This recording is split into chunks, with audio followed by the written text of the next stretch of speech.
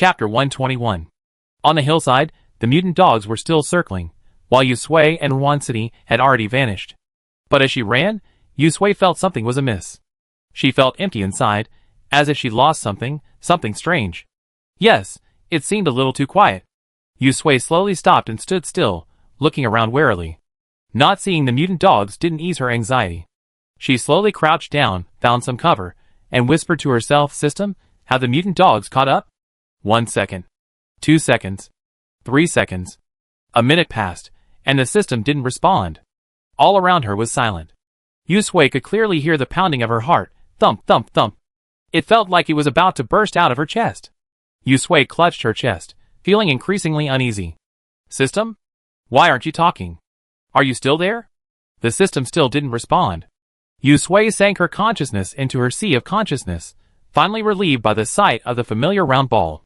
She couldn't help but raise her voice as she approached and called out. "System!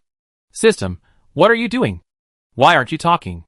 Have those mutant dogs caught up with us? Where are we going next?" She spoke as she walked. As she approached, she realized that the round eyes on the usually blue face of the ball of light were now closed. The entire ball seemed to have lost its luster, sitting gray in the corner as if it had been unplugged. She reached out and poked the ball of light, but it didn't move. Yusui's uneasiness grew stronger. It's over. Why did the system shut down and lose connection at this time? What Yusui hadn't anticipated was that the system's loss of contact was only the beginning. Soon, the energy it had been injecting into her body to repair itself also slowly vanished. Yusui clutched her chest, struggling to breathe. The burden her body had endured for so long now surged back upon her like a tidal wave. The excruciating pain, exhaustion, and hunger, all blocked out by the system, now dominated her consciousness. Yusui's vision darkened, and a fishy sweet taste welled up in her throat. A pounding pain slowly spread from her heart to every part of her body. She collapsed, her face pale.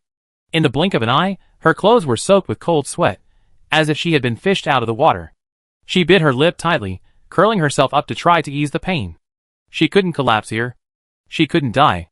In her heart, Yusui repeatedly called out to the system, hoping to reconnect, but all she received was silence. She felt as if someone had ripped out her bones. Her vision began to blur. The sound of wind in her ears came and went, and faintly, she thought she heard someone calling her name. Was it a dying hallucination? No. That's not right. It wasn't a hallucination. Yusui bit her tongue, gaining a moment of clarity. She tried to speak, but only a violent cough escaped, blood oozing through her fingers. "Sway, sway, sway, sway, where are you?" Wansity, who was searching everywhere, heard the cough and turned abruptly, running towards Yusui. Her heart sank, her face filled with anxiety. After Yusui succeeded and let her escape, she soon realized something was wrong. She complained to herself for the better part of a day, but Yusui hadn't said a single word. This wasn't normal.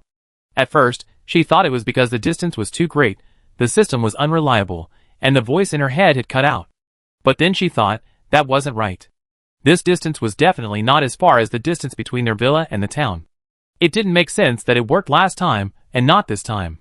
It must be that unreliable part of the system that was malfunctioning.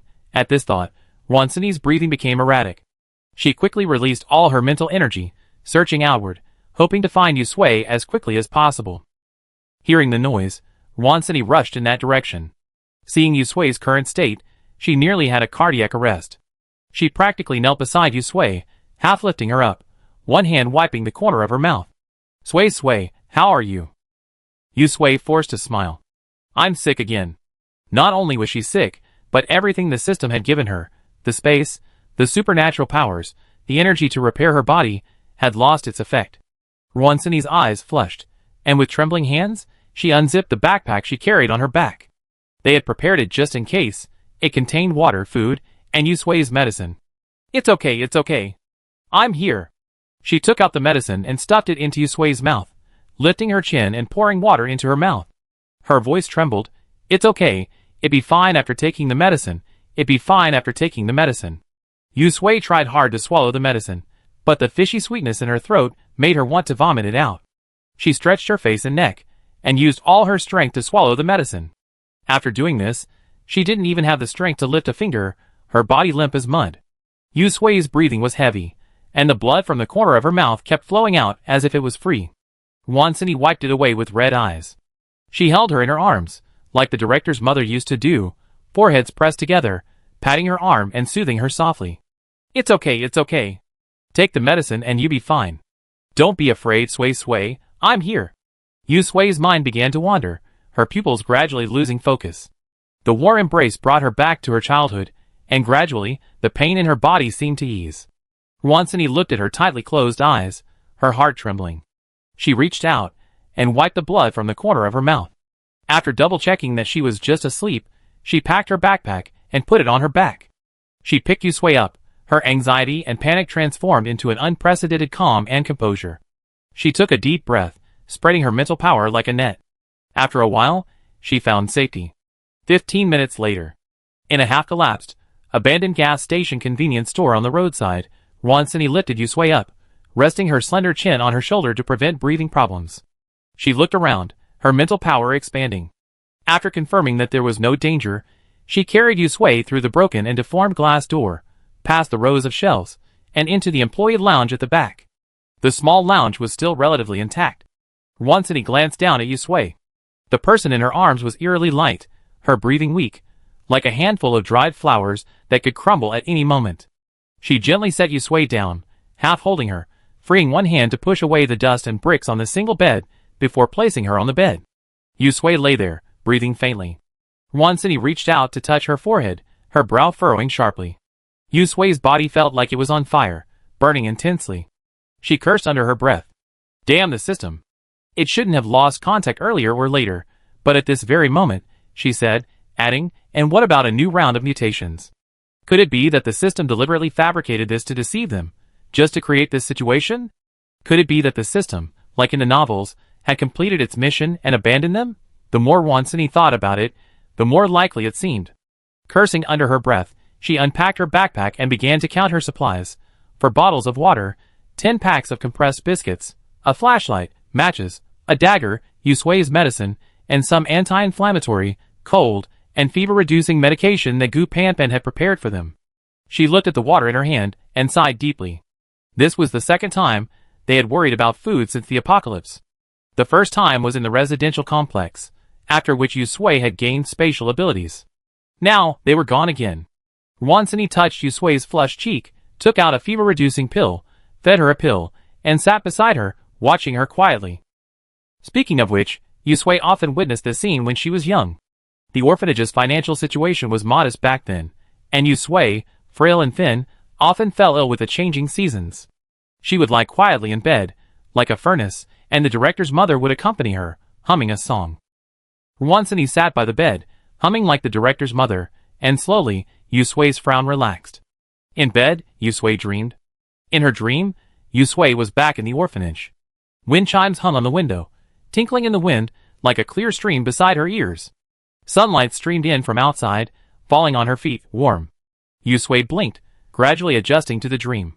She touched her cheeks, feeling a little hot. There was a fever-reducing patch on her forehead. There were 4 or 5 beds in this small room, but none of them were occupied. There was a lot of chatter and laughter outside, drifting in on the wind. Click. The door opened a crack, and Yu Sui turned to look, only to be met with a chubby face. It was him. Shi Lang, still called Tang Ran at this point, stood on tiptoe, pulling the doorknob. He peered through the crack, unexpectedly meeting Yu Sui's eyes. He instinctively grinned and flung the door open. You're awake. Yu Sui slowly sat up and stared at Tang Ran. His chubby face, the apple in his hand, his smile revealing his missing lower jaw. Seeing her staring at him, he reached out and touched his face. What's wrong? Is there something on my face? Tang Ran touched his face, thrust the apple into her hand, and turned to look in the mirror. Yu Sui coughed. Why did you come in? Tang Ran sat down on the bed with familiarity. Oh, didn't you say yesterday you wanted to go play in the water? I know where it is. What do you think? Wanna go? Yu Sui wanted to refuse, but the words that came out of her mouth were yes. Tang Ran chuckled, pulled back the covers, and took her shoes. Then let's hurry up, or we won't be able to go if the dean finds out. Yu Sui was confused. How could she not remember being so kind to Tang Ran, and agreeing to go play in the water with him? This dream was truly strange. Yu Sui watched her childhood self sneak out of the orphanage's back door with Tang Ran. Wearing a fever-reducing patch on her head, she ran across the street to a stream. Tang Ran released her hand and looked at her as if offering a treasure. Look right here. The water is so clear. The stream before them shone like a rivet of glass in the sunlight, the sound of water gurgling and insects chirping. Yu Sui looked down and saw she had taken off her shoes. She stretched her small feet, shivering at the chill of the water. Tang Ran, standing in the water, laughed heartily, generously extending a hand. It's okay, I hold you. It won't be cold in a while. She didn't extend his hand, but stepped in. After a moment of steadying herself and adjusting her body, she slowly walked forward. Tang Ran splashed water at her. Oh, how was it? Was it fun? Yeah. Yu Sui smiled slowly. Tang Ran rolled up his sleeves. Look, I catch you a fish. As he spoke, he bent down and began to search in the stream. Yu Sui followed curiously, watching him scoop up a fish in the water, only to find a ball of water. Tang Ran, furious, suddenly lit up, breathing softly, watching the fish swimming around his feet, and then slowly reaching out his hand. Yu Sui also began to tense. Huh? Tang Ran grinned, holding the fish in his hands and looking at Yu Sui. Look, Sui, I caught a fish. Yu Sui laughed too. She took a step forward, wanting to get a closer look at the fish, but her vision suddenly blurred. The chirping of insects around her became shrill and piercing. The icy stream water beneath her feet seemed to boil, and her whole body began to feel hot. It was so hot. It was so hot that she couldn't see clearly. When her vision returned, Tang Ran before her suddenly looked a dozen years older. His round face had become thinner, and only the brows and eyes could vaguely show his former appearance. She glanced down at her hands and realized that she, too, had become an adult. Chapter 122. Looking at the young man before her, Yu Sui carefully asked, Are you Tang Ran? Tang Ran smiled, then nodded slightly, as if having heard her. Yu Sui had many questions to ask. She took a step forward, but before she could finish her words, she felt a sense of weightlessness. The surrounding scenery suddenly changed dramatically. The previously tranquil stream seemed to have suddenly stopped flowing, its surface turning like glass. Tiny cracks spread from where she stood outward, and the transparent water gradually changed color, turning a viscous dark red. Upon closer inspection, it resembled diluted plasma. The chirping of insects abruptly ceased, leaving only wails and shrieks in the air. The scene, which had just been a refreshing and natural landscape, was instantly enveloped by the atmosphere of a horror movie, a sea of blood and corpses. Yu Sui had just recovered from the change in her surroundings when she realized that Tang Ran across from her had also changed. His smile froze on his face. His once clean, neat clothes were now tattered, and he was skin and bones. A deep scar ran down his left cheek, the flesh protruding outward. The attacker had probably intended to split his head in two. Blood streamed from his eyes, and he grinned, calling her name Sui, you want to? What? Yu Sui didn't hear clearly, and grew anxious. Tang Ran, what on earth are you trying to say? Tang Ran opened his mouth to say something, but Yu Sui still couldn't hear clearly. Although they were very close, his voice seemed to be muffled and unable to reach him. Yu Sui stared at his mouth, frowning. Before she could make out his words, Tang Ran's figure began to dissipate. She reached out frantically, but her fingers only touched air. Tang Ran's figure quickly vanished like a smudge of ink smeared by water. Tang Ran! Yu Sui cried out, the thick smell of blood rising from her throat. The stream beneath her feet began to boil, and large, slender vines emerged from it, black clumps that resembled human hair. They wrapped around her ankles, trying to drag her down, making it difficult for her to even stand. The surroundings began to shift again. A continuous crackling sound filled her ears. Yu Sui felt as if her body was being torn to pieces. The excruciating pain made it difficult to even breathe. She fell uncontrollably, the blood-red stream engulfing her. She desperately reached out to grab onto something, but the glimmer of light before her eyes gradually faded. Yu Sui opened her mouth, but no sound came out. Finally, unable to withstand the pressure of the darkness, she closed her eyes in exhaustion. In the sea of consciousness, the gray, de-energized blue ball of light now pulsed violently, flickering in her mind like a light bulb with faulty contacts. It crackled and creaked, emitting a harsh electrical sound. System reboot. Reboot failed. Testing. Sufficient energy normal core code. Abnormal host vital signs detected, initiating emergency protocol. System reboot. Reboot successful. The blue ball of light seemed to have resolved its fault and stabilized again, though two thin cracks appeared at its eyes, like dried tear marks. In the staff lounge of an abandoned gas station, 5 minutes ago, Yu Sui suddenly fell into a nightmare and struggled violently, veins bulging on his face and neck, and he kept shouting Tang Ran. The corners of Yusui's mouth bled profusely. Wansini was terrified. She gave her medicine and wet a cloth, wiping her forehead repeatedly, but the heat, hot enough to fry an egg, didn't subside. Wansini looked outside and began to consider taking Yusui back to the community. Sui, it'd be fine.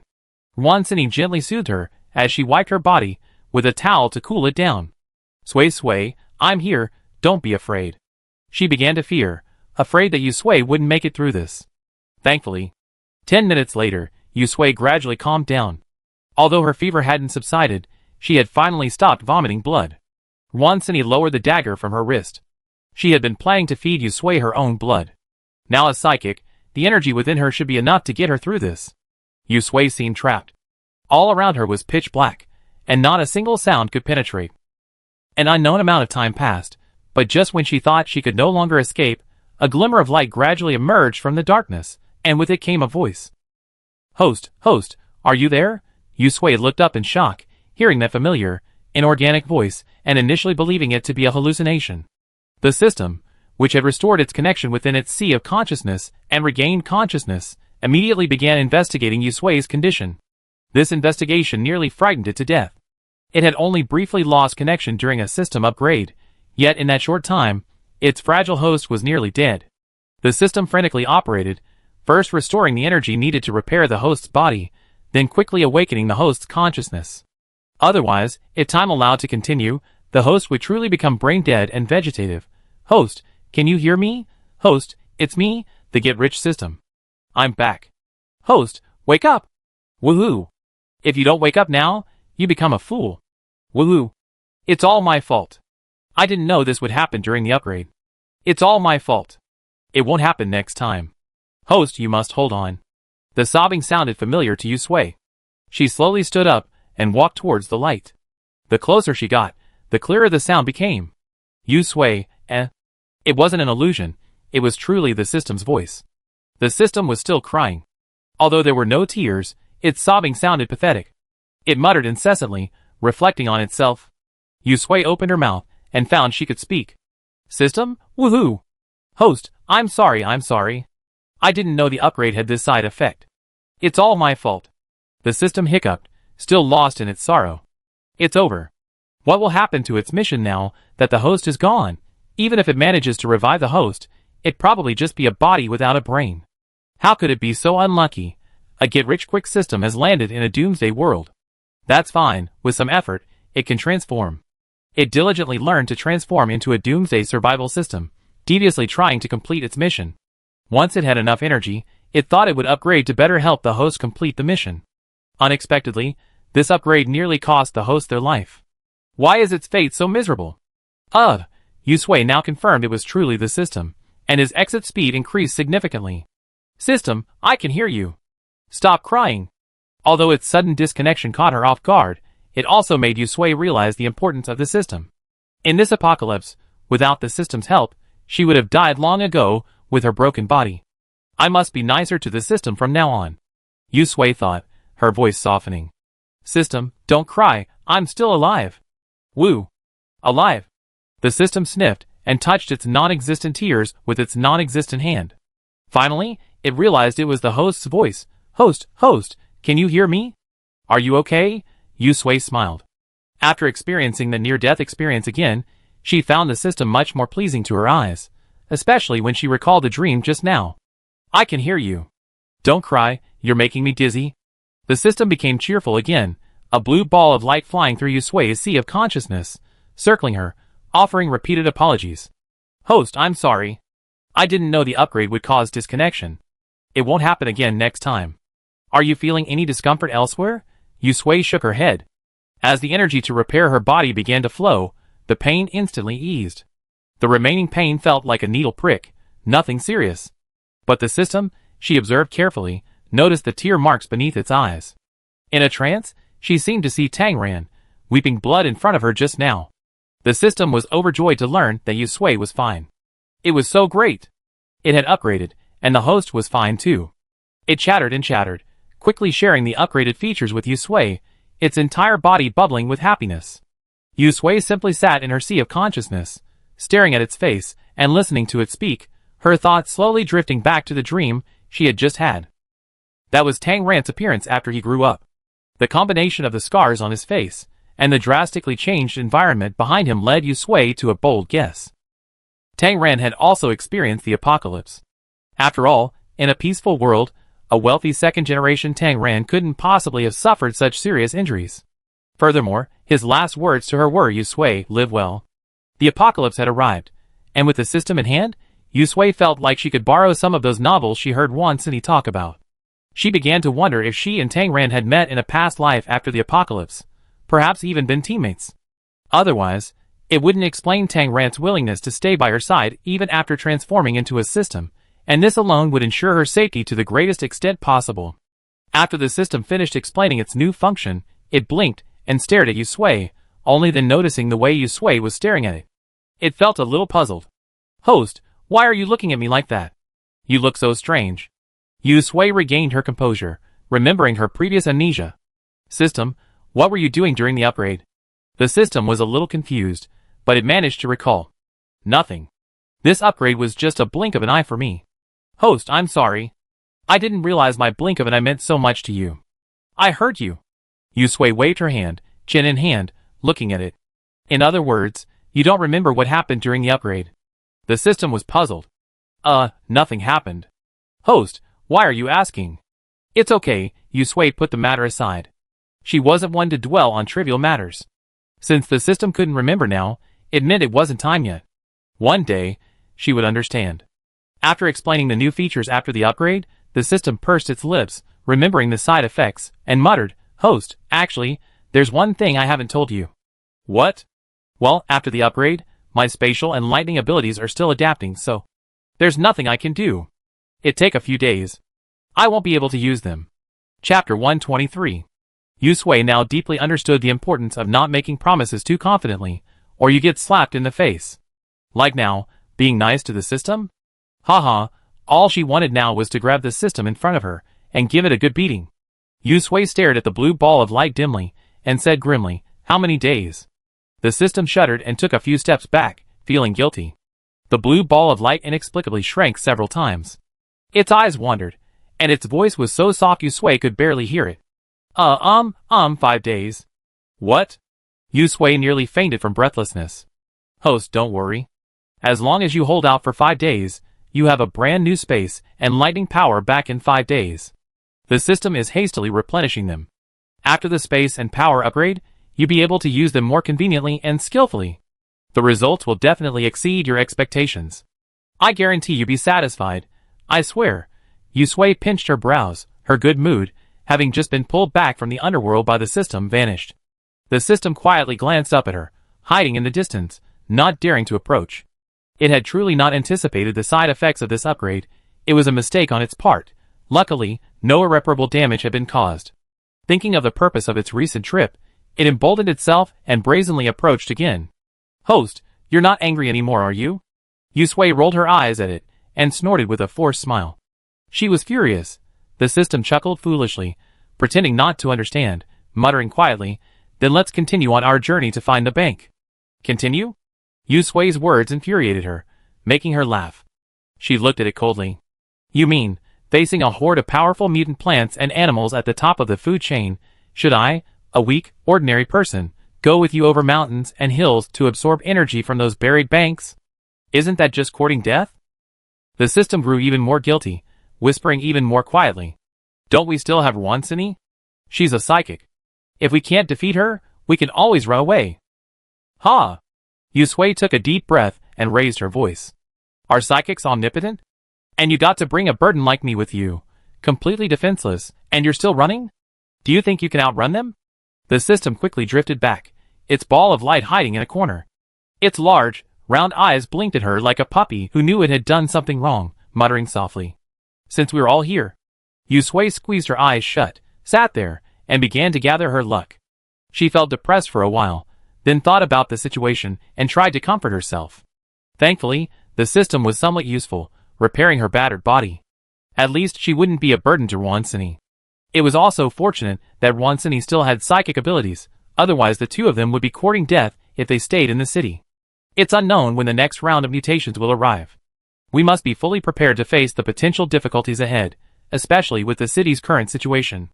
Who knows where those banks might be buried in some hidden corner next time we come back. By then, all that money will be worthless, and their energy source will be gone. Yusui sighed deeply. After all, it really came true what the system had said. Now we're here. She glanced at the system, huddled in the corner. Seeing that her expression wasn't as grim as before, the system quickly blinked and shuffled over, smiling ingratiatingly. Host, I prepared a route map for the next bank. When do you think we set out? Can't I just take a break? Yusui glared at it angrily. There was no point in arguing with it. She might as well think about the next steps. Oh, right. Ruansini must have been frightened by her earlier behavior. She had to go out and take a look. In the gas station's employee lounge, Yusui's eyelashes fluttered as he slowly opened his eyes. The dim light illuminated the small space. Ruansini was wringing out a wet cloth. Turning around, she saw Yusui, lying in bed, awake, her eyes gleaming with ecstasy. Sway. You're finally awake. How are you feeling now? Yusui twitched her lips, a strong taste of blood lingering in her mouth. She coughed a few times, spitting out the blood clot stuck in her throat, and finally felt better. I'm fine. What do you mean I'm fine? Ruansini was furious. You're like this, and you still say you're fine? Why are you trying so hard? She patted Yusui's back gently, and lifted her up, leaning her against her chest. With red eyes, she took the water nearby and fed her small sips. Listen to your hoarse voice, look at the blood you spitted out, and you still say you're fine. Let's go back. What a crappy system. It's completely unreliable. We shouldn't trust it. Otherwise, you wouldn't be like this. Let's go back to the neighborhood and never come back to the city again. Ruansini cursed out every harsh word she could think of. She was angry at Yusui for his stubbornness, regardless of his own health, and also angry at herself for trusting the system too much and failing to protect her. She knew she was in poor health, so how could she have forgotten? Yusui listened quietly and laughed. She looked just like she always did, like a mother cat protecting her cubs. Cine. With the water's lubrication, Yusui's throat felt much better. She gently squeezed her hand and rolled out of bed. I'm fine, really. Also, the system is back. It disappeared this time to upgrade, and it wasn't intentional. Ruansini pinned her down, glaring at her with red eyes. Get out of bed. Lie down and rest. Your body will fall apart if you keep on doing this. I think it's just lying about upgrading. Don't believe it. It almost killed you. She made a note of this. If that lousy system dared to show up again, she would tear it to pieces. In her sea of consciousness, the system shrank back guiltily. It didn't mean to do that. Yusui sighed and patiently explained, although the system is a bit unreliable, it still helped us a lot. Moreover, it's already repaired my body since it returned. She leaned closer to Ruansini to show her. Look, I look much better. The fever's gone, and the pain isn't gone. I'm truly healed. Ruansini placed her hand on her forehead to test the temperature, still grumbling unsatisfied. Why are you still trying to flatter it?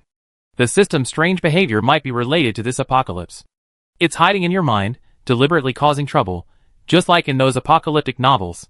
The fever's gone, it must be because the medicine I gave you took effect. It has nothing to do with it. The system couldn't hold it back anymore. It had tried to save it. How could it be? I spent a lot of energy repairing the host's body to get her back to health. Your medicine would be in vain. All right. The sudden voice in her head startled Ruansini. Coming to her senses, she stood up with one hand on her hips, her eyebrows raised. You dare to come back? You dare to talk in my head? Just wait, I won't be called Juan if I don't kill you. As she spoke, she grasped Yusui's hand and decisively released her spiritual power, slowly probing into Yusui's sea of consciousness. Yusui didn't stop her. She also wanted to know if Ruansini's spiritual power could detect the system's existence. The system cowered, quickly admitting its mistake. I'm sorry, it's my fault this time. I didn't know the upgrade would have this side effect. I apologize. Ruansini's rage intensified. Do you think an apology will make things right?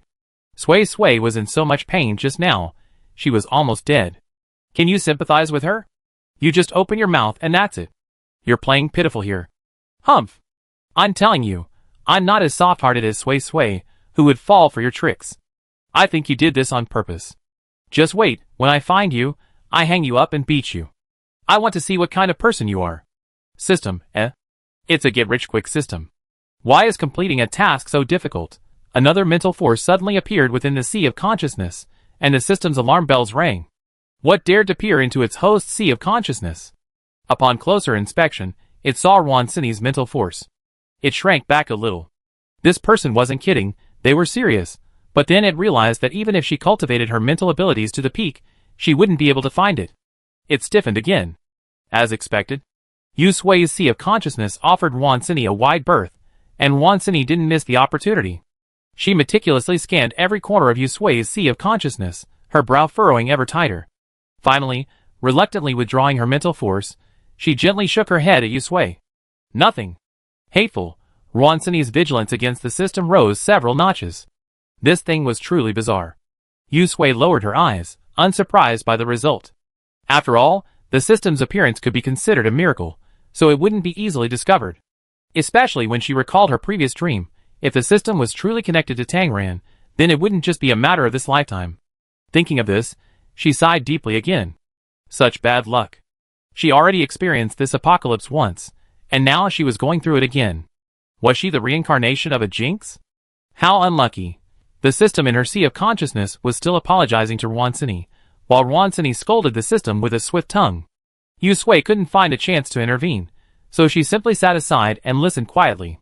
When Wansini had vented her anger, she handed her a bottle of water and began to smooth things over. Don't be angry. Why get angry with it? It's not worth it to get yourself hurt. Wansini gulped down a large mouthful of water, snorted coldly, and stopped cursing. The situation is unclear right now. Let's go back to the community. Yu Sui didn't move. We can't go back yet. The system kept saying yes, yes, yes. We can't go back yet. We just got here. If we go back now, it would be a wasted trip. No way. Shut up. You have the nerve to say it was a wasted trip. Wansini was about to get angry again. Yu Sui quickly grabbed her. The system has a point. We don't know when the next round of changes will occur, so we must be fully prepared before then. Besides, as you saw this time, all these banks have collapsed. If we quickly convert the money inside into energy, the next time we come, it might actually become waste paper and rot, becoming unusable. That would be even more troublesome. Wansini pursed her lips tightly and sat down on the bed in anger, arms folded, silent. She understood the logic, but she was worried. The system, this unreliable one, was fine before, but it's been failing so many times lately that we have to be on guard. After a long pause, she managed to utter, "You can stay, but we have to set 3 rules." "You say," Yu Sui gestured, and the system in his mind pricked up its ears.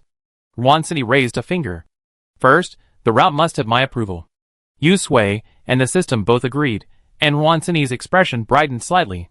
"Second, if you feel even slightly unwell, we must immediately retreat back to the complex.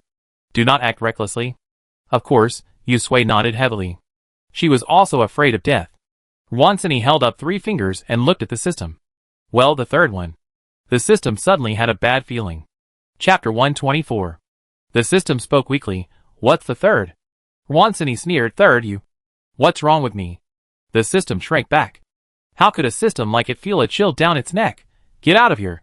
If we continue to let this thing hide in Yu Sui's sea of consciousness, what if a problem like today arises again? Wansini dreaded the thought of Yu Sui, barely alive, when she found her.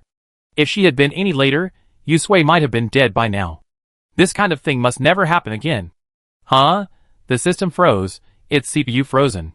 It took a moment to regain its composure, its eyes pleading for help darting towards Yu Sui. "Host, I'm just a consciousness, not a physical entity. I can't get out." "It can't do that." Wansini snorted coldly, folding her arms across her chest and glaring at it. "Didn't you upgrade? Don't you always claim to be an omnipotent system? If you can't even do this little thing, what good are you?" Yu Sui sat quietly by the side, watching the show. The system sobbed, "Host, I really can't do this. When we designed our system, we had this code written in to prevent individual systems from exploiting loopholes and escaping the host's body to do bad things. Unless I'm unbound or recalled by the main system, I can't even take a single step out of my sea of consciousness." Wansini didn't hesitate. Then unbind. No, now it was the system's turn to go ballistic. It screamed. The trigger for unbinding was host death or mission completion. Now neither condition was met. Forcibly unbinding would. It suddenly stopped, its round eyes turning into a garbled mess, and its voice stopped abruptly. Yu Sui narrowed his eyes, and asked gravely, "What will happen?" Facing the cold glances from Yusui and Wansini, the system shuddered, huddled in a corner, and whispered, It will trigger the main system self-destruct sequence. At that time, the system and the host's sea of consciousness will explode into fireworks." As soon as he finished speaking, silence fell. Wansini's face was ashen, her eyes blazing. Her fingers crackled, and she gritted her teeth. "I knew you were no good." In a rage, she unleashed a barrage of curses. The system huddled in a corner, closed its eyes, and let her rant. It's not its fault. It was the main system setting, and it had nothing to do with it.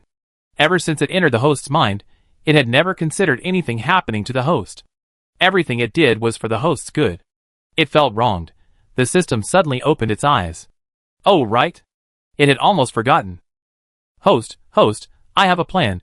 It scurried over to Yusui in its sea of consciousness and blurted out without further ado. "I leveled up, haven't I?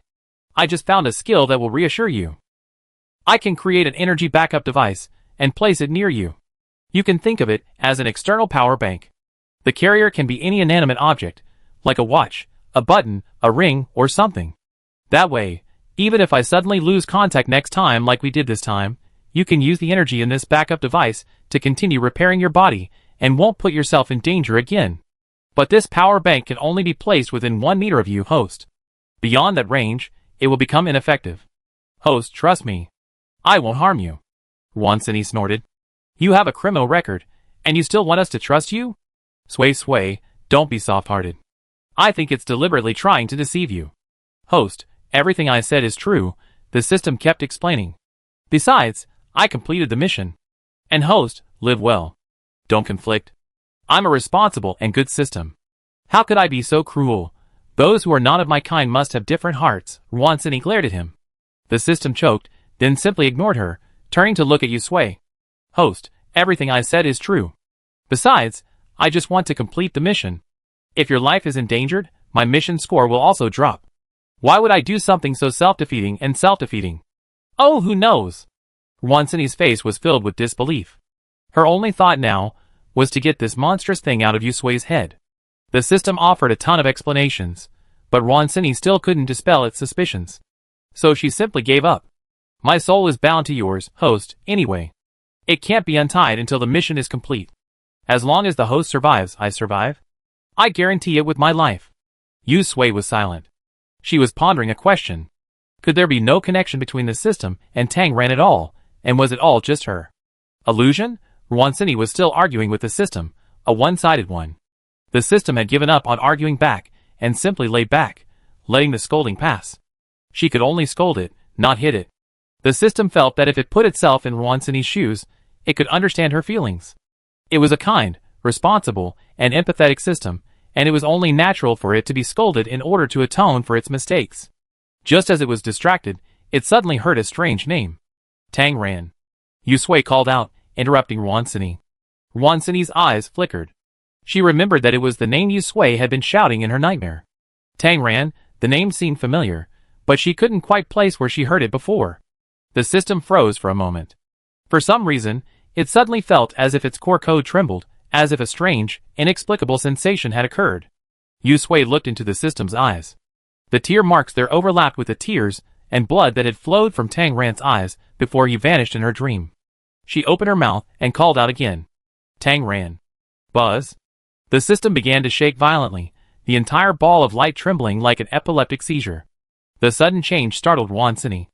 Although she had no idea what was happening to the system, the sudden crackling sound of electricity in her mind made her dizzy. Sway, what's wrong?" Wansini turned to look at Yusui. Yusui held her hand in silence, his eyes fixed on the system's changes in his sea of consciousness. It was strange. The humming sound of electricity grew more pronounced. Wansini rubbed her head, and the sound suddenly disappeared. But judging by Yusui's expression, the system's strange behavior hadn't stopped. It seemed more like it had unilaterally cut off the voice in her head. What the hell was going on in her sea of consciousness? A string of codes flashed across the system's eyes, and alarms blared continuously. The once pure white and tranquil sea of consciousness was tinged with a tense atmosphere by the red warning light. Error. Memory fragment overflow. Time error. Authority conflict. With each successive error, Yusui's head felt like it was being pricked by needles, excruciating pain. She fought back the pain, straining her eyes to see the system clearly before her, and called out again. Tang ran. This sound was like a catalyst, accelerating the system's changes. The outer shell of the blue light sphere seemed to transform into a mirror, countless codes flashing across it. Inexplicably, fragments of memories, vaguely familiar, poured out into Yusui's mind, nearly overwhelming her. She bit down on the tip of her tongue and pushed it forward. Within those memories, she clearly saw a familiar face. A long moment passed. The codes vanished, and the eyes within the light sphere began to change. Though still round, the system-generated cartoon eyes now had a more human quality, as if a true soul were hidden within the sphere. Those eyes gazed at Yusui, opened their mouths, and slowly uttered two words, "Sway, sway." Those eyes finally met Tang Ran's eyes in her dream, shed tears of blood. The voice reached deep into Yusui's soul, as if someone had called her name long ago. It carried a deep sense of longing, reluctance, and despair. Yusui opened her mouth, but the words stuck in her throat. She didn't understand why her heart suddenly ached. Was she having a seizure? Or were the system's energy fluctuations failing to block out the pain? Another series of alarms blared, and the light ball flickered violently, as if two consciousnesses were vying for attention. Yusui's vision went black, and she could neither hear nor see anything. When she regained consciousness, all she saw was a blue light ball with blinking, cartoon-like eyes. The system fluttered anxiously around her. "Host, are you okay? Why did you suddenly faint again? I checked your body, and the repair energy is working, and your body has returned to health. This shouldn't be happening. It was just upgrading. How could it have caused such a mess? Look at its weak, incapable host. It's truly sinful," and Wansini was right in her criticism. Yusui looked at the system. Sure enough, it had forgotten again. It wasn't her imagination. It was Tang Ran. The system floated over. "Host, I'm sorry. I didn't expect the upgrade would have such severe side effects." After a long moment of hesitation, it finally decided, "How about we go back? As the saying goes, as long as the mountains remain, there will be no shortage of firewood. The host's body really needs to be nursed back to health. It's afraid that if it stays any longer, problems might arise, and the host's life could be lost." This time, it was Yusui who insisted on staying. She looked at the system with a much softer look. "Since we're here, we can't just go back in disgrace. That would be so embarrassing." The system choked and spoke tremblingly. "Host, I'm worried about your health. Don't we still have you?" Yusui said in a relaxed tone, clenching his fist in a cheering gesture. "I'm rooting for you." After resolving her doubts, and confirming the system's identity, Yusui suddenly felt a great deal more relaxed. Now, she could finally confirm that the system or Tang Ran truly wouldn't harm her. Although she didn't know what happened in her past life, the throbbing in her heart just now gave her such confidence. So, she should also try her best to cooperate with the system's mission. Leaving her sea of consciousness, Yusui looked at Wansini's worried eyes and smiled. "I'm fine. You scared me just now." Suddenly, her eyes widened and her body leaned back uncontrollably. Strangely enough, tears were streaming. Wansini held out her hand, motioning for her to look. "Here, look, what happened just now?" Yusui was stunned for a moment. "I tell you when I get back." In short, the system is trustworthy. The system grew complacent. Look, its host is still the best. Trust it. It will definitely not betray its host's trust." Wansini stared into her eyes, finally saying reluctantly, "All right, I trust you. I won't scold it anymore." Yusui blinked, then, as if suddenly remembering something, said, "Oh, I forgot to mention that my spatial and lightning abilities are still adjusting to the system upgrade. I need a 5-day grace period." "What? 5 days?" Wansini's voice nearly blew the roof off the room. She gritted her teeth and said, "I take it back. This crappy system is just asking for trouble." Chapter 125. In the small gas station employee lounge, Wansini, tired of cursing, sank down on a nearby stool. Her eyes flicked to a name tag on the table, and she reached out to grab it. With a slap, she slammed it down on the table. The name on the tag had already blurred, and she began carving it with her dagger. Yusui leaned over curiously to take a look, then looked away, suppressing a laugh. A moment later, Wansini picked up the name tag, blew on it, and handed it to Yusui. "All right, didn't the system say the backup can be anything? This will do." The system peered through Yusui's eyes. A yellow, slightly rusty metal name tag with a pin on the back for attaching to clothing was inscribed with the words "Junk System." Its lips twitched in reluctance. Host, this thing is easy to fall off. Try getting a pendant, ring, bracelet, or something else that won't fall off easily. A pendant? Such an unreliable thing hanging from Yusue's chest? Wansini sneered. Wishful thinking. This is it. If it falls off, just get a new one. We work ourselves to death to find you a bank. We can afford to waste such a small amount of energy. The system began to whine again, the entire light sphere rejecting it. Yusui reached out and took the badge, examining it seriously. Not bad, she commented, this thing is pretty good, and it's easy to hang on clothes. As she spoke, she began to clip it to the corner of her shirt. Wait a minute, Wansini took the badge and scanned the lounge several times before finally finding a suitable object. She chuckled and said, this is the perfect object to hang it on. It was a small, gray hamster stuffed pendant. System, eh? Never mind, it was my fault first. This is already pretty good. Besides, it finds the hamster's face quite pleasing and adorable. After it finished storing the backup energy on the pendant, watching Wansini kneading and tossing the doll, it felt bad for the entire light ball.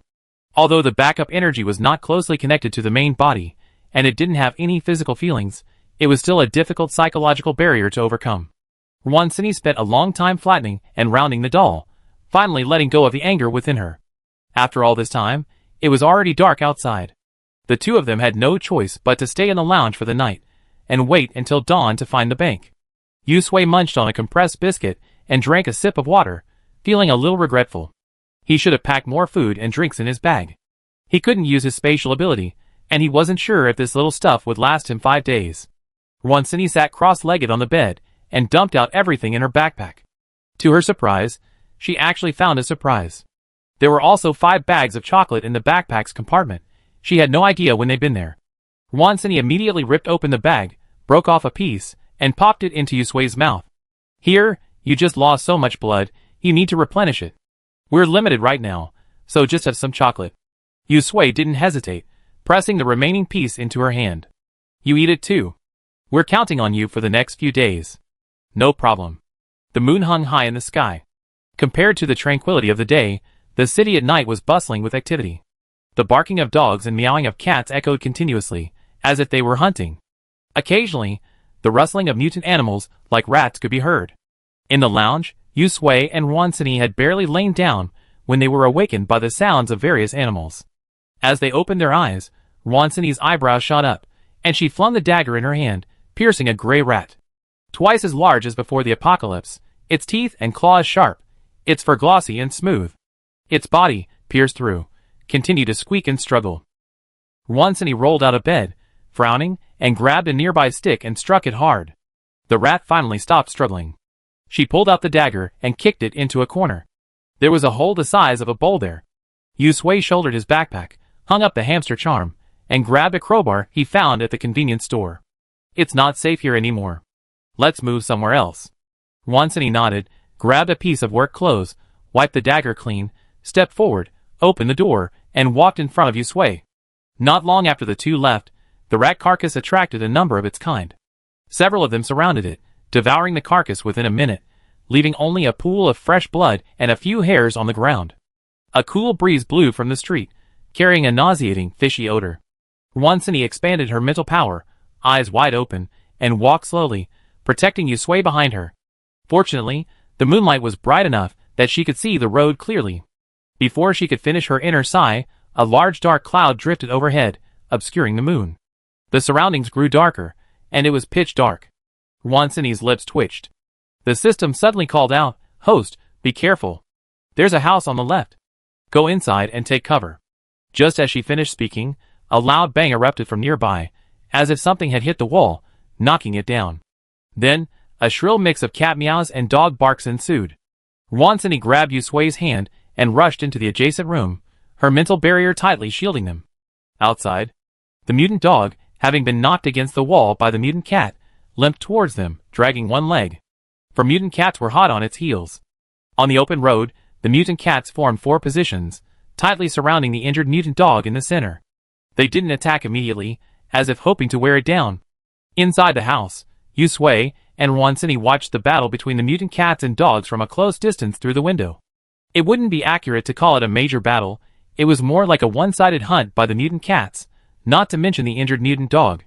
Wansini looked at the mutant cats and dogs locked in a stalemate outside and whispered, "This dog is finished." As soon as she finished speaking, the mutant cat squatting directly in front of the mutant dogs howled, leaped up, and pounced on the mutant dog in the middle.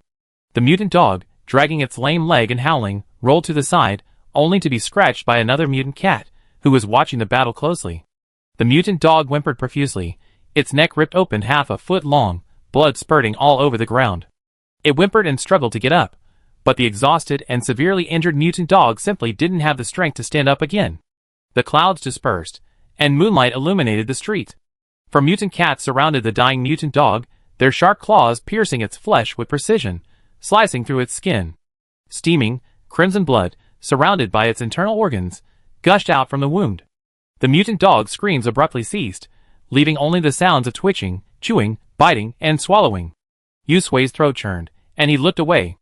The system's eyes sympathized. "Host, let's get out of the way. These cats are too ferocious. It would be disastrous if they discovered us." They only had Wansini as a fighting force. Facing 4 ferocious, well-coordinated mutant cats, not to mention the possibility of victory, if a fight really broke out, their host would undoubtedly suffer. Yusue was speechless. Am I that foolish? Anyone with eyes could see the situation. She wasn't a fool, and she still jumped out like that. The system chuckled. "I'm just giving you a heads up, actually." It wanted to say something but didn't, its voice changing. "Oh no, oh no! Another pack of mutant dogs is coming. We're doomed. It looks like this is turning into a battlefield. What should we do? If a real fight breaks out, this already half-collapsed house will likely collapse in a matter of seconds, and those hiding inside will be crushed into meat patties. Host, let's see if we can get out of here quickly. We can't stay here any longer." As soon as the system in its sea of consciousness finished speaking, Wansini outside also noticed something unusual. A strange, fighting spirit suddenly emerged, seemingly heading towards them. She glanced at the mutant cat still feeding outside, gritted her teeth, grabbed Yusue's hand, and said decisively, Sway, let's go. We can't stay here any longer. A major war might be brewing, and staying behind would only make them casualties. Facts prove that 2 legs truly can't run as fast as 4. Yusue and Wansini, shielded by their mental barrier, had just emerged from the house. Before they were even halfway down the street, they saw a pack of mutant dogs running aggressively towards them. Fuck. Wansini cursed softly. It was too late to turn around, so she could only take Yusue and duck to the sides. The mutant cats, still eating, suddenly looked up, their mouths stained with blood. They leaned forward, their pupils narrowed, staring at the sudden appearance of the mutant dogs. A quick glance suggested they outnumbered them by at least half. Citing the situation was dire, the mutant cat shrieked and spun away, followed closely by the others. Their lives were more important than their food. Yusue and Wansini were stunned. The pack of mutant dogs roared in, then fled with a deafening roar. The street returned to peace, leaving only the half-eaten corpse of a mutant dog and the dazed Yusue and Wansini, still surviving. Wansini patted her chest. This is truly incredible. I thought they were going to fight. Yeah. Yusue breathed a sigh of relief. What a false alarm. Fortunately, they had escaped. The two exchanged a smile, and just as they were about to turn around and find another place to hide, Yusue heard the system scream in her head. Host, hurry, run. The mutant plants are coming. Yusue turned her head and saw vines rustling and spreading across the street, like snakes, inconspicuous but terrifying. Reflexively, she grabbed Wansini's hand and ran. No wonder those mutant dogs were running so fast. Damn it! She thought her luck had changed. Chapter 126. In the corners of the wall, where the moonlight couldn't reach, the vines spread silently like spiderwebs. By the time you noticed, the corner had become their cafeteria. Yusue's face was pale, and he dragged Wansini along as he ran. Wansini was a little confused. She took a moment to look back, and happened to see the vines extending their tentacles from the corners. They coiled together like thin snakes, slowly covering the ground and surging forward. She was immediately frightened, her scalp tingling and goosebumps covering the ground. Shit! How come my mental power didn't detect it? Yusue said without even turning his head, that's because these vines are just the tentacles of mutant plants. Aside from running a little faster and having eyes, they're otherwise identical to ordinary plants. The mutant plants seem to have evolved with their intelligence, but it's also possible that this was their instinct. Camouflage is an innate characteristic of plants. Wansini scanned the area with her mental power, and found no trace of mental energy on the vines. They looked just like the flowers and plants she'd seen along the roadside before the apocalypse, completely deceptive. She gasped, "This is far more terrifying than those mutant animals." The next second, Wansini scooped Yusui up with her backhand, pulling him into her arms. At full speed, her legs left a trailing shadow. Her only thought was a secret regret for not being a speed-type Esper. Yusui held her breath tightly, hugging Wansini tightly. She felt her feet lift off the ground, as if floating. The cool night breeze blew against her face. With a blank expression, she could only imagine herself as a puppet, trying to cooperate, not daring to move a muscle. The system, anxiously clamoring in her mind, commanded directions, its voice splitting. "Left, left. There's a path over there. No, no, there are vines sprouting over there too. Go right. Right. Oh my god, why are there vines here too? Next, next." The two followed the system's instructions, fleeing east and west until they plunged into the alley ahead. As soon as they entered, Wansini regretted it. The alley narrowed further in, and the ground was covered with broken bricks, making the walk uneven. She frowned, amplifying her mental power to recapture the surrounding scene in her mind. Every step she took seemed like it had been rehearsed countless times beforehand, avoiding obstacles with steady speed. "Oh no! Host, retreat quickly. We can't go forward," the system screamed. This time, Wansini's mental power detected something unusual before the system did. She stopped abruptly, glanced ahead, and then, without looking back, retreated towards the alley entrance. 5 meters ahead of them, the entire wall was covered with green vines, like a writhing green carpet. There were also scattered bones on the ground. The vines, seemingly sensing movement, slowly crawled down the wall to the ground, approaching them. "It's Mutant Creeper. Host, run!" The system felt like its CPU was about to explode. Surrounded by mutant plants, what could it do? Yusui gritted her teeth and grabbed Wansini, who was trying to run. It's too late. She glanced at the walls on either side, took out a crowbar, and thrust it hard into the wall. "Go up from the top." Wansini looked up. A 6-story residential building stood nearby. With the crowbar, she could leap up and grab the security net on the second-floor balcony, then climb up floor by floor. Now, speed was paramount. She took a deep breath, bent her knees, and folded her hands in front of her thighs, ready to get Yusui out first. Sway, hurry! Yusui understood immediately, and wasted no time. She stepped forward, leveraging the momentum to leap upward and grab the crowbar. Inhaling, she pressed her lower abdomen and legs to climb onto the crowbar. Once she had a firm footing, she used the crowbar to leap to the second floor. Puff! Yusui clasped her hands tightly against the bottom edge of the security window. Her fingertips were pierced by the broken window, but she seemed to feel no pain as she exerted her abdominal strength to continue climbing. A sudden thought struck her amidst the tension. Fortunately, the system was using energy to repair her body, otherwise she would have had tetanus. It would have been a shame to die from tetanus. Wansini glanced around, a mental barrier enveloping them. She pulled the crowbar out with all her might, and casually stashed it in her backpack. She took a deep breath, ran up, and used the walls on either side for leverage to leap upward. Psychics are inherently formidable. She had never imagined she could scale rooftops and walls. The balcony's security window proved a great help, and the two of them climbed upwards like geckos. Below, the mutant creeper and its vines were about to collide. A sharp, crisp cracking sound emanated from the security window Yusui had stepped on. She thought something was amiss. The next second, the fragile screws loosened, and the window separated from the wall, creating a slanted gap before plummeting downwards. Yusui, shock. Damn! Could this window be made of paper? Such poor quality.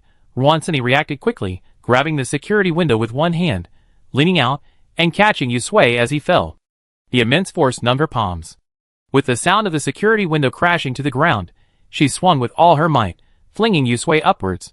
Her mental power, at the critical moment, transformed into a staircase beneath her feet, allowing her to step on it. She threw herself onto the balcony, her hands clinging tightly to the edge to prevent herself from falling. Wansini didn't dare delay.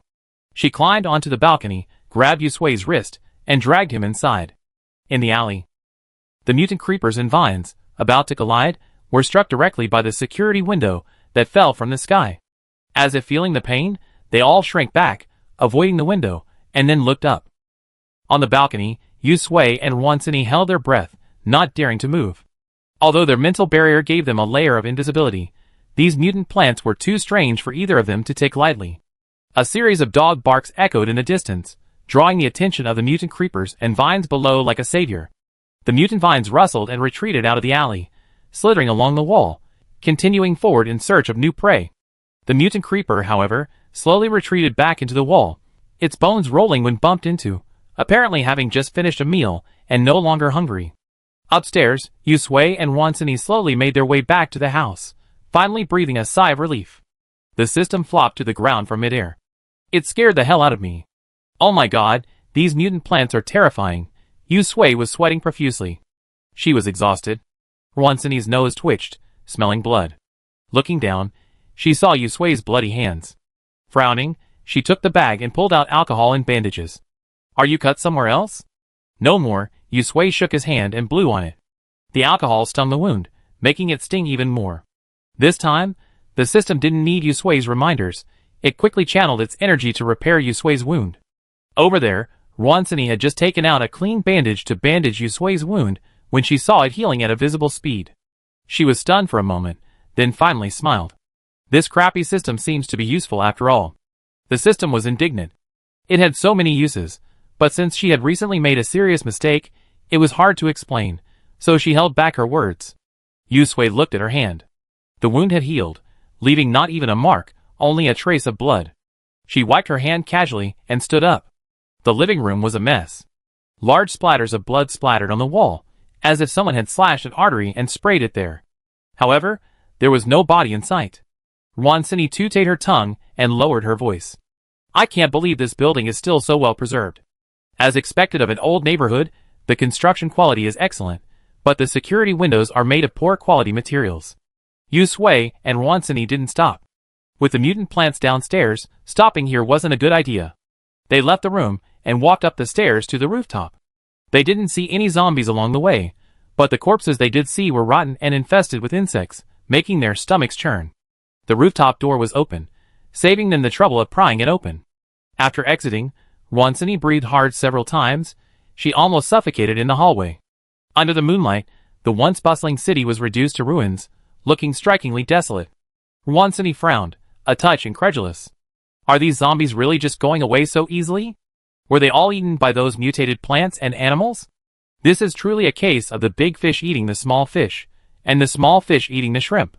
The zombies that had previously overwhelmed them seemed to have become food for the mutated plants and animals in a matter of days.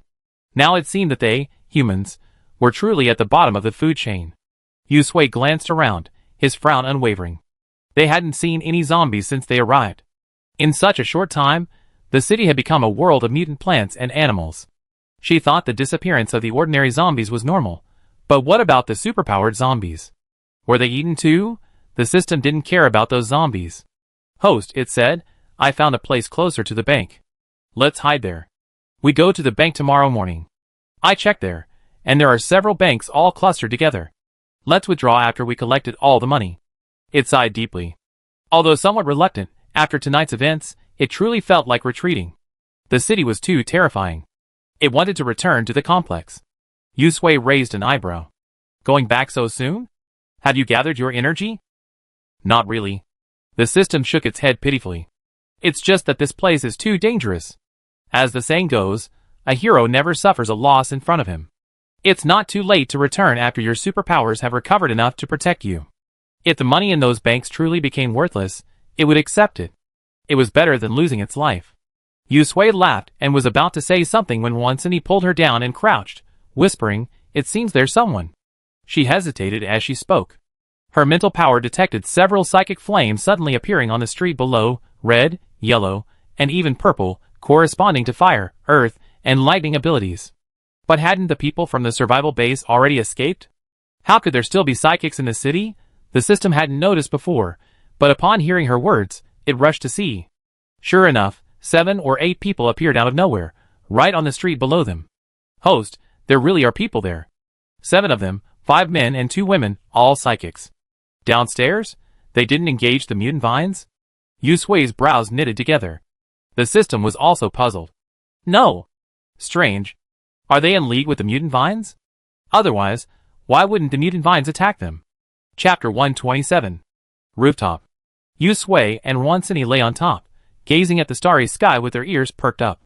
One of them was watching the system feed, the other using their mental detection, closely following the movements of the people below. Those people looked like they had lived in this area for a long time. They knew the way around the mutant vines with familiarity. They approached, neatly stuffed the half-eaten corpse of the mutant dog into a bag, carried it on their back, and walked away. The whole process took no more than a minute or two. Moving swiftly, and without hesitation, the group appeared and left silently. The system deduced from the direction they left. "Oh my god, host, isn't this the direction of the abandoned gas station we've been to before?" Yu Sui's heart tightened. Now that she thought about it, she might have been seen when Wansini took her there.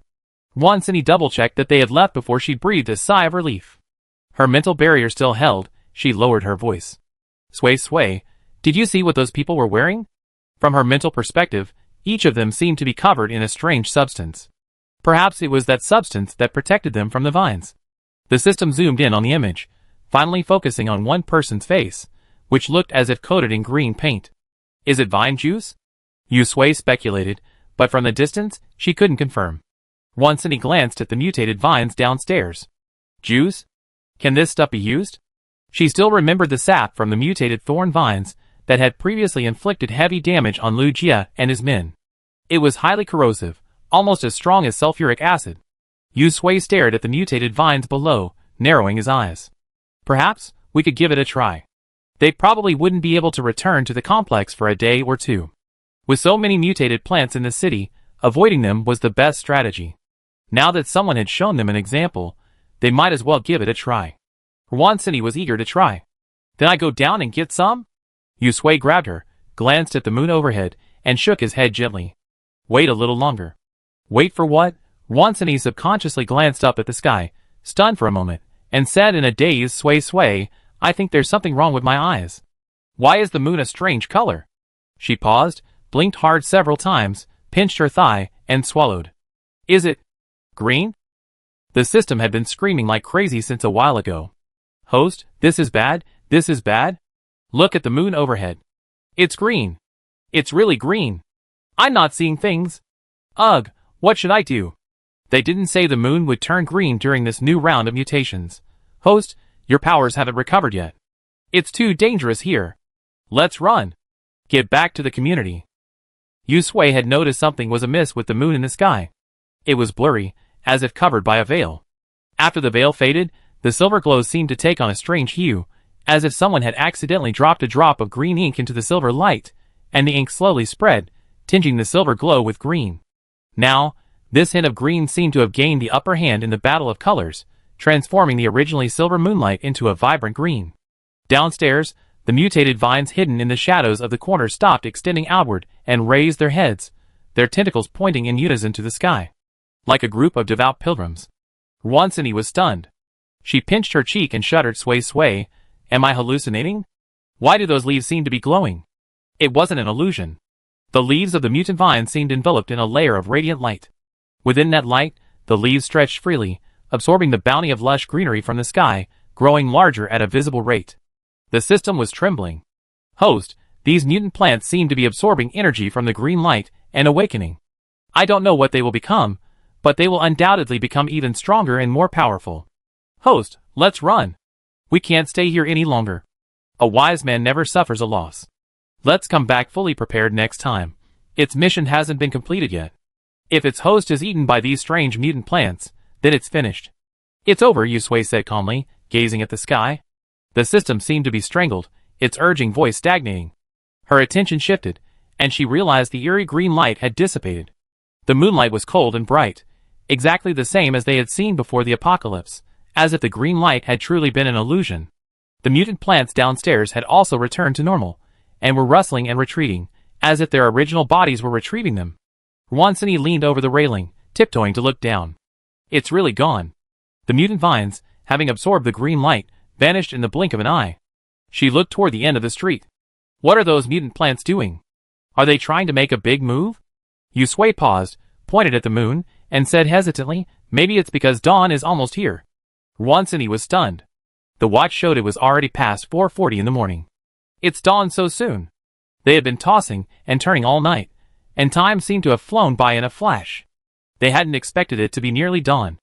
It seemed those mutant plants had really retreated because of daylight. Yusui stood up and looked out at the street. The system earnestly advised, if only time could go back, it would never persuade the host to come to the city at this moment. It would absolutely make the host stay in the community. Host, let's go back. The city is too dangerous. So much has happened on just the first night, and with that eerie moonlight, it's possible a new round of changes is brewing. It's too dangerous. Let's go! Yusui invited Wansini to sit down, opened her backpack, and took out a compressed biscuit to chew on. I'm not going back. By the way, we already have a target for that next bank you mentioned. Where's the route map? It was so chaotic just now that she didn't have time to look closely. She only glanced at it briefly, but the route looked familiar. If the system had any sense, it would have regretted it by now. How could it have remembered the route to the bank? After repeated persuasion, seeing that Yusui was determined and had no intention of returning, it reluctantly took out the route map it had prepared. It was indeed very familiar. Came closer. Hey, isn't this near our orphanage? Yusui put away the map and looked down. Was it a coincidence? Want a break? No. Stuffed the remaining compressed biscuits into her mouth. Let's get this done quickly. Get it done quickly and get back home. The darkness before dawn was unsettling. All around was silent, and the mutated plants and animals seemed to have vanished suddenly. The two men were wary of carelessness. Wansini's mental barrier remained fixed throughout the journey, until the sky suddenly turned blue, and then a white light leaped forth. It wasn't bright, but it brought a collective sigh of relief. Daylight finally arrived. Wansini patted her cheeks, regaining her composure. She folded her mental barrier into a thin layer, covering only their bodies, minimizing the consumption of her supernatural powers.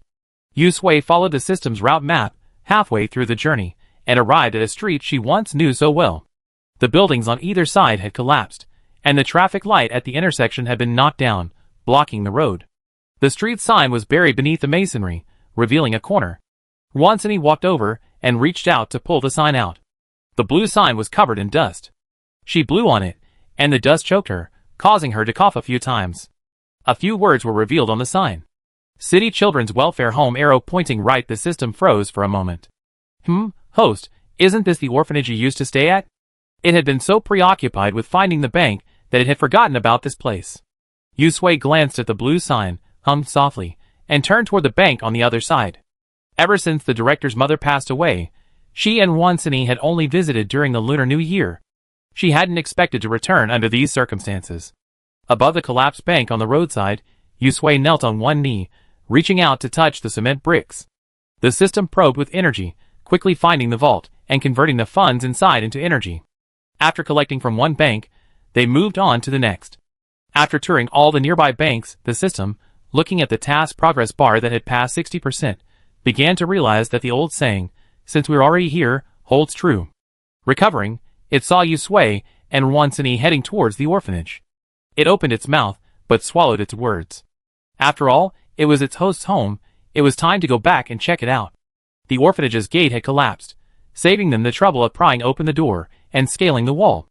Entering, perhaps because these low-rise buildings were built with sufficient materials, or because there were no taller buildings nearby, the 2- or 3-storied buildings were surprisingly intact, though slightly deformed. The ginkgo tree in the middle of the courtyard had been replaced by one that looked much younger and smaller. It was a good thing it had been replaced, otherwise the orphanage wouldn't have survived so well, and might have become the tree's domain. Yusui continued walking toward the back, gazing at the familiar building, memories of the past resurfacing in his mind. Through the window, she saw the room she once lived in. The furnishings had long since been refurbished. Wansini sat beside her, filled with emotion, chattering about her childhood. Ever since she arrived at the orphanage, she'd been talking non-stop, pointing here and there to describe what they'd played with as children, what they'd done there. The system observed the two and chose to remain silent. But gradually, it realized something was amiss again. Strange images appeared in the system's mind without warning, coinciding with Wansini's words, as if it were transforming them into reality. So realistic and, why was there an extra person? Is it a bug again? Why is it wasting energy creating these images for no reason? Is it to help the host better recall the past? But that couldn't be right. Could the host see the images it created? Yes. Ever since those images appeared, Yusui's heart trembled. Now, hearing the system's doubts, she spoke. The system was startled by Yusui's sudden voice. Host, How could you see that? No, host, how do you know what I'm thinking? Yusui stared at the blue ball of light, her round eyes filled with confusion. She spoke slowly. Tang Ran, haven't you remembered yet? Chapter 128. Tang Ran?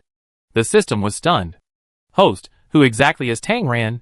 It seemed like the host had called him by this name before, so he must be very familiar. But how could it not know him? I hadn't seen this name before when I was researching the host's information. Tang Ran. It called out the name again, not noticing the subtle change in the surface of the light ball. The originally smooth blue light ball was now covered with fine, dense codes, flashing rapidly. The tear marks beneath the light ball's eyes also began to deepen. Upon closer inspection, something seemed to be surging within. Yusui's eyes darkened slightly, and he stood aside, watching quietly. Tang Ran, every time the system pronounced the name, the codes on the light ball flashed faster, and the substance surging within the tear marks began to seep out, bright red, transparent, like blood. Woo!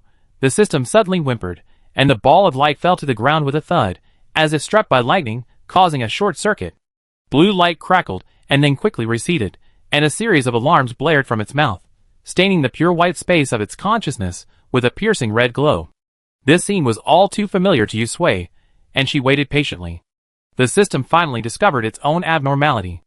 It felt as if a crack had appeared within the ball of light, and something was trying to burst out from deep within its core. This unknown something filled it with a feeling of both fear and an inexplicable familiarity. After an unknown amount of time, the shrill alarms gradually faded. The system regained consciousness and was about to speak when it was stunned by a strange force emanating from deep within the core code. The CPU spun at high speed, heating up wildly. The blue ball of light trembled incessantly in the corner, its halo flickering. It was obvious that it was in pain. Yusui's brow furrowed, her lips pressed tightly into a line. The next second, a flood of memories washed over her like a wave, and she, powerless to struggle, surrendered to the force and began to slowly sink. The past, hidden deep within her memory, slowly reawakened. Yusui felt as if she were rewatching a documentary about her growing up, except that, unlike her previous memories, this time, there was an extra person in the scene. The system thought it had gone mad. How had it become this little fat boy again? When did it suddenly realize what it was thinking? No, why did it use the word again? When had it ever become this little fat boy? This was so strange. It seemed as if the entire system had begun to act strangely since entering the city. The documentary about her growth stopped at Yusui's 7th year. That was also the year that 10-year-old Tang Ran was found by his family and left the orphanage. Then, the protagonist of her memories began to shift, and Yusui observed Tang Ran's subsequent life trajectory from a bystander's perspective. After struggling several times to break free, the system gave up and was trapped in the fat boy's body. This time, it experienced his entire experience. He was kidnapped and sold as a child. As soon as he was old enough to stand, the family had a child of their own. He, the extra child, became an awkward and intrusive addition. Every day, he faced endless chores and curses, and beatings were commonplace. Later, he fell ill, and his adoptive parents abandoned him to an orphanage. There, he spent the happiest 4 years of his life. During these 4 years, he also met a little girl he particularly liked, but she didn't seem to like him very much. Just when he thought he'd be raised in an orphanage, his biological parents came looking for him, and he left at the age of 10. When he returned home, he initially felt that life was good, but gradually, he began to grow unhappy. His biological parents already had younger siblings, and he somehow felt like an outsider there, missing his days in the orphanage. But they had always been kind to him, and life had been good. Until that day. Red rain, strange weather, and a madman. The memory abruptly ended. The system felt as if it had been roughly pulled out of Tang Ran's body by a giant hand. After a dizzying spin, it returned to its familiar blue ball of light.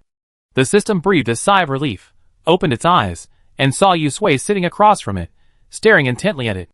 That look somehow brought back that strange memory. Host, why are you here? Oh right, a bunch of strange memories just popped up in my head. In that memory, I became a human. At this point, the system shuddered. How terrifying. How could a system like me become a human? Yusui looked at it and chuckled softly. Oh, is becoming a human so terrifying? Of course, I'm the most promising and outstanding system ever praised by the main system. If I became a human, wouldn't our main system be disappointed? The system raised its head, its face beaming with pride. Besides, humans are too fragile. The slightest injury can hurt a person. If it became a human, It would definitely have a miserable life. I also saw that strange memory you just mentioned. Yusui raised his hand, lightly touching the blue ball of light with his fingertips. The system was stunned for a moment. Huh? Host, you saw it too? It suspected the host's memories had affected it, and given its recent upgrade, perhaps this was just a side effect. It had just come up with a reason to convince itself when it heard Yusui's next words. What if? Yusui looked at it and said slowly, what if you were really human? After death, due to a strange encounter, you were incorporated into your main system and became a system, erasing your previous memories? Impossible. The system trembled violently, and the blue ball of light leaped. Absolutely impossible. I can't be human. I'm just a system. I'm the get-rich system, number 1006, and my mission is... It eagerly proved its identity, as if trying to convince Yusui, but also as if trying to convince itself. These strange phenomena that have occurred recently have caused it to harbor doubts. It's a thought it's pondered before, but now that Yusui has spoken it out, it still finds it shocking and inconceivable. Seeing its reluctance to believe, Yusui didn't force it. After all, there's plenty of time later. Elsewhere, Wansini was terribly anxious. Although Yusui had hinted that she might experience a sudden fainting like before, she couldn't help but feel anxious when it actually happened. She kept an eye on the outside, hoping against hope that any mutated plants or animals would suddenly appear. She also kept an eye on Yusui, and seeing that she looked well, she felt a little more at ease. Yusui opened her eyes, and met Wansini's anxious gaze. Sui, how are you? Wansini supported her. You scared me to death just now. She had just been looking outside their childhood room, when Yusui's eyes suddenly closed and her body slumped over. Luckily, she was standing beside her, and caught her in time. Yusui sat up and looked around. They were now in their childhood room. She smiled at Wansini. I'm fine. I just remembered some childhood memories. She squeezed Wansini's hand and blinked. She'd tell her all this when she got back. Although this trip to the city had been a bumpy one, it had yielded considerable gains. It hadn't been in vain. Wansini didn't ask further questions. So where are we going now? Where are we going? The system was lost in the philosophical question of who I was. When it heard Yusui's question, it was still a little stunned. It looked at Yusui curiously, opened its mouth, swallowed its words, slowly took out the bank route map it had prepared, handed it to Yusui, and then turned away, shrinking into a corner. It was withdrawn. Yusui waved his hand in front of it. Seeing that it didn't even move its eyes, it shook its head with a look of confusion. It looked like this incident had hit it hard. It probably couldn't be relied on now. It was better for them to finish the work quickly and return home. After leaving the orphanage, Yusui and Wansini continued their journey according to the route provided by the system. The system was like a mute along the way, not saying a word, but it did its job without slacking off. It paid attention to the situation around it, and if something was wrong, it would print a few big words on its body to remind Yusui to get out of the way quickly. If it really couldn't get out of the way, it would let Wansini open the mental barrier to take Yusui to hide. Gradually, even Wansini noticed something was amiss with the system. Next to the bank, Yusui squatted on the ground, hands on the ground, as the system began to work. Wansini paced back and forth, confirming the area was clear of danger.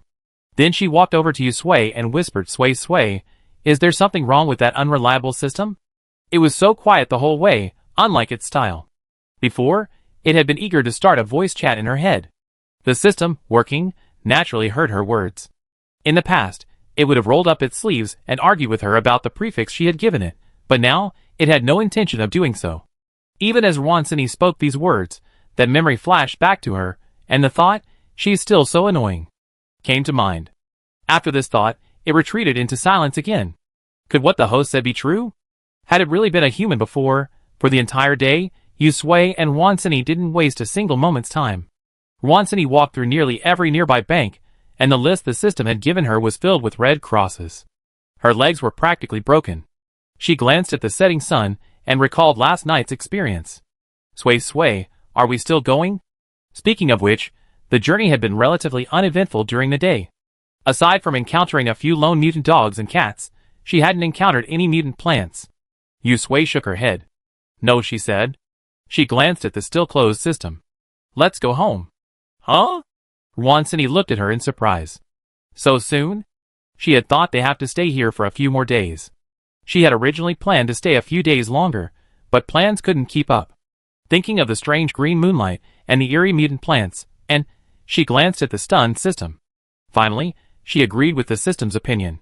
A wise man never suffers a loss in front of him. After the system finished absorbing and converting its energy, and while there was still some light, Yusui and Wansini turned and headed out of the city. Shortly after they left, a group of people appeared near the previously deserted bank, staring in the direction they had left, their conversation unclear. On the other side, Yusui and Wansini had already found a place to stay and were planning to spend the night. Chapter 129. Late at night, having learned from yesterday's lesson, Yusui and Wansini found a half-collapsed old residential building in the residential complex. They were now lying on the roof, gazing at the moon. In the distance, the occasional roars and howls of animals, and the rustling sounds of chewing and devouring could be heard. It seemed those mutant animals and plants had come out to hunt. A gust of wind blew, carrying with it a stench of decay. Initially unaccustomed to it, the two could now swallow their compressed biscuits without batting an eyelid. Wansini tucked her arm under her head, tilted her face, and chewed a compressed biscuit, muttering, "Sway, sway, do you think we see that strange green light tonight, like yesterday?" "About a 90% chance." Yusui stared at the bright, round moon overhead. Its silvery glow made the faces appear even more pale and unsightly. "Ah," Wansini sighed.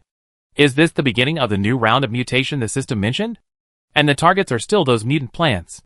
She sat up with a jerk. "These mutant plants are so powerful, why are they still evolving? If they keep evolving, won't we even have a place to stand?" Since the Red Rain, humanity, once firmly at the top of the food chain, has plummeted like a roller coaster. Now, it's about to be crushed into dust.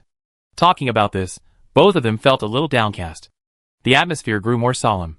Time ticked by, and the closer it got to the time of the green light last night, the more solemn the expressions on Yusui and Wansini's faces grew. Yusui glanced at the time on his watch and sat up straight. Just as yesterday, the mutant vines not far away were extending their tentacles along the corner, leaving a trail of wet, dark green slime in their wake. "It's begun." Wansini cast several layers of mental barriers over them, carefully confirming that their auras hadn't leaked out before looking up at the sky. The silvery moon gradually blurred, as if covered by a veil. A strange green shimmered faintly around the edges of the veil. The green was so faint at first that if Yusui and Wansini hadn't stared intently, and hadn't remembered yesterday's experience, they would have probably thought it was an illusion.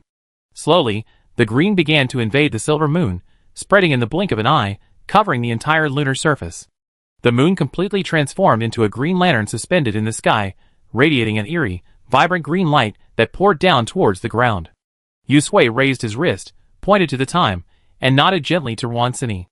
Wansini stood up, and the two of them tiptoed to the balcony and looked down. Sure enough, just like yesterday, the mutated vines each raised their upper bodies, like snakes, gazing upwards at the moon overhead as if in devout prayer. A green light enveloped them, gilding them with a brilliant green hue. The hands of the watch ticked by, and the green glow in the moonlight faded from intense to faint, finally returning to its normal silver glow. Wansini craned her head to take a look, then stuffed the remaining half of a compressed biscuit into her mouth, chewing it up and swallowing it. 40 seconds? That's 10 seconds longer than yesterday. Yusui's frown remained fixed, staring down. Unlike yesterday, the half-hearted mutated plants below hadn't returned to normal, but had become strange. Wansini took a quick glance, and gasped in shock at the sight below. Sway, sway, how did they sprout? Just by being exposed to light, they sprouted? How fast is that? Downstairs, buds sprouted from the tentacles of the vines. A closer look revealed that they were unlike the plant spores they had seen before. They weren't the usual tender green of plants, but a pale pink with blood streaks, like lumps of flesh that had been torn and soaked for a while to stop the bleeding, with a thin crack at the tip. Even more terrifying, those buds bulged and swelled, as if they were breathing. Wansini was completely terrified. What the hell is this thing? It's jumping around. Yusui's face paled.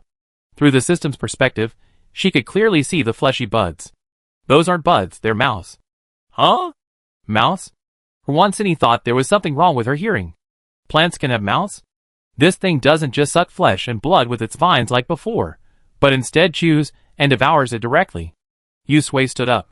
Looks like that's right. As soon as he finished speaking, they saw the mutated vines suddenly snap. The fleshy buds snapped open, splitting into 4 petals. Each petal was covered in tiny teeth, the size of rice grains, neatly arranged, gleaming like enamel in the moonlight. Wansini leaned back. Damn! It's evolved directly into a piranha plant. The vines swayed gently, like flowers growing in the ground, innocent and harmless. The most abundant thing on the ruined city streets is corpses, both animal and human. After being exposed to the sun and rain for these days, those corpses have rotted and become a breeding ground for flies and maggots. As if to compliment Wansini's words and show her their evolved abilities, the vines sprang into action. They pounced on the flies, startled by the noise, their 4 buds snapping shut. Within seconds, when they reopened, the flies were gone. After devouring the flies, the vines didn't rest, but instead moved on to the rotting corpses. Gurgle, gurgle. The street, which had been quiet for a short while, suddenly erupted in a series of chewing and swallowing sounds. Even the bare bones were chopped up and swallowed by the vines, leaving nothing behind. Wansini's scalp tingled at the sight, and her voice trembled. Their teeth are too good. In just a few minutes, the bodies on the street below had been cleared. Seeing this, Wansini added a few more layers of mental barrier. If they discovered them, they would instantly tear them both to pieces, chewing them until not even a bone remained. How terrifying. Even more terrifying was yet to come. After devouring the corpses, the vines had clearly grown several times larger, each one growing from the thickness of a thumb to the thickness of an adult woman's arm. The mouths at their tips also grew larger. Then, the mouthed vines began to fight each other. Witnessing all this from upstairs, Yusui and Wansini were dumbfounded. Wansini swallowed and took a step back. Sway, what are they doing? Killing each other? That's too brutal. This is also part of their evolution, Yusui said calmly, observing the bloodless fight among the vines below with a cold gaze. Eliminate their own kind, leaving only the strongest mothers. The fight among the vines downstairs was like a flesh-grinding machine. The thick vines seemed to have awakened to intelligence, accurately and ruthlessly finding the smaller one among the many. Then, with a terrifying strike, their mouths at the top bit the opponent's neck. The teeth pierced the vine bark, and green juice splattered out, dripping onto the ground like strong acid, corroding the ground with a hissing sound. The weaker one was dragged whole into the stronger one's mouth parts, chewed into pieces, and then swallowed down, returning the opponent's energy to the main body. With each swallow, the stronger one's body grew larger, and the flesh buds grew larger. After opening, the teeth on each petal connected tightly, growing from the size of a grain of rice to the length of a thumb. The layers of teeth gathered together like the blades of a meat grinder, emitting a chilling light that made your scalp tingle. Tick-tick. Saliva from the flesh buds dripped onto the ground. The vine raised its body high, turning left and right, as if searching for its next target. In less than 10 minutes, only a few vines remained of the vast patch below. Each one was as thick as a bucket, and when fully expanded, the buds at the top could completely envelop a person. The air was filled with tension. Wansini couldn't help but take a step back, startled by the fierce, undisguised aggression emanating from the remaining vines. Are they going to continue? This thing now looked nothing like a vine, but a giant snake. Yusui grabbed her wrist and turned away. Let's retreat. After these vines devoured each other, who knew how far they would evolve? For safety's sake, it was best for them to leave early. Wansini nodded repeatedly, grasped Yusui's wrist with her backhand, and quickened her pace. This thing was too terrifying. She'd rather fight zombies, mutant dogs, and cats than face these things head-on. After taking a few steps, the two heard a strange sound. It was a sound even sharper and piercinger than a baby's cry. Yusui couldn't help but cover his ears, his expression contorted. Beside him, Wansini groaned, clutching her chest and shuddering. The outermost layer of her mental barrier crackled under the attack of the sound. The pain of her shattered power made her head feel numb. Yusui quickly supported her, Wansini pulled her forward, not turning back, saying, I'm fine. Let's move on. This sound has a mental attack. We'd be in danger once they kill each other and decide the winner. Yusui pursed his lips and quickened his pace.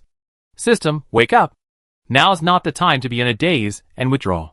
Within his sea of consciousness, Yusui reached out and shook the blue ball of light, trying to pull it out of its trance. The system's reaction was sluggish. Host, what's wrong? It was still lost in the philosophical question of who am I? A vein throbbed in Yusui's forehead. What's wrong? Look at those vines. If you don't pull yourself together, I, your host, will become their nourishment. Nutrition. The system finally reacted. Huh? Nourishment? No way. Recovering, he looked outside, his eyes darkened, and he nearly retreated into his corner and withdrawn again. What is it doing right now? How could it be offline at such an important moment? It's not a qualified system. Host, hurry, hurry, let's run. Before these things are free, let's get as far away as possible. The system's voice quickened in its urgency. Here's the route map. We already helped you avoid the evolving mutant plants ahead. We need to leave quickly. This city is truly becoming a world of mutant plants. Chapter 130. Above, the bright moon hung high in the sky, like a cold eye, observing every corner beneath the vast expanse, taking in the struggle and bloodshed. Yusui, with Wansini clutching his wrist, rushed down the half-collapsed stairwell. He didn't care about stepping on any rubble or bricks, making any noise. Their only thought was to get out of here as quickly as possible. In the pitch-black hallway, flashlights flickered left and right. Then in the blink of an eye, they dashed down from the upper floors, stirring up a cloud of dust and drifting out the door. Once they reached the street, the moonlight was bright enough for them to see the path clearly. The whistling of the wind filled their ears, the stench of blood lingered in their noses, and the sound of chewing carried on the wind, making their teeth ache. The system was now intensely focused, monitoring the route for any mutated plants evolving. If it detected anything amiss, it would immediately retrieve the latest route update and synchronize it with Yusui and Wansini's minds. Wansini listened to the intermittent screams in her head, her expression growing increasingly tense. Another voice, sharper and piercing than a baby's cry, rang from the distance. The system screamed, "Host, hurry, hurry, we can't go left. The fight between the mutant plants over there is nearing its end. Let's change our route.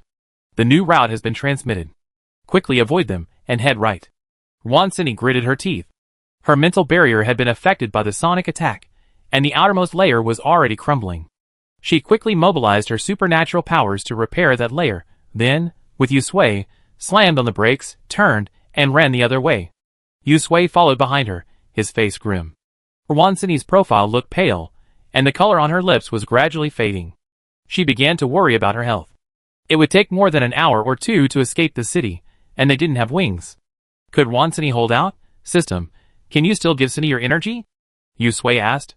The system was now focused on searching for a route to avoid those terrifying mutant plants, and terrified of turning around and facing those mutant animals. It wished it could be torn into 8 pieces, so it had no time to listen to Yusui's words. Turn around the street, and climb up the ruins of the shattered building. Yusui had to raise his voice and ask again. Huh? Host, what did you say? The system diverted a little attention. Don't go left, there are mutant animals over there. Yusui was dragged to the right by Wansini. Can you still give Sini your energy? I'm afraid she can't hold out. Oh! Yes, I almost forgot about that. Let me try. The system was startled. Now they all depended on Wansini. If she overdrained her superpowers and damaged her body, they would be doomed. It quickly tried to transfer energy into Wansini's body as before. Thank goodness. The after effects of the upgrade didn't appear here. The system said happily, all right, host. I replenished Wansini's energy. The joy lasted only 3 seconds before a stream of thick green liquid splashed down at their feet, nearly burning the instep of Wansini, who was charging ahead. Yusui's pupil shrank, and he pulled Wansini, who was still charging forward, back. The inertia knocked them both off their feet, and they both fell to the ground. The system screamed again, Host, get out of the way. Yusui instinctively rolled on the ground, holding Wansini. The next second, a thick green, sticky liquid rained down from the sky, instantly corroding the spot where they had fallen, leaving a smoking pit. Fuck! Wansini cursed, her mental barrier flaring outward. She pushed herself up with her backhand, pulled herself up, and rushed forward, pulling Yusui with her. Above the ruins, a mutant vine as thick as a bucket stared back at them. Its buds were fully extended, its 4 sharp fangs dripping with saliva, like a giant snake poised for action. Large pools of dark green liquid lay on the ground, and there was nothing around. The system's voice was crackling with anxiety. How could this happen? How could they have decided the winner so quickly? This is the mother body left behind after the fight. It spotted us. We can't go forward, retreat. Yusui couldn't help but curse, turning and running back. After a few steps, he saw several mutant cats feeding. Wansini cursed furiously, oh my god. System, are you even capable of this? Can you even leave? Are you planning on sending us over to feed these mutant cats? The system glanced back and breathed a sigh of relief when the mutant plant hadn't caught up. But upon hearing Wansini's voice, its expression changed again. Sorry, I was so anxious I forgot. It's okay. You have a mental barrier. Just be careful, these mutant cats won't notice you. Just be careful. A mutant cat, already well fed, licked its paw gracefully, wagged its tail, and lay comfortably on the side, a look of contentment on its face. Whoosh. It suddenly straightened up, its green eyes fixed in the direction of Yusui and Wansini. A low meow emanated from its lips, and it scraped its claws against the ground. The mutant cats still eating nearby simultaneously stopped eating, turned their heads, and assumed an attacking stance. Yusui and Wansini, Yusui, you mean you can't detect? The system nearly fainted from breathlessness. How could it be possible? Isn't there a psychic barrier? Why isn't it working? Wansini's brows twisted into a knot. You unreliable system. You still can't see at this point? That's not just any mutant cat, that's a mutant cat with psychic powers. How unlucky are they? Is psychic powers just cabbage? Why do they keep encountering them? And this one, even in a mutant animal. Yusui glanced around. There were 6 mutant cats on the other side. It took them a lot of effort to deal with those 2 already. Now Wansini and her burden were dragging them down. How could they possibly defeat them? The system was going crazy. Yusui's face was cold. He pulled Wansini aside and turned to run. Let's go back. With mutant cats in front and mutant plants behind, they couldn't defeat either. They had no choice but to fight. The system's entire sphere of light was about to shatter. Host, there are mutant plants behind us. Evolved ones at that. Aren't we walking into a trap if we go over there? Is its host mad and ready to commit suicide? Oh, it's all my fault. Why did I have to upgrade now? Now it's all good. They can't use their powers, and they're being attacked from both sides. They can only wait for death. Wansini finally understood. She chuckled and gritted her teeth. I don't believe my luck is this bad. The mutant cat behind, seeing its new prey flee, abandoned its half-eaten meal and meowed as it chased after them. The system was frightened out of its wits. The blue sphere of light drifted in its sea of consciousness, like a leaf caught in a violent storm. Crazy, crazy. Host, you're crazy. There's no way out on either side. Shut up, Yusui said coldly. Calculate the distance, and see what the mutant plant is doing now. What is it doing? What else can it do? Ever since the mutant plant spotted Yusui and Wansini, it has been staring in this direction, the fleshy buds on its head constantly spitting saliva. Even after the 2 ran away, it didn't give up, but instead tried to spawn more vines in pursuit. Yusui looked at the image transmitted back by the system, talking to Wansini while counting silently in his mind. 30 meters. 20 meters. 10 meters. The 2 of them could already smell the saliva of the mutant vine mother. Rounding the corner ahead, they were about to enter its attack range. And the mutant cats behind them would catch up with them. Wansini suddenly shouted and counted down 3, 2, 1. Turning the corner, Yusui and Wansini suddenly stopped and turned together to jump into the small building on the other side, which was only a frame left. At the same time, the saliva attack brewing from the mother vines in front of them suddenly launched towards them. The thick, dark green liquid flew through the air in a parabolic trajectory, and even the slightest contact would corrode a hole in their bodies. From behind, the mutant cat's claws extended, the cold light sharper than a machete, capable of severing their arms in an instant. Sizzle, meow, Wansini, holding Yusui, jumped into the small building and rolled on the ground. Behind them, a shrill cat meow echoed, accompanied by the sizzling sound of the corrosive liquid. The system was stunned for a few seconds before exulting. Success, haha. I knew you, host, wouldn't seek death. We will definitely get out alive. The mutant cat leaping in midair felt pain and fell, the others behind it closing in. For the first time, the evolved mutant plants and animals clashed, a war imminent. The next second, the buds on the mutant vine's head let out a baby-like cry, its attention shifting from Yusui and Wansini to the mutant cats, its saliva brewing once again as it attacked. The mutant cats first stood on end, their emerald green eyes narrowing into a line. With a shrill screech, they unleashed their mental power and sharp claws, intent on ripping the creature that had harmed their companions to shreds. Caught in the middle, Yusui and Wansini were lucky enough to escape. As for the fight behind them, neither of them had time to look back. Now was the time to flee. But their luck was clearly not so good. Just as they had escaped a desperate situation, they encountered new danger. Wansini's heart skipped a beat as she ran out from the other side of the small building. She shouted, "Be careful," and instinctively pulled Yusui behind her. The 2 of them hid behind a nearby pillar. The next second, a thick vine whipped over from a distance and slammed into the concrete pillar where they were hiding. Debris flew everywhere. Wansini quickly erected a mental barrier to hide the 2 of them. Just now, while attracting the attention of the mutant cat and the mutant plant, she had temporarily lowered her mental barrier. In just a few seconds, it had put them in danger. The two looked up, stunned. The one in front of them wasn't a mutant plant or an animal, but a human? Chapter 131. The pale moonlight shone upon the figure, momentarily stunning Yusui and Wansini. The fact that they were human was because they retained a relatively complete human form, complete with head, face, limbs, and the ability to walk. But upon closer inspection, through the pale, almost transparent skin, one could clearly see the slow movement of dark green veins beneath the surface. Clearly, the blood flowing there was not human. The crisscrossing dark green veins, like plant roots, spread throughout the figure's body, extending from his legs to his face.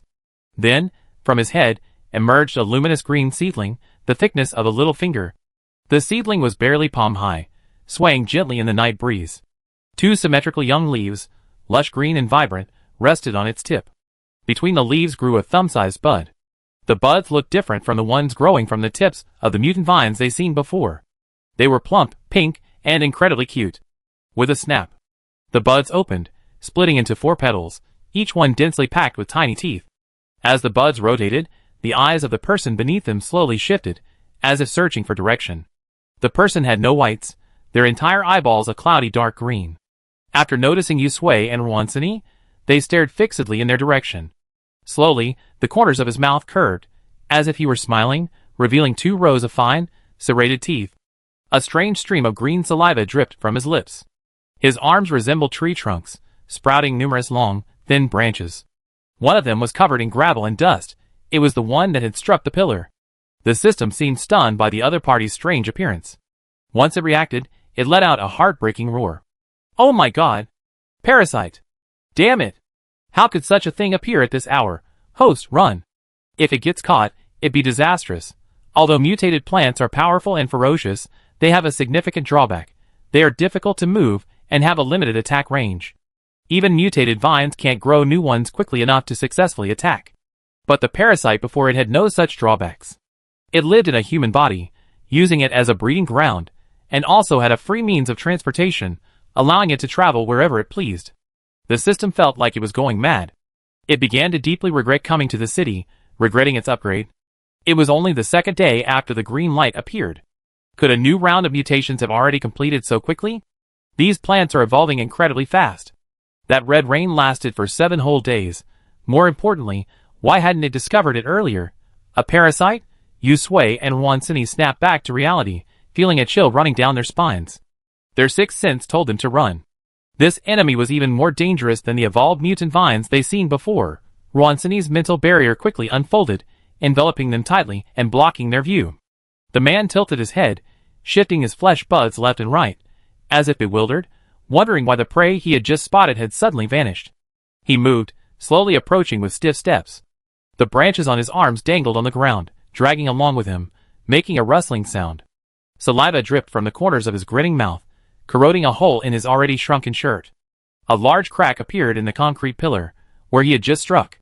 The parasite stood nearby, its head leaning forward as if sniffing something. Then, it opened its mouth and uttered a staccato sound.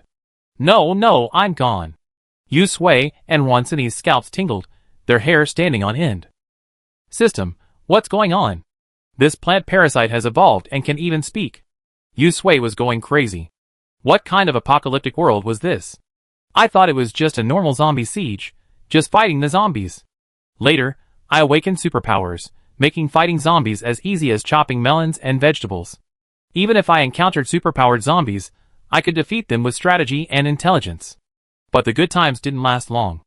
Animals also began to mutate. That was fine. If I couldn't fight them, I could just hide. But now, not only are the plants mutating, but they're also evolving. How can anyone survive this? The system wants to cry too. Host, that's because the parasite retains some sanity under certain conditions. Yusui, ?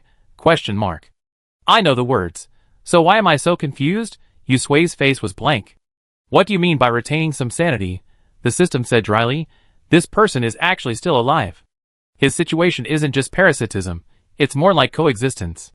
Yusui, haha, coexistence. Coexistence is good? Really good.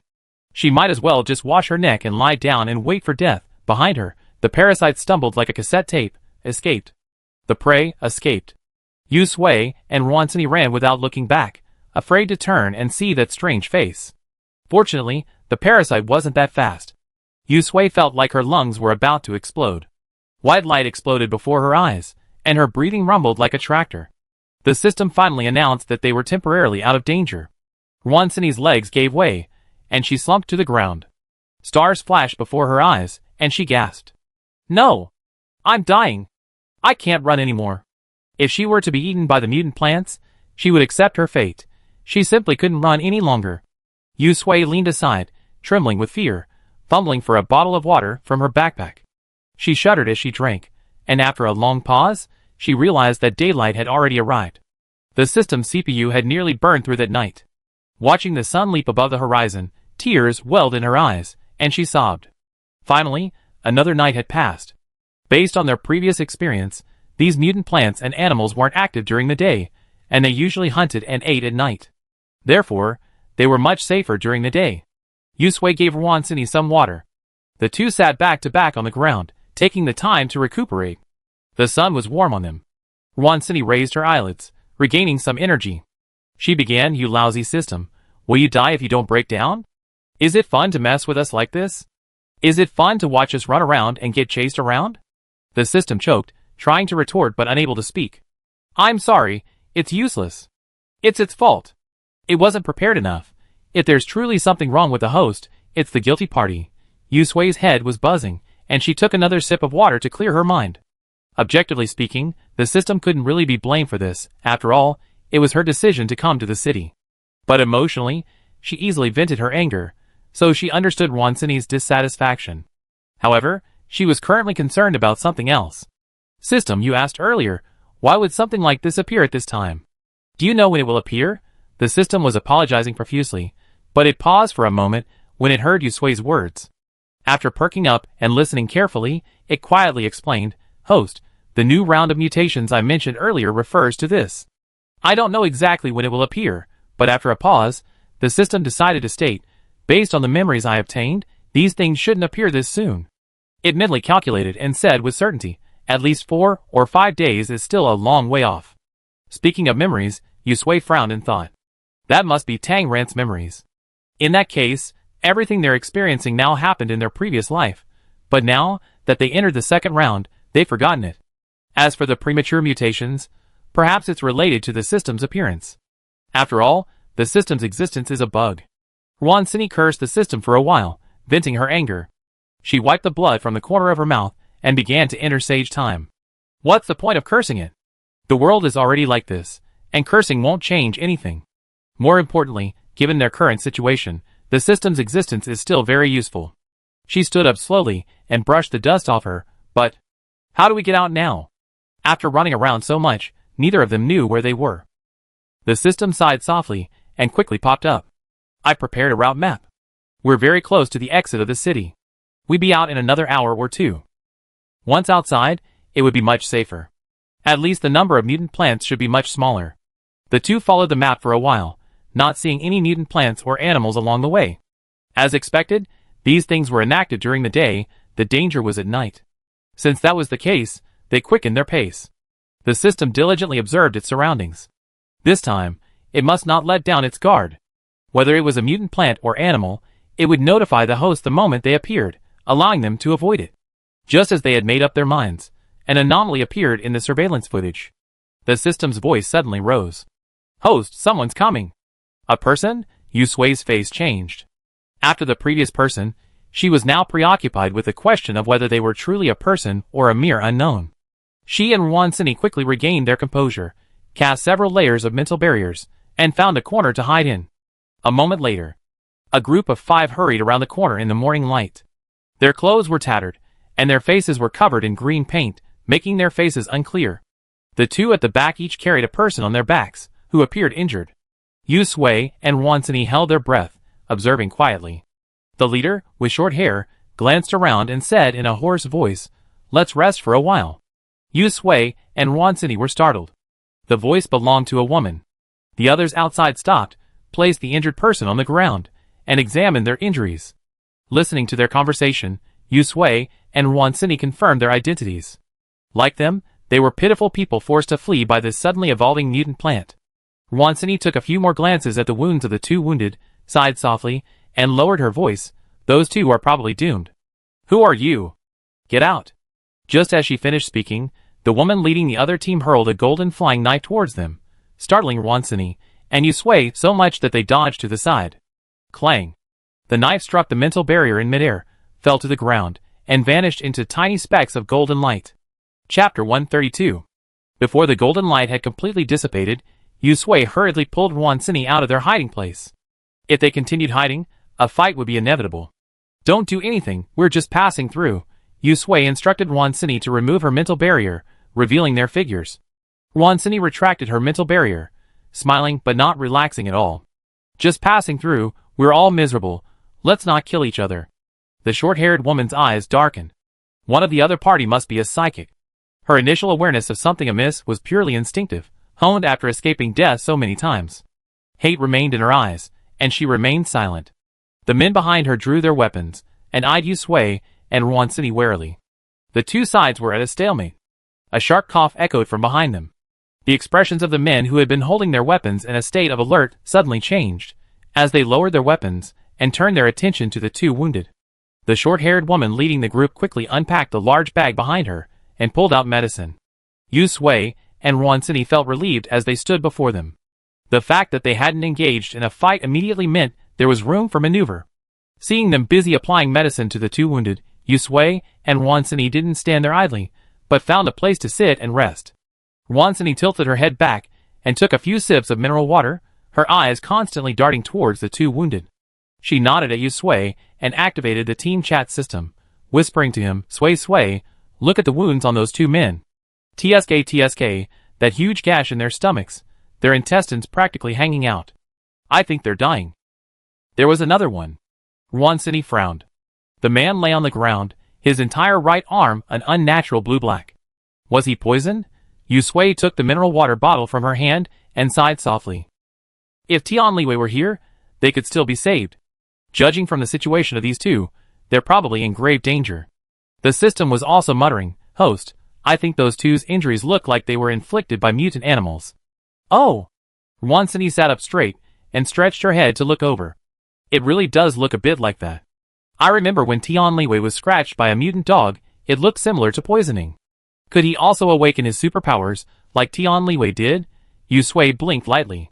Tianliwei's condition was different from his. This man must have had superpowers before. Otherwise, he wouldn't have survived until now. Besides, we found dog blood to fight poison with poison later on. Where can we find a mutant dog to treat him now? She paused, observing the man's condition. Even if she found one, it might not be effective. The poisoned man suddenly began convulsing uncontrollably. His entire dark blue right arm swelled like an inflated balloon, blood vessels bulging as if something were wriggling inside. His face was livid, his eyes bulging, and he spat out mouthfuls of black blood, roaring in agony. Aliang! A nearby figure rushed over, shoving the medicine into his mouth with trembling hands. Tears silently fell as he said woodenly, It's okay. You definitely get better after taking the medicine. But the man's convulsions intensified, and frothy black blood began to ooze from the corners of his mouth. The short-haired woman stood nearby, her face etched with grief. She reached out and pressed her shoulder. Lin Xia, send him away. He's in so much pain. Lin Xia helplessly clung to Aliang, unable to get the medicine down. Aliang suddenly arched his body, breaking free from Lin Xia's embrace. The bruises on his right arm began to spread throughout his body. The blood vessels beneath his face were stretched to their limits, and something wriggling inside seemed to be trying to break out from beneath his skin. He screamed in agony and began to writhe on the ground. Lin Xia, startled, tried to hold him down, but found she had no strength to stop him. Kill me! Aliang pounded his head against the ground, trying to ease the pain. His crimson eyes shed dark blood. His remaining sanity forced him to utter these words with difficulty. He clutched his hair tightly, his screams growing more shrill. The short-haired woman's throat churned. She stood aside, her hands clenched into fists, her head averted, unable to bear the sight. Lin Xia finally accepted reality, as she watched Aliang's plight. She wiped the tears from her face, pulled out the dagger, and, gritting her teeth, stepped forward, pulling Aliang into her arms. Then, the dagger plunged steadily and fiercely into Aoyang's back, piercing his heart. Aoyang, still struggling, finally stopped and lay submissively in Lin Xiao's arms. Lin Xiao held him, her knuckles white from the effort. A sob escaped her throat through her clenched teeth. The short-haired woman sighed softly, slowly crouched down, and patted Lin Xiao's back. Her voice was hoarse. Aoyang. He's free. Lin Xiao was silent for a moment. Then, she released her grip, laid Aoyang flat on the ground, wiped the blood foam from the corner of his mouth, and whispered, Aoyang is most afraid of pain. Now, this is okay. Yu Sui and Wan Sini exchanged a glance, neither saying a word. In this world, isn't death a kind of relief? Aoyang lay quietly in the ruins nearby. Lin Xiao raised a flame and threw it over. With a whoosh, the raging flames engulfed Liang's body. Several people stood nearby, watching the scene in silence. Only after the flames died did Lin Xiao turn and approach. The man with the abdominal wound had been rebandaged. The group sat across from Yu Sui and Wan Sini, neither of them speaking. The system looked around. Host, are we leaving?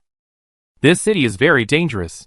Besides, judging by the conditions of the people across from us, there's a wounded person. If the host is kind enough to leave with them, wouldn't that mean they're bringing another burden along? Let's go. Yu Sui turned to look at Wan Sini, not continuing to communicate through telepathy. Have you rested well? Yes. Wan Sini patted his butt and stood up, glancing at the wounded man whose stomach had been rebandaged. Let's go. The short-haired woman looked up at them after hearing what they were saying. After a moment's hesitation, she spoke, raised her chin, and pointed eastward. There's a pack of mutant wild dogs over there. You better avoid that area. Yu Sui and Wan Sini exchanged a glance, and Yu Sui nodded. Thank you. Returning the favor, she pointed in the direction they had come from. You better not stay here too long. There's a parasite over there. I don't know if it find us. Parasite? The other man was stunned. What is that? Yu Sui spoke naturally, not wanting to keep them in suspense. You should all know about the plant mutations and evolutions last night. Those plants can parasitize humans after they evolve, and those parasitized might still retain some sense of self. What? Lin Xia, pulled out of her grief, was stunned by the words. They had only seen the mutated plants fighting each other after their evolution, but hadn't encountered any parasites. A parasite? Anyone who's read a few apocalyptic novels or movies knows how terrifying it is. The short-haired woman's expression changed. She stood up immediately, nodded at Yu Sui, and pulled a bottle of water from her backpack, tossing it to him. Thank you for telling us such important news. This water is a thank you gift. Keep it. She turned and said, let's go too. We can't stay here any longer. Lin Xiao immediately carried the remaining wounded man on his back. The short-haired woman quickly cleaned up the bloodstains on the ground and looked at Yu Sui and Wan Sini. We're leaving first. Okay. Yu Sui looked in the direction they were leaving, shook the water in his hand, and smiled. Good deeds are rewarded, indeed. Wan Sini smiled and put the water in her bag, then put it on her back. Without further delay, the two of them turned and headed in the other direction. Let's go too. Following the route map provided by the system, they walked for over 2 hours before finally seeing the light of day. Wan Sini wiped her sweat and fanned herself with her hand. It's scorching hot. She squinted at the scorching sun overhead, licked her chapped lips, and took a sip of water from her backpack. This weather is truly bizarre. Luckily, we had the water that person gave us, otherwise we'd both be dying of thirst. Yu Sui nodded in agreement, tilted his head back to take a sip, screwed the cap back on, and stuffed it back into his bag. They had been traveling without a break for over 2 hours, exhausted and thirsty. As we were getting closer to the community, the system's tone became much lighter. Host, let's make another effort, take a deep breath, speed up our pace, and when we get back to the community, we will not only have water to drink, but also food to eat. Yu Sui licked her lips imperceptibly and rubbed her stomach. She'd been eating compressed biscuits for the past few days since leaving, and she really missed home-cooked meals. I wondered how Gu Panpan and the others were doing in the neighborhood. The town was still the same as before, a zombie swarm. Wan Sini's eyes welled up as she looked at the grotesque zombies before her, their heads tilted and mouths open. She sniffed exaggeratedly and wiped her eyes. Great. These zombies are still the best. So friendly. So easy to fight. She could single-handedly clear an entire street of zombies. Wan Sini suddenly felt full of strength and energy. Yu Sui chuckled. As they neared the neighborhood, her mood lightened. Seeing Wansini roll up her sleeves and rush forward to take out the zombies, she didn't try to stop her. This trip had been incredibly frustrating for the two of them. Not only had she lost her superpowers and her spatial dimension, but she'd been chased by dogs and mutated plants the entire way, fleeing here and there in a desperate state. Now, venting her anger on the zombies felt like a relief. Wansini's fighting became increasingly adept. On a whim, she concentrated her mental power into a long whip and, with a snap, sent a lame zombie careening across her path flying, secretly delighted. That was right. She, a psychic, had been living a truly frustrating few days. Wansini led the way, clearing the way. The zombies felt like harvested wheat. In less than 10 minutes, the entire street was littered with corpses. She frowned. If only Luo Chuan were here. He could set fire to all these corpses to prevent them from rotting and causing a plague or something. Yu Sui was about to speak when she heard the system's voice. Chapter 133. Host, something's wrong. In just 2 days, the system's words had already taken a toll on Yu Sui's mind. Her first reaction was that some evolved, mutated plant parasite had appeared. She immediately rushed forward, grabbed Wansini, and quickly found a place to hide. After the two of them were in hiding, the system's slightly uncertain voice continued, as if someone was there, yet not. Yu Sui's face darkened. So is there one? The system pondered for a moment, then carefully reviewed the surveillance footage it had left several times, analyzing the data it received. It spoke after a long while. The surveillance detected a humanoid creature, but the various data feeds back didn't seem human, and its state was different from the parasites and symbionts we've seen before. So, Yu Sui's face darkened even further. So what? The system sighed deeply, feeling rather down. Seeing this thing appear so close to home, it was truly devastating. So, either the other party was a resurrected corpse, or a new form of the parasite, or perhaps a combination of both. Speak human. The veins on Yu Sui's forehead twitched. She clutched her chest, feeling like she was walking on a knife's edge. Sooner or later, her life would be toyed with by the system. The system felt heavy-hearted. It was the mutant plant that had evolved and parasitized the zombie. Wansini immediately cursed, "Fuck!" She spread her mental power like a net, first enveloping the two of them, then extending it outward. 10 meters, 20 meters, 30 meters, this was the maximum range she could currently perceive. But the results were all normal, nothing unusual. Wansini's face sank. How far away was it now? The system quickly brought up the footage, approximately 28 meters. 28 meters, within her mental detection range, yet she hadn't noticed it. This meant the opponent's level was higher than hers, otherwise her mental power wouldn't have failed to respond. Wansini was furious. What should I do now? Why didn't you notice it earlier? The system immediately explained, it's not my fault. It looked like this, blending in with the zombies. I initially thought it was just an ordinary zombie. Who could have imagined it was parasitic with a mutant plant? Also, I informed the host as soon as I noticed something was amiss. Okay, Yu Sui interrupted the system. There was no point dwelling on this now. After all, it was an evolved mutant plant, so it was normal for it to have some strange tricks to evade the system's detection. Yu Sui felt calm now. Could we still circumvent it? The system looked at Yu Sui gratefully. Perhaps the host was being kind to it. It probably wasn't. It had been attracted by the commotion and was heading this way. Wansini wanted to slap herself. If she had known, she wouldn't have made such a commotion. Yu Sui thought back to the parasites and evolved mutant plants they had encountered before. Was the mental barrier effective? Wansini's heart tightened. Just like when the short-haired woman had suddenly noticed their hiding place not long ago, she doubted her mental barrier. Could it be useless? It was hard to say. The system couldn't confirm it. Initially, the evolved mutant plant had spotted them, but when the parasite encountered them later, they hadn't used the mental barrier. Just to be safe, they should still use it. Wansini rolled her eyes, and applied 3 or 4 more layers of mental barrier. She refused to believe that even that could be discovered. It's coming. System emergency alert. The two held their breath, not daring to make the slightest noise, fearing they might attract the attention of the zombie parasite. In the distance, on the street strewn with corpses, a zombie with its head ripped open, only half remaining, limped slowly towards them. On its head was the same green seedling as the symbiote they had seen before, 2 leaves surrounding a central bud. The formerly shriveled, battered body was now enveloped in a layer of plant roots. These roots were dark green, their surface covered in holes that contracted like breathing, expanding and contracting with the opening and closing of the buds. Its arms and legs, covered in branches, dragged along the ground with a rustling sound. Yu Sui and Wansini looked grave, hoping the evolved mutant plant would quickly pass by and ignore them. As the zombie parasite advanced, its branches absorbed the remaining flesh and blood energy of the zombies on the ground. As it passed, the once plump zombie corpse was reduced to a skeleton draped in skin and clothing. With each absorption, the fleshy buds on its head let out a soft, contented laugh, like a baby's. Unlike the parasites and evolved mutant plants they had encountered before, the juice of this one seemed to have no corrosive effect. Just when the two thought their mental barrier had taken effect and they could successfully pass this hurdle, the zombie parasite not far away stopped. Yu Sui and Wansini even paused for breath. Crack!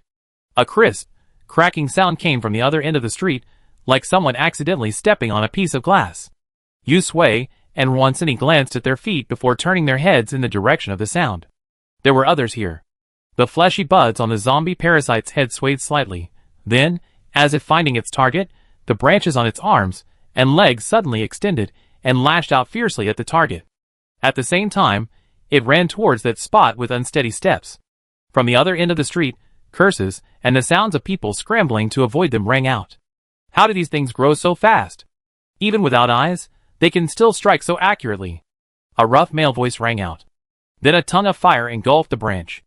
The branch, in pain, flared wildly, slamming down on the ground, trying to extinguish the flames. Another voice rang out, I refuse to believe we can't handle this monster. I had enough of hiding here and there. I'm done, I'm going to fight it even if I die. With that, the other person leaped out of the house where he was hiding, pooh-poohed, and challenged the zombie parasite, come and chase me. I wouldn't be Zhang if I didn't kill you. Duh. A few gunshots drew the zombie parasite's attention away from the young man who had leaped out. A caped figure emerged from behind the shattered windowpane. She clutched a submachine gun, aimed at the zombie parasite's head, and pulled the trigger. Sensing danger, the zombie parasite's branches swooped back, encircling its head and the fleshy buds on top. The remaining branches swung wildly, leaving deep marks on the ground with each impact. Its weak spot is still its head. The woman holding the submachine gun shifted her position to avoid the incoming branches and shouted. The young man grinned and exerted force with both hands. A wall of earth suddenly appeared, blocking the zombie parasite. The head? That's easy. Young master, I chopped off at least 8,000 heads. I'm a professional. The gruff male voice spat, flung out a few more streams of fire, and cursed, will you stop talking? Hurry, kill this damn thing. The battle intensified. Yu Sui and Wansini were also caught in the crossfire. Hiding behind their mental barrier, they quickly jumped out of the window on the other side of the house, watching the battle footage relayed by the system as they ran. This was their first time witnessing a battle between a parasite and a mutant. Before, they mostly just run away. The system guided them along the way and commented on the three's excellent coordination and chemistry, suggesting they experienced many battles. This zombie parasite doesn't seem as powerful as the parasites and mutant plants we've seen before. Strange. It's absorbed so many zombie corpses, so why is its attack so weak after just a short while? Could it be because its host is an ordinary zombie, which already has little combat power? Yu Sui and Wansini stopped walking after moving away from the battlefield. They glanced at the battle still going on. Wansini sighed, luckily, my mental barrier worked this time, otherwise we'd be the ones locked in a fight with that zombie parasite. Not bad. Yu Sui nodded, frowning in thought. How did those people suddenly appear? System, didn't you notice? The system froze. When those people appeared, it mentally cried out, oh no! It genuinely hadn't noticed someone following them. Originally, it had assumed that with the zombie parasite present, the host's attention would be drawn to it, leaving them no time to consider the three individuals' situation. Surprisingly, it still hadn't been able to conceal the truth. Seeing the system's guilty expression, Yu Sui swallowed her questioning. Forget it. The system had experienced several bugs since the upgrade, and even with her supernatural powers and spatial dimension, this one didn't seem that serious. Besides, those three people following them showed no hostility. It probably seemed like they were just passing through, just like they had before. The system had escaped a disaster and urged, host, let's hurry back to the complex. The night was long and full of dreams. It wished it could give Yu Sui and Wansini wings so they could fly back. It was too dangerous outside. The complex was still better. Yu Sui raised an eyebrow but remained silent, but he continued walking towards the residential complex. Wansini naturally had no objection. She turned her head to glance in the direction of the fighting. The noise had died down considerably during their conversation, and it looked as if a victory or defeat was imminent. It was unclear who would win or lose, but based on her previous analysis, she felt the zombie parasite was more likely to lose. Under the scorching sun, the two of them hurried towards the residential complex. On the streets of the small town, the fighting subsided, and the zombie parasite was pinned down by the earthen wall. Its ripped head had now completely moved, and the small seedling on its head had been completely ripped out and burned in a ball of flame. The baby-like sobs grew fainter, and finally, the budding tissue dissolved into a pile of ash and fell to the ground. The young man walked over and stomped on it a few times. "I told you I chopped off a lot of heads, young master. Now you know how powerful you are?" The woman, her gun slung over her shoulder, walked over and patted his head. With a sullen expression, she said, "What are you doing? You just jumped out so rashly. You're dying, aren't you? I think I give you a blow to save you from being killed by something like that." The young man rubbed his head, gritted his teeth, and said weakly, "Sister, I just couldn't help myself." His eyes rolled, quickly changing the subject and looking around. "Hey, where are those two? They're gone. Damn, how could they be so disloyal? We're fighting here, and they're just running away without a word. Sister, let's catch up to them." Chapter 134. Chase? Chase for nothing. A sturdy man nearby grabbed the boy by the back of his collar and dragged him back. "Why are you chasing? Can't you see they don't like us? If you chase them now, they might mistake you for an enemy and kill you in a second. Remember, they're psychics, destroying you is easy." The boy snatched his collar from him, rubbed his neck, and glared at him. "Just talk, don't touch me." Turning to the woman, he complained, "Sister, look at him." The woman glanced at them. The two, who had just been fighting like cockfighting cocks, simultaneously lowered their hands and heads, pretending to be quiet. She glanced ahead. "All right, let's find a place to rest for a while." She was tired after walking for so long. Besides, she had a rough idea of where they were going. The young man muttered, "You're really not chasing? Then all our efforts would be in vain. Sister, you're a psychic too, why are you so?" He glanced cautiously at Xiaoyu, who was walking ahead. Before he could utter the word cowardly, the man slapped him on the head. Yao Yin glared at him. "What do you know? Your sister is being cautious and prudent. If everyone were to just attack like you, how could we possibly survive? We wouldn't even be able to live." "Yao Yin, don't think I can't fight back just because you're my brother-in-law. If you hit me on the head again, I'll..." Xiao Dong covered the back of his head, his hands on his hips, a look of dissatisfaction on his face. He rolled up his sleeves and pressed down with one hand, ready to strike. Yao Yin chuckled. Come on, who's afraid of you? It's time you learned that there are always better people." Xiao Yu frowned, turning around and snapping his fingers at each of them. "What the hell? Can't you just let me be more careful? Instead of just going and clearing out the zombies in this town?" Xiao Dong clutched his head, gasping for air. "Sister, what's there to clean up?" He pointed casually. "Aren't there corpses all over the ground? And are we going to set up camp in this town?" Yao Yin glanced at him sideways, hurling a stream of flame that enveloped the bodies on the ground. He shook his head and sighed, "Stupid." The two men choked again. Xiao Yu squeezed his eyes shut, then turned away in silence, finding a comfortable spot to rest. Leaving the town, Yu Sui and Wan Sini grew increasingly excited as they watched the neighborhood approach. The system was also excited. "Host, we're finally back. We're finally home. This trip has been a long one." At the entrance to the neighborhood, Xian, who was patrolling with Xinchang, suddenly stopped and turned toward the main road. Xinchang tugged at her hand. "What's wrong, Xian?" Xian pointed, her face furrowed in thought for a moment before her eyes lit up. She broke free from Xinchang's hand and ran a few steps forward. "I can smell Sister Sini's presence. Sister Sini and Sister Sui must be back." Xinchang, doubtful, looked toward the end of the road. It was empty, not a single soul in sight. Before she could ask again, two familiar figures appeared in the distance. Xian jumped up happily. "Mom, look! It's Sister Sui and Sister Sini." With a wave of her hand, an ice bridge appeared over the river outside the wall. She easily ran across it. "I go pick them up."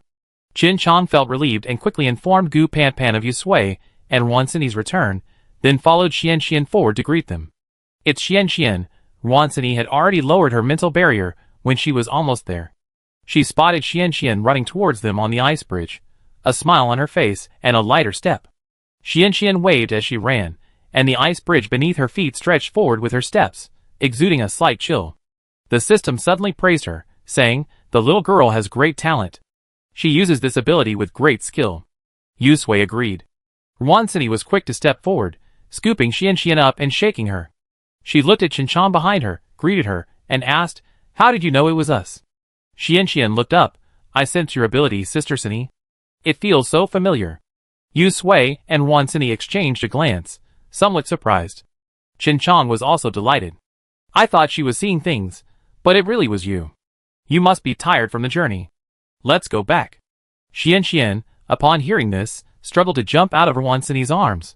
"Sister Sini, I grown bigger and heavier. Holding me is tiring too." Wansini, feeling both amused and embarrassed, patted her little head. "Our Xianxian is such a good child."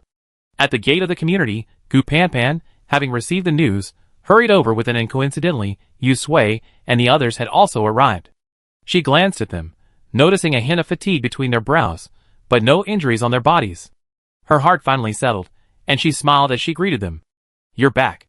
And then walked over to Yusui and called out sweetly, "Sister." Yusui took her hand and smiled. "You're back." Qinchan and Xianxian stood at the doorway, not going any further inside. "We have to continue patrolling. Sister Sui and Sister Xine, you should go back and rest." "Okay." Xine smiled at her. "Thank you for the hard work, Xianxian." Xianxian shook her head. "It's not hard. Mom said Sister Sui and Sister Xine are the ones who have been working hard. You should rest. I patrol diligently and protect everyone." Yusui burst out laughing. At first glance, the complex looked much the same as when they had left. The first few rows of villas were still empty, just concrete structures, uninhabited. But a closer look revealed a stark difference. It was no longer the dilapidated, desolate place it had been before, but rather a more lively atmosphere. Gu Panpan led them inside, and as they walked around the first few rows of villas, they gradually heard the sound of people talking. Seeing them, they came up to them and greeted them with smiles. Gu Panpan greeted them skillfully, introducing them to Yusui and Wansini. These were the people they had rescued in the small town last time. Yusui and Wansini had brought them back and handed them over to Gu Panpan. Looking at their faces now, although their features were still thin, they looked much more relaxed, with smiles plastered on their faces. It seemed they had been having a good time here these past few days. It wasn't long before the news of Yusui and Wansini's return spread throughout the neighborhood. Peng Jia and the others wanted to come, but they all had tasks to do, so they had to suppress their excitement. Back at the villa, Yusui and Wansini immediately rushed to the upstairs bathroom. Their clothes were stinking. They hadn't noticed it when they were outside, but after returning, their noses had suddenly become much more sensitive. If they hadn't washed, they had been vomiting. By the time they washed, changed, and went downstairs, Gu Panpan had already arrived at the dining room with a delicious meal, within and helping out. Yusui and Wansini's stomachs were pounding with the aroma, and they quickly sat down to eat. Gu Panpan poured them some water and handed it to them. Seeing them wolfing it down, her face turned pale. Yusui, with his spatial ability, supposedly had plenty of food, so he couldn't have starved like this. Unless they'd been so rushed to escape that they hadn't even had time to eat, or perhaps there was something wrong with his spatial ability. She had this idea because, when she was packing their backpacks, she noticed that the compressed biscuits and water were gone. Gu Panpan waited until they were almost done eating before asking, "Is the situation outside serious? Before you left, you told me about the new round of mutations, so I told Peng Jia and the others to be careful on patrol. Luckily, you warned us, and that's how we immediately noticed something was wrong with the moon." Then, the mutant plants in the trap at the door suddenly started to go berserk. Yusui swallowed his rice. Go berserk? This was somewhat different from what they seen in the city. Could it be that the mutant plants instinctively sensed the power of the moonlight, but weren't facing the moon directly to gain sufficient energy? Wansini put down her chopsticks. How are the mutant plants now? Judging from the people in the community, they probably hadn't seen the mutant plants evolve, otherwise they wouldn't be so relaxed and smiling. Gu Panpan didn't hold back, revealing everything. Luochuan was on patrol that night. He discovered the problem and immediately notified us. I went over with Peng Jia and Xianxian. Xianxian immediately froze the mutant plants, and Peng Jia thickened the soil covering them. We observed for most of the night. Once the strange light disappeared, the mutants returned to normal. Last night, the green light lasted longer. Fortunately, we prepared in advance, so the mutants weren't as agitated as they were the day before. However, to be on the safe side, Luochuan burned some of them with fire, leaving less than 10. Now, at night, Xian freezes them with ice, and covers them with a thick layer of soil to block out the strange light. We release them during the day. She looked at Yusui. Is this a new round of mutations? Yusui nodded. Yes. Thankfully, Gu Panpan discovered it in time, and came up with a solution. Otherwise, when we returned, we wouldn't have seen a peaceful neighborhood, but a mutant plant stronghold. Gu Panpan frowned. What will they become? Wansini gestured. Those mutant plants will evolve after absorbing the moon's green light. A fleshy bud will grow on their heads, which, when expanded, resembles a Venus flytrap. Some of the plant's sap has a corrosive effect. Even more terrifying, after evolving, the mutant plants will fight each other to determine the most ferocious and powerful. Furthermore, the mutant plant's intelligence has increased significantly after evolution, and they can parasitize humans and zombies. She paused, resting her chin on one hand. I suspect they can also parasitize mutant animals. After all, if they can parasitize humans and zombies, it makes sense that they could also parasitize mutant animals. Gu Panpan was stunned. This guy was almost like a Doomsday novel or movie she's seen before. A thought occurred to her. Could it be that the people who wrote the book had traveled back in time? Did they write it specifically to raise their guard? What a shame. Even if they were more vigilant, it would be useless. Without superpowers, they'd just be waiting for death. And then blinked, frowning at Yusui. Sister, are you all okay? Next time you go out, you must take me with you. She raised her head. I've been discussing superpowers with Xian lately, and I learned a lot. Look! She extended a finger, and a stream of purple electricity suddenly erupted from the tip, crackling and flashing. It then obediently wrapped around her finger like a uniquely shaped ring. Yusui smiled. You're not hurt. Sister, I promise I take you with me next time I go out. Flowers in a greenhouse don't live long. Chapter 135. After dinner, Gu Panpan prepared to tell Yusui and Wansini about the changes in the community over the past 2 days. Although she was in charge of all matters, big and small, in her heart, the entire community belonged to Yusui and Wansini, so naturally, they should be informed of these things. Wansini's eyelids drooped as she listened. After a shower and a full stomach, she felt lazy all over, and now, listening to Gu Panpan's words, she felt even more drowsy. Besides, she had no interest in these things in the first place. Gu Panpan stopped talking and told the two to go to rest. She could talk about the rest after they woke up. Yusui and Wansini immediately stood up and yawned as they returned to their rooms. They hadn't gotten much sleep since their trip, and their upper and lower eyelids were almost glued together. Back in their rooms, they lay on the soft and fragrant bed and fell asleep instantly. The sun set, the moon rose, and the sky was filled with stars. Today, the villa, unlike its usual bustle, was considerably quieter. Everyone subdued their voices, even their footsteps, for fear of disturbing Yusui and Wansini, who were still asleep upstairs. The dining room was packed. Gu Panpan, Peng Jia, Lu Xiaofei, Luo Chuan, and Fan Chung were all there. Gu Panpan sat in the middle, explaining to them what Yusui had told her about the evolution of mutant plants. Enen and Xian sat off to one side. While their younger age made it difficult to understand, Gu Panpan's attempts to conceal information were not a good idea for them at this moment. The little girls sat together, listening intently to the adults' conversation, their eyes occasionally glancing toward the stairs. After Gu Panpan finished speaking, the restaurant was so quiet that only the sound of their breathing could be heard. After a while, they seemed to recover from their shock, their brows furrowed and their faces solemn. Peng Jia was stunned. So, those mutant plants are so aggressive because we accidentally buried them in the soil, preventing them from gaining the power to evolve, and that's why they're so aggressive? Jean Bao interrupted, of course. That green light is probably even more powerful than hormones. One ray of light would instantly transform them into spirits. If you were to become stronger right in front of you, and someone tried to stop you, you go crazy. Fan Chung turned his head and glanced at him, speechless. He was the only one who cared about this at a time like this. Yet, someone agreed. That's right. Xu Kong nodded, a sudden thought coming to mind. Do you think if we shine that light on ourselves, could we also unleash our superpowers? Xiao Lei chuckled and rolled her eyes. If you were a tree, you have a chance.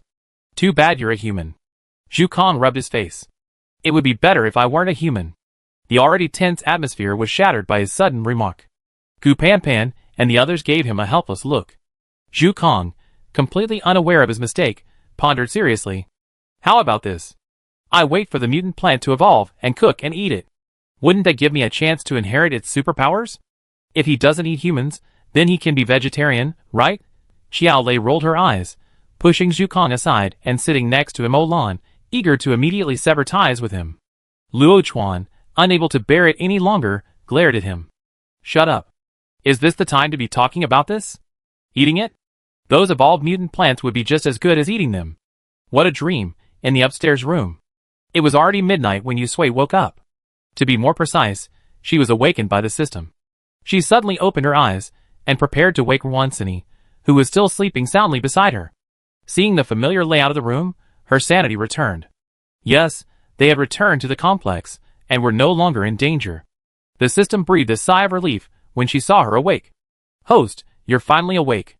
I've been calling you for ages. It had been startled by Yusui's inability to wake her, thinking she was having another medical problem. After carefully examining her several times, it still felt unsettling. Now it seemed she was simply exhausted. Host, there's only half an hour left until that strange green light appears. Do you want to go out and take a look? Yusui rubbed her eyes and nodded. Now fully awake, she quietly got out of bed, left the room, and closed the door. There was no one downstairs. The moonlight shone through the door and windows, bright and clear, enough to see clearly without turning on the lights. Outside, the moon overhead was as bright as the sun, almost blinding. The system, of course, noticed it too, and said with an inscrutable expression, Host, this moon isn't normal. Of course it isn't normal. How could the moon be as bright as the sun and blinding? Yusui lowered his head, blinked, and adjusted himself, then continued walking outside. It was quiet outside, and no one could be heard. Only when he was almost at the gate of the complex did he faintly hear voices. The system had given him a heads-up. Gu Panpan and the others were waiting at the gate. Everyone was waiting for the eerie green light to appear. This was already the third day, and Yusui wondered in his heart, how long would this green light last? Those mutant plants in the city have evolved to this point. If they continue to evolve, even with their superpowers, they won't be able to defeat them. The system froze for a moment, and it took a while for it to regain its voice. It would take at least 2 more days. So that's 5 days? Yusui raised an eyebrow. What a coincidence. My lightning powers and space abilities are out of commission for 5 days, and this green light is going to appear for 5 consecutive days? System, did you plan this in advance? The system hurriedly explained. How could it be? Host, I didn't know this new round of mutations would come so quickly. If I had known, I wouldn't have upgraded the system now. Host, please believe me, this is all an accident. Yusui snorted and said nothing. At the door, Anan immediately noticed Yusui's arrival. Her eyes lit up, and she trotted over, standing beside her obediently, calling out, Sister? Yeah. Yusui took her hand. Why are you all here? Anan pointed to Gu Panpan in front of her. Sister Panpan said there was a strange green light at night, and she was worried the mutant plants might suddenly become violent and act strange again. So she asked everyone to come and watch. If anything goes wrong, they can be put under control immediately. Gu Panpan in front heard the voices behind her and turned around. She saw Yusui and smiled. You're awake, she said, glancing back. Is Cindy still asleep? Yusui nodded, pulling Anan forward. How are they now? Gu Panpan shook her head. Not moving at the moment. Xian poked her head out from the side. I froze them all. They can't move now. Xian is amazing. Yusui patted her head and praised her, and Xian immediately broke into a broad smile. Sister Sui, I protected everyone. It's coming, the system reminded time to the moment. Sure enough, half an hour had passed before they knew it, and the moon overhead was gradually covered by a veil, the edges of which were faintly green, exactly like the previous 2 nights. Gu Panpan and the others held their breath, their eyes wide open, staring outside. For safety, a thick layer of soil, a full meter deep, had been laid over the trap. The 10 remaining mutant plants had been frozen solid by Xian's ice-based abilities.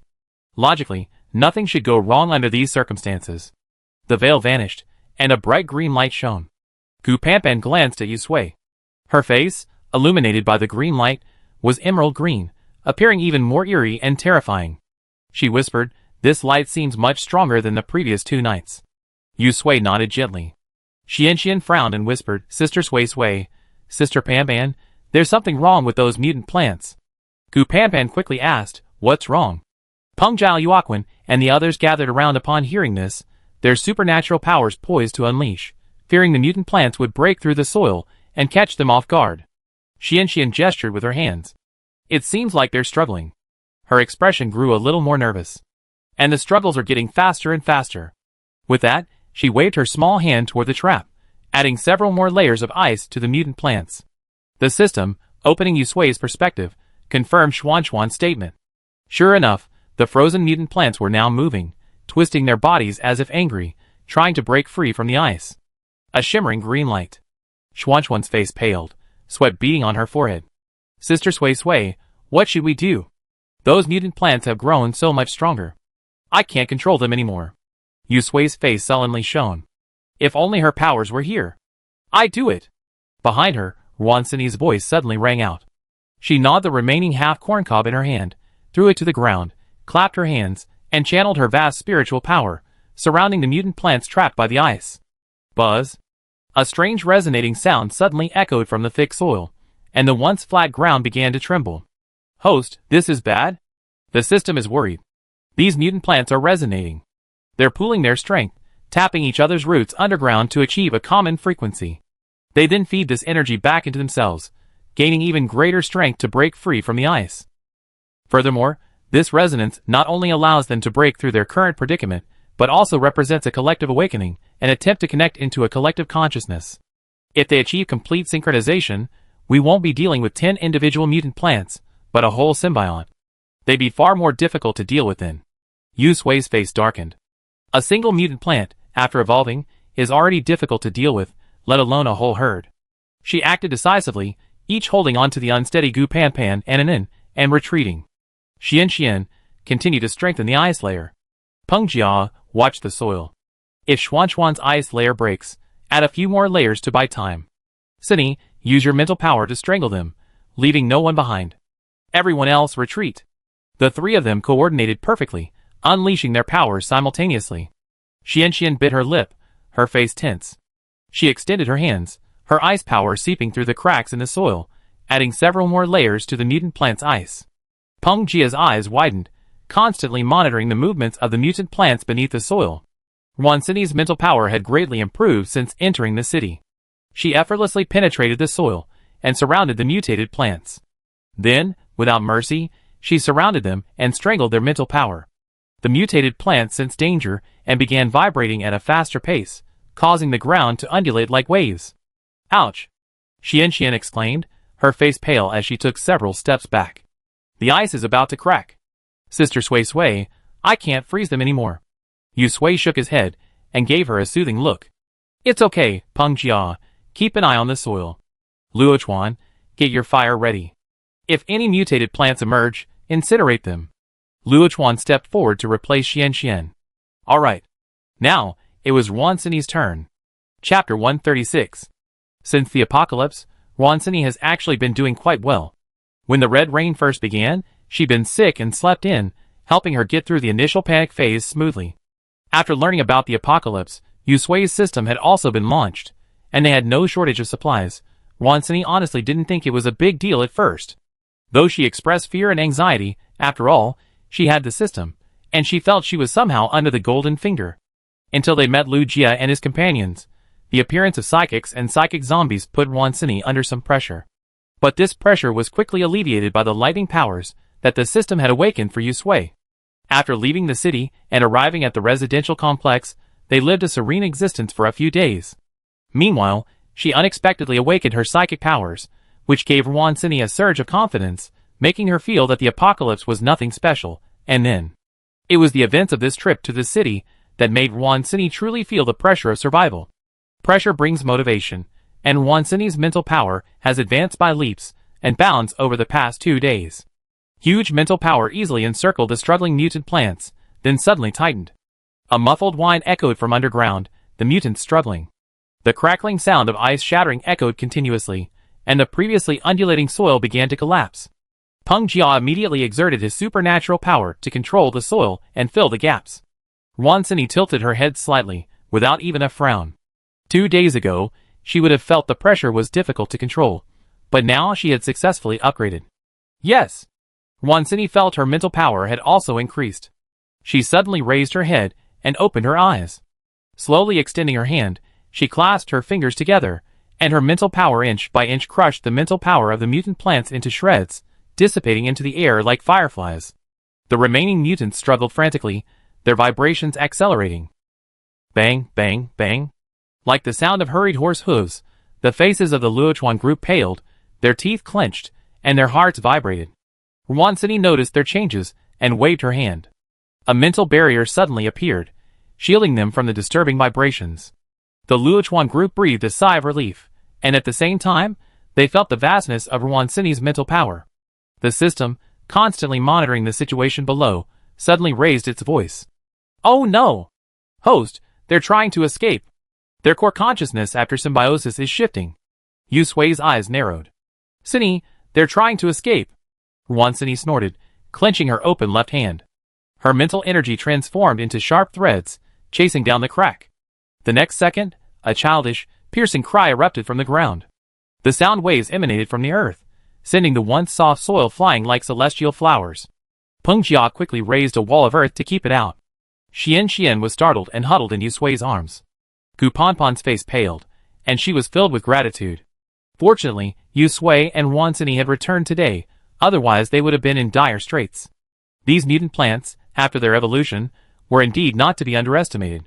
In the crack, Wansini narrowed his eyes, and his mental power condensed into an invisible giant hand, which grabbed the dark green vine.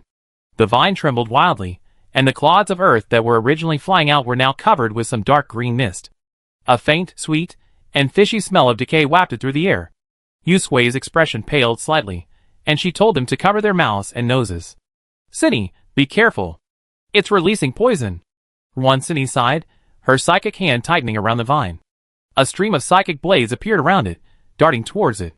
Hit after hit, in the blink of an eye, the vine was whittled down to a fingernail-sized piece. From the outside, it looked nothing like a vine, more like a miniature version of the flesh bud they had seen before. Wansini's eyes lit up. "I found it. See how you can escape." The flesh bud, like a living thing, throbbed and struggled within her psychic grip. Wansini gave it no chance to struggle. Her remaining psychic power surged frantically towards it. In that instant, even Luochuan and the others nearby felt the terrifying pressure, and a deep sense of dread filled their hearts. The granulation, infused with overwhelming spiritual power, twisted in agony. Then, with a bang, it exploded, transforming into tiny pinpricks of light like fireflies, and dissipating beneath the earth. Calm returned to the earth. The system breathed a sigh of relief. It had done it. The core consciousness of the symbiotic plant had been crushed by Wansini. The remaining mutant plant, without its commanding brain, would soon revert to a normal plant, returning to its previous form. It paused, looked at Wansini standing in front of it, swallowed, and whispered, "Host, Wansini's spiritual power seems to have grown stronger." You know, the system used to suspect Wansini of being a burden. It hadn't expected that during this trip, not only had Wansini supported them through the crisis while it was at a loss, but this crisis was also entirely resolved by Wansini. The system felt slapped in the face. However, on second thought, it was fortunate that Wansini was so strong now, otherwise it might have died. It would have to treat Wansini better in the future. Thinking this way, the system generously transferred energy into Wansini's body, allowing her to quickly recover her superpowers. After all, the host's superpowers would take 2 days to recover, and during this time, she would still rely on Wansini. Wansini had just eliminated the mutant plant's symbiotic core consciousness. She clapped her hands, carefully searching with her mental power to ensure that no one had escaped, before withdrawing her mental power and feeling a surge of power entering her body. She raised her eyebrows slightly and winked at Yu Sui, implying that she hadn't expected the system to be so considerate this time, proactively transferring energy to her. "Is this a way of currying favor with me?" Yu Sui nodded imperceptibly and smiled. The system should thank Wansini properly for this matter. And then tiptoed outside, looking up and asking, "Sister, is it over?" Yu Sui hummed, "It's over." Gu Panpan and the others breathed a sigh of relief. Peng Jia wiped the sweat from his forehead, pushed Luochuan aside, and rushed over. "Sister Sui, Sister Sini, it's a good thing you were here this time, otherwise we would all have become food for those mutant plants." He patted his chest with a look of fear. "I didn't expect these mutant plants to be so ferocious even before they fully evolved." If he hadn't felt any real emotion before Yu Sui's words about the mutant plants outside after their evolution, that was different now. He felt deeply that this world was too unfriendly to him. The green light above them had not yet faded, casting a solemn light on the faces of the others. Gu Panpan looked at the collapsed ground outside. How are those plants now? Will they revive again? Yu Sui shook her head. Those plants are no longer a threat, just like the ordinary plants before the apocalypse. She paused. But to be on the safe side, let's destroy them all. Who knows how far the plants will evolve in the future? It's better to be cautious. Peng Jian nodded repeatedly. Yes, yes, yes, it's better to deal with them, lest they come back at any time. He trotted over, lifted the soil from the trap, and called Luo Chuan over to set it on fire. Instantly, flames shot up into the sky. The others still patrolling the neighborhood were startled by the flames, thinking they were under attack, and they all ran over. When they saw Yu Sui and the others, their hearts settled. After learning the reason, their hearts suddenly rose again. Jin Bao was stunned, his face awash with disbelief. Really? Why did he feel like the world had suddenly become so fantastical? Zhu Kong took a few steps forward and peered into the pit that had become a crater. The original mutant plant had now been reduced to ash. He looked regretful. Why didn't you leave any? Maybe eating it would actually awaken superpowers? Superpowers. He dreamed of them. Luo Chuan, unable to bear it any longer, raised his hand and smacked him on the head. If you want to eat, you can eat now. He pointed to the main road outside. There's plenty out there. Go find something to eat.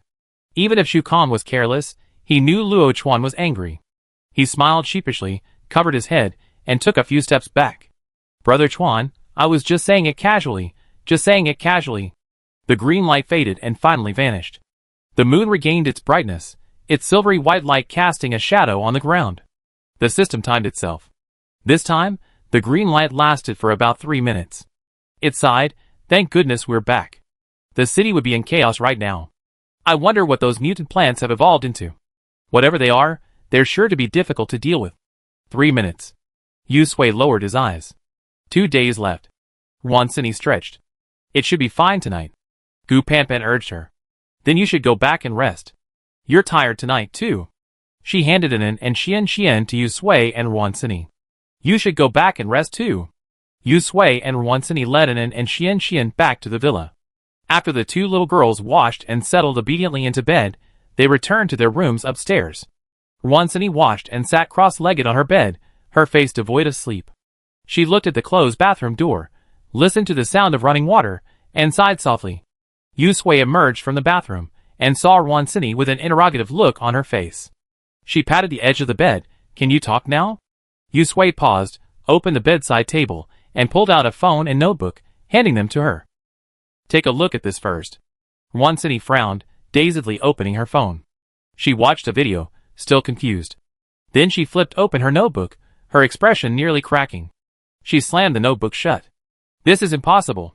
Yu Sui climbed onto the bed from the other side, raising an eyebrow. Didn't you say it? We have the system, so what's impossible? Wan Sini's face sank as she reread the notebook and the video on her phone several times. Then, she put her phone down, silently went to the bathroom, silently washed and dried her face, silently came out and plopped down on the bed. Silently, she looked at Yu Sui. She opened her mouth, but couldn't utter a word. Yu Sui met her surprised, bewildered look with a nod. It's just what you think. Wan Sini felt her brain was running out of steam. After a moment, she regained her composure. So that system guy is? Tang Ran? Chapter 137. Wan Sini was familiar with the name Tang Ran. It wasn't because Yu Sui had called out the name while unconscious the day before yesterday, but rather because she deeply remembered that afternoon, a moment that filled her with dread. When Yu Sui was 6, he had a dangerous experience that nearly put him in the depths of hell. He was finally rescued, but his brain was damaged and he lost his memory. The culprit in this incident was Tang Ran. Wan Sini still remembered that afternoon, at dusk, after she and the director's mother had searched the orphanage and still couldn't find Yu Sui, Tang Ran appeared at the gate carrying the feverish, unconscious Yu Sui. Then, there was a chaotic scene. Wan Sini stood helplessly at the door, watching the director's mother carry Yu Sui's tiny, soft body as she rushed out. She tried to follow, but was stopped by other teachers. Tang Ran stood there, bewildered and at a loss, terrified. The teacher sternly lectured him, and Tang Ran incoherently recounted his promise to Yu Sui to take her swimming. Wan Sini looked at his face, and, without a second thought, rushed over, pinned him to the ground, and began beating him mercilessly. He'd taken Yusui out of the orphanage despite knowing she was in poor health. Her fever hadn't even subsided, yet he dared take her swimming. Tang Ran didn't dare fight back, and was nearly beaten to a pulp. Yusui stayed in the hospital for a full week. The director's mother took her to see him. Through the glass, she saw Yusui lying lifeless on the bed, her body entangled with tubes. The director's mother wept profusely as she spoke to the doctor. Every time Wansini returned from the hospital, she would make a wish to the Buddha. She didn't want the stars, the moon, or even her parents. She just wanted Yusui to return safely. Later, Yusui returned safely, emaciated to the point of being a bag of bones. He grinned broadly at the sight of her. Wansini was overjoyed, then realized she had completely forgotten what had happened that day. It was okay for her to forget, as long as she was safe. From that day on, Tang Ran changed. Although he still buzzed around Yusui like a fly, he no longer dragged her into anything dangerous. Wansini still disliked him, raising her eyebrows and glaring whenever she saw him, which struck Yusui as odd, considering their previous relationship. This continued until Tang Ran, 10 years old, was found and taken away by his biological parents. With a wave of their hands, his parents donated a large sum of money to an orphanage and arranged for Yusui to have surgery and recover. This made Wansini feel a little more comfortable with him. Wansini pulled herself out of her memories and looked at Yusui, hesitant to speak. She still found it unbelievable. After a long pause, she gently raised her eyes and asked again, "Really?" Yusui's system light orb in his sea of consciousness was blocked. He couldn't hear the two women's conversation, only their movements. He assumed the two sisters were just whispering something between girls, so he ignored it. The blocking function was one of the new features added after the system upgrade, which better protected the host's privacy. This upgrade had added many new features. Previously, with the numerous crises in the city, he hadn't had time to review them all. Now that he had time, the system was carefully studying the updated system's user guide. Yusui met Wansini's puzzled look and nodded again, confirming, "Really?" Wansini fell back, her body slamming heavily onto the bed, causing the soft mattress to bounce. She stared at the ceiling, trying to process the news. A long moment passed, just when Yusui thought she hadn't recovered, but Wansini rolled over and climbed to her feet. She sat cross-legged, arms folded across her chest, a sullen expression on her face, a question emanating from her soul. Why? She knew the boy was interested in Yusui, but it had been so long, and they were still children then. Could a child's affections be so persistent? She stared at Yusui's face, examining it closely. Yusui had the appearance of a sickly beauty. She had had many men courting her since she was a child, but nothing about her seemed to be enough to cause trouble. Oh my! Yusui knew what she was thinking from the look in her eyes. He reached out and pushed her face, shaking his head. Don't look at it. I don't know the real reason. At the moment, it seems it might be related to the post-apocalyptic experience. Wansini blinked. Post-apocalyptic experience? She stared at Yusui intently, memories of novels and movies she read before flashing through her mind. Thinking about the system situation and the cheat codes granted to them after the apocalypse, she suddenly understood. Could it be rebirth? Yusui nodded. Wansini was stunned. She covered her head and fell back onto the bed, hissing and inhaling. This news was too exciting. Besides, this is just too damn unlucky. They have to be reborn and experience the apocalypse again. Did they blow up the galaxy in their previous life? A lifetime of sins atoning for what they'd done, and now they have to go through this cycle all over again. Wansini groaned inwardly and muttered non-stop, clearly devastated by the news. Yusui fanned her, unconcerned about whether she was listening or not, and continued, Tang Ran's memories as a human were apparently erased after becoming a system. I didn't notice it until the last two crises, when I had some strange dreams that night. Those dreams were all about Tang Ran. What finally confirmed the system's identity was the dream I had when I fainted from the pain during the system upgrade in the city. She wasn't the protagonist of that dream, she was merely a bystander. The real protagonist was the system residing within Tang Ran's body. Wansini rubbed her forehead, turned over, and blinked at her. What dream? Yusui fanned herself, recalling the dream. It seemed like it happened when I was 5 or 6. Tang Ran took me out of the orphanage to play in the water. Wait, Wansini quickly stopped her at this point. She sat up and leaned forward, her eyebrows knitted together, her eyes filled with surprise. You remembered? Yusui paused, looking at her suspiciously. What did you remember? Wansini didn't keep the secret, telling her about the day she developed a high fever and been hospitalized for a night. After returning from the weekend, She forgot about this memory and spoke about it. Finally, she looked at Yusui and asked, "Didn't you see it in your dream?" "No." Yusui put down her fan, her heart trembling as she spoke carefully. In the second half of the dream, the surroundings suddenly began to change dramatically. It was like I had arrived at the end of the world. Blood was everywhere, and Tangran, standing before me, had suddenly grown into a young man. He had a scar on his face, his clothes were tattered, and he was filthy. He seemed to be saying something to me, but I didn't hear him. Wansini folded her arms and pondered. Dreams are illogical. So after having that dream, Yusui simply assumed it was the remnant of the system's consciousness, appearing through a vulnerability after an upgrade, trying to warn her of something and alert her. But what if it wasn't? Yusui made a bold guess. "You said I had a high fever and lost consciousness when I returned home that afternoon." "Yes," Wansini replied. "You were hospitalized for a week. It was very serious. The director's mother was worried several times that you wouldn't make it. What if it wasn't just a dream, but something real, like something she experienced before, and she's simply forgotten it?" "Maybe." Yusui and Wansini exchanged glances, a startling thought simultaneously forming in their minds. After all, the apocalypse had arrived, and the system, and therefore Tangran, had been reborn. It wouldn't be impossible to tinker with the past and have it appear sooner. Wansini followed up. "You mean you saw Tangran 20 years from now that afternoon, and the memory of that future shocked your soul? Your body couldn't handle it, so you fainted and had a persistent fever, and therefore you lost that memory." Yusui nodded gently, sighing softly, as he watched the system muttering in his mind about new features. Under the dim light of the bedside lamp, Yusui and Wansini stared at each other for a long moment, neither of them speaking. Things seemed to be growing increasingly strange and complicated. They had originally thought it was just bad luck experiencing the apocalypse, a stroke of luck with the system's golden finger, but now they discovered it was all calculated. No matter how they thought about it, it was unsettling. Wansini bit her lip, pressed Yusui onto the bed, turned off the bedside lamp, pulled the blanket over them, and muttered sleep. Her head was about to explode. The sound of their breathing echoed in the darkness. It looked like no one would be able to sleep tonight. After a long moment, Wansini muttered, "What do you think he wants? And why? Could it be?" Her voice was filled with surprise and disbelief. "We're also chosen children?" Yusui, What?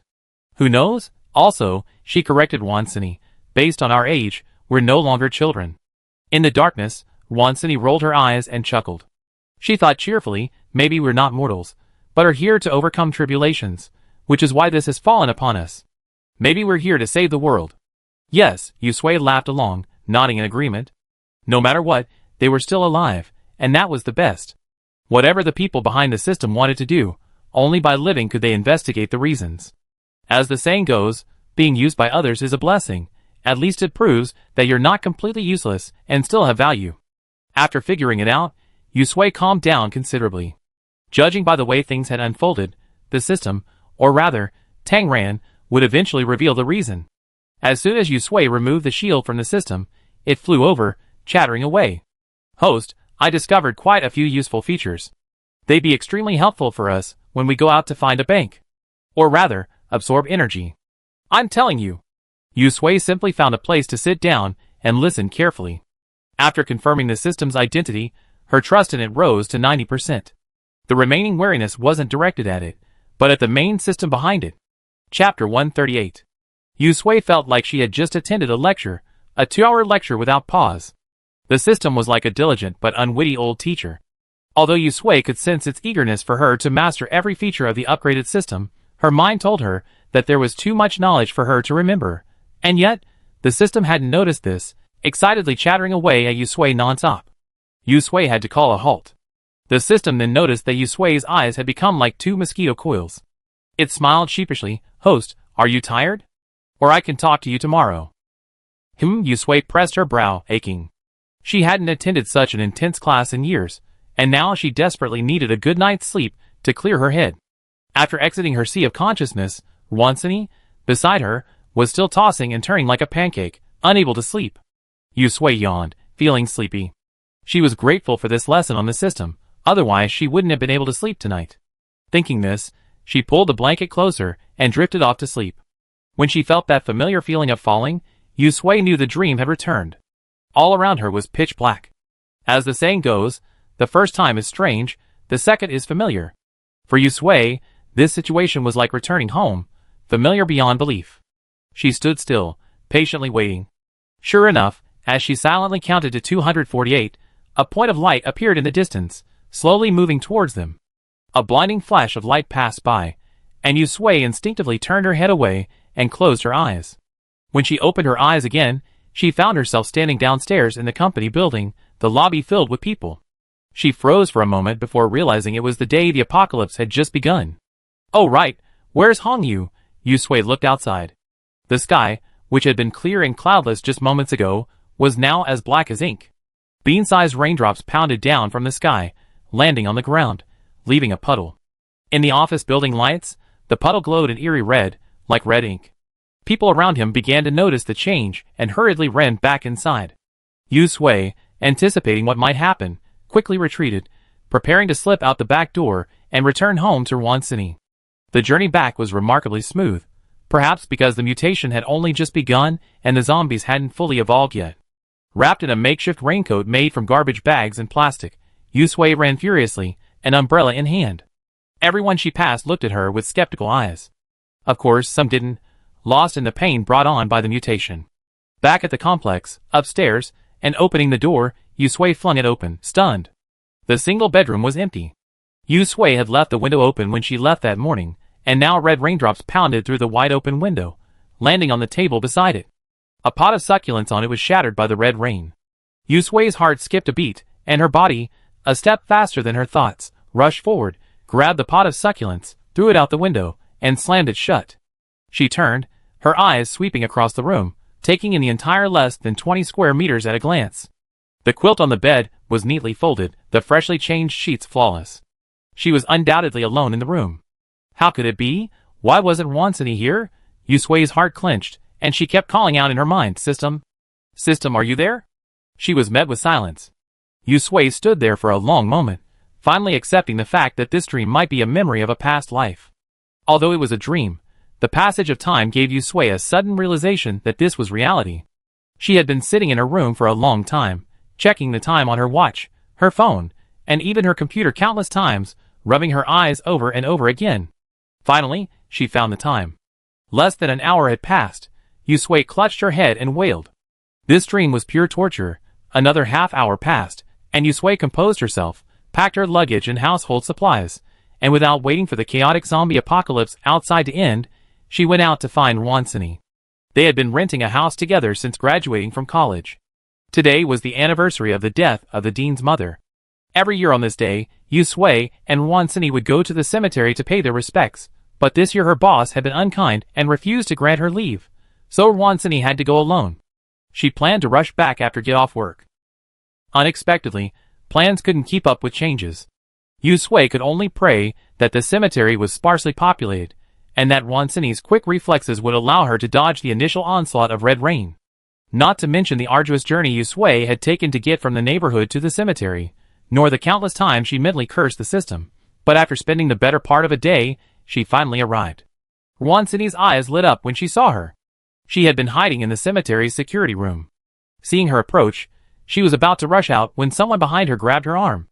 The person, a step ahead of her, donned a raincoat, held a stick, and ran out, saying, "I go meet them. Be careful not to get robbed." Wansini pouted and curled her lips, but didn't insist.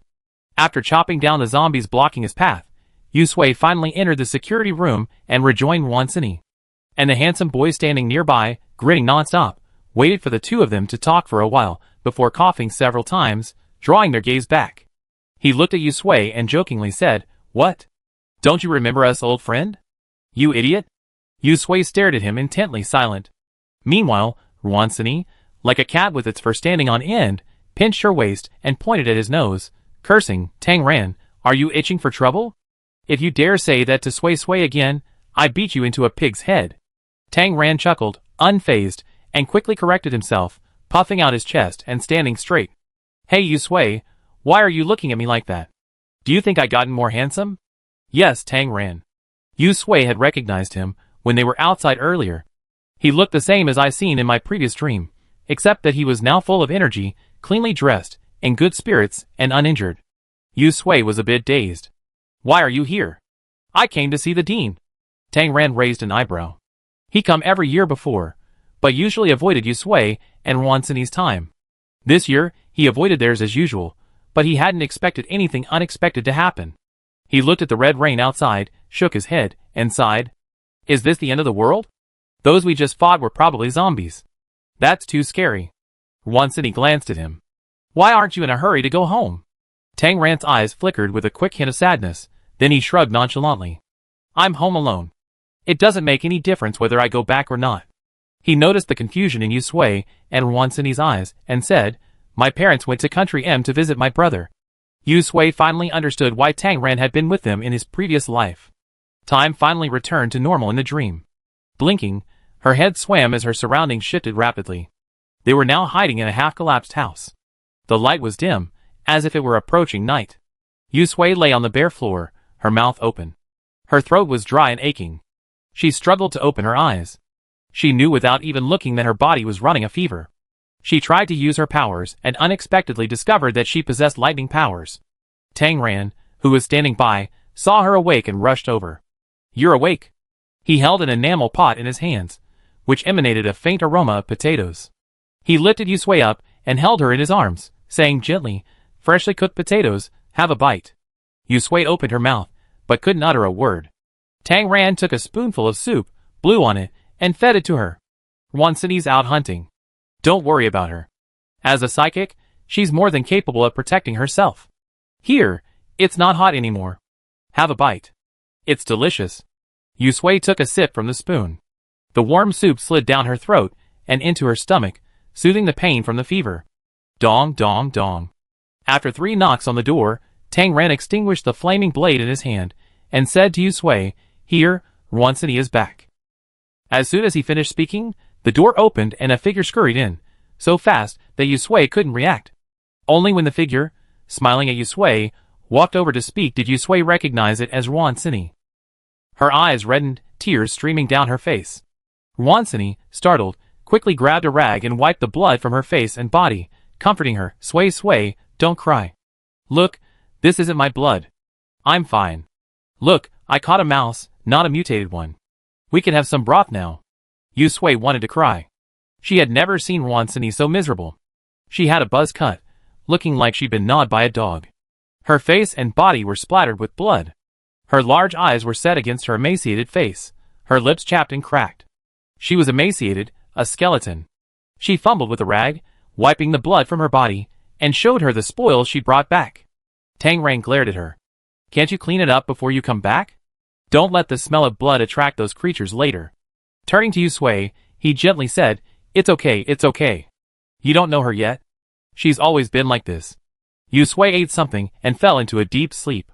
From the conversation between Wansini and Tang Ran, she learned the cause of her illness. They had encountered an evolved mutant plant, and had spent considerable effort to kill it together.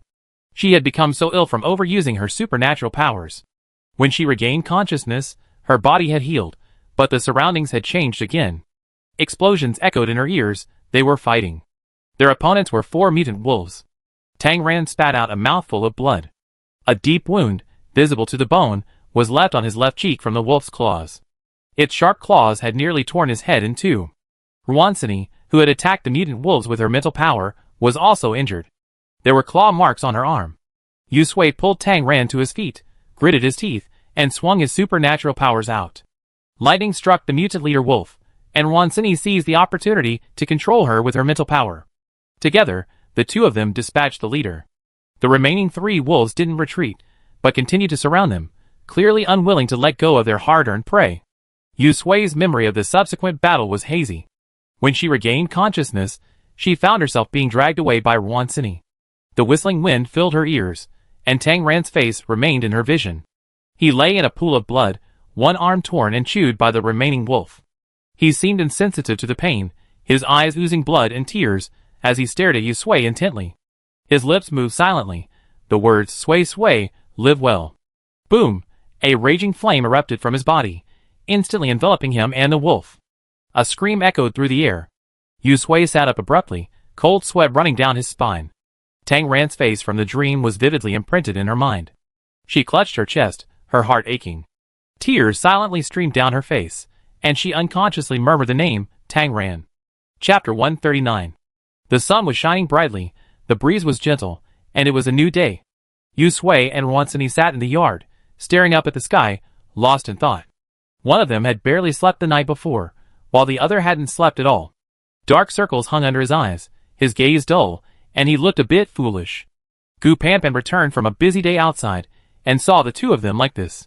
She waved to Xian and Anin, who were practicing in the yard, and then pointed at Yu Sui and Wansini and whispered. They didn't move? Xian shook her head, covering her mouth with her hand, and lowering her voice. No, they haven't moved since breakfast. Anin's eyes were filled with worry. Sister Panpan, are they sick? Gu Panpan stood up straight and stared at Yu Sui and Wansini, who were still lost in thought. She smiled and patted Xian and Anin's heads. It's okay, probably just a period of fatigue. I go talk to them. She instructed them. Have you finished your training? If not, continue. Anin pulled Xian back to continue practicing martial arts in the courtyard, looking back every few steps. Gu Panpan stood in front of Yu Sui and Wansini, reaching out her hand and waving it. Come back to your senses. Yu Sui and Wansini, One was lost in yesterday's dream, while the other was still wondering why Tang Ran had done this, and how he had become a system.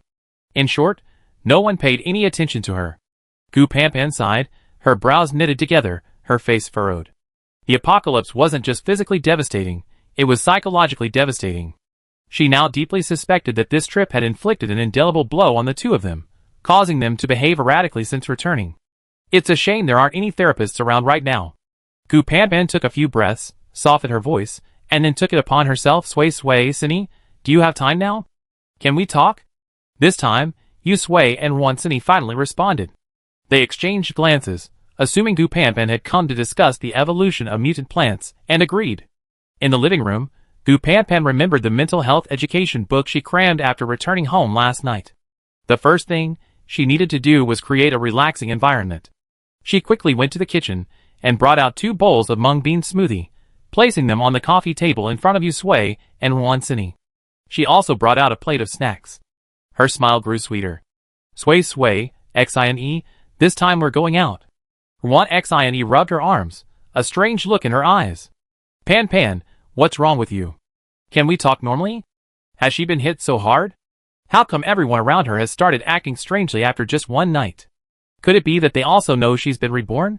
As she spoke, she reached out to touch Gu Panpan's forehead, trying to see if she had a fever. Gu Panpan's smile froze. She rubbed her cheeks and coughed, then opted for straightforward delivery. It seemed the lyrical approach wasn't for her. What's wrong with you two? Did you suffer any setbacks this time? Why are you so listless? And she turned to look at Yu Sui. Is there something wrong with you? Xine took a few sips of the mung bean smoothie inside. Anyone who knew their life was a repeating cycle wouldn't be too happy, especially in this apocalyptic environment. Yu Sui wasn't surprised that Gu Panpan noticed her health issues. After all, she had packed their backpacks for this trip, so she knew exactly what was missing and what was missing. She glanced outside and said calmly, There's something wrong with my supernatural power. It's temporarily unusable. Gu Panpan's eyes widened. Are you feeling unwell? Let me check you out. She knew Yu Sui wasn't feeling well, but she hadn't expected it to be this serious.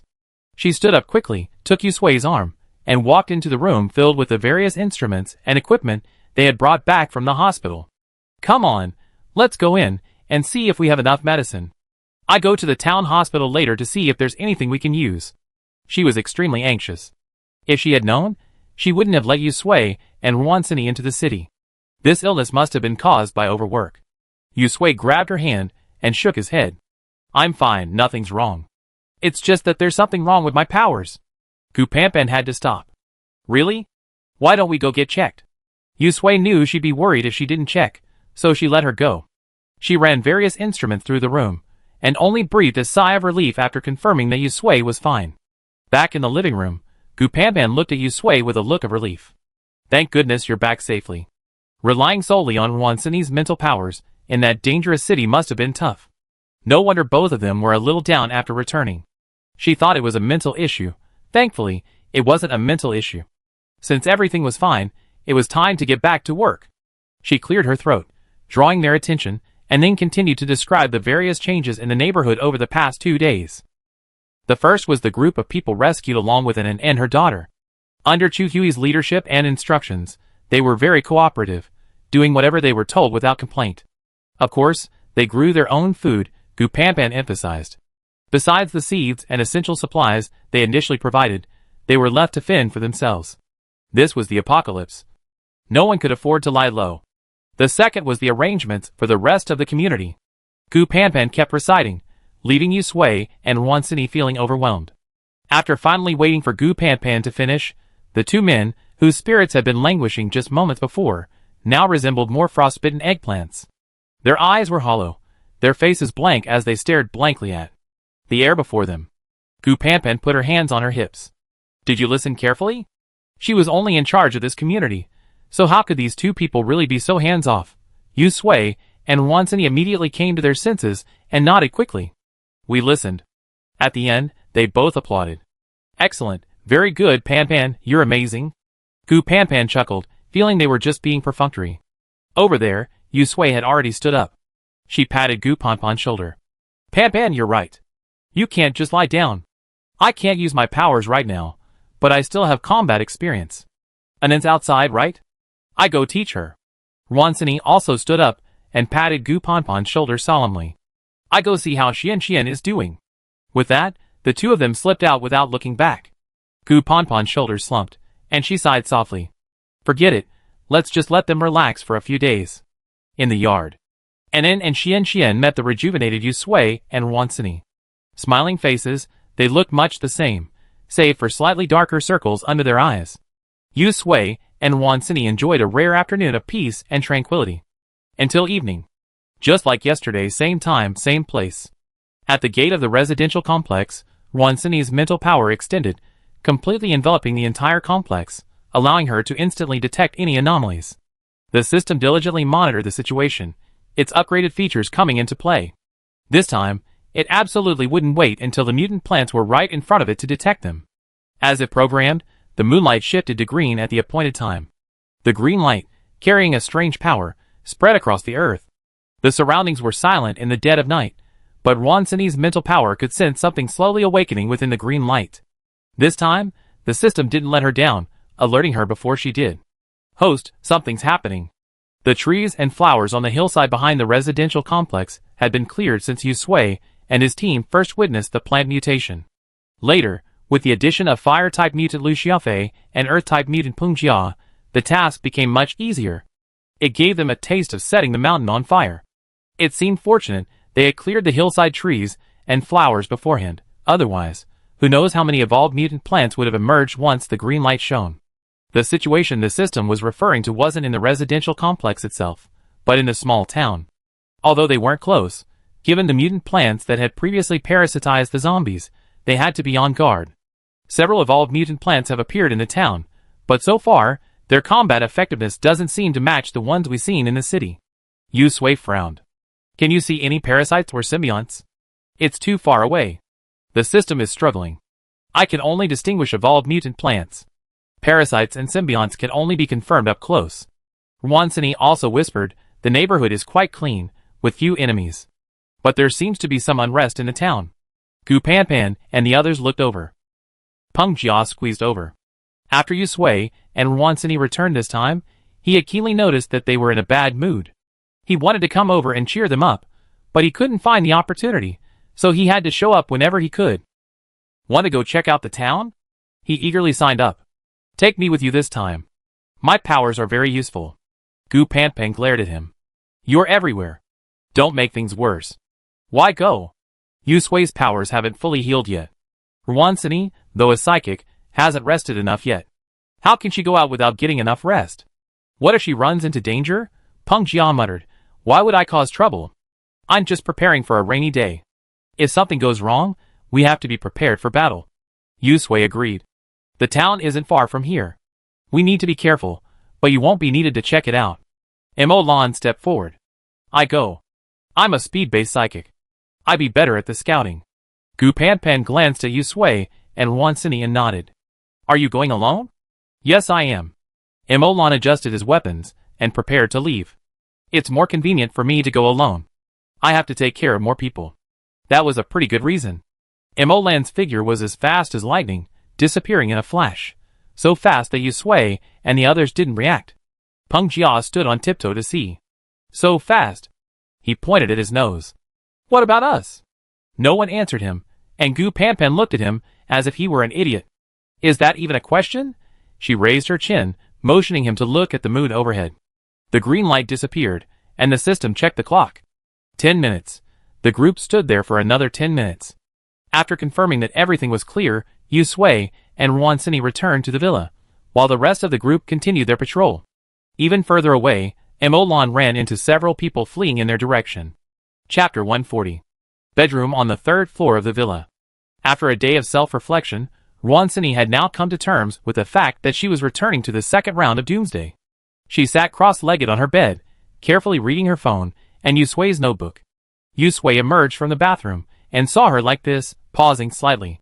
She suddenly remembered the disheveled Ruansini she had seen in her dream, and the Ruansini who had dragged her away at the end of the dream.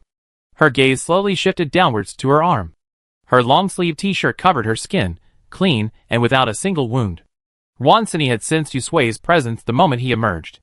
She lowered her head, still reading, but her eyes couldn't help but follow his gaze. From her face to her arm. She suddenly felt a surge of curiosity. What had she been like in her past life? It must have been pretty good, right? Ruansini simply closed her notebook and turned to look over, meeting Yusui's eyes, filled with sorrow and solemnity. She was stunned for a moment. Sway. Yusui pulled himself out of his emotion and smiled. What's wrong? Still reading? Ruansini stared at her. I was so shocked yesterday that I forgot to ask. How are our lives in our past lives? Judging by your expression, it must have been miserable, didn't it? Yusui pursed her lips, walked around the foot of the bed, and climbed onto the other side. It wasn't just miserable, it was utterly horrific. Ruansini was uneasy at her expression and tentatively asked, Don't we have special abilities? No way, that would be a perfect start. She shifted to a more comfortable position. Also, why is Tang Ren traveling with us? Didn't he go home and become a wealthy second-generation kid? In that situation, he should have a better chance of survival than us, right? She had a lot of questions, and since she couldn't sleep, she had plenty of time to wait for Yusui to answer them. Seeing she wasn't going to stop until she got the answers, Yusui found a more comfortable position and began to speak slowly. Yusui's soft voice was the only sound in the room. Ruansini's expression shifted as he spoke, as if she were listening to a book. After learning that she still had psychic abilities, Yusui also had lightning abilities, and even Tang Ren had fire abilities, she nodded in satisfaction. This setup was not bad, and their combat effectiveness was decent. Not only would they be able to walk freely in the apocalypse, but they wouldn't have a bad time anyway. Soon, this sweet dream was shattered by Yusui. Mutated animals, mutated plants evolved, and then mutated animals besieged them. Ruansini's brows furrowed deeper and deeper, her expression growing more and more solemn, until she felt numb. No wonder they had to restart the second round. This was so frustrating. After Yusui explained their final outcome, Ruansini had only this one thought. Especially upon learning of Tang Ran's fate, Ruansini's lips pressed tightly together, and she remained speechless for a long time. After a long while, Ruansini sighed deeply, and suddenly looked up. Can Tang Ran come back?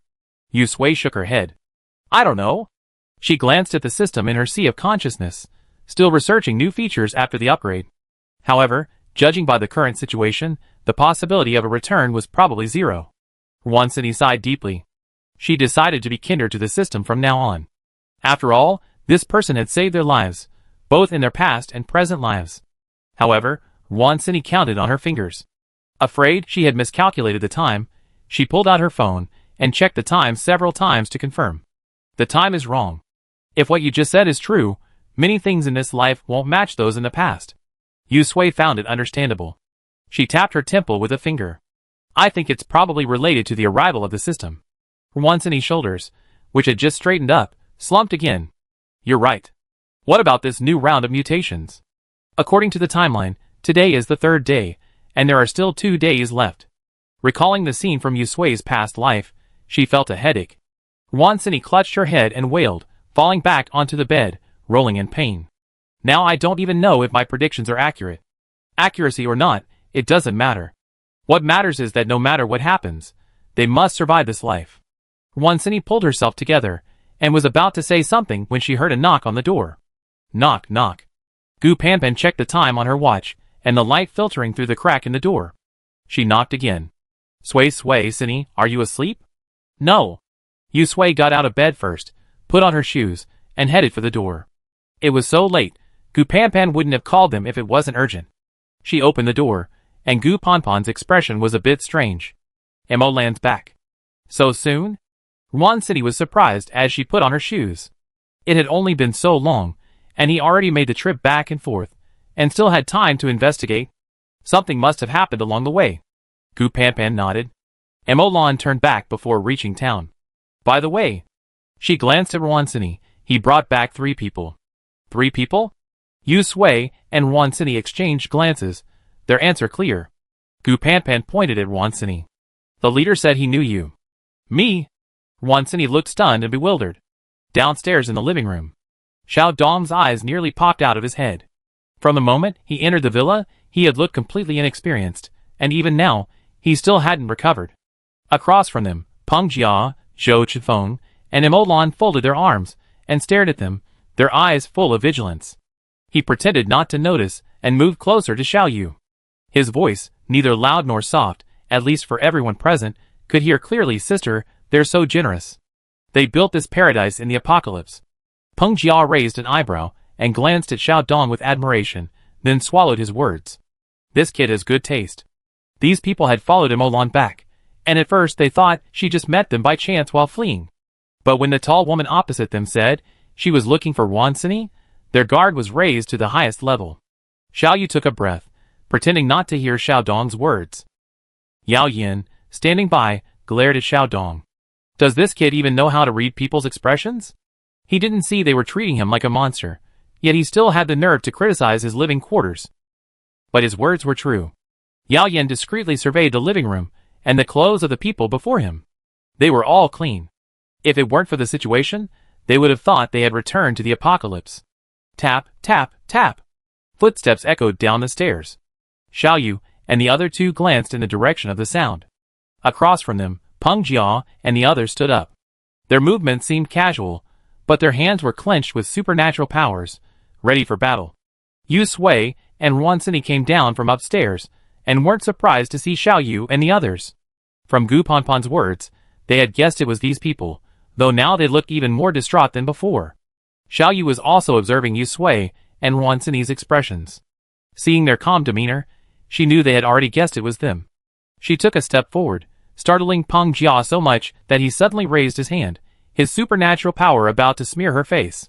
Fortunately, Yu Sui noticed Peng Jia's movements and called out to him. Peng Jia lowered her hand. Sister Sui, It's okay. Ruan City raised her chin and smiled. We met? Once. Xiao Yu spoke. My name is Xiao Yu, a psychic. She pointed at Xiao Dong and Yao Yin and introduced them. Yao Yin, a fire-type psychic. Xiao Dong was quicker to speak. Young master, my name is Xiao Dong, an earth-type psychic.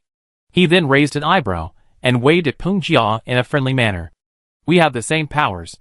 We could exchange skills sometime. Young master, I have combat experience. Xiao Dong. Xiao Yu lowered her voice and glanced at him.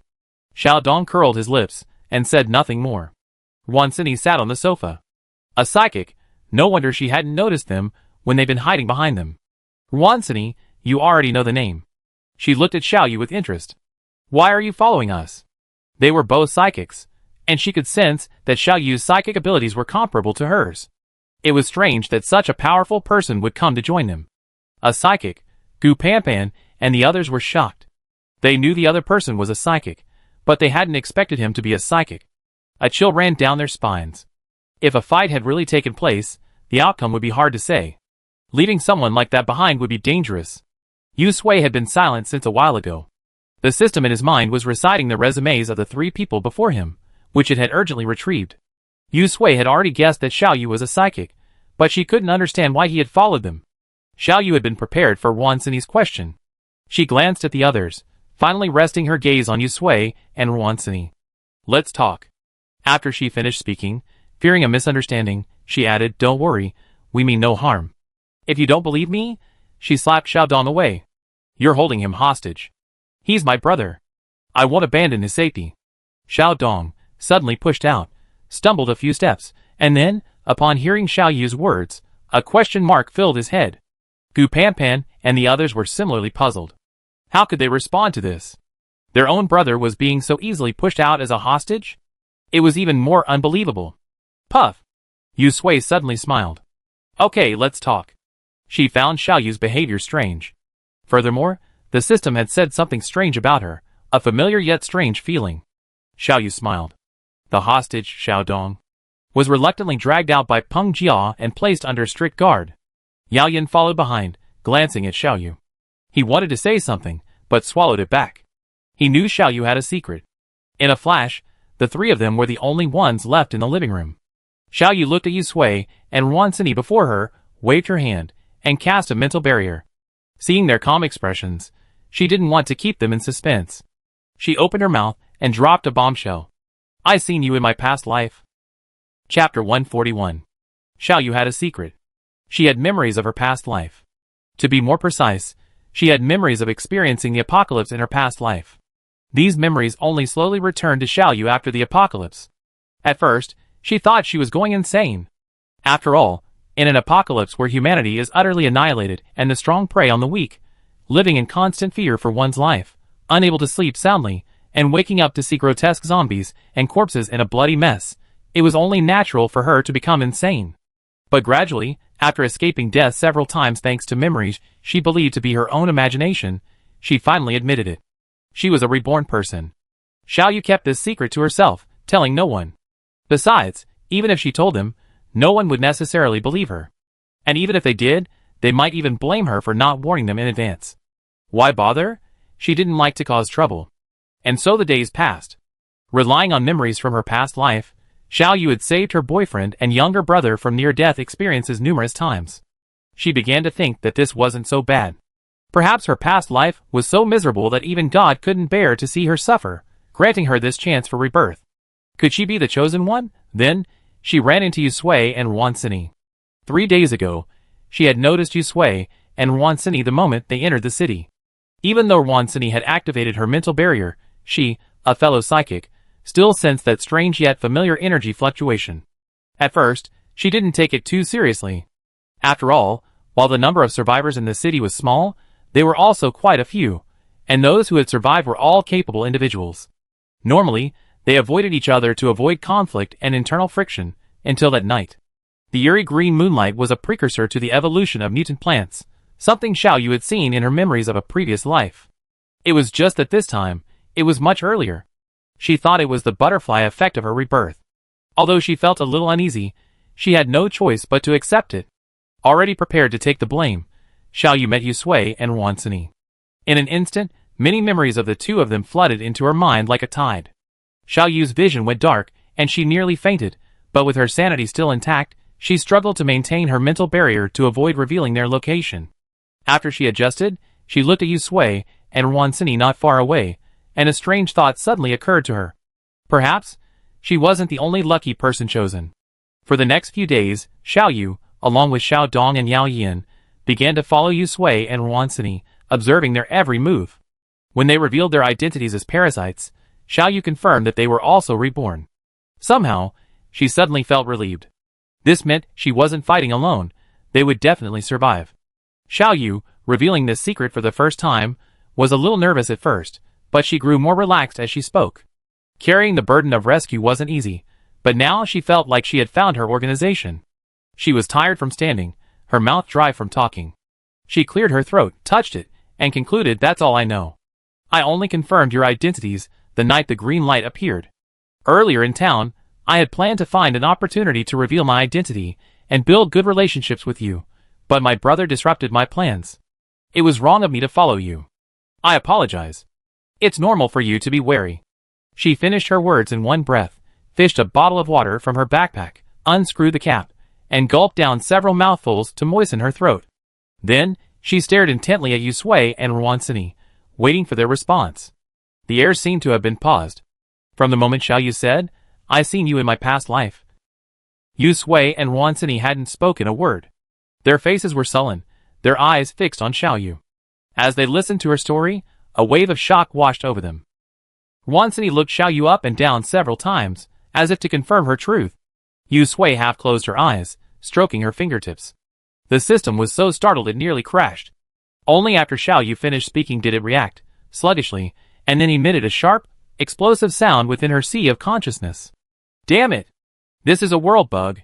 What should I do? What should I do? It remembered what the main system had said.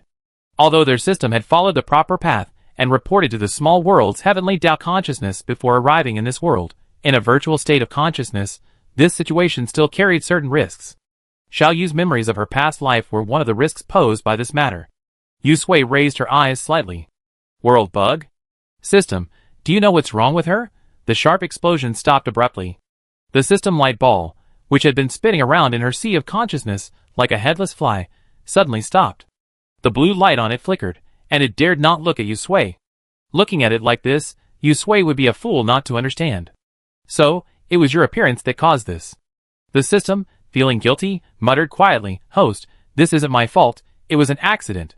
It quietly explained the reason for Xiao Yu's condition, trying to understand it in words Yu Sui could understand. Yu Sui paused, stroking his fingertips, and lowered his eyes. You mean, in my previous life, when I died, Xiao Yu was nearby, and my near-collapsed mental state at the time of death had an impact on her, which is why she remembers us. Yes, the system jumped up and down. It was as if your mental power, the host, had infected Xiao Yu, leaving a deep impression on her. You could think of it as memory resonance, which is why she suddenly recalled this memory after meeting again. Strictly speaking, she isn't truly a reborn, but rather a carrier of a portion of your future memory. This memory was self-completed and rationalized by her subconscious when she first awakened, creating the illusion that she was a reborn. After the system finished its explanation, it discovered a new problem. Future memories? Host? So the actual reborn person is the host? Yu Sui's eyes darkened, reminding her of the dream in which Tang Ren had died tragically. If she died, then Ruansini? She looked up at Xiao Yu. In your memory, how did we die? Xiao Yu's pupil shrank, and her grip on the mineral water bottle tightened. As expected, they were both reborn. She hadn't mentioned the circumstances of the two people in the memory she had seen. Nearby, Ruansini was initially puzzled by Yu Sui's direct admission, then stunned by her words. Her mind raced, quickly figuring out the whole situation. Her gaze toward Xiao Yu shifted from wariness to complexity, and she finally sighed softly. She, too, wanted to know how she had died in her previous life. Xiao Yu remained silent, her lowered eyes, and every expression on her face conveying the pain she felt from that memory. The mineral water bottle creaked in her hand.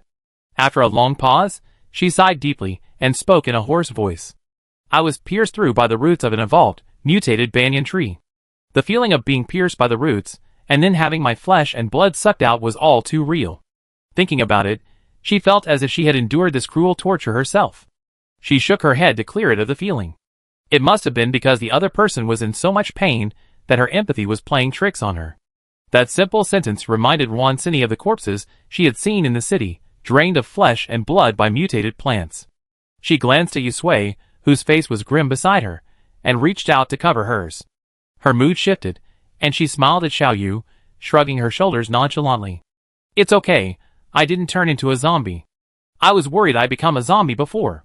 It would be unsightly and smelly, and even death wouldn't bring peace. This way of dying isn't bad either. At least I can finally close my eyes. Xiao Yu was stunned for a moment, startled by Ruansini's bizarre idea. Yu Sui squeezed Ruansini's hand, disliking her words. Ruansini smiled at her. That's all from a past life. It's already dead, so don't dwell on it. Let's just live in the present. But the evolved, mutant banyan tree? We haven't seen it yet. Sui, let's avoid those mutant plants from now on. I don't want to die at their hands again. Of course, Yu Sui said firmly, we will survive. Xiao Yu glanced at Yu Sui and Ruansini and pursed her lips. She hadn't mentioned that she remembered the memory happening just a month later, but considering their current state, she swallowed her words back. After all, even plant evolution had advanced, perhaps there would be new changes later. Besides, she didn't think this would end the same way as her previous life. The three of them reached a consensus, their rebirth remained a secret between them. When the mental barrier was removed, Xiao Dong, who was being held hostage outside, was the first to notice. His eyes lit up, and he was about to rush in, but Peng Jia restrained him. He reluctantly stood there and waited. He had no idea what his sister was going to say to them, making it so mysterious and preventing him from hearing. Yu Sui and the other two emerged, and Gu Panpan hurried over to meet them. She looked them over and was relieved to see that, while their expressions were somewhat grim, there were no signs of violence. Wansini clapped her hands and said with a smile, "Here, let me introduce you to our newest member of the community, Xiao Yu." She pointed, "Oh, and these two, Xiao Dong and Yao Yin." Xiao Dong reached out and slapped Peng Jia's hand off his shoulder. He immediately stood up, coughed, and straightened his clothes. "Did you hear? We're family now. Let's have some good exchanges from now on." With that, he darted over to Xiao Yu. "Sister, what did you two talk about?" He glanced up and down at Yu Sui and Wansini. Several times. "The clothes are so clean. He wants them too." Xiao Yu glanced at him. "Why are you so talkative?" She turned to look at Yu Sui and Wansini. "It's getting late. I take them to find a place to stay. By the way, since we all live in the same neighborhood, let us know if there's anything we can do. We should all contribute." Wansini nodded. "Of course. We can't afford to eat for free right now. We all have to rely on ourselves." Gu Panpan stepped forward. "I take them." She was used to doing this. Yu Sui and Wansini watched Gu Panpan and the others leave.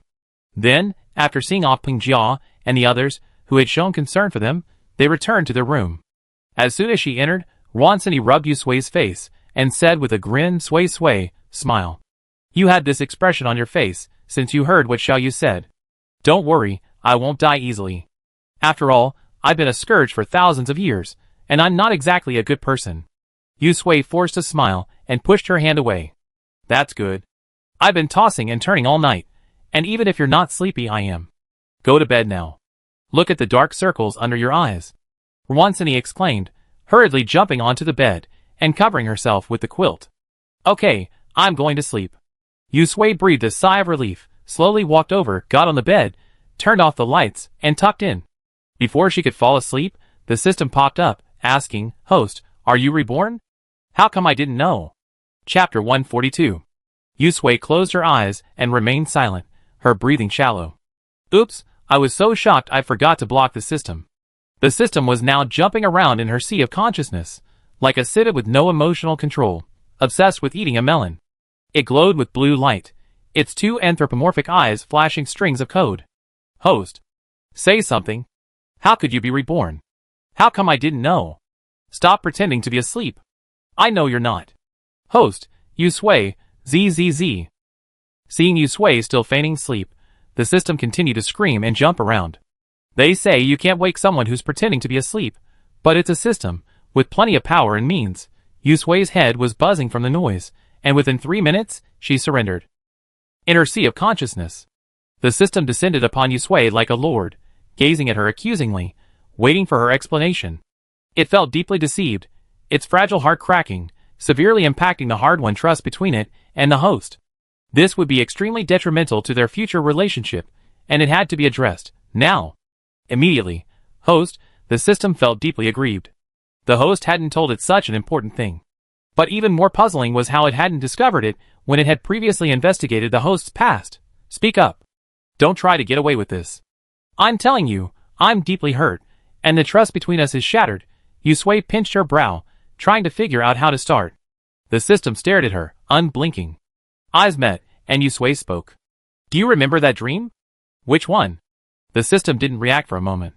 It immediately said, "Host, don't try to change the subject. I'm telling you this. The dream you had in Tang Rant's body." Yu Sui stared at it intently, interrupting it. She realized the system was also playing dumb, perhaps refusing to accept reality. The system fell silent for a moment, staring blankly at Yu Sui, following her words, and recalling that strange dream. Everything in the dream was clearly imprinted in its core. It had always told itself it was just a dream, not real, that the host's memories had infiltrated its core, causing that absurd dream. But now, it was suddenly unsure. Is it really just a dream? Then why does it feel so vaguely familiar? Yu Sui looked into its eyes, seeing the evasiveness hidden deep within. She decided to add fuel to the fire. "The one who was reborn wasn't me, but you." Tang ran. The system jolted violently, its beady, anthropomorphic eyes first filled with confusion, then a surging wave erupted, as if something was struggling to escape. A moment later, the blue sphere's light flickered violently, and lines of complex code rapidly flashed across its surface, as if its core was struggling to break free. It made a mechanical, creaking sound, like a stuck tape, followed by a series of error and warning sounds. Yusui had seen this scene many times, and this time she would not stand idly by. Yusui opened her mouth, her voice soft, but she was certain that Tang Ran's soul, hidden deep within the system, could hear it. Tang Ran, it's you, isn't it? Long time no see. Honestly, if it weren't for that dream I had earlier, I would have almost forgotten you. Now that I think about it, you must have been responsible for the memory of you I'd lost as a child. Her lips curled slightly. Your plan was good, but aren't you afraid I truly forget you? Now won't you come out and see me? The system's dark eyes shone with inky hues. It lost control of the sphere and fell helplessly to the ground, tumbling and struggling, with a constant stream of errors and warnings. The core of the system trembled violently. The programmed system sensed another, powerful soul emerging, and the two struggled for control of the sphere. Finally, the programmed system seemed to be crushed by some immense, unbearable memory, and reluctantly surrendered control of the sphere. The trembling sphere before them suddenly stopped. The blue sphere slowly floated upward, turned, and looked directly into Yusui's eyes. It moved its lips, its voice less mechanical and more human, with a hint of teasing and resigned. Long time no see, Sui. Yusui smiled, but his eyes felt sore and hot. Long time no see. Tang Ran. The ball of light danced a few times, then staggered towards Yusui. He sighed sadly. Oh, please don't cry. You're already so grown up, and this name still sounds comforting. How about this image of me? Doesn't it scare you? Yusui shook his head. The image of his self-destruction in the dream overlapped with the image of the ball of light at this moment. Tears flowed uncontrollably. Tang Ran was at a loss, crying, Don't cry, don't cry. I'm actually quite fine like this. Otherwise, I wouldn't even see you. If Wansini saw you like this, she'd probably think I made you cry and come and hit me. Yusui chuckled. Don't worry, she can't hit you now. That's right. Tang Ran jumped, a little pleased with himself. Now, I'm closer to you than she is. Seeing Yusui finally stop crying, he cleared his throat and got down to business. Sui, be careful. The new round of mutations has been brought forward. Things are a little out of my control, and the danger will be even greater. You and Wansini must be careful. He emphasized that if the system tells you to go to the city again, don't rush off with Wansini like you did before. Think twice before you act. Yusui listened intently. I know, she paused, looking at Tang Ran. You can still. Tang Ran shook his head. No, this is the best possible outcome. Sui, don't be sad for me. I think the way it is right now is good. I can always be by your side. The system can be trusted. He was about to say something when the light ball began to vibrate violently again, its words coming out in a choppy manner, as if the signal was unstable, the system consciousness needing to regain control of the light ball. Sui. See you next time. Yusui held the light ball, watching the eyes gradually dim. She gently caressed them and whispered, See you next time. A moment later, the anthropomorphic, beady eyes lit up again. The system blinked twice, a little bewildered, then realized it was being held by Yusui. It suddenly jumped out of Yusui's arms, as if shy, and said awkwardly, Host, why? Why are you hugging me? Yusui stood up, brushed off the non-existent dust, and said calmly, Oh, it's nothing. I just wanted to see if you were warm. System, I'm a machine, of course I don't have any warmth. It's getting late, I'm going to bed. Yusui waved goodbye, leaving a sea of consciousness, rolled over, and pretended to sleep. Still in shock, the system hummed twice, letting Yusui go. Its reaction time had been slow since the upgrade, but after Yusui fell into a deep sleep, it finally remembered its earlier problem. It gazed at the soundly sleeping Yusui with a wry look, pouting. The host still hadn't explained to it why she was a reborn being, yet it didn't know about it. No, the host seemed to have said something. That dream, and Tang Ran's name. System, It's better not to remember. How could it be human? No, the host must be teasing it. It pondered for a while, and suddenly an idea struck it. It decided to contact the main system. Actually, the main system had agreed to contact it if they had any problems, and it would solve them, but to prove its competence, it had never used this function. Now it could try. Just do it. The system spent half the night typing away, carefully considering the words, and after a while of mental preparation, it finally transmitted through the special transmission channel. By the time it was all done, it was already dawn. Wansini had a good sleep, and woke up feeling refreshed. She thought to herself, humans are truly resilient. Every single thing that happened in the past 2 days was a huge shock to her. In the past, it might have taken her a week to recover, but now, in less than a day, she already accepted it perfectly. Perhaps she'd become numb from all the stimulation. She thought cheerfully, preparing to share this philosophical discovery with Yusui, when she reached to her side and paused, feeling nothing. Once he glanced at the time. It was only 6:30. Why was Yusui up so early?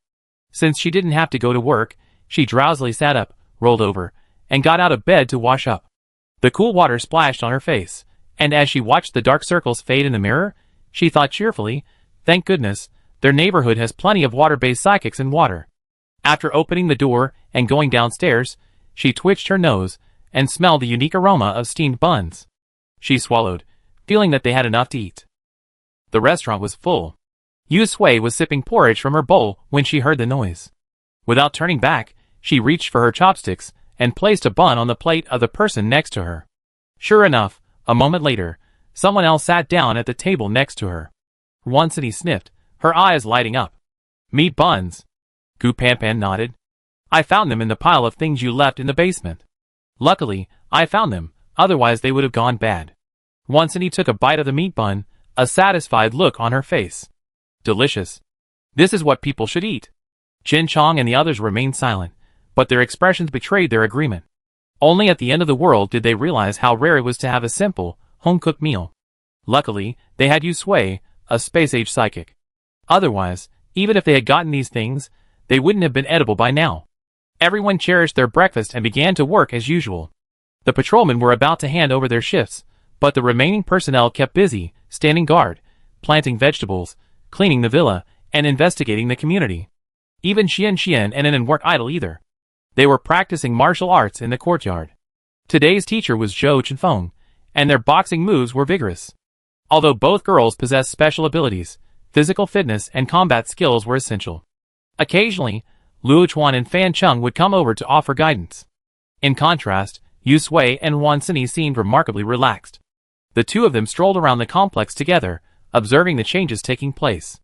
In their sea of consciousness, the system waited all morning, but still received no response from the main system. They were puzzled. Could there be a problem with the transmission path? Chapter 143. Good morning. Sister Yu, Sister Wan. Good morning. Along the way, Yusui and Wan Sini encountered many people who came to greet them, giving them the illusion of being transported back to the days before the apocalypse, strolling through the neighborhood early in the morning. Wan Sini said contentedly, time is truly peaceful. Yusui nodded in agreement. The system within the sea of consciousness heard Wan Sini's words. The main system hadn't responded yet, and the dream had put it in a bad mood. Suddenly, it said in a sarcastic tone, that's because I'm carrying the burden for you. Yusui's smile faltered. Good morning. Xiao Dong, having enjoyed a rare peaceful night's sleep, was awakened early by his biological clock. He tried to catch some sleep, but the noise of voices outside kept him awake. He rolled on the ground in anger, then sat up and opened the window. He wanted to see what the hell these people were doing. Didn't they know it was the end of the world? And they were still talking. They couldn't even keep quiet. What a shame. As soon as he opened the window, he saw Yusui and Wan Sini strolling downstairs. He rolled his eyes, whistled, half leaned out the window, waved, and greeted them with a grin. Then, facing Yusui and Wan Sini's puzzled looks, he swiftly flipped out the second-floor window and landed safely. Hi! Xiao Dong ruffled his hair, a broad smile on his face, and struck a pose. Good morning, ladies. His nose twitched, and he took a step forward, taking a deep breath. His mouth began to water. The aroma of meat buns. Yusui and Wan Sini. Is this guy born in the year of the dog? Can he even smell that? Xiao Dong's smile widened, his stomach growling in sync. He spoke sweetly. Beautiful sisters, I haven't eaten in ages. Listen, my stomach's about to burst, so... He flirted with Yusui and Wan Sini, using his charm, like a pre-apocalyptic flirt. Can you give me something to eat? Yusui and Wan Sini stared at him with indescribable expressions.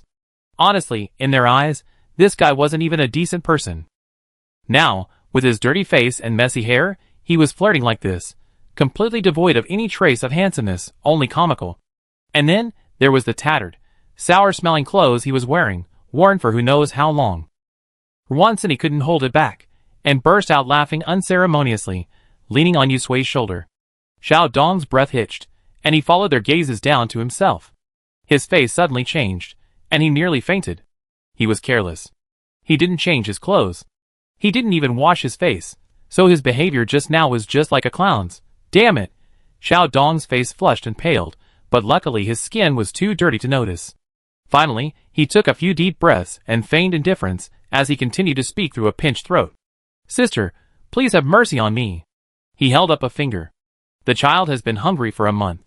For food, what's dignity? Behind him. Witnessing the scene, Xiao Yu's forehead veins twitched.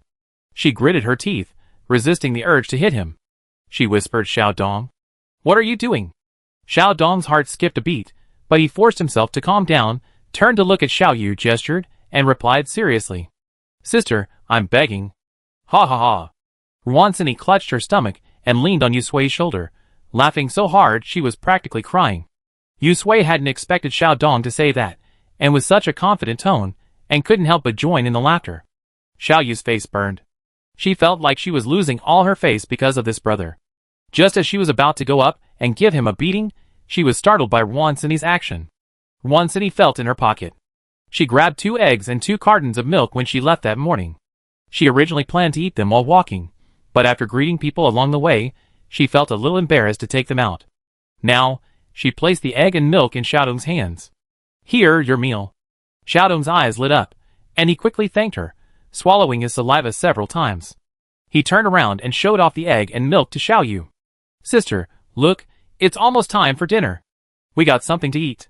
He shuffled over to Xiao Yu, untied the straw from the milk bottle, inserted it, and then pressed the other end of the straw into Xiao Yu's mouth. He squeezed the bottle. Sister, drink it. The rich, fragrant milk flowed up the straw, and Xiao Yu instinctively took a sip. Only after the milk entered her mouth and swallowed did she come to her senses. She glanced at Xiaodong, who was wiping his hands vigorously as he prepared to peel the egg, and her heart softened. She took the milk and put it down. Sister, I'm not hungry. Xiaodong rolled his eyes at her. You're bragging. Drink it quickly. There are only 2 of them, and you can't save them for him. He's a big, strong man, and he's starved to death if he skips 1 or 2 meals. This is what I want back. I can't give it to him anyway.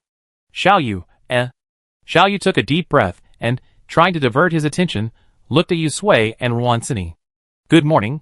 I'm sorry to have made a fool of myself. Ruansini waved her hand. Hey, what's the big deal? If I'd been hungry for this long, I'd probably be even more hungry than him. Yusui looked at their villa, twitching her fingertips before retracting them. She couldn't use her spatial abilities yet. She still had a lot of furniture and other things in there, so she'd give them to them later. By the way, did Panpang give you seeds when she brought you here yesterday? Xiao Yu nodded. Yes. We don't know how to grow them. Xiao Dong peeled an egg and stuffed it into Xiao Yu's mouth, then turned to Yusui and Ruansini and complained, and now? If we grow vegetables, we don't know when we'd be able to eat them. What if they mutate? We might even end up becoming food for them. Yusui raised an eyebrow. No, these seeds are the ones we sorted through. They grow quickly. She checked the time. You'd be able to eat them almost tonight. As for growing vegetables, that's easy too. Just put them in the soil and water them. Xiao Yu swallowed the egg with difficulty, glared at Xiao Dong, and pushed him away. Really? They hadn't had a stable life since they'd been fleeing around the city, so they naturally hadn't bothered to figure out whether they could grow vegetables or eat them. Looking at the seeds in their hands, they wondered why the people in this community lived so well. If it was really as Yusui said, they would never lack food again. Of course, Yusui nodded. You don't have a water-based mutant. I have someone come and help you get one later. These vegetables grow very fast. Plant them today and harvest them today. They can't be left overnight. The main thing is that the green light is still there at night. I wonder if it will cause any mutations. Xiao Yu thanked him repeatedly, once again feeling that this trip was the right one. Their chances of survival were greatly improved. Recalling the fate of Yusui and Ruansini in that memory, Xiao Yu pursed her lips, stepped forward, and after much hesitation, finally stated the time. Even though the timeline had been advanced, it was still helpful to have a reference point. Yusui frowned. A month later? Xiao Yu, well, you should be careful of those mutated plants.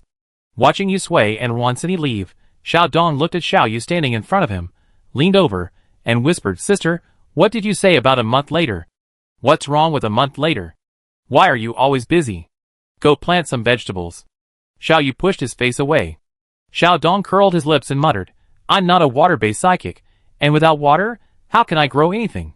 If you don't want to talk about it, then don't talk about it. Why are you being so aggressive? Yu Sui and Wansini ran into Xiao Lei on the road and asked her to come over and help Xiao Yu and the others plant some vegetables and get some water. Xiao Lei immediately agreed. Imo Lan had already told them about Xiao Yu and the others last night after returning. Hearing that Xiao Yu was also a psychic instantly made Xiao Lei feel more secure. She absolutely had to help. After that, she excitedly ran to the villa where Xiao Yu and the others were staying. He was a big shot, so she had to build a good relationship with him. By the lake, Yu Sui and Wansini found a place to sit. Wansini looked at the calm lake. A gentle breeze blew across, carrying the unique salty smell of the lake water. She rested her chin on her hand, frowning as she pondered, unable to come to a conclusion. Hey Sui, how could we be killed by a mutant banyan tree? That's a bit too frustrating. Yu Sui reminded her, it's an evolved mutant banyan tree. It's normal for it to be a bit powerful. Besides, in her dream, although she and Wansini had narrowly escaped the mutant wolves' attack, they had also sustained significant injuries. It was natural for the mutant banyan tree to take advantage of them. What concerned her was what Tang Ren had said yesterday. He told her not to go to the city for the time being, but there was no way he witnessed their end. The system within her sea of consciousness sat quietly in a corner, a large portion of its attention focused on the community's security surveillance, another portion still pondering the question of whether the dream was true, and the remaining small portion staring at the gray transmission channel, its heart in turmoil. How strange. Didn't the main system say it would respond immediately to requests for help? Why hasn't it replied in so long? Did it send it to the wrong address? Or is the transmission channel broken? The system muttered, carefully checking the transmission channel again. After confirming there were no problems, it thought again, and sent another request for help. Just as it was preparing for another long wait, the communication port suddenly lit up. The dim light turned bright red, and an encrypted reply from the other end appeared before its eyes. The system eagerly opened and read, then froze in its tracks. The next second, a powerful suction force emerged from the depths of the core system, hooking the system reading the message and yanking it downward. At the same time, Yu Sui's fingertips paused, her vision darkening. The familiar feeling of falling consciousness surged from her mind. She looked at Wansini, who was holding her face up and speaking. She tried to speak, but found herself unable to make a sound. In her panic, she only had time to grab Wansini's hand. Then, consciousness fell into the abyss. Chapter 144. When Yu Sui opened her eyes again, she was met with a blinding red. The strong, nauseating smell of blood reached her nose. She stirred her limbs and found she could move. Just as she was about to sit up, she heard footsteps. She lay back down, closed her eyes, and pretended not to wake. The footsteps grew closer. A large, warm hand placed its hand on her forehead, as if testing her temperature. Then, a familiar male voice rang out. Sister, this one doesn't have a fever. Another voice softly hummed. It was a woman. Yu Sui felt her approach her, fiddling with her arm for a moment. The faint smell of disinfectant and medicine reached her nose. The pain from the wound made her gasp, and her hands trembled uncontrollably. The woman raised a brow and asked coldly, Awake? Yu Sui stopped feigning sleep. The fact that he bothered to change the dressing on her wounds meant he held no ill will towards her. She opened her eyes, met his gaze, and was stunned. Xiao Yu? Xiao Yu was also stunned. She pondered over her memory, wondering how Yu Sui could recognize her. Xiao Dong, standing nearby, heard the voice and came over, unconcealed in surprise. Sister, do you know each other? No wonder you asked us to save them.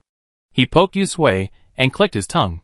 You're lucky you ran into us, or your bodies would be rotting by now. Hey, how did you get these injuries? They're so horrible.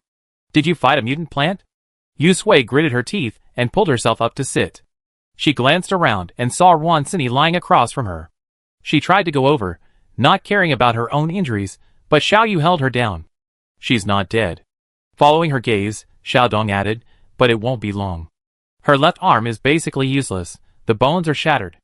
Our medicine can only help stave off the pain. Whether she can make it through it depends on herself. Yu Sui's heart sank. Left arm? How could that be? Memories returned, and she knew what time it was. This dream connected to the last one. Tang Ren blew himself up to hold back the two mutant wolves, and Wansini, after sacrificing an arm, carried her away. However, She lost consciousness after losing too much blood. Fortunately, they were lucky enough to encounter the kind-hearted Xiao Yu and his companions. Yu Sui sat beside Wansini, silent, one hand tightly holding hers. It was all she could do now. Knock, knock. 2 knocks on the door. Someone opened it and scurried in. Seeing Yu Sui awake, they exchanged glances and nodded. Then they turned to Xiao Yu and took out the supplies he had found during his trip. 2 cans medicine. Yao Yin glanced at Yu Sui's expectant eyes and shook his head. I can't find it. The nearby pharmacy was looted and it's a mess. Xiao Yu nodded, picked up the dusty can, blew on it, and then roughly wiped it with his sleeve. He pried it open and handed it to Xiao Dong. What's it like out there? Not good. Yao Yin sat cross-legged on the ground and sighed deeply. He took a small stone and drew a map on the ground. There's mutant dog excrement here. I think it's their base camp. I took a look from a distance and came back. There's an evolved mutant locust tree over here. This is the only safe path for now. He paused, glancing at Yu Sui and Wansini. We can't stay here long. Xiao Yu's brows were furrowed. Xiao Dong sipped the can, tooted, and lowered his head in silence, but Yu Sui clearly understood the discontent in his tone. She understood Xiao Dong's complaint. This was the end of the world, and bringing her and Wansini along with him was simply courting death. Besides, the blood they were covered in might attract those mutated plants and animals. Xiao Yu patted Xiao Dong and snatched the can from his hand. Eating won't stop you. She walked over to Yu Sui and shoved the can into her hand. Eat something too. It helped you regain your powers sooner and get out sooner. Thank you, Yu Sui said without hesitation, taking the can. Although she had no appetite at the moment, Xiao Yu was right. She needed to maintain her strength. Xiao Dong complained, Sister? That's the food we found. Yao Yan's fingertips flickered with flame, and he placed the remaining can of food on top to toast it. Here's another one. He didn't know why Xiao Yu had saved these 2 people, but since he had already saved them, there was no point in bringing them back and watching them die. Xiao Yu slapped Xiao Dong again, angrily saying, Shut up. Honestly, Xiao Yu didn't want to save these 2 people either. The reason was simple. She wasn't a philanthropist. This was the end of the world, and surviving herself was a blessing. She simply didn't have the energy to spare anyone else. But Xiao Yu secretly glanced at Yu Sui, who was feeding the unconscious Wansini. As she encountered them, a strange thought and a strange voice suddenly occurred to her. That voice told her she had to save them. Psychic's recovery abilities were truly remarkable. Wansini awoke 3 hours later and learned what had happened to her left arm. Yu Sui held her in his arms, and she grinned. It's okay, I'm not dead. It's just an arm. I'd be a one-armed heroine in the future. Xiao Dong burst out laughing at this. You're quite optimistic. Wansini then realized there were 3 other people in the room besides Yu Sui. Yu Sui introduced them to her, and she thanked them solemnly. Regardless of their reasons for saving them, being saved these days was something she couldn't even ask for. They hid for 2 days, and once Wansini was able to get out of bed and walk, they decided to leave immediately. It was then that Yu Sui realized Xiao Yu wasn't a psychic. More accurately, she wasn't a psychic at all, but an ordinary person. Xiao Dong and Yao Yin were just as she knew them, one an Earth-type user, the other a Fire-type user. Yu Sui couldn't understand why this was happening. Could it be the butterfly effect of rebirth? Soon, she found out. It was late at night. Yu Sui stared at a point in the void, seemingly in a daze, but only she knew that there, a phantom figure, like a figment of her imagination, was floating there. The figure muttered something along the way, following them from the moment Yu Sui woke up. At first, Yu Sui thought it was a hallucination, blurred by her injuries, but after a few days, she realized that neither her eyes nor her head were affected. There was a figure. And it was someone he knew. After Tang Ran blew himself up, he found himself dead. It took him 3 seconds to accept this fact. That was nonsense. If he could still be alive after self-destructing, that would be a miracle. Speaking of ghosts, it took him 30 seconds to accept his own transformation. Floating shakily in midair, watching himself perform any exaggerated movements, even mastering the art of passing through walls without any instruction, he finally came to terms with it. Being a ghost wasn't bad, he hadn't expected ghosts to exist in this world.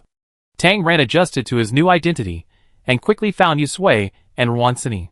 He was nearly terrified by their appearance. He tried for a long time, even coming up with the idea of possessing them, but it didn't work.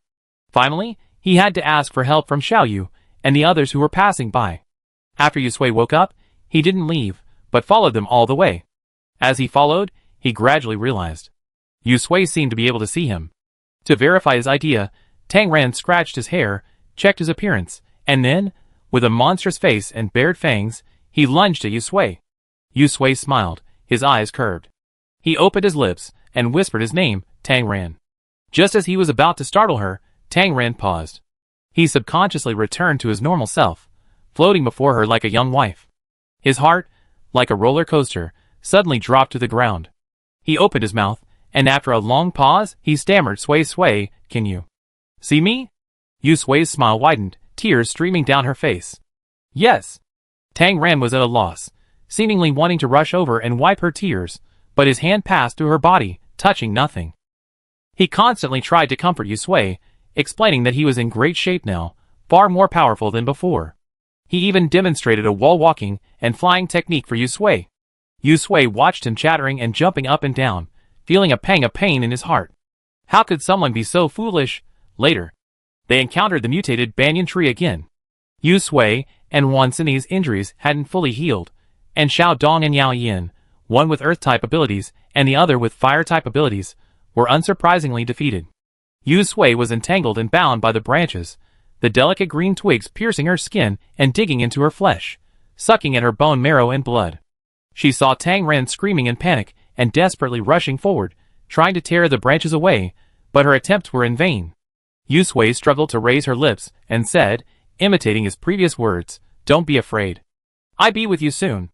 Her bones were gradually crushed, and her flesh and blood gradually dwindled and disappeared. Yu Sui's vision gradually blurred. She strained to keep her eyes open.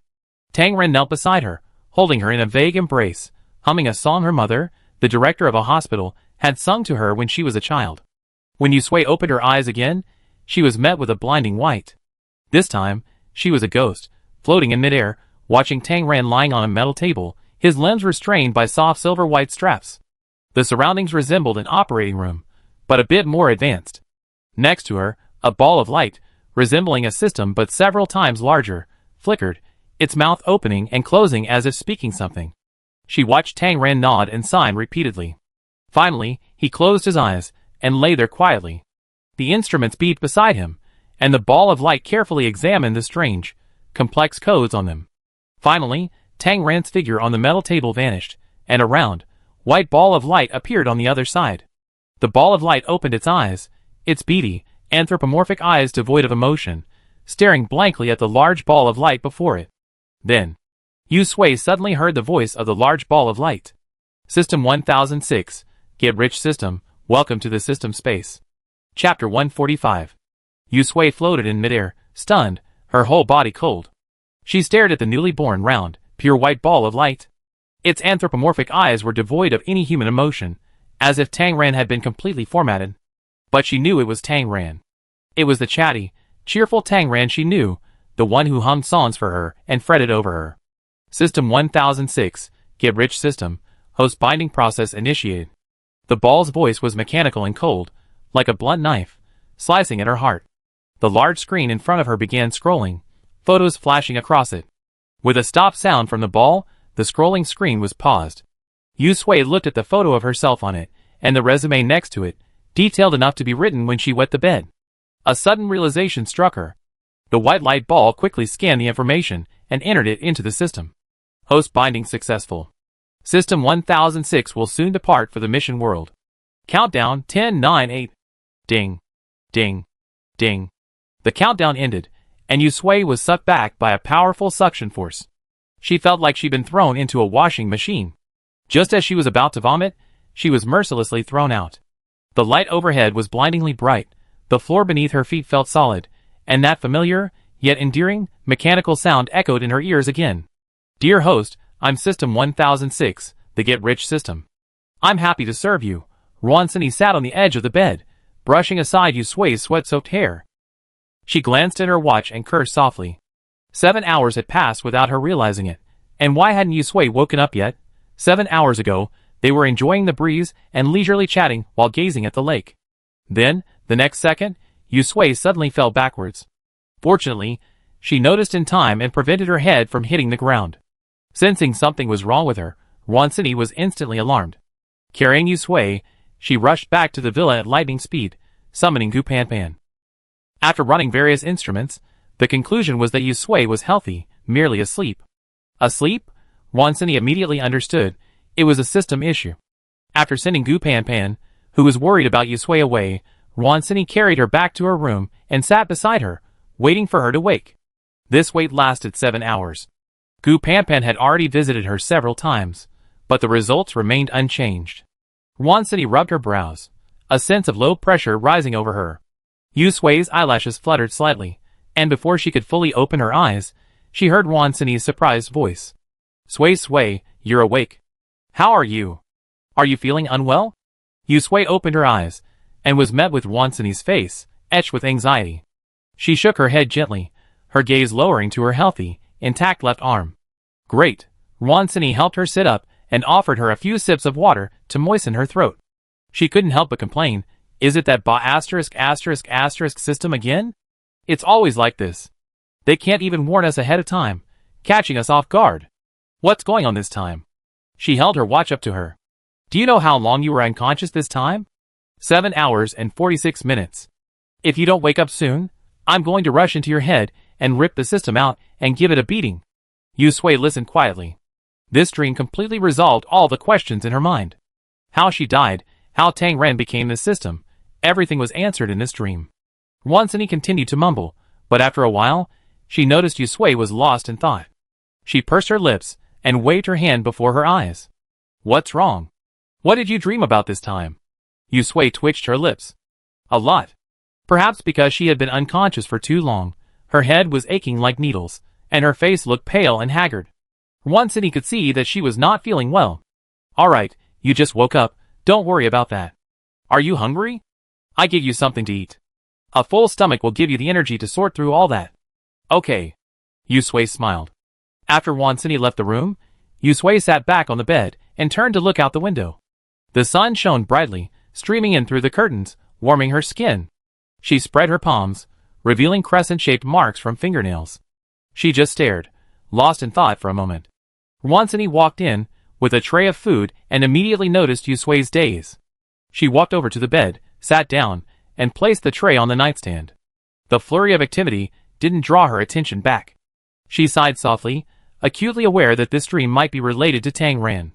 Perhaps, this time, Yusui had finally grasped the connection between Tang Ren and the system. Sui, Wansini said softly, smiling. Eat something. Yusui was several beats slow to react. Wansini had to call her several times before she turned and noticed her and the tray on the nightstand. She forced a smile, took the tray, and placed it on the small table Wansini had set up for her. She mechanically began to eat with her chopsticks. The delicious meal took her mouth, and she chewed and swallowed, her eyes fixed on the food before her. Wansini sighed at his distraught look. Honestly, Wansini had always felt mixed emotions about Tang Ren's presence. She hadn't seen him in over a decade, and his sudden appearance was one thing, but he appeared in such a mysterious and eerie manner. Her first reaction was that he was playing a prank. But upon reflection, a prank wouldn't have cost a life. Gratitude followed. Whatever his reasons, she and Yusui owed Tang Ren their continued existence. Then, the events of the second season resurfaced, bringing up events from their previous life. Wansini was stunned. She didn't know what to say, especially seeing Yusui's current state. He had become this way for Yusui's sake. She sighed deeply inwardly. Now, all she could do was stay with her. The meal tasted bland. Yusui finished her meal, and Wansini carried the tray out of the room, leaving her alone to gather her thoughts. She curled up in bed, aware that the system in her sea of consciousness was still there, but neither of them spoke. Time passed by minute by minute. Yusui replayed the dream she had just had. No, it wasn't a dream, it was a real event from a past life. Those memories replayed in her mind, connecting to the memories of this life. After the truth was revealed, she didn't know how to face the system. It should be Tang Ren. In her sea of consciousness, the system, too, was withdrawing. Ever since receiving the reply from the main system, everything had gone in a direction it least wanted to accept. Without even a moment to mentally prepare, it was forced to accept a stream of unforgettable memories. The good news, it's still a system. The bad news, it was once a person. And judging by those memories, it had an ambiguous relationship with its host. So, the system shut down. The memories had returned, but the emotions it had been stripped of hadn't yet returned, making it feel a little strange. It longed to be close to Yusui, yet feared being rejected by her. That's why it didn't rush over immediately after Yusui woke up. The situation remained stalemate. Until late at night. The green light arrived on time. Gu Panpan and the others now had ample experience, making arrangements with ease. Furthermore, their community had gained a new psychic, Xiaoyu. She and Wan Sini had teamed up to place the community under psychic surveillance. Yusui stood aside, and the system didn't say a word, aside from the necessary reminders. Her attention shifted to Xiaoyu, who stood in front of her. In her previous life, Xiaoyu had no supernatural powers. Her psychic powers came from Tang Ran's promise, her reward for saving them.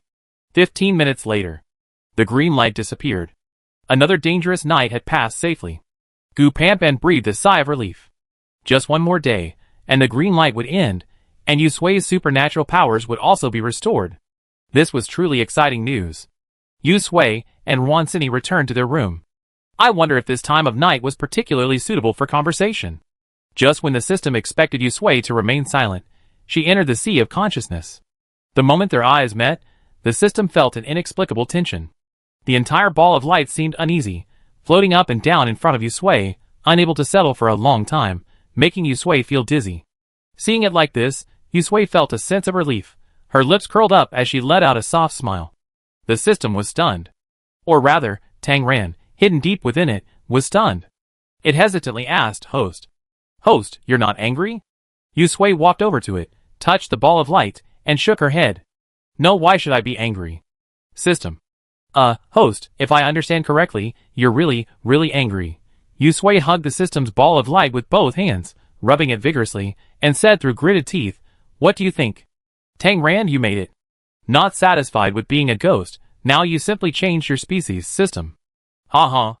Is this fun? Do you really want to be human? If you didn't want to be human, just tell me. I'm sure I could satisfy your request. Why bother going through all this trouble?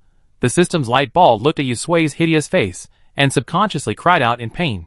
Although it, a light ball, couldn't feel any pain, it felt it was its duty to say, sway, be gentler, it hurts. Hiss. It's going to break. I'm sorry. I was wrong. I won't do it again. Yusui was furious at his skillful admission of guilt. While still criticizing him harshly, her actions were a bit more gentle. The system was delighted, thinking smugly, as expected, she fell for it. After Yusui had rubbed the system several times, finally venting her anger, she sat cross-legged on the ground, arms folded, looking at him sideways. The system stood before her, head bowed, its eyes darting at her, as if waiting for her judgment. For a long time. Just as the system was feeling uncertain, Yusui reached out and touched the ball of light. What deal did you make with the main system? The system didn't dare hold back at this point, spilling the beans. It's quite simple. Complete 10 tasks, and you get a chance to start over. Chapter 146. 10. Yusui unconsciously raised his voice. Is that bullshit main system a Zhou Paopi? The system whispered a reminder, sway. The dean's mother said, good children shouldn't swear. Yusui glared at him. The system flinched, then thought for a moment before offering a compliment to the main system. Actually, our main system is not bad. Look, it even told us everything about my life story, without hiding anything from us.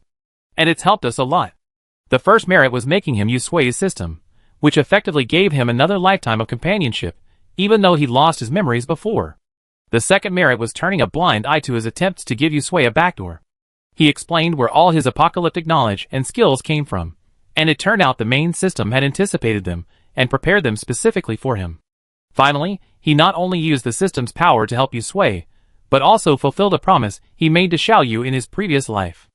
Yusui narrowed her eyes, squinting at him with every word the system spoke. The system's light ball trembled, its voice growing quieter as it spoke, but it still managed to finish its words. Finally, it playfully leaned over to Yusui, carefully rubbing against the back of her hand. Like a spoiled cat, sway, we're not angry anymore. Heh. Yusui rolled her eyes. The system continued its coquettish, whimpering into its throat. Yusui wasn't angry with him in the first place, she was more angry with herself, angry at herself for not living up to her expectations. Otherwise, the system wouldn't have had to do this to save her. She sat cross-legged on the ground, pushing away the light ball that was still rubbing against her hand. What are these 10 tasks? How do you do them? Which one have you completed? The system gave a dry laugh and glanced cautiously at Yusui.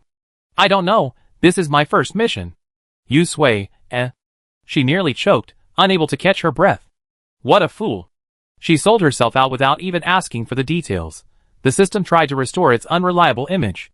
Don't worry, Sui, although I don't remember what I signed, the main system didn't make any other excessive demands. Besides, these missions aren't difficult and can be easily completed. Also, he glanced up at Yusui quickly before looking away, lowering his voice. According to the conditions given by the main system, if this mission is completed perfectly, I can freely choose a host. Yusui raised an eyebrow. Why didn't you say that earlier? Isn't it because I lost my memory and forgot about the past? The system explained. Yusui closed her eyes and took a deep breath. It's just about binding to the system and traveling through various small worlds to complete missions. Of course she can do it. Compared to what Tang Ren had done for her, what she had done was insignificant. Okay, that's it then. Yusui looked at the grinning system. How close are you to completing this mission perfectly?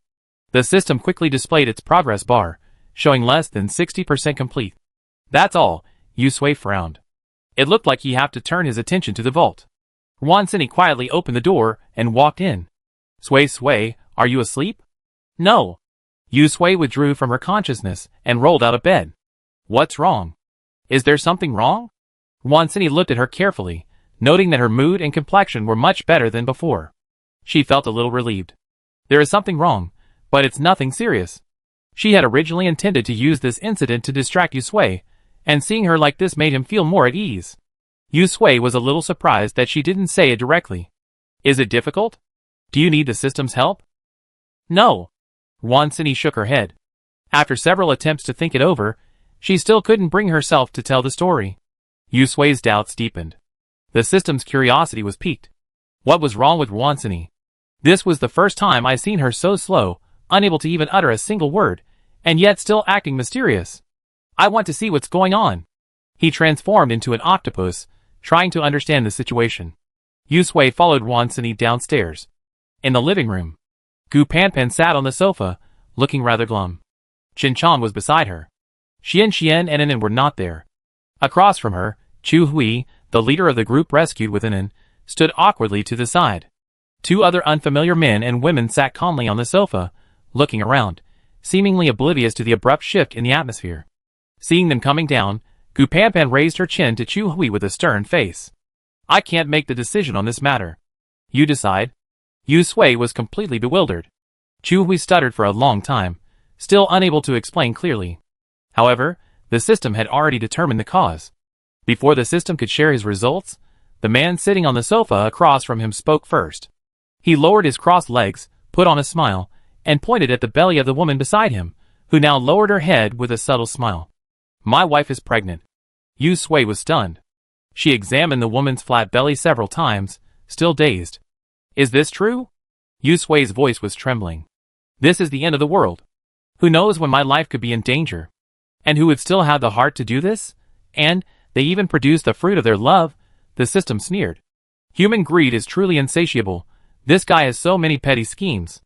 The man continued, launching into a barrage of high-sounding sermons, even referring to the child in the woman's belly as the future and hope of humanity. In short, he was wielding a moral compass against Yusui and Wansini, demanding they agree to take the woman to live in their villa. After all, pregnant women are fragile and need proper nourishment, and their villa was the only one in the entire community with such facilities. And he, as the father of humanity's future and hope, naturally had to move in with her. This wasn't just about taking her in, it was about asking them to worship her. Gu Panpan and Shin-chan's faces darkened. They'd seen shameless people before, but never someone so shameless, even resorting to moral blackmail.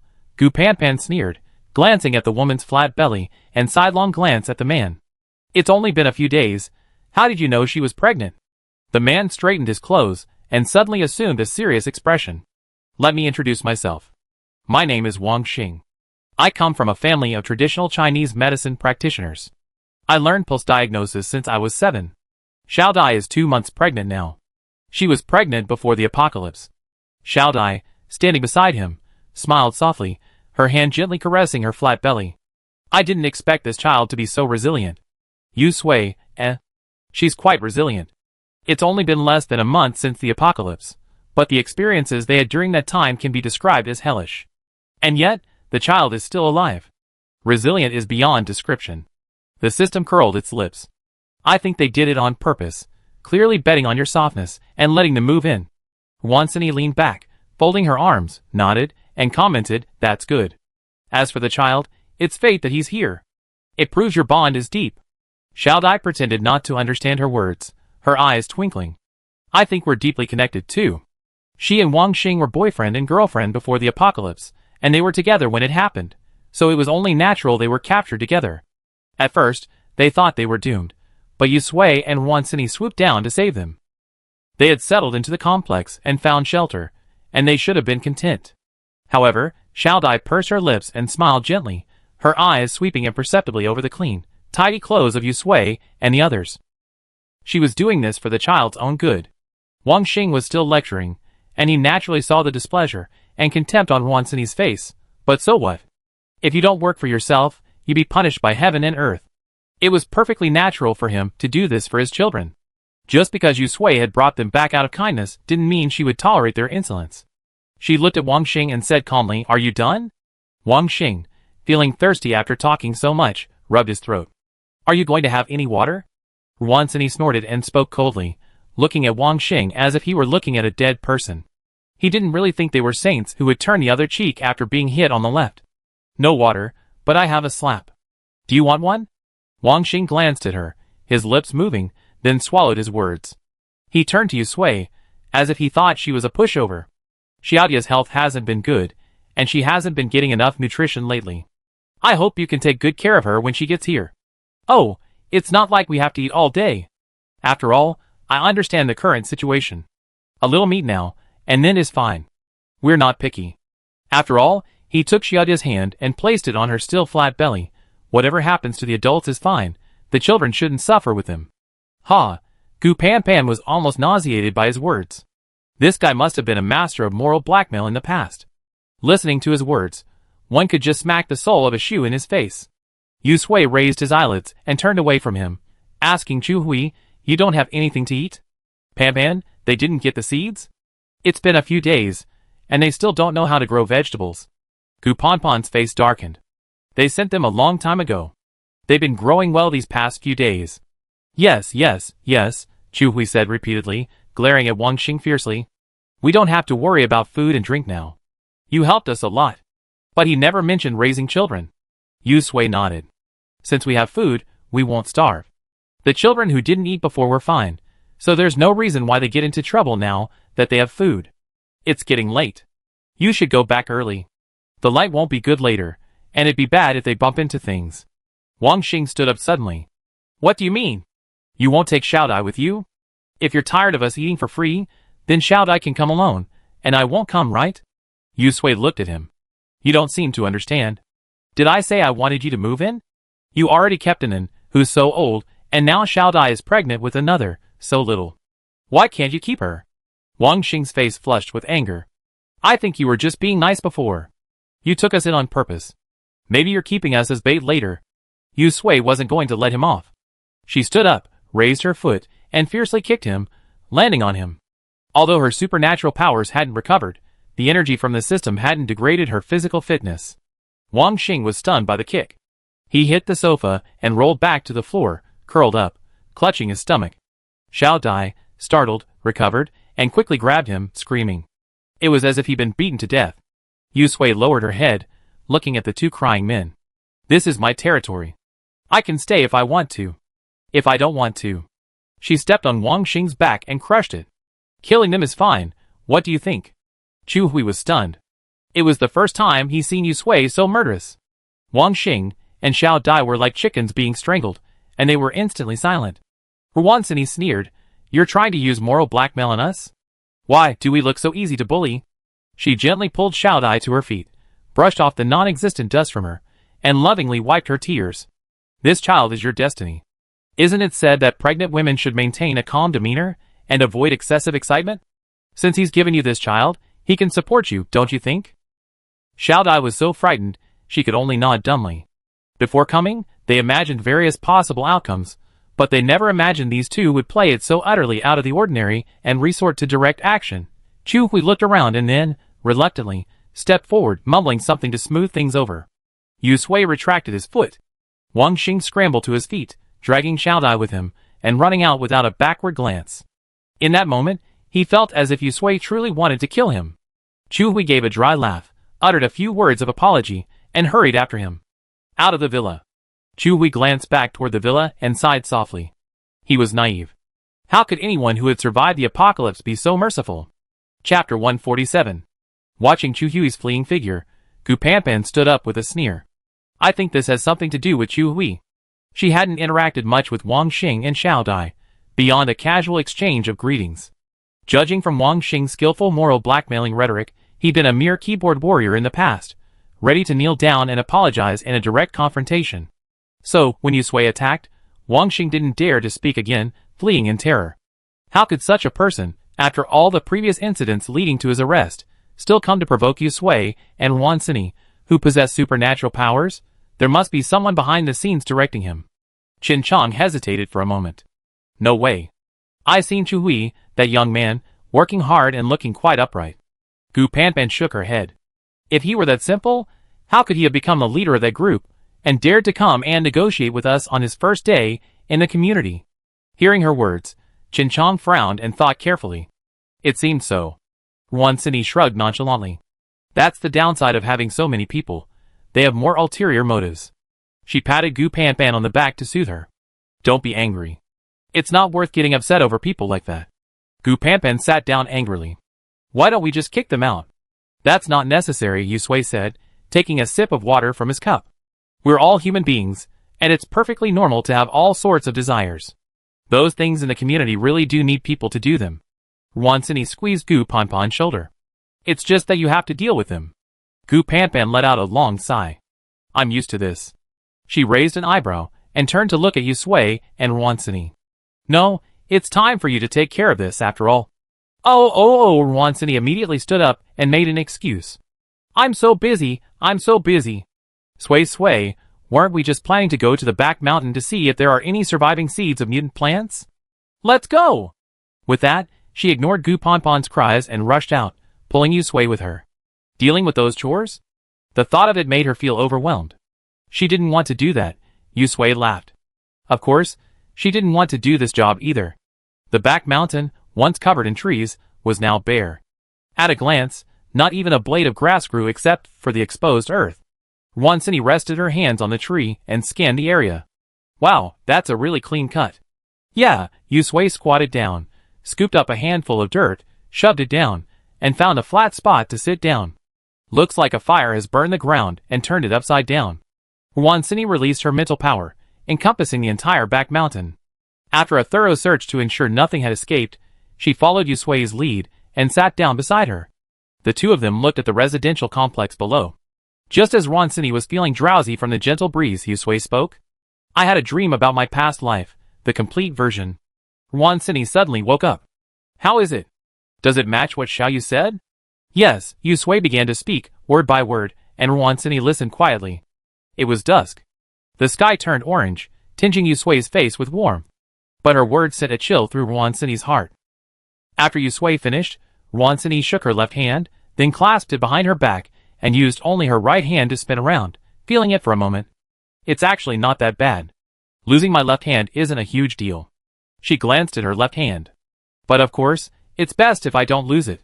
Oh, by the way, has the system remembered that I'm Tang Ran?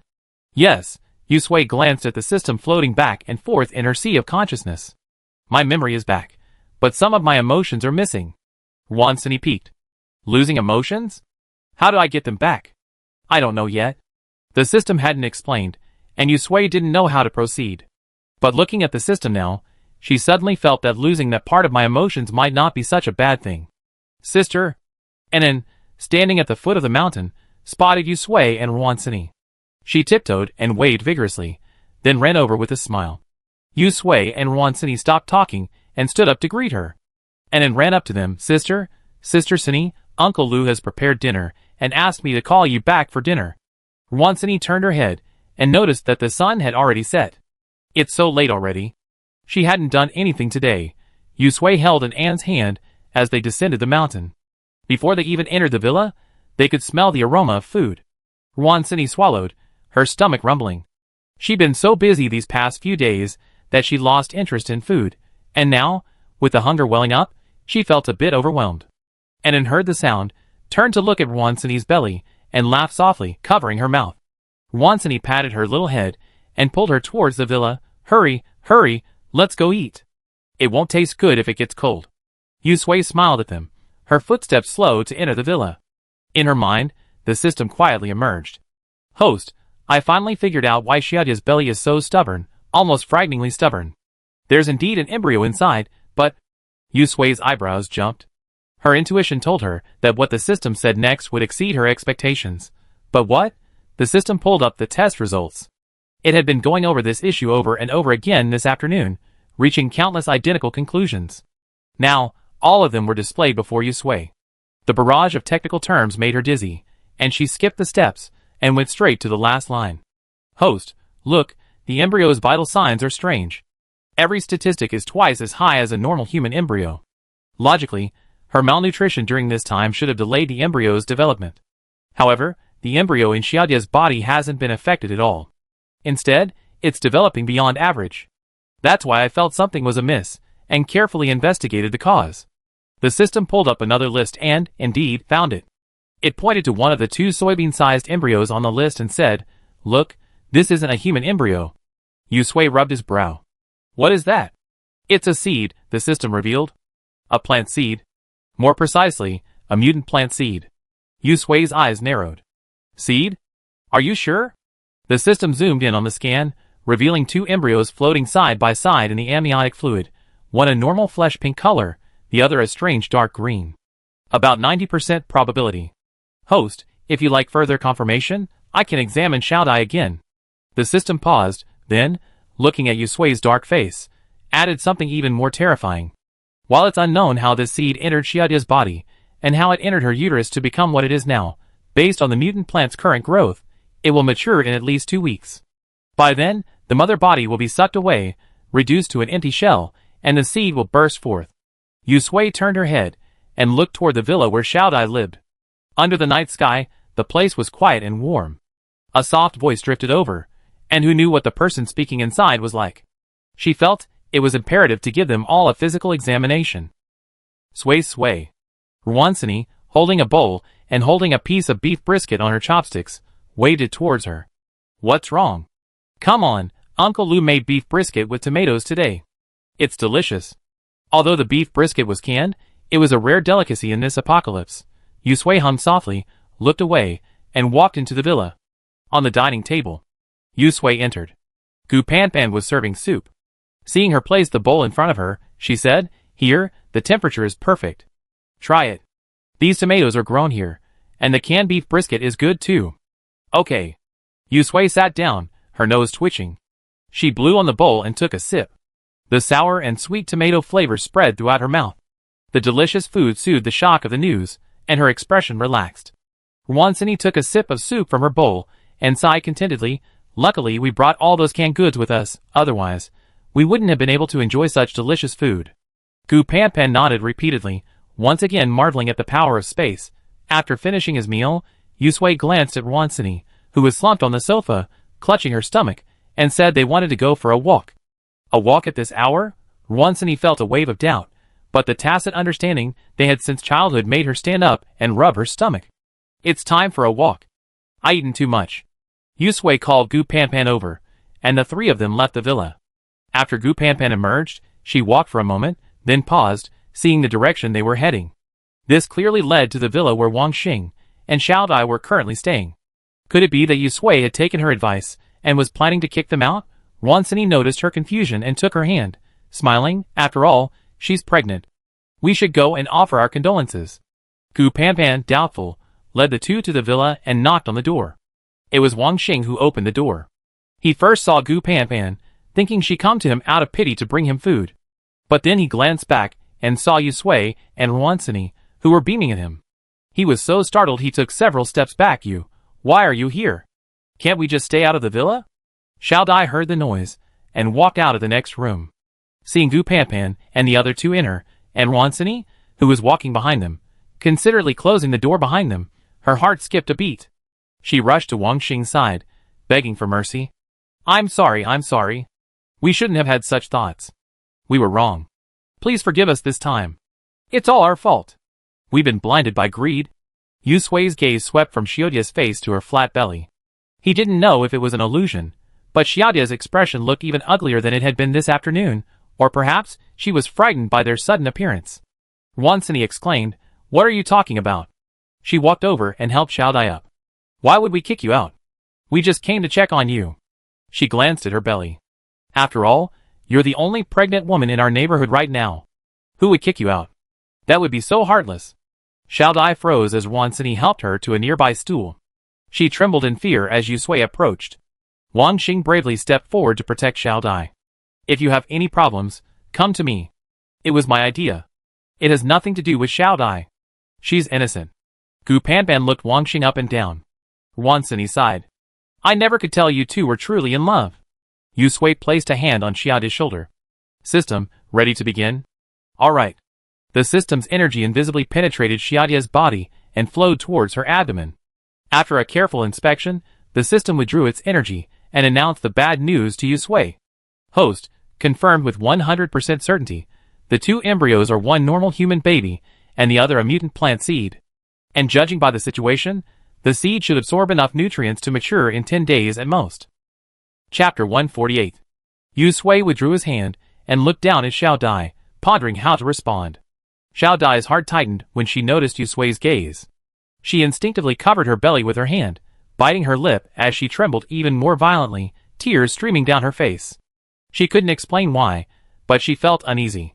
She felt that Yu Sui and the other's visit was related to her unborn child, and that what they said was not what she wanted to hear. Wang Xing finally faltered. He stepped forward and pulled Xiaodai into his arms. Turning to Yu Sui, he said, "What did you do?" "I already told you, it was all my idea. If you want to fight or kill me, come after me. Why bother a pregnant woman? I apologize. I count out to you. If you don't want to see me, I can leave the complex, as long as you don't bother Xiaodai. It's all my fault. It has nothing to do with Xiaodai. I'm an ungrateful person, ignorant of the immensity of heaven and earth." Yu Sui didn't respond, his eyes fixed on Xiaodai. Wansini, standing by, couldn't stand it any longer and scoffed. Hey, stop. Can you please stop talking? We promised you we wouldn't kick you out, and we won't go back on our word." She folded her arms around her chest and looked Wang Xing up and down. "We're just two ordinary people. Don't act so important." Wang Xing's throat was dry, but he forced himself to shout. "Then why did you come here so late?" "Why come here?" Wansini and Gu Panpan also turned to look at Yu Sui. Honestly, they didn't know, but their intuition told them it wasn't a good thing. Yu Sui raised his eyelids, his gaze calm. "I didn't do anything to her." Her voice wasn't loud, but it was clear enough for everyone in the room to hear, and they could even sense the heaviness in her tone. "I'm just here to confirm." "Confirm what?" Wang Xing's throat tightened. Xiaodai, in his arms, clutched her belly with one hand, and clutched her closed tightly with the other. She stopped crying, and even her breathing became lighter. Yu Sui paused, then finally spoke directly. "She has two embryos in her belly. One is your child, and the other is the seed of a mutant plant." As soon as she finished speaking, the room fell into an unsettling silence. Xiaodai was stunned, then suddenly stood up. Her pale face flushed crimson. She looked up at Yu Sui, her swollen eyes filled with anger, and her voice was shrill, like a lioness whose cubs had been hurt. "Impossible. That's my child. My child. You're lying to me." Wansini and Gu Panpan were stunned by Yu Sui's words.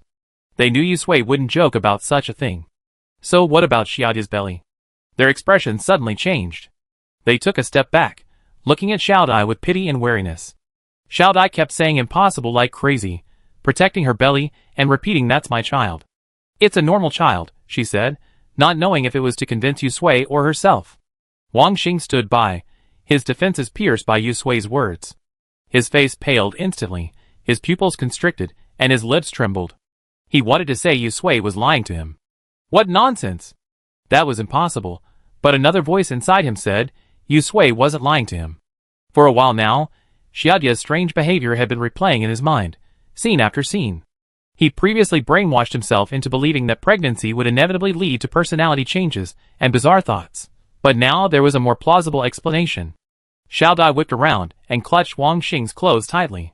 Ah Xing, she's lying to me, isn't she? Say something.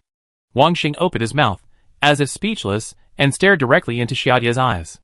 Her once beautiful almond-shaped eyes were now bloodshot with anger, their eyeballs streaked with bloodshot, and tears wet her eyelashes, making her look rather pitiful. If one ignored the eerie green hue deep within those inky pupils, one would be forgiven for ignoring them. Xiao Dai. Wang Xing called out her name with difficulty, regaining his strength and hugging her, trying to soothe her. Calm down. How can I calm down? That's my child. Xiao Dai angrily waved his hand away, on the verge of a mental breakdown. Yu Sui frowned, and using his hand as a knife, decisively knocked the now irrational Xiao Dai unconscious. Wang Xing quickly supported her. The room fell silent. Yu Sui looked at Wang Xing. Don't worry, I just knocked her out. Now can we talk? Wang Xing looked at Xiao Dai, who had fainted in his arms. He opened his mouth, silently laid her on the sofa, and adjusted her to a more comfortable position. Then, his voice hoarse, he spoke, Is Xiao Dai in danger?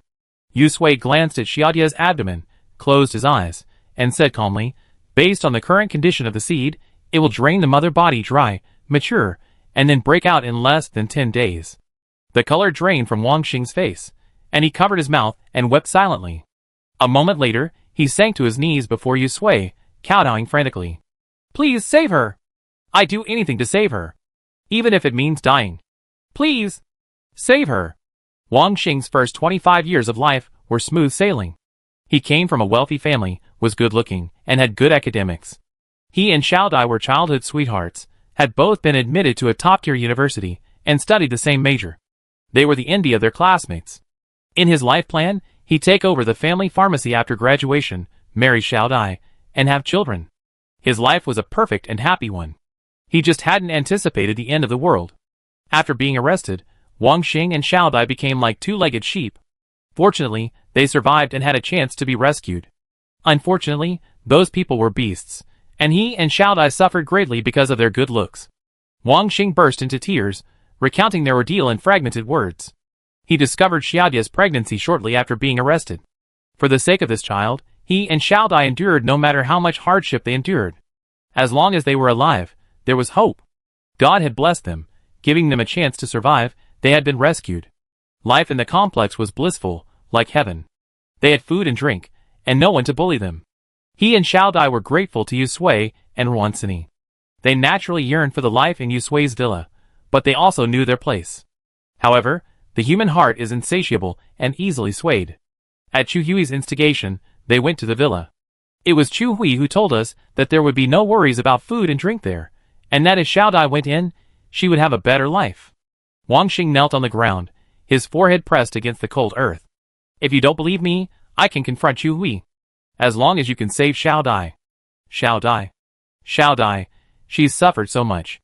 By the end of his words, Wang Xing's voice was completely hoarse, his tears had dried, and his face was as numb as if covered in glue. The dim light of the bulb stretched his shadow, and his back hunched like a desperate shrimp. Yu Sui lowered his eyes to look at Xiao Dai, who lay peacefully asleep on the sofa, his gaze filled with pity. We will save her. Wang Xing suddenly looked up, a glimmer of hope flashing in his eyes, before turning to determination. Whatever you want to know, I tell you. Yu Sui looked at him. I want to know if anyone else among you has this seed. Wang Xing's eyes flickered, and he slumped to the ground with his head lowered. The scene he tried so hard to forget resurfaced in his mind. He clenched his fists, and the veins in his neck bulged. After a moment he spoke. Names spilled from his lips one by one. Wang Xing's lips trembled as he swallowed. Chu Hui and... He pressed his hand against his stomach and squeezed his eyes shut. Me too. Ruansini, huh? After all this time, they rescued a reserve force of mutant plant parasites? Gu Panpan gasped, her heart awash with shock. There were 14 people rescued from the town, including An and her daughter. The names Wang Xing had just mentioned accounted for more than half of them. A total of 9 people. If Xiao Dai hadn't been pregnant and hadn't been tricked by Chu Hui into rushing to the villa and causing such a scene, they would still be kept in the dark until these seeds matured and burst forth. Gu Panpan shuddered at the thought of this possibility. It was terrifying. Yu Sui was also shocked. The system sprang into action, first meticulously scanning Wang Xing from head to toe. It reached a conclusion, but the result made his eyes darken. The host, indeed, had a seed, but the seed in his body was located in the kidney, and didn't appear to be half as developed as the one in Xiao Dai's body.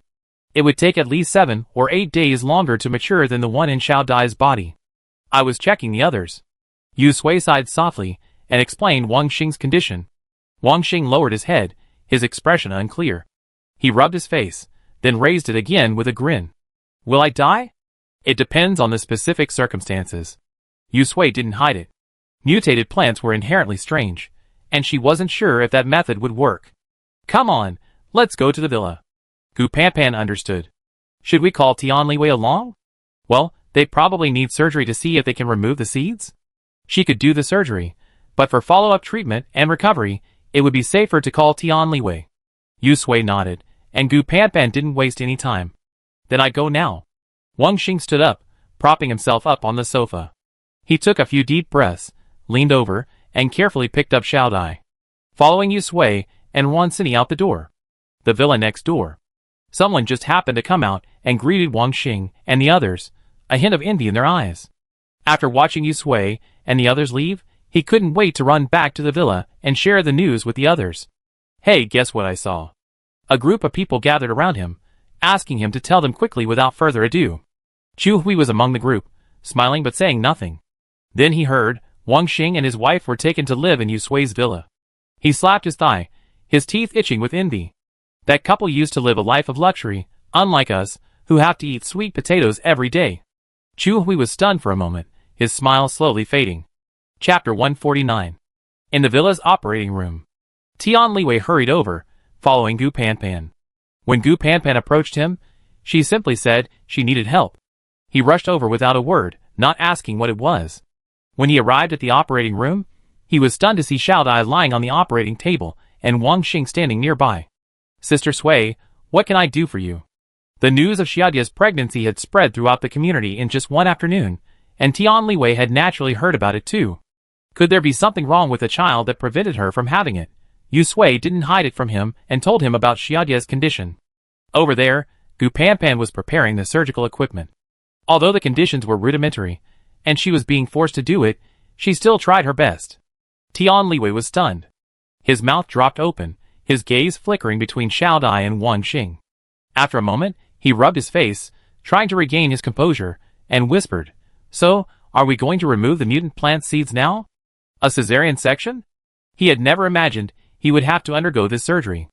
Gu Panpan had already changed her clothes, wearing a mask and gloves. She raised her chin towards him. Yes, go change in the next room. Okay. Tian Liwei didn't dare delay and turned to leave. Wang Xing stood beside Xiao Dai, holding her hand. Can I stay with her?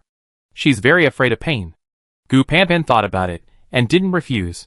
After all, she was the patient's family member. Then you should change your clothes too. Wan Sini also needed to change clothes. After all, the seeds in Xiaodia's body were those of a mutant plant. Although they weren't mature yet, she, a psychic, could still help if any danger arose. Everything was ready, and Yu Sui went out to guard the door. Although Chen Chong and the others didn't know exactly what had happened, Yu Sui's expression told them it was no small matter. Besides Lu Xiufei and his family of 3, who were out on patrol, she, and Xian remained in the courtyard.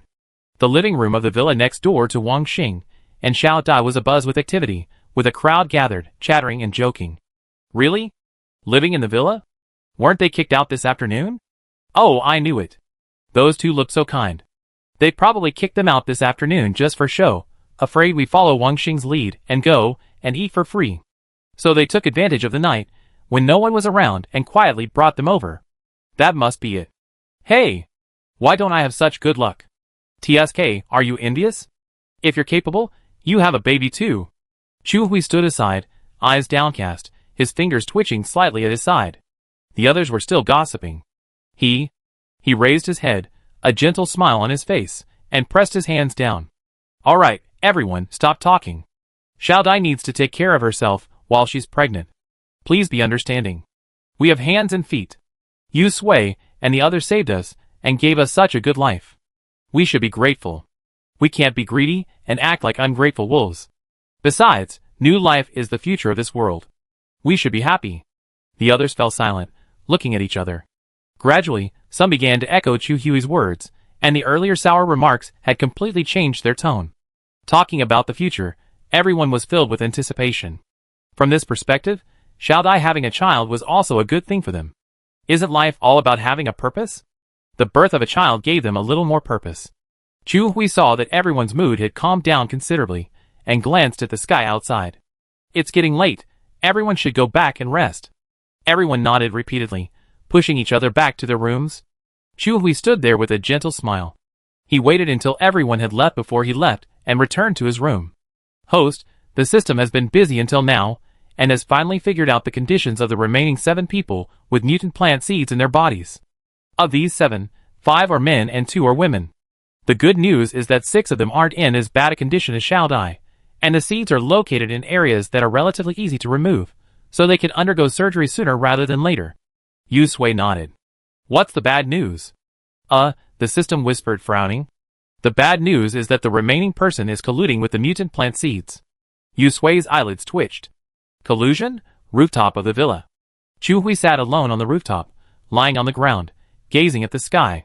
He placed one hand on his chest, his expression unusually gentle, even tinged with a hint of reverence. Xiaodai was taken to the villa by them, he said softly, the tail end of the sound fading in the night breeze. If one hadn't listened carefully, one would have thought it was an illusion. Given the standard of living in the villa, she shouldn't be long before she matures.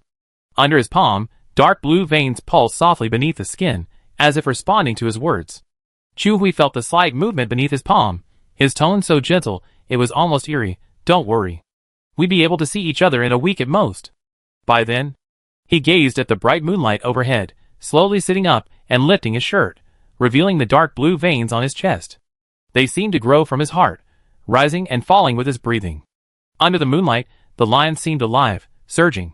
Chu Hui caressed those veins, his head slightly lowered and his eyes closed, as if listening to them speak. His brows, once relaxed, slowly furrowed. He suddenly opened his eyes, and looked towards Yu Sui's villa, his eyes filled with rage. Damn it! They found out. How could they? How could they do that? The system relayed the footage back. In it, the once gentle Chu Hui now had a ferocious expression. Upon closer inspection, a strange green light lurked deep within his eyes. His arms clutched the railing, veins bulging, and his gaze fixed in the direction of the villa. Host, there was a hint of hesitation in the system's voice. He seemed to be able to communicate with the mutated plant seeds within his body. It doesn't look like simple parasitism, but rather symbiosis. Symbiont. Yu Sui's brows were filled with coldness. She had encountered this person once before. He still retained his consciousness, his body transformed by an evolved, mutated plant. There was only one possible way to achieve this effect. So he volunteered? The system said firmly, definitely. Not only voluntarily, but judging by his expression, he even actively accepted the seed's implantation into his body, choosing the location of his heart himself. He was actively nourishing it with his own flesh and blood. She's discovered it. On the rooftop, Chu Hui's eyes darted rapidly, looking a bit terrifying. He grinned, the dark color in his pupils tinged with green. He glanced deeply in the direction of the villa, then, with one hand on the railing, he effortlessly tumbled down from the third-floor roof, landing lightly. He was trying to run. Yu Sui's first instinct was to stop him, but then her pupils constricted, and a thought struck her. Could an immature seed already transform his body? So, she leaped to her feet, one hand on the doorknob, the other pressed against the door, initiating a team communication with Wan Sini. She warned, Sini, be careful with that seed. In the operating room, Wan Sini's eyes shifted at the sudden voice in her head. She stepped forward, reached out, and pulled Gu Panpan and Tian Liwei behind her, immediately casting a mental barrier to protect them. Wang Xing, standing at the back, was startled by Wan Sini and quickly asked, What's wrong? Is it? The rest of the words caught in his throat. On the operating table, Xiaodia's abdomen was opened, revealing her uterus. 2 embryos had been quietly nestled within, one a flesh-pink human color, the other shimmering with a faint green. Just as Gu Panpan was about to remove the placenta encasing the 2 embryos, the green embryos suddenly began to stir. As if sensing danger, the tiny seed quickly approached the human embryo. Countless tiny dark green tentacles extended from the seed, enveloping it as if swallowing it. The tentacles inflated and deflated like straws, and with each movement, the embryo shrank while the seed expanded. The most terrifying thing was that the tentacles had wrapped around the umbilical cord and began to suck the mother's flesh and blood. Gu Ponpon's grip on the scalpel was nearly lost as she watched the scene in shock. Tian Liwei, his face pale, stepped forward and stood behind Wan Sini, his voice trembling. Sister Sini, what should we do? Wan Sini exerted her mental power to forcibly separate the seed in the placenta from the mother's body, then unleashed her mental power, preparing to strangle the seed. Panpan, quick, dig it out. Gu Panpan regained her composure, gripping the scalpel tightly. Looking at the strange placenta, she said gravely, Xiao Tian, keep an eye on Xiao Dai. Okay. Tian Liwei replied. The scalpel gleamed coldly as it slashed down with steady, precise strokes. Blood gushed out in streams. Tian Liwei held Xiaojia's hand, slowly infusing her with his healing powers. Wang Xing stood behind, his eyes filled with anxiety. Outside the house, Yu Sui called Chen Chong. Xian chased after him, and Anan stayed behind to keep watch. They had to catch Chu Hui before he could escape. Meanwhile, everyone on guard in the villa received Yu Sui's message. Under the moonlight, Chu Hui, a smile on his face, ran furiously, reaching the gate of the complex in the blink of an eye. Peng Jia, who was patrolling near the gate, spotted Chu Hui as soon as he received the message. With a wave of his hand, a wall of earth appeared in front of him, blocking his path. Immediately, 3 more walls appeared, trapping him firmly inside. 4 walls would hold an ordinary person, Peng Jia thought, but in just 3 seconds, the wall in front of him was suddenly shattered by a powerful force. Physically, a human-shaped hole was created. Clad in dust and still smiling, Chu Hui darted out of the hole and fled. Above, the bright moonlight had somehow transformed into an eerie green glow, enveloping the earth. Peng Jia froze in place, staring at the man-shaped hole in the earthen wall, unable to recover for a long moment. Impossible. His voice cracked, and Yu Sui, who was running in that direction, felt a sense of foreboding. Chapter 150. By the time Yu Sui reached the gate of the residential complex, Chu Hui had already vanished. Peng Jia stood there in a daze, looking down at the earthen wall in front of him, where a large, human-shaped hole had been punched out. He began to doubt his own abilities. When he saw Yu Sui, his eyes lit up, and he scrambled towards her, aggrieved. Sister Sui, I clearly trapped him with the earthen wall. How could an ordinary person like him possess such immense strength? He felt wronged. Yu Sui turned her head, and only then noticed the large hole in the wall. Was it indeed a symbiote? It could harness the power of mutant plant seeds before they matured.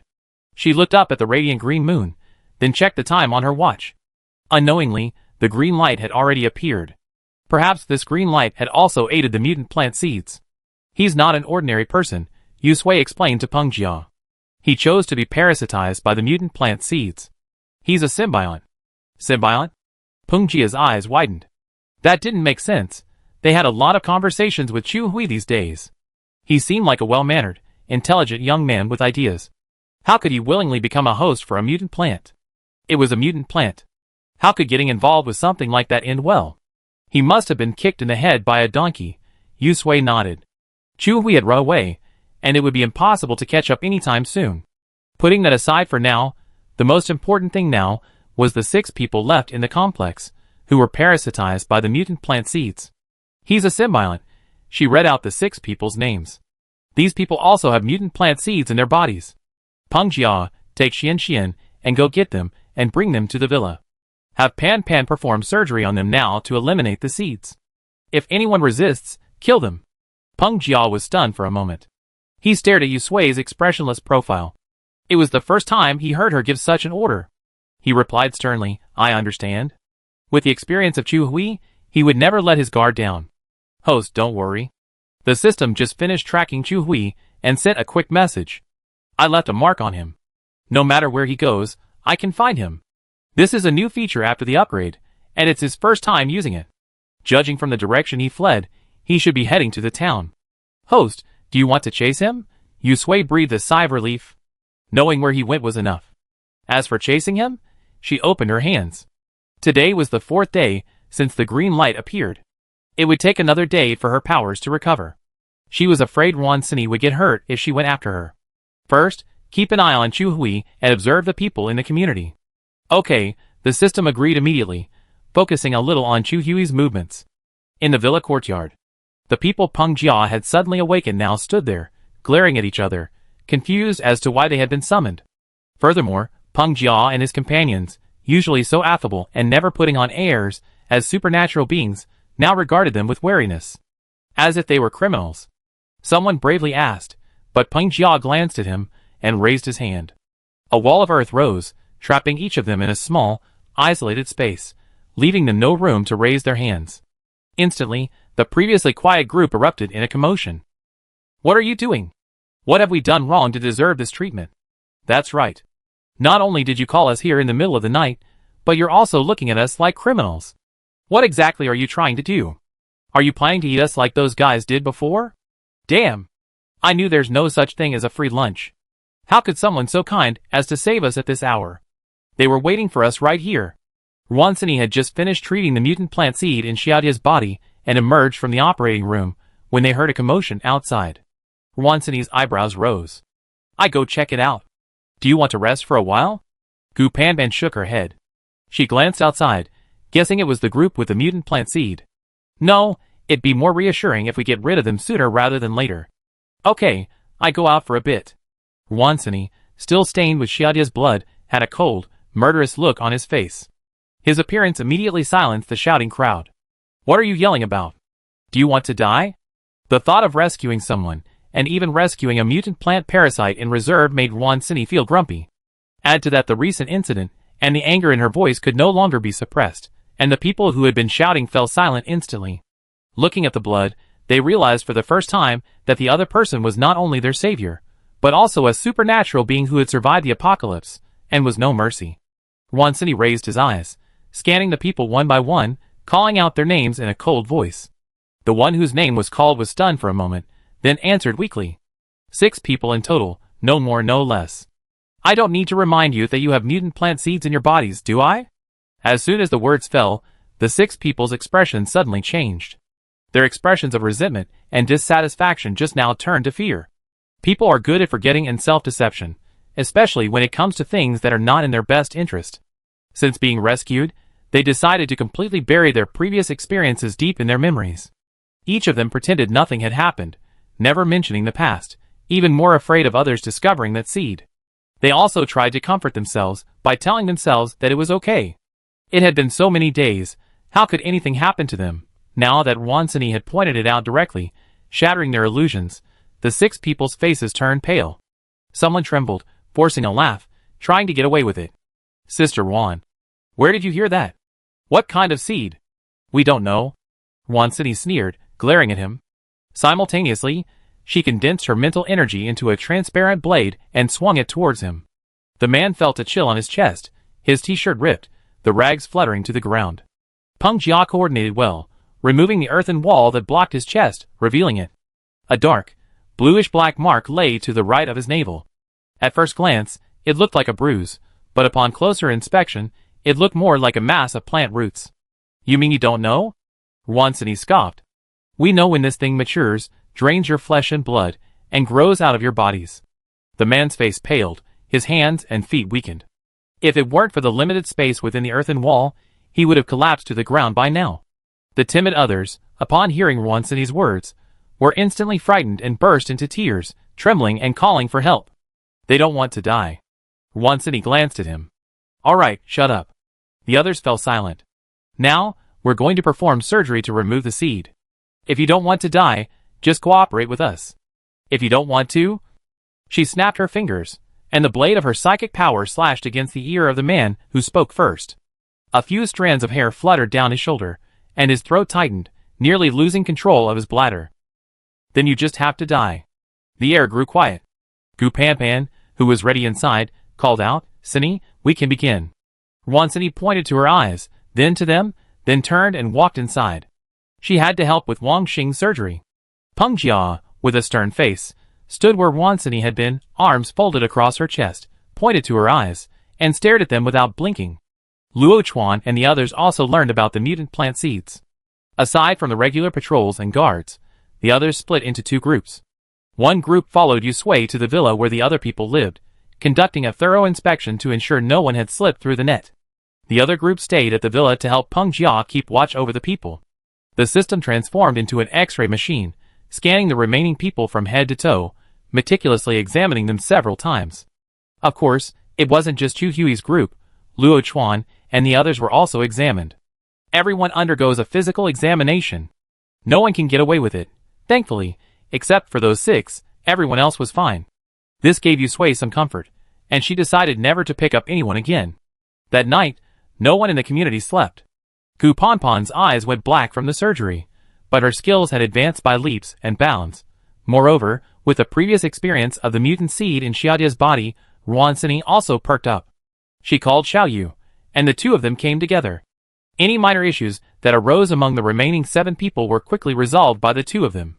The next day at noon, in the makeshift hospital ward at the villa, Xiaodai lay flat on her back, breathing shallowly. After a moment, her eyelashes fluttered slightly, her brow furrowed, and then she slowly opened her eyes. The unfamiliar ceiling above her head dazed her. She glanced around. Wang Xing lay in the bed next to her. She instinctively opened her mouth to call out to him, but only a faint sound came out.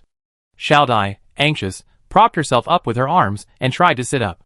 One hand brushed across her belly, but she suddenly stopped. Stomach. Xiaodia's gaze dropped, abruptly throwing back the quilt and pulling up her clothes, revealing the gauze wrapped around her belly. The snow-white gauze stung her eyes and brought back memories. Child, mutant plant seeds. Xiaodia's face was pale, her hands suspended in midair, afraid to touch her stomach. Gu Panpan was exhausted from a long night, so the dressing change fell to Shinchang and Lu Jiao.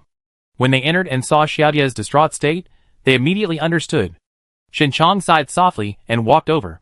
Gently lowered her hand, then placed a pillow behind her for her to lean on. After doing all this, she remained silent, sitting quietly by the bed, gauze and medicine in hand, ready to change the dressing. The gauze peeled back layer by layer, revealing the suture marks on her belly. Xiaodai blinked her red, dry eyes, a hoarse voice escaping her throat. The child's gone. In the dining room, Gu Panpan managed a few bites of food before returning to her room and falling asleep. Surgery is such a tiring job. Ruansini, however, was in good spirits. She ate a few mouthfuls of food. I'm starving. Sui, have you caught Chu Hui? Yusui poured her a bowl of soup. No, he's gone to a small town. Small town? Ruansini swallowed her food. Isn't there a parasite there too? If he goes there, wouldn't they fight it out? That's a possibility. Yusui looked at Chu Hui's coordinates given by the system. Ruansini picked up her bowl and ate faster. Then let's go and get rid of him quickly. He's a nuisance. No rush. Yusui held her hand, a vague guess in her mind. By the way, what plant is that seed from? Chapter 151. What plant seeds? Ruansini tilted her head, thinking carefully. After a moment, she shook her head. I can't recognize them. She pinched her pinky. No bigger than a fingernail, brown, round, and quite hard. Why not ask Peng Jia and the others? They studied agriculture in college, so they should be able to recognize them. Yusui added more food to her plate. Okay, finish your meal and go get some sleep. Ruansini yawned, tears streaming down her face as she held onto her bowl. If the food hadn't kept her spirits high, she would have fallen asleep on the table by now. She ate her meal in a few bites, burped, rubbed her eyes, and climbed the stairs, leaning against the wall. She returned to her room and fell asleep. A snore sounded. Yusui glanced at her, quietly closed the door, and walked out. System, do you recognize what kind of seed that is? Of course the system did. It had already figured out the mutant plant seed the moment it first scanned Xiaodia's body. But he hadn't said anything, fearing Yusui would overthink it. Now, hearing Yusui's question, he realized he hadn't been able to hide it. I recognize it. Yusui's suspicions were reinforced. Sure enough. Is it the seed of a mutant banyan tree? She asked softly. Outside, the sun was shining brightly. The faint smell of blood lingered on her nose. From the makeshift ward, a suppressed, sorrowful sob emanated. It sounded like Xiaodia's voice. Yusui stopped, standing outside without entering. Suddenly, she recalled the ending of her previous life, as she had seen in her dream. The huge, sturdy, mutant banyan tree, its extensive root system stretching almost the entire neighborhood, swayed gently in the wind, its branches thriving with vitality. The rich greenery was a sight to behold. The next second, countless branches whipped toward them, the overwhelming pressure leaving them no time to breathe. With almost no chance to fight back, they were bound and dangled upside down. Only then did she see clearly that the branches weren't holding seeds, but rather people like them, hanging upside down. Sister Sui, Lu Jia emerged from the room carrying a plate of changed gauze, and nearly bumped into Yusui, who was standing outside. She took a step back, steadying herself, and carefully examined her face. Do you want to get some rest? Yu Sui hadn't slept all night, and she remembered she had a heart condition and wasn't in good health. Yu Sui smiled. It's okay. Have you changed the dressings? How are they?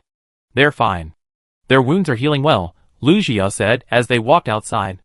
Thanks to Tian Liwei's healing ability, otherwise, I think they all be in serious danger, especially Xiao Dai. She paused. Xiaodia's recovered well physically, but she hasn't adjusted mentally yet. Sister Chen is trying to comfort her. But this is a blessing in disguise. If you hadn't discovered the mutant plant seeds hidden in their bodies, they would have died if the seeds had matured. Lu Jia's skin broke out in goosebumps at the thought of that situation. She shuddered. Fortunately, at least they're alive. Yu Sui glanced back in the direction of the ward and said softly, yes. At least they're alive. In the yard, Lu Jia sat on a small stool, preparing to wash and dry the gauze she had taken off before reuse. These days, it was important to be frugal. As she scrubbed, she chatted with Yu Sui. Now that she thought about it, she was lucky. She arrived at the complex so soon after the apocalypse began. Not only did she have the safe haven, but she also been reunited with her family there. Thinking about it, she felt incredibly lucky. Lu Jiu sighed, wondering, Sister Sui, is Chu Hui really some kind of symbiote? Yesterday, Peng Jia had already revealed how he failed to stop Chu Hui. At first, everyone thought Yu Sui was overthinking it. Asking all the superpowered people in the complex to stop an ordinary person was a waste of talent. Now, she realized, it wasn't just overthinking, it was clearly foresight, but no matter how hard she thought about it, she couldn't understand why someone would choose to be a monster instead of a good person. Yu Sui pulled a small stool over and sat down, scooping the gauze from the basin and rubbing it. Of course, Peng Jia told you what he saw last night. Lu Jia winced. I just don't understand why he did that. To gain power. Yu Sui thought Chu Hui's intentions were easy to guess, especially after experiencing those inhumane days. Lu Jia suddenly understood and murmured, but if this goes on, he'd die. In the small town, Chu Hui was exhausted and thirsty. He lay on the bare floor, his chest heaving violently, his face bruised. With every breath, he could taste the rust in his throat. He licked his chapped lips and placed his hand on his chest. Through his clothes, he could feel the web-like lines beneath, beating like a heart. The feeling of forcibly catalyzing the seed to gain power last night still lingered in his mind. Whenever he recalled the shocked expressions of Peng Jia and the others, he wanted to laugh out loud. That was great. So what if he wasn't a psychic? He could still gain that kind of power through his own abilities. It's a shame. It's just that the time frame was a bit short. Chu Hui lay down for a while, then propped himself up with his arms. He lowered his head and immediately stripped off his clothes, revealing his upper body. His body was reflected in the mirror. The mutant plant seed he had carefully guided to his heart was no longer the dead object it once was. The shell had cracked, and tiny roots sprouted from the seed, densely enveloping the heart. These roots also extended along the blood vessels to various parts of the body, weaving a dense, fine web across his chest, like a tattoo. Chu Hui reached out and touched the roots, his eyes gleaming with a fiery light. He whispered softly, hold on a little longer, we're almost there. After the green light tonight, he would become a true psychic. He would possess absolute power. By then, he'd make all the superpowered people in the community his nourishment. Lu Jiu sighed deeply. People are just never satisfied. Despite all that Chu Hui had endured, he could now finally have a happy ending. As long as he stayed quietly in the community, he wouldn't have to worry about food and shelter, but at least he'd have a stable life, without having to worry about his head. What a shame, he was too greedy. Everyone is responsible for their own choices. System?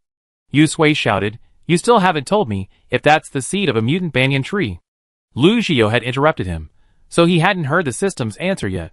The system hesitated for a long time, and then, yes. As expected. Is it the tree that killed me in my previous life?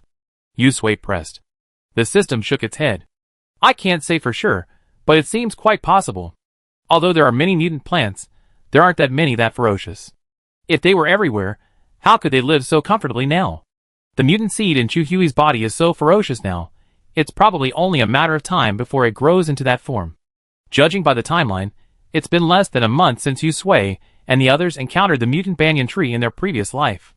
The system began to panic at the thought. Host, you're not planning to go up and destroy that mutant banyan tree before it's too late, are you? Yu Sui hadn't hidden it from him, she had that thought. Last night, if she hadn't been concerned about her abilities not yet recovered, And the fact that there were so many people in the community harboring mutant plant seeds, and she wasn't afraid that Wan Cini and the others wouldn't be able to keep up, she would have chased after Chu Hui and killed him. She couldn't even sleep well with such a threat before her. The system's vision darkened. Host, can we please not face this challenge head-on now? What's this? Do you think you're living too comfortably? He floated in front of Yusui, his eyes narrowed into two lines. No, I don't agree. This is too dangerous. Yusui reassured him. Don't crush it while it's still young. Once it grows up, we won't be able to avoid it even if we want to. Think about it, we still have to go into the city. What city? No need to go in. Just live peacefully. We're fine now. The system's tone changed, becoming more human. Sui, I just want you to be safe. Yusui's expression was gentle. Yes, I know. I won't do anything I'm not sure of. She reached out and touched the ball of light. We must stay alive and help you complete your mission. The system shook its head. My mission is irrelevant. There's plenty of time later. Once all those rich people are dead, I naturally be able to complete my mission. As long as we live long enough. So Sui, don't take any risks, okay? For me, it's not worth it. Yusui said firmly, it's worth it. Tang Ran, she didn't call out to the system, but his name. I want to do something for you too. The system paused and sighed softly. Sui. Time seemed to pass much faster in the neighborhood. Wan Cini woke up to dark. She washed up and went downstairs. Before anyone arrived, she could smell the aroma of food. Her stomach growled. She hurried downstairs, following the smell to the dining room. Lu Jia was helping serve the dishes and smiled when he saw her. Just in time for dinner. Wan Cini glanced at the dishes. Tomato beef brisket soup, vinegar fried potato shreds, shredded cabbage, braised eggplant, leeks and bean sprouts, and tiger skin green peppers. So many dishes. The table was set with 6 dishes and a soup, though each plate was about the size of a basin. Normally, the villa only had Yusui, Wan Cini, Gu Panpan, Nen, Qin Chang, Xian, and Lu Jia's family of 3, for a total of 9 people. But today, there were 8 patients in the villa's ward, and their meals were also provided here. Lu Jia, picking up dishes and rice from the tray, pouted, there are 8 patients over there. They need to eat too. Wan Cini glanced at him, as he helped pick up dishes and rice. Oh, didn't anyone from their group come to bring them food? Someone came to see them a few times, bringing them food. Lu Jia shrugged and spread his hands. Wan Cini curled her lips. I think their injuries will heal almost completely after one more treatment from Tianliwei. Let's send them back. Free food and drink? They're so flattered. Lu Jia nodded in agreement. I think so too. Wan Cini held the tray, her head held high and her chest puffed out, her face filled with impatience. Come on, I go with you and tell them. Yusui, Nen and Xian came in from outside and bumped into them. Hearing this, she asked, what? Wan Cini blurted out everything. They're really going to get away with it. I won't serve them. Letting them stay for a day is already a great kindness. Yusui nodded.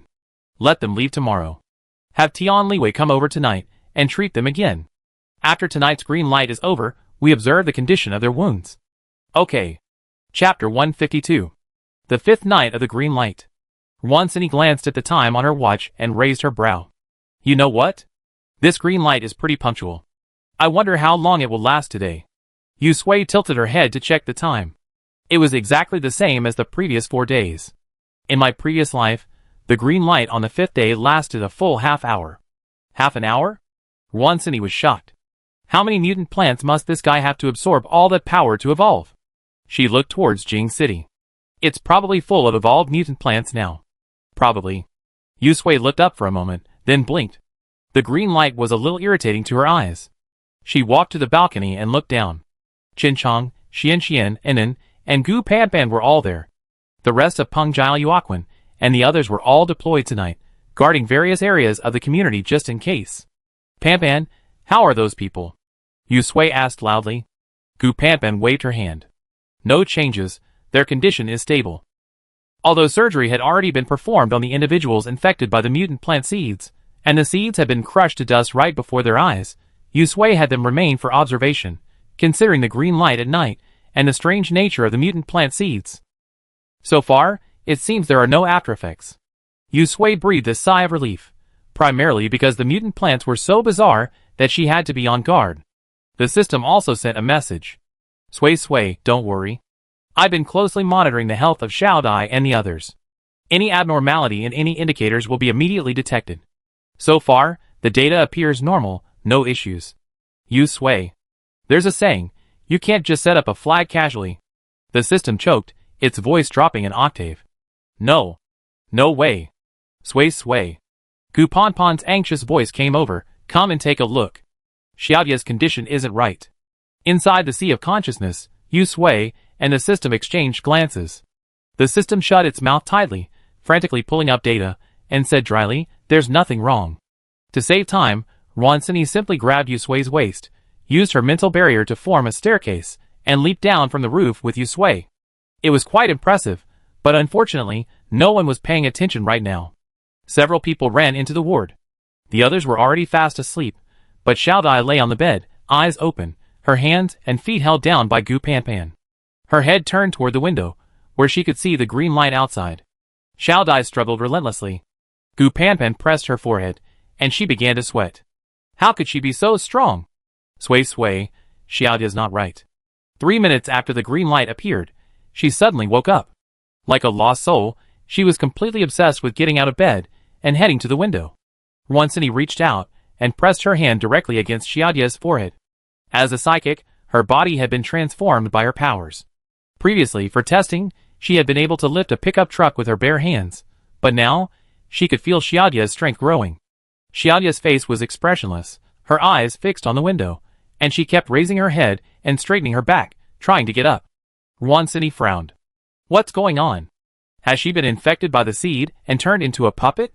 Gu Ponpon's arms ached as she wiped the sweat from her forehead with trembling hands. In just a moment, she used up all her might.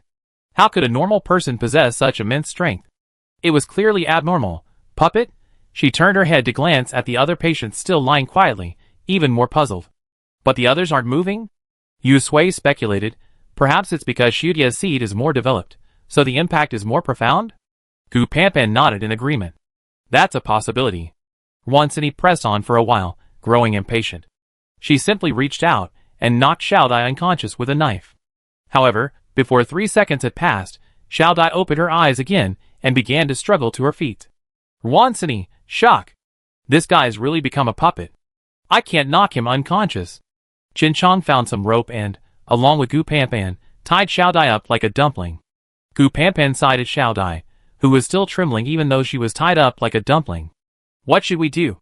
She looked at Ronsini, who was pressing Xiaodia's forehead. I can't let you press her all night. Sway suggested. Try using your mental power to isolate her from the outside world. Okay, I try. This was Ronsini's first time using this method. She was a little worried about turning Xiao Dai into a fool, so she was extremely careful when mobilizing her mental power.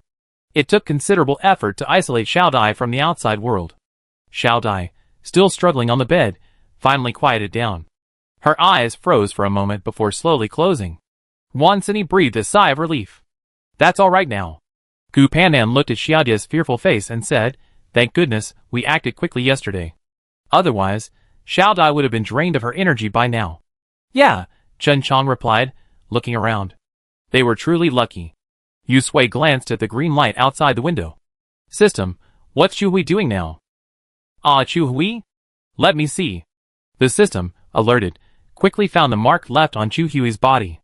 After a few tinkerings, it pulled up his image and was immediately startled. Oh my god, what is this guy trying to do? Suicide? On the empty street, there wasn't a single living zombie in sight, only corpses strewn across the ground. Chu Hui stood there, his head tilted upward, staring blankly at the sky. He was shirtless, and through the system's feed, one could clearly see the purple-black veins spreading outward from his chest. His heart was beating, as if something was about to burst from beneath his skin. The green light shone on his face, and the blue-black veins had already covered half of it. Under the green moonlight, he looked alive, his claws and fangs bared. Thump! Chu Hui suddenly dropped to his knees, his hands gripping the ground tightly, leaving a trail of fresh blood. His eyes bulged, and a crackling sound emanated from his throat. His face was stretched and bulging, as if something was crawling up his throat. Ugh! Ah! He clutched his head tightly with both hands, howling in agony. His scalp bulged under the green light. The thin scalp was stretched transparent, and a round object could be vaguely seen inside. The next second, with a puff, A finger-thick, dark green root emerged directly from his scalp, like a newly sprouted seedling. 2 leaves, stained with blood, trembled gently, stretching in the green light, revealing the fleshy buds within. The fleshy pink buds looked innocent and tender, swaying gently. Chu Hui slowly stood up, his limbs sprouting branches at a visible speed, rustling and rustling. From a distance, he looked like a tree. He slowly raised his arms, as if adjusting to this new body. His fingertips gently touched the fleshy buds on his head. As if flirting with him, the fleshy buds rubbed against his fingertips, then snapped open, splitting into 4 petals, wrapping around his fingers and biting down. Chu Hui, seemingly insensitive to the pain, rolled his eyes, grinned, and spoke in a strange tone, "Hungry? Hungry? No hurry, no hurry. I take you to eat. You won't be hungry after you eat." In the scene, Chu Hui stumbled towards the corpse of a zombie on the side of the road.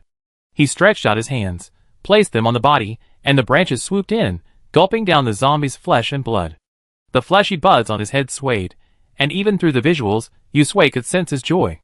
The system swallowed, sway, this guy is crazy. He's sacrificing himself to that mutant banyan tree seed. Yusui's face was grim, and her hands, hanging by her legs, twitched. The system, alert, hesitated. Sway, you're not planning on doing it tonight, are you? Her powers haven't recovered yet. Yusui hummed, her voice barely audible. No, the system's voice rose in anxiety. I don't agree. Your powers haven't recovered yet. Going now would be suicide. Besides, it looks like Chu Hui will need some time to nourish the mutant banyan tree to its current state. By the time your powers recover, we'll... It was too late. Yusui interrupted him with a raised chin. On the screen, Chu Hui, having absorbed the zombie corpse, had grown enormously. His human form was now completely enveloped by thick branches, making him look more like a tree. And that had only been less than a minute. Besides him, there's another parasite in the town. Given Chu Hui's absorption rate and ambition, he definitely set his sights on that parasite. Devour, evolve. 10 minutes have passed since the green light appeared overhead, but there's still no sign of it ending. If it can advance, it can also delay. The system was swirling with anxiety, once again regretting why it chose that time to upgrade, now that Yusui couldn't use his powers. No, it's too dangerous. I don't agree. Sway. Don't go. Just a few hours. Wait until tomorrow. Your powers will be restored at 10 o'clock. It won't be too late for us to go then. Sway. Too dangerous. Yusui touched the ball of light. Don't worry, I won't jeopardize my own safety. Besides, I'm not the only one. That won't work either. The system still disagrees. Your powers haven't been restored. Yusui opened her hand, closing her eyes, and trying to feel the power. Then, under the system's astonished gaze, a faint silver light flashed from her fingertips. She opened her eyes, and looked at the system. Look, my superpowers have returned. Impossible. The system screamed, losing its voice. How could it be so fast? I clearly set it for 5 days. The system shouted this out, and when it met Yusui's calm gaze, its heart skipped a beat. Coming to its senses, realizing what it had said, it suddenly felt like strangling itself to death. Why couldn't he keep his mouth shut? It's over. In its sea of consciousness, a ball of light flickered violently, its eyes drifting. The system didn't dare meet Yusui's eyes. It wanted to make an excuse, but when it met Yusui's gaze, it was too guilty to speak. Yusui sighed softly. In fact, ever since that last dream, she had begun to doubt whether her superpowers were truly useless. In her previous life, even without the system, she possessed lightning abilities. This suggests that lightning abilities were hers, not a gimmick unlocked by the system. Just like Wan Sini's spiritual abilities, Xiao Dong's earth abilities, and Yao Yan's fire abilities. Whether in this life or the past, these abilities are their own. Chapter 153. The system upgrade claimed to have affected Yusui's abilities. Yusui had just woken from a nightmare, her mind still shrouded in confusion. Upon hearing this, she immediately attempted to use her spatial abilities. After confirming that her spatial abilities were unusable, she accepted the system's explanation and chose not to try using her lightning abilities again.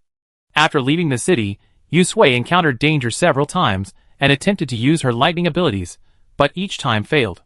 She completely believed the system's words. After that dream, Yusui vividly saw herself in her previous life, also possessing lightning abilities. Later, seeing Xiaoyu, who had no abilities in her previous life, but had become a psychic like Wan Sini in this one, she had a vague suspicion. The difference between the two was due to the system's manipulation.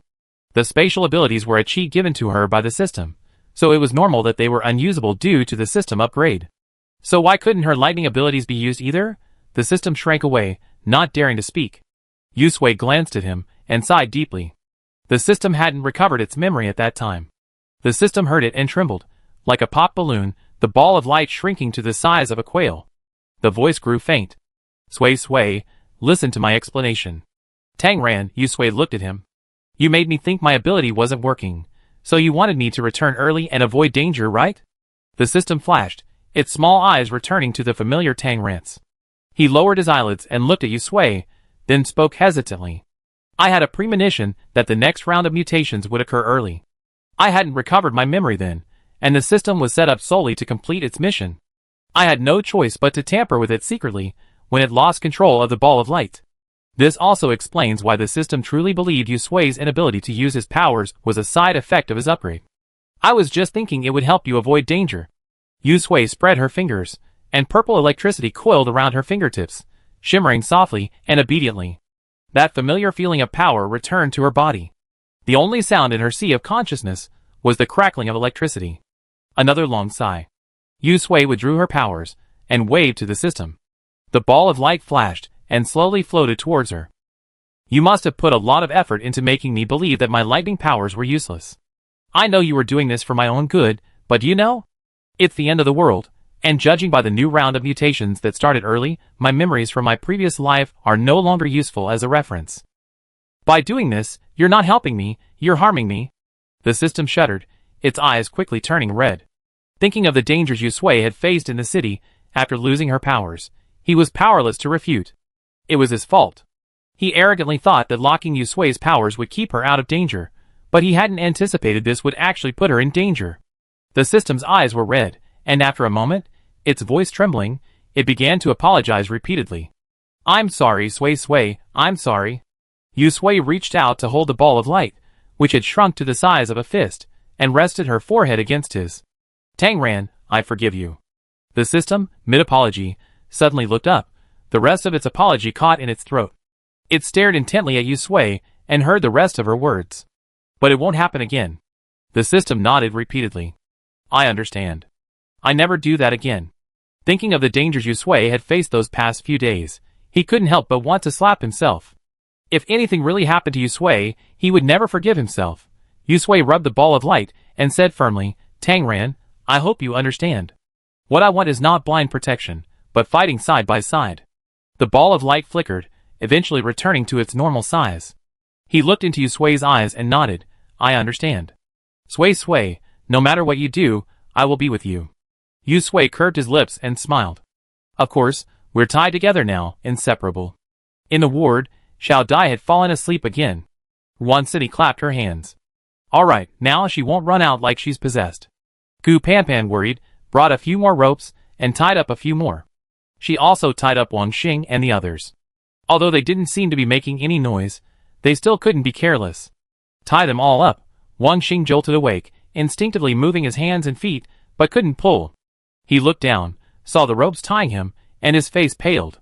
Turning back, he saw Xiao Dai lying unconscious on the bed, practically bound like a mummy. He was terrified, and instantly sober. Xiao Dai, what's wrong with you? Wake up! He looked up, finally noticing Chinchong and Gu Panpan tying someone up, and shouted, What are you doing? A sudden thunderclap woke everyone in the room, except Xiao Dai. The patients were startled, their eyes dazed and still trying to process what was happening. They instinctively moved, but... Huh? Why can't they move? Looking down, wow! All sleepiness vanished instantly. Who tied me up? What are you doing? Untie me! Hiss! Why are you tying me up? The ward suddenly became noisy. The noise was giving Wansini a headache. Her eyebrows raised, and she slapped Wang Xing, the culprit, across the face with a resounding slap. The slap stunned him, and the resounding sound of the slap also brought complete silence to the noisy ward. What the hell? I've been busy all night, and still have to endure your demonic sound attacks. Is there any justice in the world? Wansini put her hands on her waist, and glanced around. The people who had been shouting the loudest immediately shut their mouths, and shrank back like quails, fearing they would be slapped too. Chinchon and Gu Panpan quickened their pace, tying up the last person and clapping their hands. A wave of resentment welled up within them. Being scolded for doing a good deed was unpleasant for anyone. Wang Xing's face was distorted by the blow and rapidly swollen. He blinked and froze for a long moment before finally regaining consciousness. He slurred, "Sister Wan, why hasn't Xiao Dai woken up yet? What happened to her?" Xiao Dai was sleeping so soundly amidst all the noise. "It's unbelievable." Wan Xini rolled her eyes in exasperation. "It's better she hasn't woken up. If she had, all my efforts would have been wasted. All right, stop guessing. I'm tying you up for your own good." She pointed to the window. "Do you see that green light outside? Even though the seeds in your bodies have been dug out, there's bound to be some left. Tying you up prevents anything left inside from being affected by the green light and turning you all into plants. Stay here until the green light disappears. If you're alright, we let you go." Everyone felt a little relieved. Someone glanced at the green light, then down at the ropes, then at the soundly sleeping Xiao Dai. With a trembling voice he said, "Excuse me, could you please knock me out? I think that's safer. It was better to be asleep, unaware of anything. Even if I were unlucky enough to become a plant, I'd rather die quickly, free from suffering." Qin Chong and Gu Panpan exchanged a glance, then used their hands as knives to fulfill his request. Wan Xini unceremoniously knocked Wang Xing unconscious, and the ward fell silent again. Yu Sui looked around and looked at Wan Xini. "Xini, let's go out for a while." Once they were outside, Yu Sui then said to Wan Xini, "Let's go to the town." "Is there something wrong with that kid Chu Hui?" Wan Xini's face changed, and she immediately understood. "Well, the green light has had a profound effect on him. Now, he's become a true symbiote. It'd be easier for us to deal with him sooner rather than later." Wan Xini rolled up her sleeves. "Okay." After taking a few steps, she stopped again. "Just the two of us? Sui, why don't you stay? Your powers." Yu Sui held out her hand. The familiar purple lightning, like a tamed snake, coiled around her palm and wrapped around her fingertips. Wan Xini's eyes widened. Sui, your powers have returned." She began counting on her fingers. "Shouldn't it be 5 days? It hasn't even been up yet. Did you overdraw your vitality or something?" "No, my powers returned prematurely."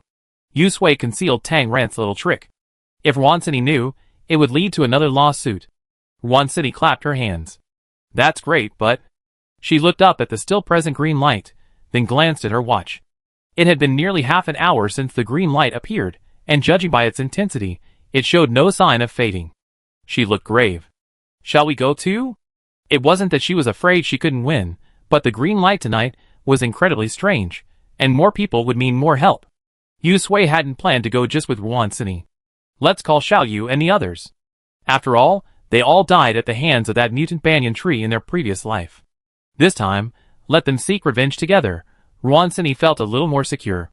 "Then let's go!" Xiao Yu and the other two were on patrol. Hearing the noise, they turned back somewhat surprised. "Why are you here?" Xiao Dong also leaned over to look. "Where are those people whose seeds were dug out? Are they all right? It's strange. Why is the green light so strong and lasting so long today?" He pointed at his face. "It's turning my face green. TSK.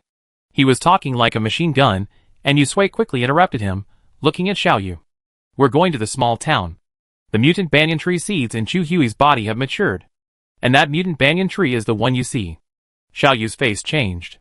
Memories of her previous life resurfaced in her mind. The pain etched itself deeply into her soul, and she couldn't forget it even in this new life. "Okay, we go too." "Where to?" Xiao Dong leaned closer. "In town?" "Sister, I want to go too."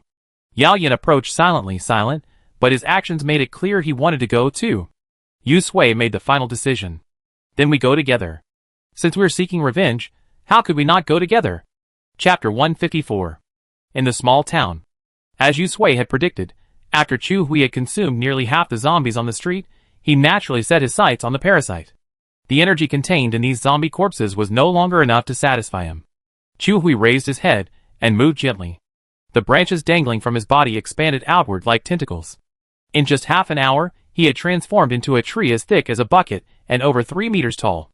Lush branches enveloped him, embedding his face in the center of the trunk. His once delicate and gentle face had been squeezed and distorted by the surrounding trunks. At first glance, it looked like the outline of a human face had been drawn on the trunk, with only the facial features remaining. His pupils glowed with a faint green light. The buds on his head moved without wind, tightly covered by the branches. They swayed gently with his movements, making a sound similar to a baby crying or a cat meowing. Chu Hui gently raised his hand, the branch gently brushing against the fleshy bud. His gruff voice, with an eerie warmth and tenderness, said, "Be good, don't worry. Not full? I take you to something delicious." The entire tree glowed a vibrant green in the night, as if resonating with the eerie moonlight. A rustling sound echoed through the quiet street, like countless small snakes crawling across the ground, a terrifying sensation. A moment later, Chu Hui chuckled softly, his dark green eyes brightening. "Found it, he." The fleshy bud above his head also turned to confirm its direction and stretched forward, as if urging Chu Hui to hurry. Chu Hui moved. The branches on the arms began to gather together at this time, turning into two huge arms, which slammed to the ground with a snap. The ends of the branches split into 5 fingers, spread out and pressed against the ground. With force, they pushed down, and the entire trunk was pulled up abruptly, leaving the ground and hanging in the air. The asphalt road cracked under the weight it wasn't meant to bear. Crackling, crackling, the pavement crackled under the pressure of the palm. Bang, bang, bang. The dull sound, like the beat of a drum, pounded the ground. Where Chu Hui passed, 2 deep palm prints were left on the road, their fingers clearly visible, the edges splattering with cracked asphalt, as if a giant from ancient legend had once walked there. The distance between his palms was 2 meters, yet his movement speed was truly astonishing. In just a few steps, he had covered half the street. From a distance, it looked like a monster shaped like a human figure wandering through the town. Under the eerie green light, Chu Hui's pace grew faster and faster, until he was practically trotting, shaking the very ground. 500 meters away, the young parasite was also being bathed in the green light. He tilted his head back, and the fleshy buds on his head suddenly blossomed. Countless teeth flashed coldly on each bud. The bud shifted, twitching nervously, taking a fighting stance. It sensed it. Bang, bang, bang. Chu Hui happily ran in front of it. On a street, 2 evolved mutant plants finally collided. The mutant vine parasite, originally rather thin and retaining a humanoid form, now assumed a full-fledged fighting stance, its size swelled dramatically. Perhaps because it had evolved earlier than Chu Hui and absorbed more green light, its size was several times larger than Chu Hui's. A mutant plant symbiont, a mutant plant parasite. Neither side retreated. From the moment they sensed each other, they had already considered each other their most valuable nutrients. The battle was imminent. Almost simultaneously, Chu Hui's branches and the vines of the mutant vine parasite moved, becoming entangled in midair. The branches and vines entangled each other, their suckers biting into the bark, which secreted a milky white gum, sealing the suckers. The vines immediately sprouted barbs, piercing the pith of the branches, sucking the emerald green sap within. Crunch. Tick. The battle between the mutant plants seemed calm and gentle, devoid of any bloodshed, yet it also gave people a chill. Chu Hui sneered, his eyes gleaming with greed. It was just a plant with strength but no brains. Ultimate victory was bound to be his. Feeling the other's rich, vigorous power, he couldn't help but feel excited. The buds on his head, sensing his emotions, screamed, their strength rising to a new level. He would definitely win. After receiving a system alert stating that Chu Hui had attacked the mutant plant parasite, Yu Sui acted decisively, summoning Xiao Yu and the others to drive the jeep from the complex. The jeep had been parked there since it was confiscated, and now, finally, it was put to good use. They sped all the way to the complex. On a nearby rooftop, Yu Sui and the others lay there, and she breathed a sigh of relief. They had caught up. Wan Sini's eyes nearly popped out of her head, and she cursed, "Fuck. Who's Chu Hui? He's growing so fast. Is he on hormones? Even taking Jean Kalaw wouldn't be this fast." Xiao Dong added, dumbfounded. He rubbed his eyes vigorously, pinched his thigh, and, looking at the 2 giant trees battling before him, finally admitted that this wasn't an illusion. Xiao Yu's brows furrowed so tightly they could pinch a fly. "Which one is Chu Hui?" Yu Sui pointed, prompted by the system. "The one on the left is Chu Hui, and the one on the right is the mutant vine parasite." Several people looked in the direction of her finger. Honestly, if they hadn't seen it with their own eyes, they couldn't have imagined Chu Hui could become like this, or that mutant plants could evolve to this level. It was like a tree in the deep mountains and ancient forests had become a spirit, the original form of the Black Mountain Demon. Xiao Dong stared at the silent battle below with wide eyes, clicking his tongue. "I didn't expect a fight between mutant plants to be like this. It's truly killing plants without bloodshed." He turned to look at Yu Sui and Wan Sini. Hey, with just a few of us, can we really kill these two? Looking at the figures of both sides, wouldn't their bean sprout-like physiques be just a bunch of food if they went up there? Down below. Chu Hui was completely absorbed in his battle with the mutant vine parasite, completely oblivious to the arrival of Yusui and the others. Perhaps, even if he had noticed, he wouldn't have taken them seriously. After all, he had mastered a new power. The system quickly analyzed the situation. Sui, look, he said, zooming in on the image and carefully circling the center trunk. The buds on top of his head were Chu Hui's core strength and also his weakness. To eliminate him completely, this had to be addressed. He quickly glanced at the mutant vine parasite, comparing their data. The parasite was no match for him. It seemed the parasite had the upper hand, but look at the branches Chu Hui had separated. In the image, the branches silently extended, using the buildings on both sides of the street as a cover, and abruptly circled behind the mutant vine parasite. Judging from the direction, the target was the buds on the mutant vine parasite's head. As expected of a symbiont that retained human consciousness, they even knew the art of feinting to the east and attacking in the west. Yusui narrowed his eyes, quickly calculating in his mind, we have to help the mutant vine parasite. These two just fought for a short time, without expending much energy at all. As Xiaodong said, a single evolved mutant plant alone could have given them a hard time. If they don't drain their energy further, their danger will be even greater. The best outcome is that they can take advantage of the situation. The system's eyes rolled. Hee, I get it.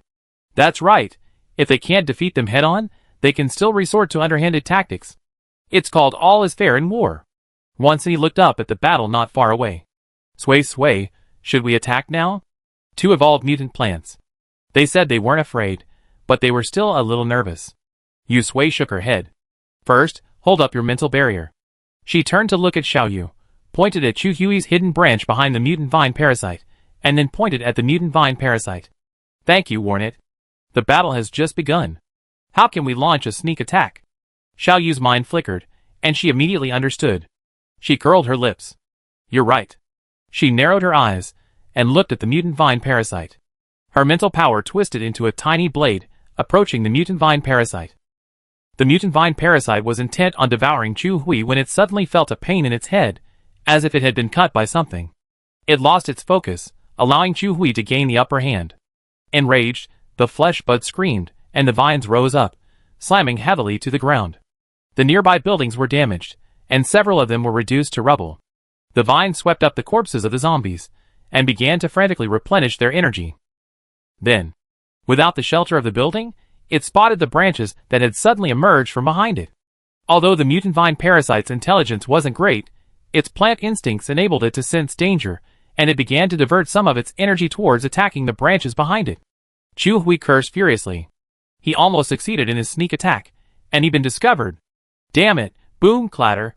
The collapsing building and the shower of dust brought the battle between the two evolved mutant plants to a climax. It was at this moment that the eerie green light that had lasted for nearly 2 hours vanished. Yusui looked up suddenly. It's over. The new round of mutations had finally come to an end. The system's heart finally settled, and it spun around happily. Host, it's over, the green light is over. These mutant plants can no longer absorb the energy for evolution from that light. Though those who had already evolved couldn't go back, they didn't have to worry about more evolved mutants emerging. Almost instantly, the green light vanished. Chu Hui and the mutated vine parasite, engaged in combat, simultaneously slowed down their movements. Both flesh buds simultaneously raised their heads to gaze at the moon, now restored to normal. The bright, silvery moonlight shone down, casting a dull tinge on their flesh buds. While the green light persisted, they could absorb its endless supply of power to replenish themselves. With the green light gone, the only way to gain power was to fight each other. The strong prey on the weak. This is the eternal law of survival in nature. Yusui and his companions noticed that the fighting below had reached a fever pitch, with both sides desperately pulling out all their trump cards in an effort to devour the other. The winner would gain the other's power, conquer this territory, and become the undisputed king. The loser would only become food for the other. Chapter 155. The roar of battle below was deafening. To avoid being caught in the crossfire, Yusui and the others had to move to another rooftop. They squatted there, clinging to the balcony, their heads exposed, staring intently at the mutated plants fighting not far away. Wansanitude, this noise is like a demolition crew. A perfectly good house is like papier-mâché under their lashings. Xiao Dong nodded in agreement, folding his arms and shaking. If this happened to me, I'd be damned immediately. The system zoomed in on the image, its gaze intense. Sway sway, Chu Hui's branches had lost nearly 40% of their strength to the mutated vine parasite's stranglehold. It looked like the parasite had the upper hand, but even so, it was seriously injured. Look, the luster of the granulation tissue on its head has dimmed a bit. Yusui squinted, examining it closely. I didn't expect this mutated vine parasite to be so powerful. The system sighed. Chu Hui also felt a bit of a dilemma. He had originally expected a one-on-one, crushing battle, but his opponent had suddenly transforming from a kitten into a ferocious lion, catching him completely off guard. Could it be said that this was indeed an evolved mutant plant? Although it lacked human intelligence, its plant instincts had innately taught it how to confuse its enemies, allowing it to maintain its human appearance. In midair, branches and vines entwined, coiling and tangling tightly together, making a crackling sound. With a ripping sound, Chu Hui's giant palm was completely torn off by the mutant vines, and emerald green sap sprayed all over the street like a shower of flowers. The milky white gum and emerald green sap mixed together and dripped onto the ground, like a sticky rain, making a hissing sound and causing puffs of green smoke to rise. The parasite didn't gain any advantage either. It sacrificed half its main vines to tear Chu Hui's giant palm off. The fleshy buds on its head opened and closed like a fish starving for oxygen.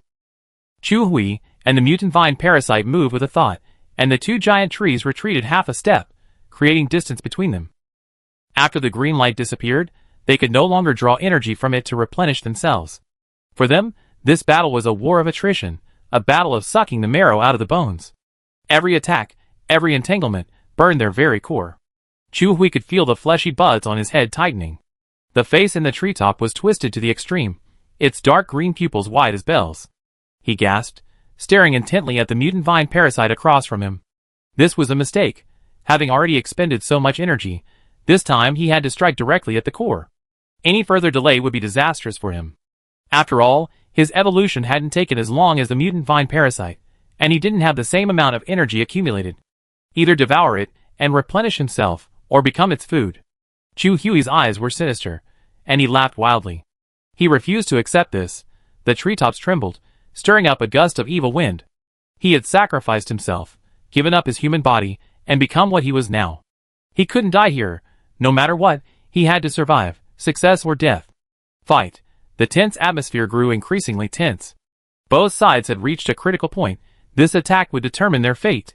Chu Hui and the mutant vine parasite simultaneously ballooned in size, gathering momentum, ready to unleash their most powerful attack. Yusui narrowed his eyes and whispered, "They're almost dead." "Really?"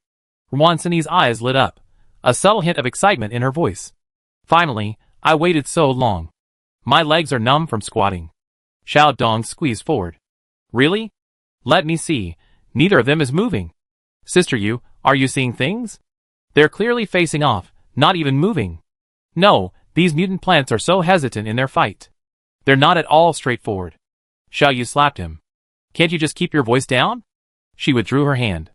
"I can sense that Chu Hui and the mutant vine parasite have weakened considerably. They're gathering strength. Looks like they're going to decide the outcome." Yusui hummed, a flash of lightning flashing on his fingertips. "It's time for us to get ready." After that, Chu Hui and the mutant vine parasite collided with a resounding crash, causing Yusui's ears to ring. She covered her ears with one hand, a look of pain on her face. She reached out a hand to support Wansini's shoulder, and instructed the system to quickly transfer energy to Wansini. Wansini's expression was even uglier than hers. The sound was mixed with a mental attack. Wansini's erected mental barrier was hit hard, and her mental power was shaken and backfired. Fortunately, she had the foresight to create 4 or 5 layers of mental barriers to protect them, otherwise she would have been exposed. Wansini gathered herself, calmed herself, tilted her head, and smiled at Yusui. "I'm fine." Then she perked up. Xiao Yu also stretched out her hand to form a mental barrier, blocking Wansini's mental barrier. She looked at the battle below without turning back and asked, "Are you all okay?" "Sister, I'm fine." Xiao Dong rubbed his head. "That sound was like thunder, it nearly deafened me." Yao Yin, standing beside him, said gravely, "I'm fine too." Xiao Yu breathed a sigh of relief. "You guys use your powers to protect yourselves. The battle is almost over." Yusui raised an eyebrow, his lightning power eager to be deployed. "It's our turn." Smoke and dust billowed, and the noise was deafening. Even Peng Jia and the others patrolling the entrance to the community heard the commotion. Peng Jia stood on tiptoe, his hands propped up to look. Of course, he saw nothing.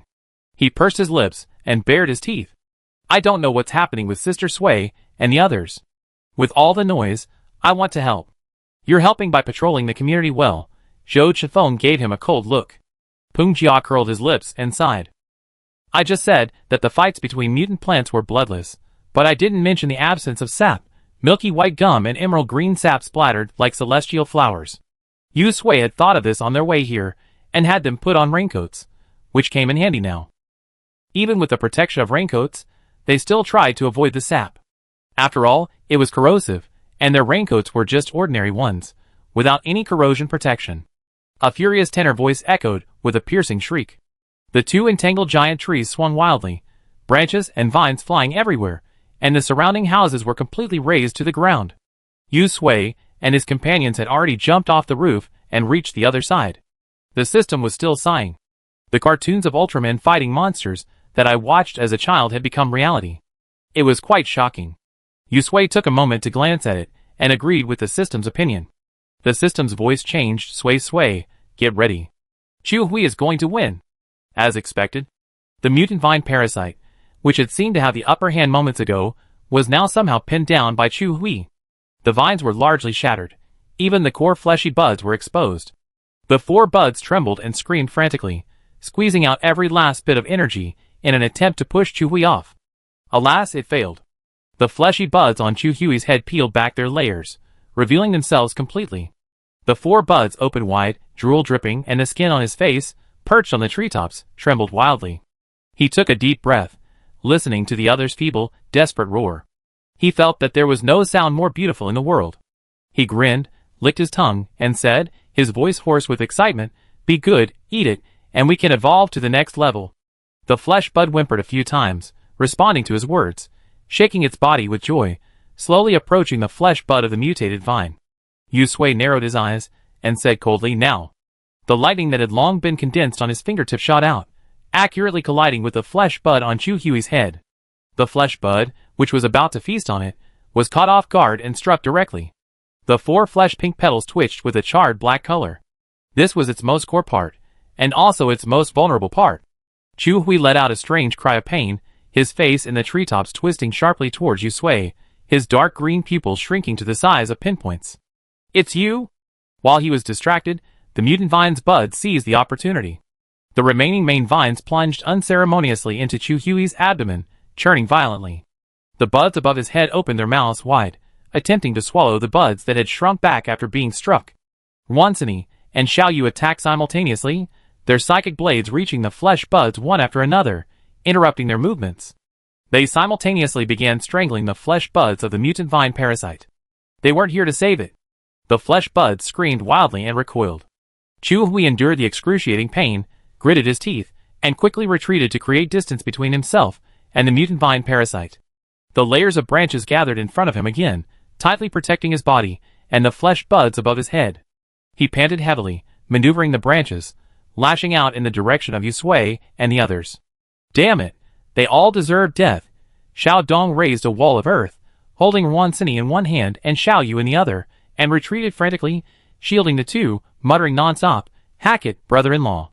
Hurry up, burn them all to death." Yao Yin glanced at him, and only then did Xiao Dong remember that he was his brother-in-law. He swung his hands, and 2 fire dragons leaped out, enveloping themselves in the branches and bursting into flames. Yu Sui leaped aside, as a thick branch whipped towards her. She took a breath, moved her feet, and, fueled by her lightning powers, dodged the blow with lightning speed. She flung open her hands, and a lightning snake shot out, a trail of sparks and lightning cascading down the branches to the trunk. The brown bark was blackened by the electricity, billowing with smoke and a burning smell.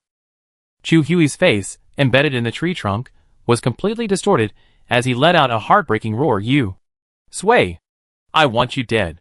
The system chuckled twice, analyzing Chu Hui's situation and reporting his weaknesses to Yu Sui. It also found a moment to retort. This time, he'd definitely be the one to die. He had already understood. In his previous life, Chu Hui had won the battle against the mutant vine parasite and successfully evolved to a new level. Later, when they escaped the city, they encountered it and lost their lives. In this life, he wouldn't have that chance again. Chapter 156. Yu Sui stood on the collapsed wall, steadying herself. Her hands were spread out, palms facing upward, a cold expression on her face. Her supernatural powers were being mobilized, the second time she had used them, hoping to surprise him. Chu Hui subconsciously sensed danger. He lashed out with his branches while preparing to flee. He couldn't die here, as he knew he would. The earthen wall blocked his path, and the fire dragon entangled his branches, temporarily preventing him from escaping. With a rumble, a massive dark cloud suddenly gathered in the previously calm sky, flashes of lightning flashing within, carrying a chilling pressure. Chu Hui's heart skipped a beat. He glanced at Yu Sui, who stood on the wall, cursing profusely. He hadn't expected Yu Sui's supernatural powers to be so powerful. Moreover, he clearly received word that Yu Sui's powers were temporarily unusable, so how could they suddenly be used again? How dare they lie to him? Chu Hui bit his teeth until they bled, hatred boiling within him, but he didn't dare confront Yu Sui and the others head-on. The battle with the mutant vine parasite had consumed most of his energy, and Yu Sui's previous attack had damaged the granulation tissue. He was now severely weakened, so he had better find a way to evade them. Thunderclouds rolled in, and he mobilized the energy within his body, rapidly gathering branches to envelop himself, hidden within the trunk, and the granulation tissue above his head, attempting to withstand the blow. Yu Sui's face was stern, and he turned his open palms, pressing them downward. The swirling dark clouds instantly stopped, and the lightning gathered, condensing into a 2-meter diameter pillar of lightning. It plummeted from the center of the cloud, aiming straight at Chu Hui. Chu Hui's heart trembled, and he gathered the branches faster, barely shielding himself a second before the lightning pillar fell. Boom! Instantly, a blinding white light flashed, ripping the sky apart, illuminating half the sky. The lightning column slammed down hard on Chu Hui.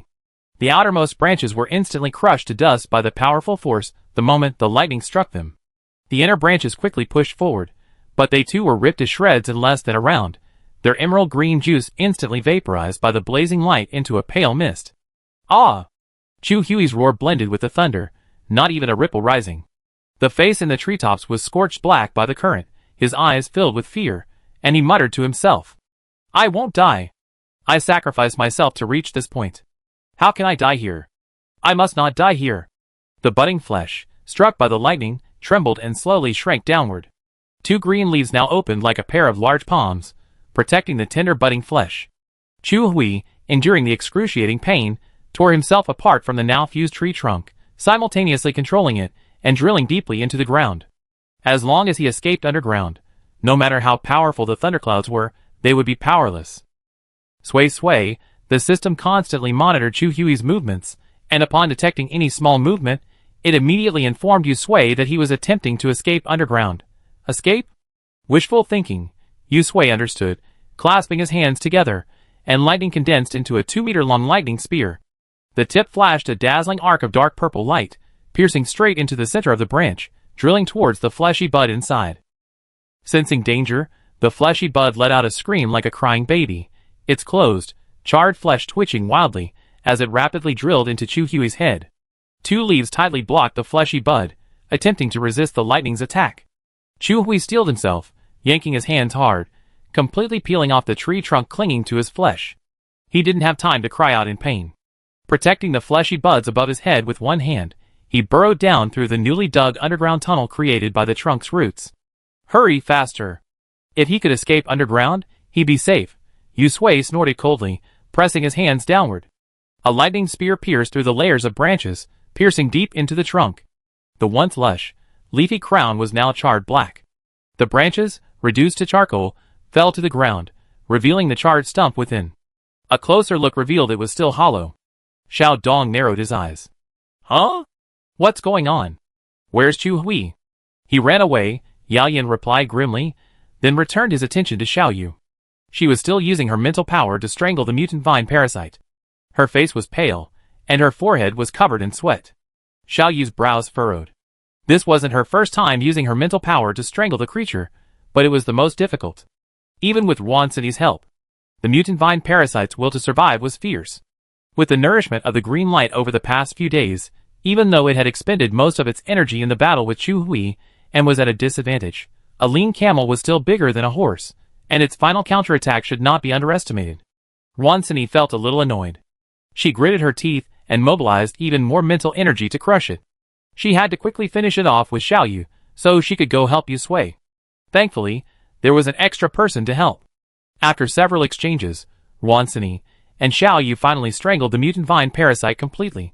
The buds on its head shrank at a visible rate, eventually becoming a dark green fruit core the size of a fingernail, cracked and dehydrated, like the most primitive seed. It landed on the ground with a thud, rolling several times.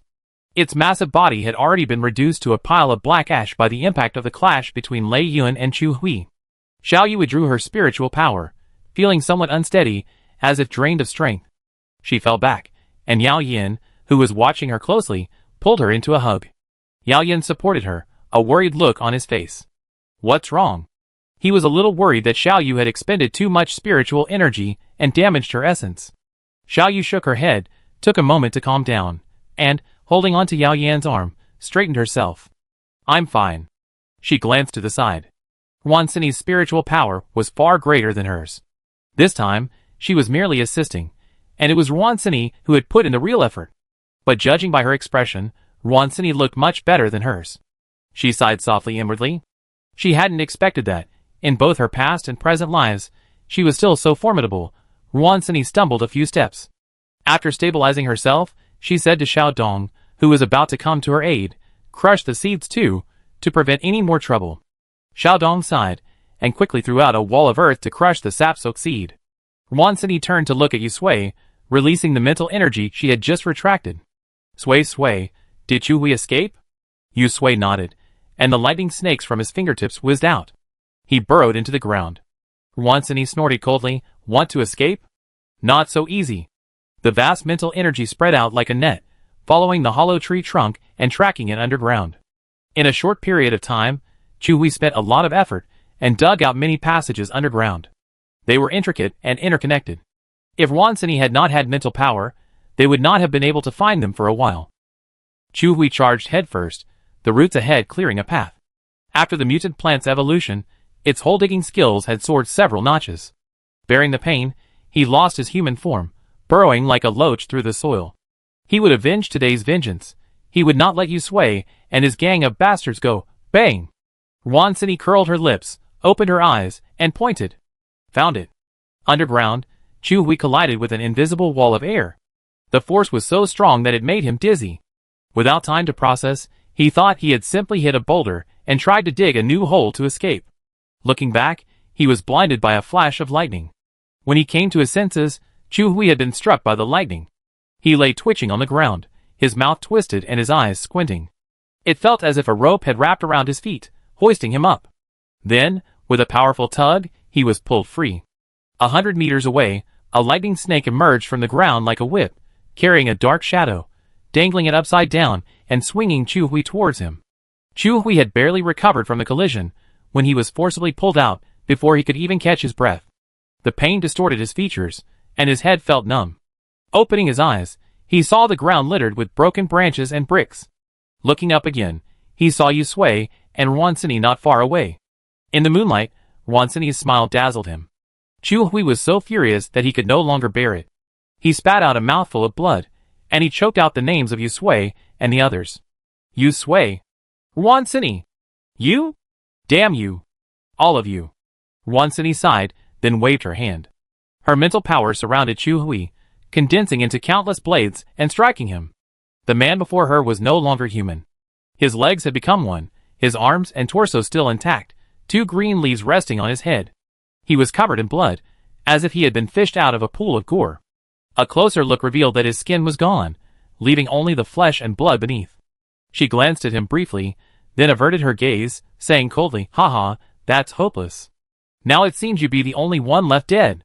Xiao Dong studied him for a long moment. He could still hear some of Chu Hui's old voice in his voice, but his appearance was completely different. He sighed loudly. What did you do?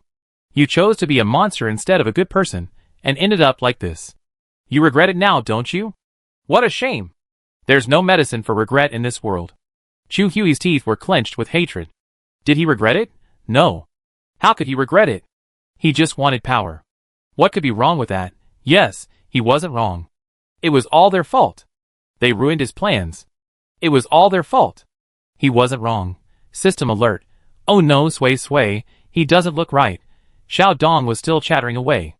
Chu Hui looked completely frantic, his eyes pierced with poison. If the lightning snake hadn't held him back, he would have been eager to devour their flesh and drink their blood. Yu Sui swung several bolts of lightning at the 2 leaves above Chu Hui's head. The seemingly tender leaves were now like 2 pieces of stone, unmoved by any attack, shielding the fleshy buds beneath them from the damage. Wansini frowned, her mental power transformed into a massive hand, attacking Chu Hui's mental power. Hanging in midair, Chu Hui struggled desperately, like a fish out of water. Seeing this, Xiao Yu pushed Yao Yin aside, took a step forward, took a deep breath, and slowly exhaled, concentrating his mental energy once more and lunging at Chu Hui. The 2 of them joined forces. Chu Hui clutched his head, his mouth gaping open. The pain in his head was exploding, and the leaves above his head trembled, as if unable to withstand the onslaught. The 3 of them combined their strength. Chu Hui fought desperately, but he was no match for the 3 and was soon defeated. The leaf, charred by the lightning, turned to black ash and drifted away with the wind, revealing the shrunken granulation underneath. Wansini and Xiao Yu exchanged glances. With their previous experience, they were much more prepared this time. In a matter of moments, the granulation could no longer withstand the pressure, shrinking and deforming, eventually transforming into a brown seed the size of a fingernail. With a snap, it detached from Chu Hui's head and fell to the ground, rolling several times. Xiao Dong unceremoniously slammed the earthen wall, crushing the seeds. He clapped his hands, glanced at the mess, and sighed. It's finally over. The system breathed a sigh of relief. It was finally resolved. In their previous life, they had died at the hands of Chu Hui. In this life, revenge had finally been achieved. Yu Sui looked at the system, which was happily dancing in a sea of consciousness, and a gentle touch crossed his features. Now, all that remained was its mission. Chapter 157. I'm back, Peng Jia tilted his head. He heard the sound of a car in the distance and jumped down from the fence, saying cheerfully, I go pick them up. Zhou Chenfeng glanced at him, and looked out along the path leading to the entrance. Next to him, Deng Yi poked Zhou Chenfeng and whispered, Do you think Peng Jia is really attracted to Yu Sui? Zhou Chenfeng's eyes flickered, his expression unchanged. At this time, you're still fussing over this? The jeep's headlights illuminated the road ahead. In the back seat, Xiao Dong huddled between Xiao Yu and Yao Yin, singing song after song. They hadn't stopped since leaving town. Xiao Yu clapped at him several times, but to no avail, so he simply turned his head away. Yao Yin sat calmly beside him, staring straight ahead without even lifting an eyelid. It was obvious he was used to it. In the front seat, Yu Sui and Wansini glanced at each other as they drove, and they both laughed. This trip not only dealt with Chu Hui, avenging their previous lives' deaths at the hands of the mutated banyan tree, but also eliminated the town's mutant vine parasites. This was truly worth celebrating. Wansini sat in the passenger seat, enjoying the breeze and listening to music, feeling cheerful. She turned to glance at Xiao Dong, who was singing enthusiastically, and smiled. Luckily, you have a good voice, otherwise I would have kicked you out. Xiao Dong raised his head and brushed his hair. Of course. I once competed in our school's top 10 singers competition and took second place. Oh, if it weren't for the apocalypse, maybe I would have debuted as an idol by now. With my face and my heavenly voice, I'd definitely be a rising star. Yao Yan's lips twitched at this, but he couldn't help it. He glanced at him coldly and said, The hottest new star? You? Forget it. If there weren't the apocalypse, you'd probably be the guy on a live stream selling goods, yelling 1, 2, 3, everyone, click the link. 007, a slave who works himself to death for 3,000 a month. Young master? Ha, you mean you look like a grandfather despite your youth. Yu Sui, Wansini, and Xiao Yu couldn't help but laugh. Yao Yin looked up and down at Xiao Dong's grimy face and his colorless clothes with a serious expression. He rubbed his chin, and the more he looked at him, the more he thought he looked like him. You know what? You really do look a bit like young master of the beggar's sect. If you go out to that station, everyone will stop and sigh, offering you some compassion. Xiao Dong reached out and touched his face. It was covered in black ash, and 5 marks appeared on his face, making him look even more ridiculous and pitiful. Hearing the laughter of Yu Sui and the others, he simply fell on Xiao Yu and started to act coquettishly. Sister, look, that's how you belittle your brother, me. Xiao Yu pushed him away with disdain, a smile on her face. You're so dirty, sit tight. Xiao Dong, feeling wronged, cried out, clutching his chest. Sister, even you despise me. Woohoo! I'm dying. He reached out his grimy hand and turned to grab Yao Yan's clothes, sobbing in a drawn-out, tearful voice. It's all your fault. It's all your fault. If I'm not doing well, you won't be able to either. Yao Yan's expression changed, and she quickly dodged his hand. Unfortunately, the back seat wasn't spacious, and the two of them got into a tangle. Yu Sui glanced at the situation in the rearview mirror and felt a bit better. Good thing. Everyone's still alive. An hour ago, they dealt with Chu Hui and the mutant vine parasite, crushing all its seeds into powder. And so, to prevent any resurrection or escape, they conducted a thorough search of the land, thoroughly checking every corner before leaving the town. The system also transformed into an X-ray machine, scanning the entire town several times, and concluding that there were no ordinary zombies, not even a single superpowered zombie, let alone mutant plants. This finally put Yu Sui at ease. The atmosphere in the car was relaxed. Yu Sui drove back to the complex. Before he even turned onto the side road, he saw Peng Jia running toward him, arms waving. Yu Sui quickly slammed on the brakes, but before the car even stopped, Peng Jia flung open the back door, jumped in, and squeezed in, calling out with a grin, Sister Sui, you're back. Are you okay? Xiao Dong and Yao Yan, who were in a tangle, were first carried forward by inertia and hit the back of a chair. Then, they were pushed and jostled. Another person had squeezed into the car. To avoid squeezing Xiao Yu, they had to retreat as far as possible and squeeze back in. Xiao Dong curled his lips, sitting on Yao Yan's body and glaring at Peng Jia. With her masterful mind-based abilities, how could she possibly get hurt? Your concern is rather perfunctory. Also, why aren't you on patrol at this hour and coming here? Xiao Dong quickly complained to Yu Sui. You're abstinent. You have no sense of responsibility. Bad review. Peng Jia choked and turned to look at Xiao Dong. Who the hell are you? How did you end up like this? Did you go digging for coal? Xiao Dong grew even more enraged. He rubbed his hands across his face, leaving them covered in dust, and was about to throw them at Peng Jia. You're blind. I don't even recognize you, young master. Your eyesight is bad. You need treatment. Peng Jia quickly grabbed both of his hands. Ah! He cried, backing away. Yao Yan remained silent, silently reaching out to rub his hand against his clothes. Once and he looked back to see Peng Jia had been rubbed like a harlequin cat. She clutched her stomach and laughed until tears came out. Yu Sui curled her lips and stepped on the accelerator.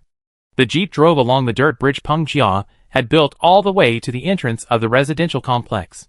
Seeing Zhou Chifeng and Deng Yi standing there, she stepped on the brakes and rolled down the window to greet them. The back door opened before her. Peng Jia practically rolled out, his face a sullen mess. He pointed at Xiao Dong, his hand shaking with rage. You have no martial ethics. Xiao Dong rolled his eyes. My martial ethics is to strike first. Zhou Chifeng and Deng Yi took one look at Peng Jia's miserable condition and laughed unceremoniously. They looked at Yu Sui and waved, Sister Sui, we take care of this. Go get some rest. Yu Sui smiled faintly. Thank you for your hard work. Xiao Dong closed the door and made a face at Peng Jia outside. Yu Sui noticed his movement and stepped on the accelerator. The car drove into the residential complex. Peng Jia looked at the taillights and jumped in anger. He wiped his face with his clothes. Xiao Dong, that brat is so annoying. Zhou Chifeng chuckled. You brought this upon yourself. Alright, quickly withdraw your supernatural powers and clear the road of any traces of the car. Peng Jia was still unhappy, but she got to work. In the villa, Xiao Yu and the other two got out of the car. They were thoroughly exhausted tonight, and all they wanted to do was go home and sleep. Gu Panpan finally felt relieved when she saw Yu Sui and the others had returned safely.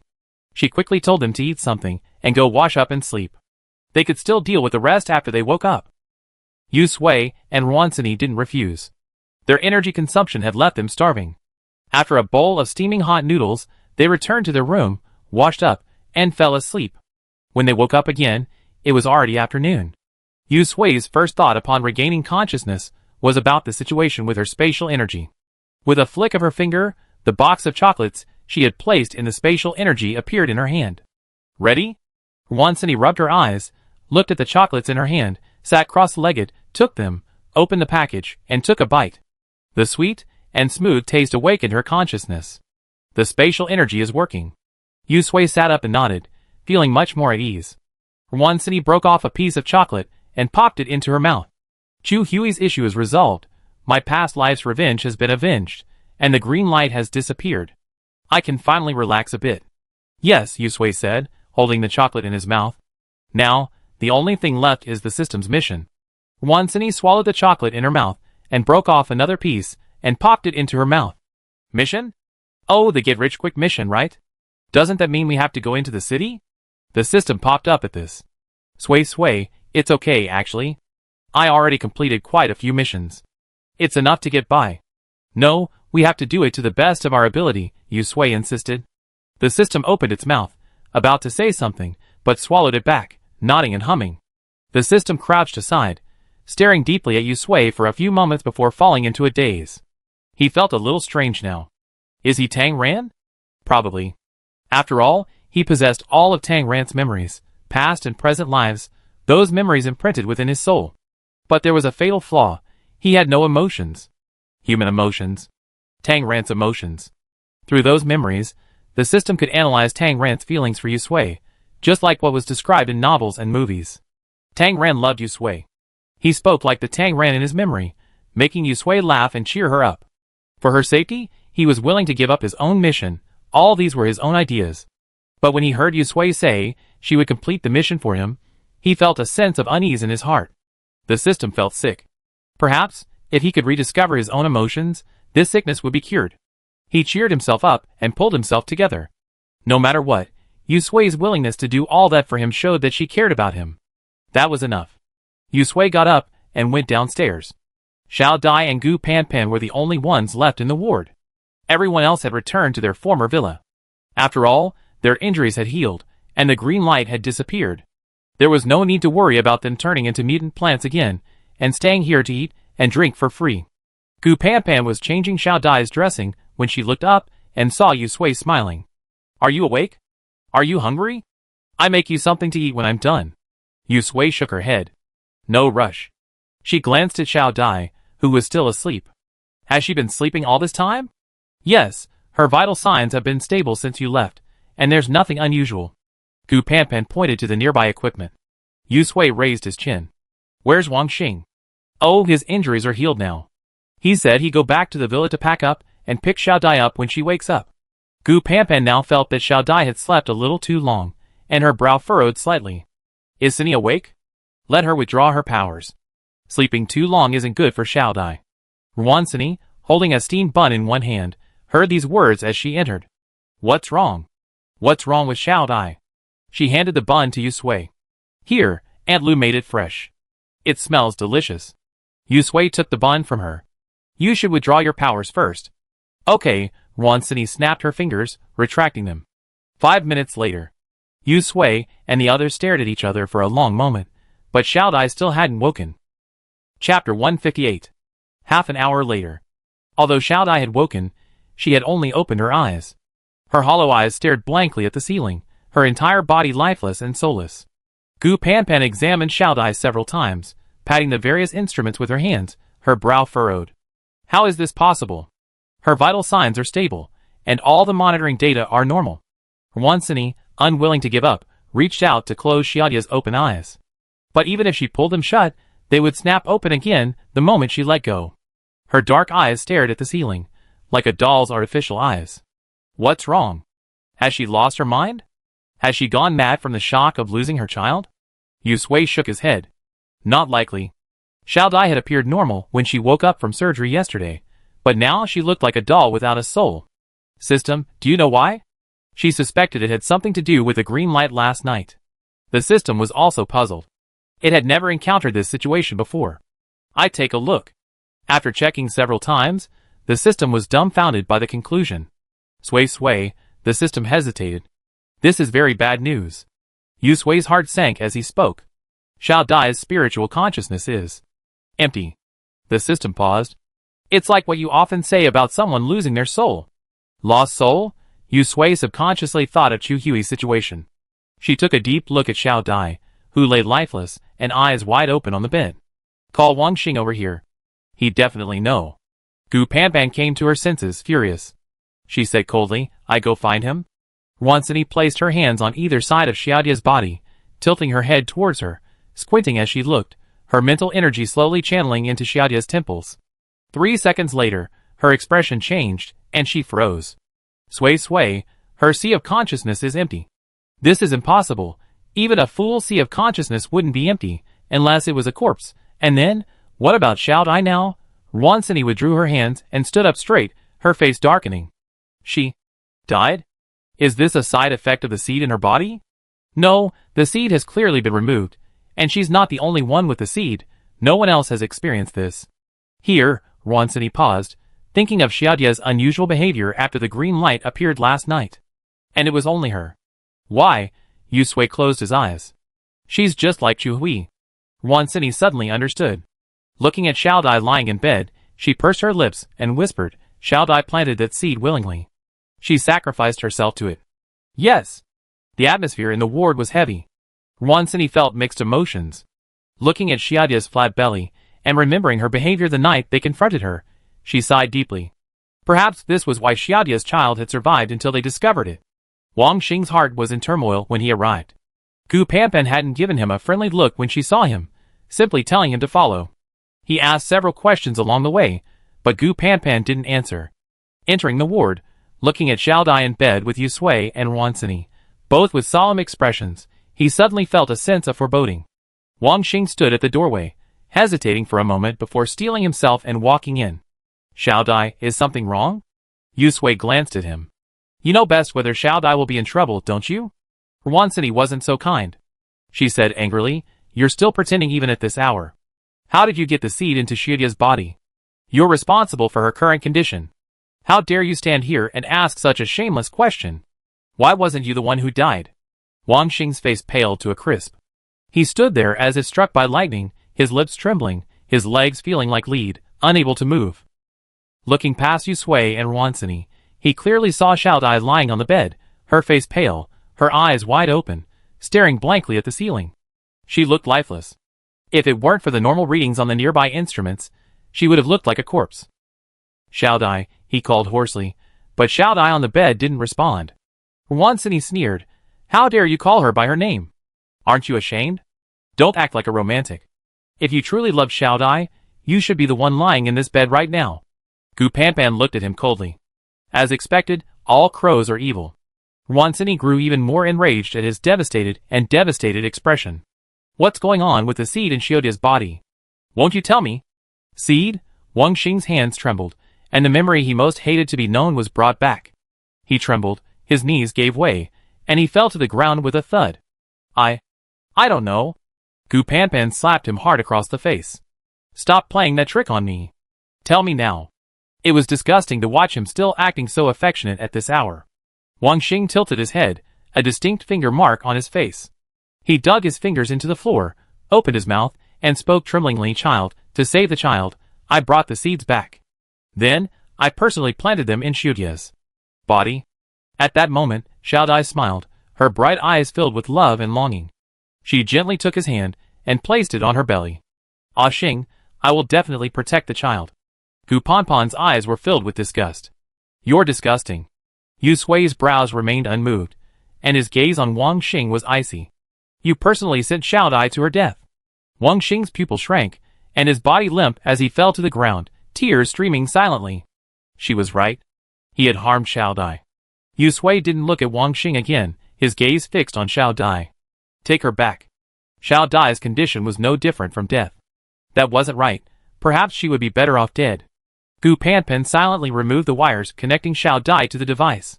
She felt deeply sorry for Xiaodai's choice, but it was too late to say anything now. Wansini dragged Yusui out.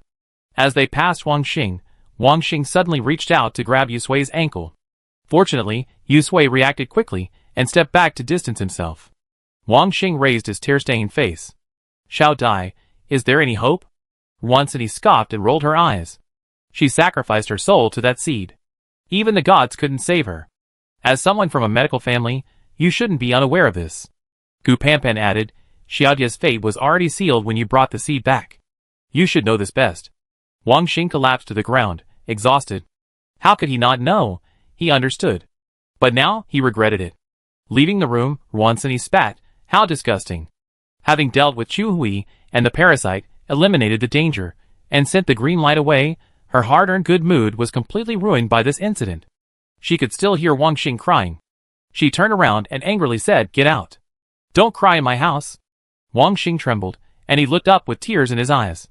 Meeting Gu Ponpon's sneer, his expression changed. He slowly stood up, walked to the bedside, gently picked up Xiao Dai, and walked out. Outside, the bright sunlight stung his eyes. Xiao Dai, lying in his arms, remained silent, her eyes wide open, like a beautiful doll. "Come on, Xiao Dai, let's go home." Watching their backs, the system, in its sea of consciousness, was dazed. Somehow, he remembered his past life.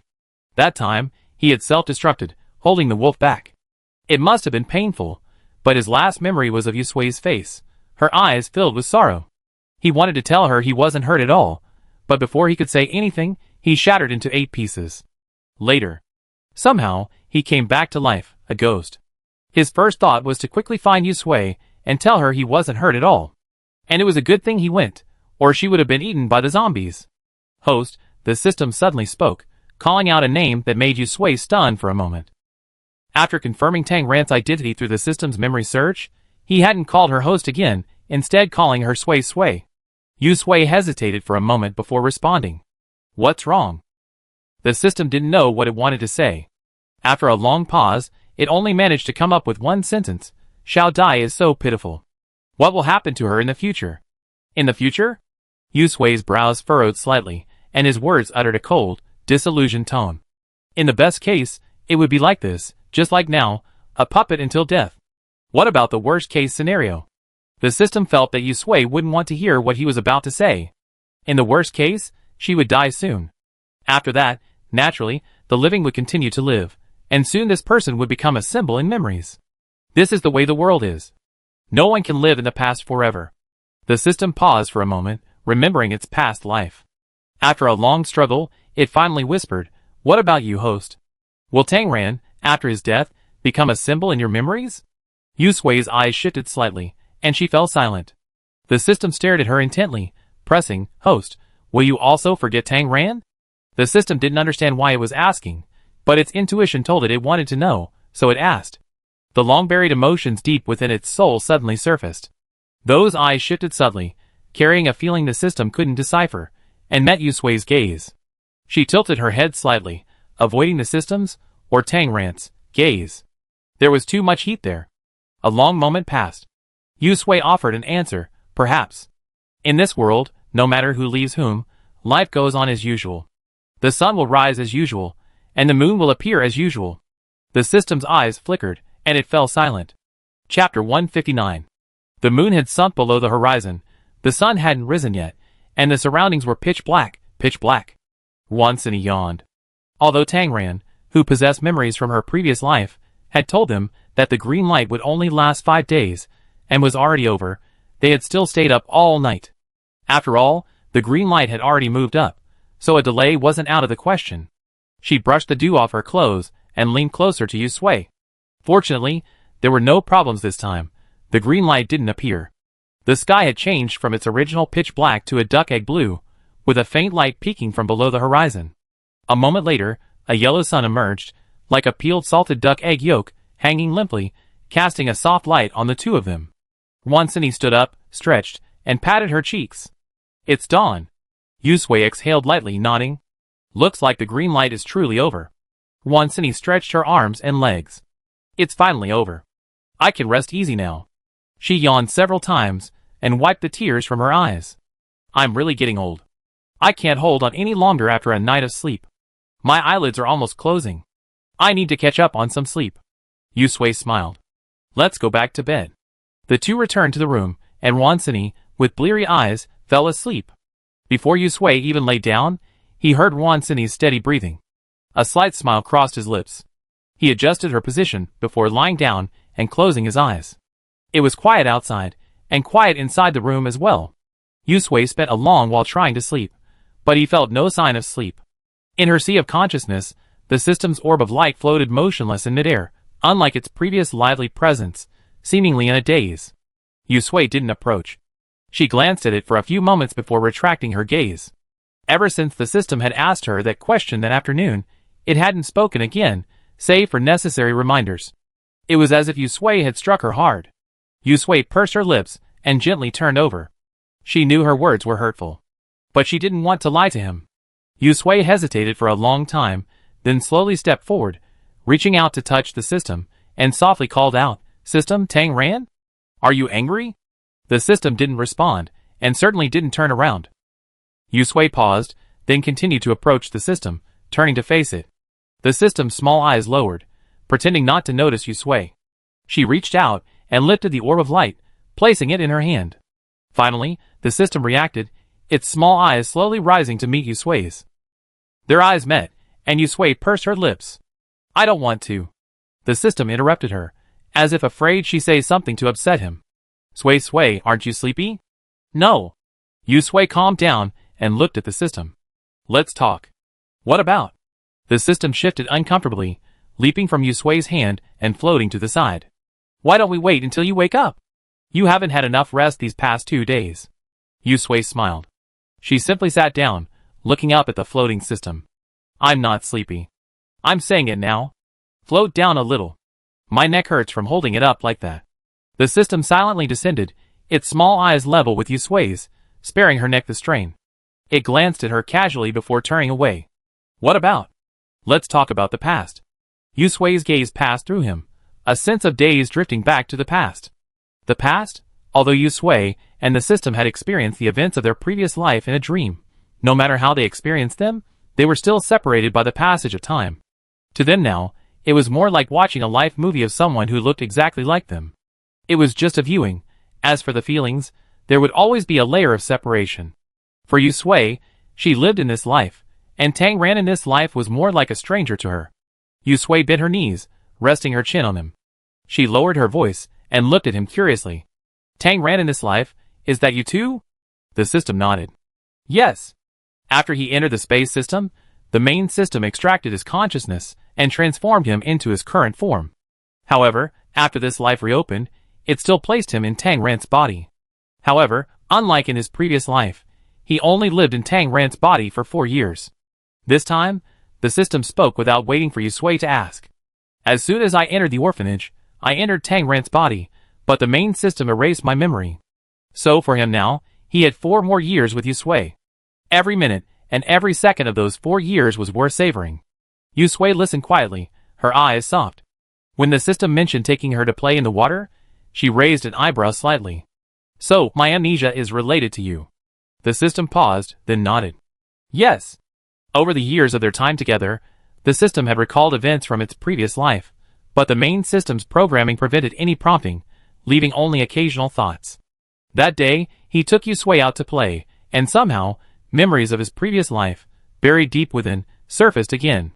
"I wanted to remind you, but I was just a shadow back then. And, speaking of this, the system feels a little embarrassed. I didn't expect to scare you." At that time, he exploited the system's power to exploit a bug and appeared before Yusui, but he hadn't anticipated that Yusui was still a child. At first glance, seeing how terrifying he looked, Yusui was completely stunned, trembling all over. By the time he remembered Yusui's age, she had fainted from fear. The system, anxious, was pushed back into the depths of its memory. Tang Ran regained consciousness, unable to remember what had just happened. He only saw Yusui lying on the ground, her body aching. He frantically carried her back to the orphanage. Later, after leaving the orphanage, I left Tang Ran's body and returned to the main system space. When I woke up again, I had truly become the system. Yusui looked at him, his tone softening. "Tang Ran, do you regret this?" The system froze for a moment, then turned and looked Yusui in the eyes. "No regrets," he said. Sui, I think my greatest fortune is meeting the main system. It gave me a chance to start over, and 4 more years to spend time with you. Sui, I never regretted anything." Yusui's eyes flickered. He didn't regret it, but she felt it was a pity. If he hadn't met me, Tang Ran would have had his own future, instead of ending up like this. The system read her thoughts, and its small eyes had unknowingly transformed into the familiar eyes of Tang Ran. Sui, you don't have to look at me like that. I think it's worth it." In his previous life, during the 6 years he spent with his adoptive parents, he had always felt superfluous. He had wondered more than once if he shouldn't have lived. Later, when he fell ill, he didn't find it scary, but rather relaxing. Being sent to an orphanage surprised him. He assumed his adoptive parents would simply abandon him.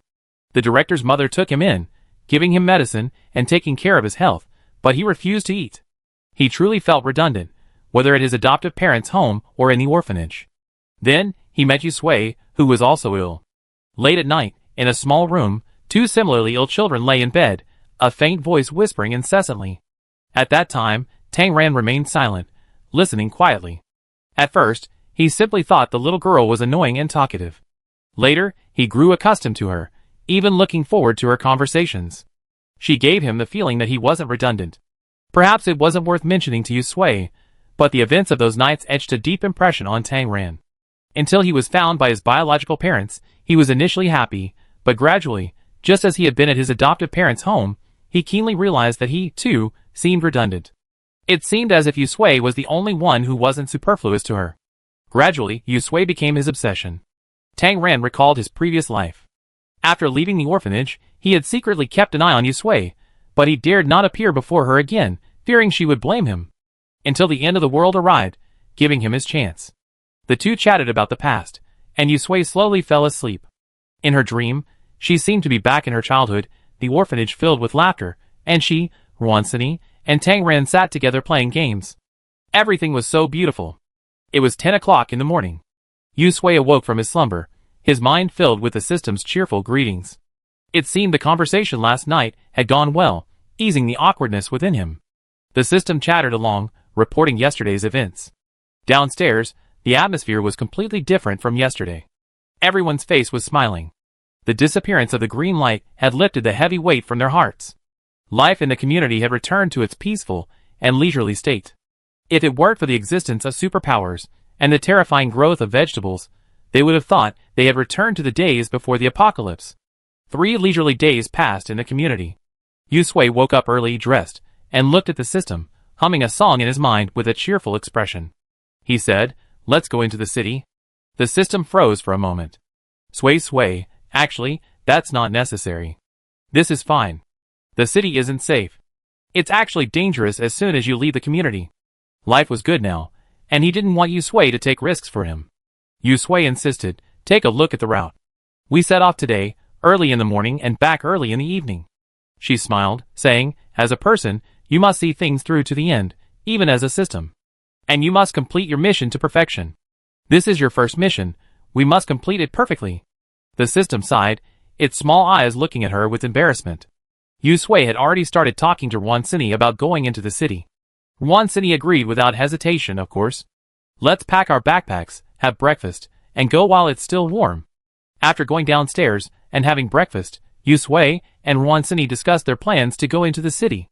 Declining Anan and the others' requests to go along, Yusui and Ruansini packed their backpacks and drove out. Peng Jia, who had gotten the news a little later, caught up and only saw the back of the car.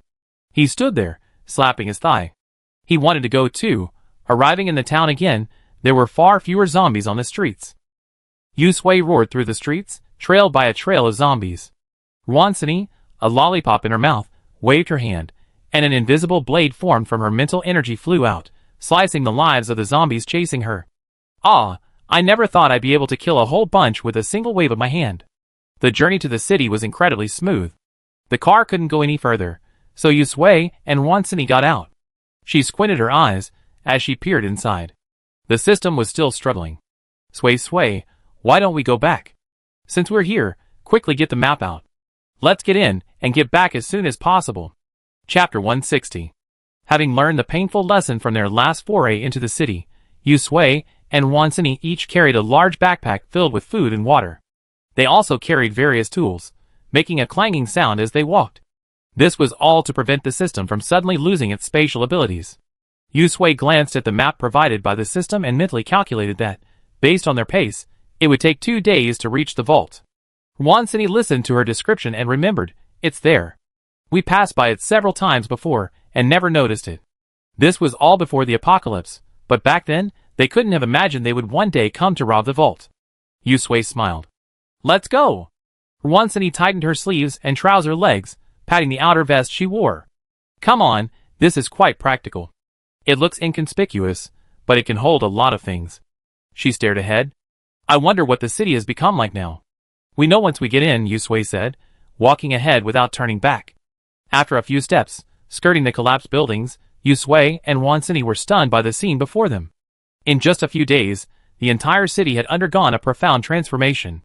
What was once a world of steel and concrete had now become something resembling a tropical rainforest. The weeds, a man's height, grew unchecked, leaving no trace of the wide asphalt road. Half-collapsed buildings were covered in creeping vines, like tree houses in a fairy tale. Abandoned vehicles were obscured by vines, creating a sea of green as far as the eye could see. The air was filled with a uniquely refreshing scent of wild grass, tinged with a faint odor of rotting flesh. Wansini took a few steps back, glancing at the broken wall that had previously obscured their view. Then, she took in the scene before her, muttering, "It's only been a few days, and it's already transformed into a primeval forest straight out of Jurassic World." Yusui regained consciousness, curling his hand at his side, lightning entwining it, and bracing himself for battle. It looks like it'd take at least twice as long just to get to the vault. There was no path at all. Furthermore, the weeds and vines were so dense that they could easily harbor mutant animals. They had no choice but to be extremely vigilant. The system urged again, Sway, why don't we go back?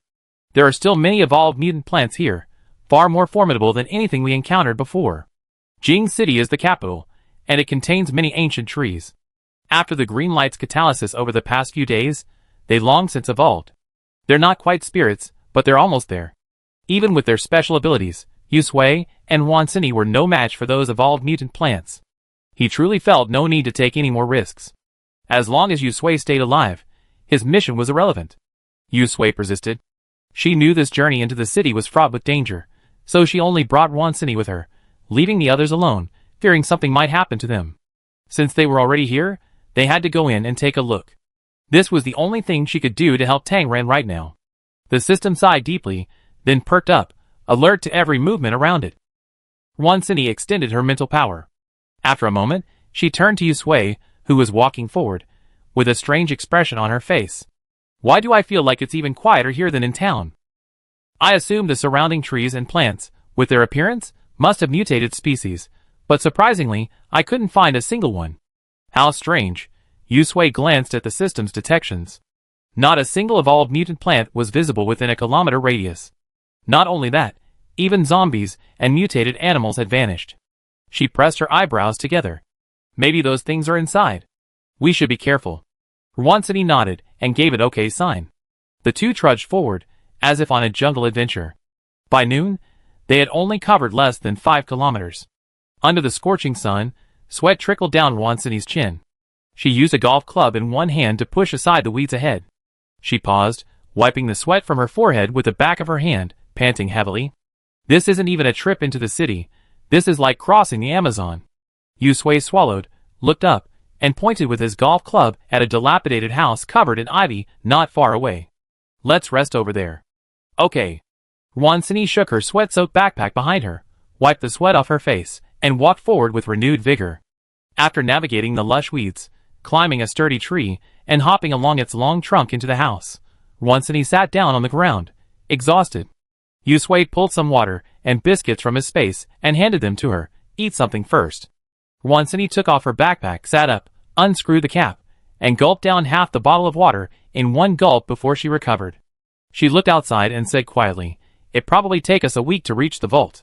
Almost. Yusui swallowed the water, tore open a bag of cookies and took a bite.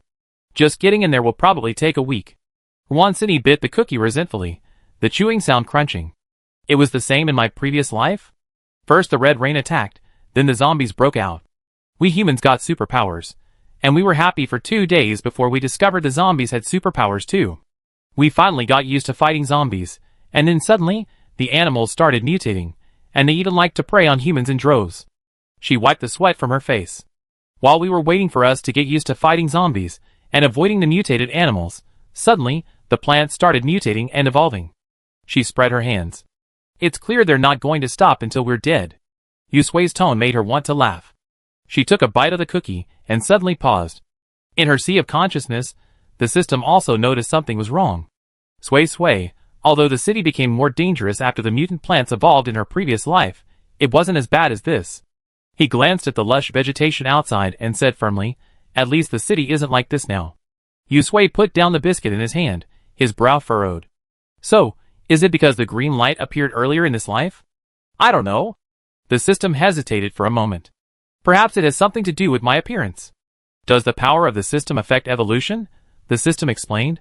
I haven't explained before why the main system needs systems like us to carry out tasks. It's actually because this world's heavenly Tao has this need, so our main system developed this service. When a small world needs to evolve and upgrade, the heavenly Tao consciousness awakens. When it finds its own power insufficient, it needs external assistance to complete the upgrade. One of the reasons the main system noticed me and turned me into this person was that, in my previous life, the heavenly Tao consciousness failed to evolve. Yusui raised an eyebrow.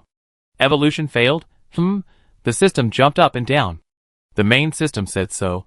During the evolution of the previous life, humanity was completely annihilated, and the entire world became dominated by mutant plants. This was inconsistent with the evolutionary direction planned by the heavenly Tao consciousness, which is why there was a chance for a second chance. This was what the main system wrote to him after he regained his memories. The system blinked. So, I was lucky to have caught a ride. Otherwise, he would have died long ago, and there would be no chance of meeting Yusui in this state. Moreover, if he had still been Tang Ran, he might not have had a better life than in his previous life. Yusui slowly took a bite of his biscuit and looked up at the sky. What exactly did the heavenly Tao consciousness want to evolve into? I don't know about that. The system shook. On the contrary, my initial identity was a get-rich-quick system, and the mission goal was to keep the host alive and become the richest man in the world. Of course, this mission objective remained unchanged even after the apocalypse. The first requirement for achieving this mission objective was Yusui's survival. The second requirement was to become wealthy enough to become the world's richest man. Yusui pondered for a moment and realized that achieving both objectives was actually quite simple. She just had to find a place to hide and survive long enough. Once they were all dead, relying on her accumulated wealth during this period, she would at least become the world's richest man. But by then, there would likely be very few humans left. This was clearly no different from the total annihilation of the previous life. It was definitely not the direction of evolution that the heavenly Tao consciousness intended. Yusui paused for a moment, thinking, feeling she'd been misled. What the heavenly Tao consciousness thought was irrelevant to her. All she had to do was survive, and become the world's richest man. After figuring it out, she asked the system, aren't we the world's richest yet? She worked so hard to find the bank, but she still hadn't completed this mission goal. Last time, she said she achieved less than 60%. The system shook its head gravely. No. We're rich enough now, but not yet the richest. We can be considered among the best in China, but there are many powerful people abroad. Moreover, those people have ample weapons and ammunition. When they noticed something was amiss, they immediately protected their families. This was a significant gap compared to them, who were just starting to accumulate wealth. Yusui sighed deeply as she listened to the system's analysis. I didn't expect that even after the apocalypse, the rich would still be so rich. She was very upset. After filling their stomachs and regaining their energy, Yusui and Wansini set out again. They continued their journey until nightfall, when the system finally guided them to a shelter, a relatively intact room wedged between the crumbling buildings. Wansini closed the door and sent her mental power outward.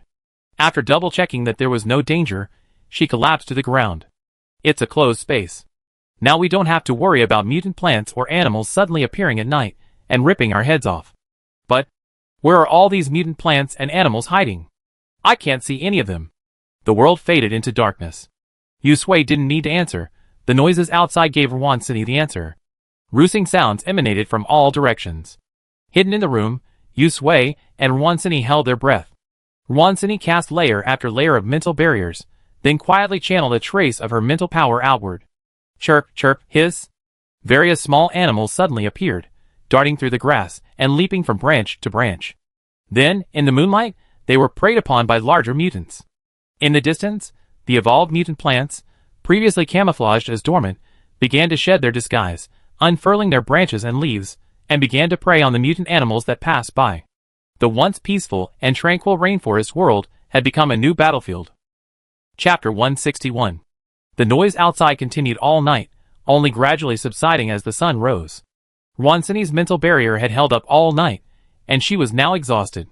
She had originally planned to set out at dawn, but now, unable to lift her legs, she leaned against the wall to make sure the noise had subsided, then tilted her head and fell asleep. Yu Sui, observing this, instructed the system to keep an eye on it and followed suit. An hour later, Yu Sui was the first to wake up. She was momentarily stunned as she took in the surroundings. Perhaps she had been reminiscing too much recently. She had just dreamed of her childhood in the orphanage. The system, noticing her awakening, asked in surprise, "Only an hour, Sui. Do you want to sleep a little longer?" Yu Sui shook her head, opened the bottle of milk from her space, inserted a straw, and began to drink. "No, what's going on outside?" It was very quiet. The system displayed the outside view. It was the same as when we entered yesterday. The mutant animals were gone. At first glance, it looked like an ordinary forest, albeit with more lush weeds. Yu Sui chewed some bread while watching the scenes. She saw no blood anywhere. If she hadn't seen and heard the commotion outside last night, she would have thought everything was just a dream. Wansini awoke drowsily at the sound of the noise and murmured, Sui, I'm hungry." Yu Sui opened a bag of bread and stuffed it into her mouth. "Eat something." Wansini chewed a little, then opened her eyes and mumbled, "What time is it? How long have you slept? Are you leaving?" "Only an hour." "It's still early." Yu Sui observed the exhaustion on her face. "Do you want to sleep a little longer?" Wansini had finished her bread, fully awake. "No, I slept enough." She turned her head to look outside, her mental power reaching out, and paused for a moment. Those mutated animals screaming and fighting last night? Was I dreaming? It wasn't a dream. Yu Sui handed her the milk. After finishing their meal, Yu Sui and Wansini opened the door and walked out. The scorching sun made it difficult for them to open their eyes. After a moment of adjustment, they looked ahead. Lush grass, tall trees, and lush green ivy filled the air. The wind blew, and the scent of green grass tinged with the scent of blood filled their nostrils, telling them that what happened last night wasn't a dream. Wansini shuddered. How terrifying. Compared to the zombies scurrying about, the flowers and plants before them were the real threat. Wansini rubbed her arms. I'm starting to miss those zombies. Yu Sui gave her a rather helpless look. You didn't say that before. That's because things are changing so fast out there, Wansini sighed. I rather fight zombies, even superpowered ones, or mutant animals, than these bloodless mutant plants. Complaints aside, the journey still had to continue. The two of them followed the route given by the system for a day, taking many detours to avoid the territory of the evolved mutant plants ahead. Luckily, the day passed without incident. It was night again. Before night fell, Yu Sui and Wansini found a place to hide, waiting for the hunting season to arrive. As expected, when the moonlight shone upon the earth, the world was engulfed in a silvery white. Small animals, previously hidden in every corner, began to emerge, cautiously poking their heads out and darting through the grass in search of food. In the distance, atop a collapsed building, a pack of mutant wild dogs stood high, using the terrain to search for their prey. Overhead, a shadow streaked across the sky. A large bird, wings spread like airplane wings, flew over the pack. The dogs all crouched low, pawing nervously, and uttered low, warning cries. What was that? Yu Sui narrowed his eyes. The system adjusted its angle and zeroed in on the massive creature in the sky. It was a mutant owl. It seemed to have spotted its prey. It folded its wings back and swooped down like an arrow from a bow. Then, it suddenly soared, spread its wings, and with a gentle flap, it soared far away. In just 3 seconds, the hunt was complete. Yu Sui's eyes widened as he peered through the camera. What had it caught? It looked like a mutant snake. The system was also curious. Where had this owl come from? Yu Sui withdrew his gaze. It probably escaped from the zoo. The system thought for a moment. That was right. Then, an even more terrifying question struck him. If it really had escaped from the zoo, then we might even encounter lions and tigers. Yu Sui also thought of this and sighed deeply. Now we could only hope their luck improved. That night, Yu Sui saw many mutant animals. It was like visiting a prehistoric zoo. There were mutant owls as big as small airplanes, mutant snakes as thick as buckets, and mutant deer that had grown so large that they could kick a car away with one kick. Wansini huddled herself closer to Yu Sui, feeling uneasy. She cast several layers of mental barriers. She felt like she was just delivering food if she went out now. She had to stay safe. The sun crept over the horizon. Wansini yawned, dark circles forming under her eyes. Another day's worth of it. Yu Sui gathered his clothes, and the two of them leaned against each other and fell asleep. 4 days passed. Yu Sui and Wansini traveled by day, slept at night, trekking through mountains and rivers, and overcoming numerous difficulties before finally reaching their destination, the vault. But they stood there dumbfounded. Rwansini, clasping her hands against the sunshade, squinted and walked around a few times. Sway, are we on the right path? Yusui glanced at the system map again and nodded. This is it. But here, Rwansini observed the weeds around her, almost taller than she was, and hopped a few times on them.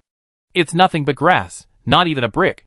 Could it be that the vault has sunk directly into the ground? The system itself was dumbfounded after its inspection. Sway, the vault was indeed there, but the condition wasn't good. It had now become a den of mutant rats. He figured there wouldn't be many banknotes left in the vault. Yusui was optimistic. It's okay. We take whatever we can.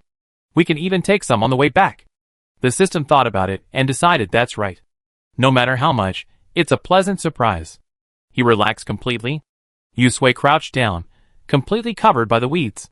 The system probed energy into the ground, located the buried vault, and began converting it.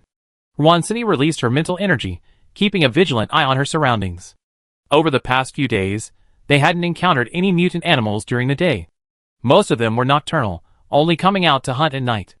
They hadn't seen a single mutant plant, especially not a single one. Rwansini, warily observing his surroundings, thought cheerfully, before coming here, I thought this place was incredibly dangerous, but this trip was surprisingly easy, even easier than the last time. Even so, Rwansini didn't let down his guard. He cast a mental barrier around the two of them, his eyes wide open and his ears perked, constantly monitoring his surroundings. The system detected the gold bars inside, nearly blinding him. His mouth stretched to his ears. Sway, we're rich. After this job, we have completed our task list. He excitedly shared the good news with Yusui. Seeing this, Yusui also brightened. Then hurry up. Let's finish this quickly. Although the journey had been relatively uneventful, there were many ancient trees nearby, likely mutated. They had to resolve the battle, and leave quickly before they noticed. A gust of wind rustled the weeds, and Rwansini frowned. She suddenly smelled a strange fragrance. A fragrance? Rwansini glanced down at her clothes, then at her grimy hands. 6 days had passed since they arrived in the city, and they had no time or opportunity to wash or change. Their clothes were now unsightly. She rubbed her nose and sniffed carefully. Good, the marinade had absorbed the flavor, and there was no trace of it at all. Perhaps she was mistaken. Another gust of wind blew by. Rwansini's hair, practically dredged from the oil, fluttered back, a gentle breeze brushing against her grimy face. She took a deep breath. This time, she was absolutely certain she smelled a fragrance. Rwansini's expression changed, and she immediately braced herself for battle, tightly protecting Yusui, who was still absorbing energy. Sway, something's wrong. I smell a strange fragrance. Yusui took a deep breath, shook his head, and with his other hand, he summoned a tiny lightning bolt and released it. Like a docile little snake, the lightning protected the two of them. The surrounding weeds, touched by the arc, immediately began to smoke, and were charred by the electricity. System, hurry up, Yusui urged. Although she didn't smell anything, she trusted Rwansini. They had to speed up. Almost. The system increased its energy absorption rate. 30 seconds left, 30 seconds. Rwansini's mental power was fully extended, but nothing unusual was happening around her.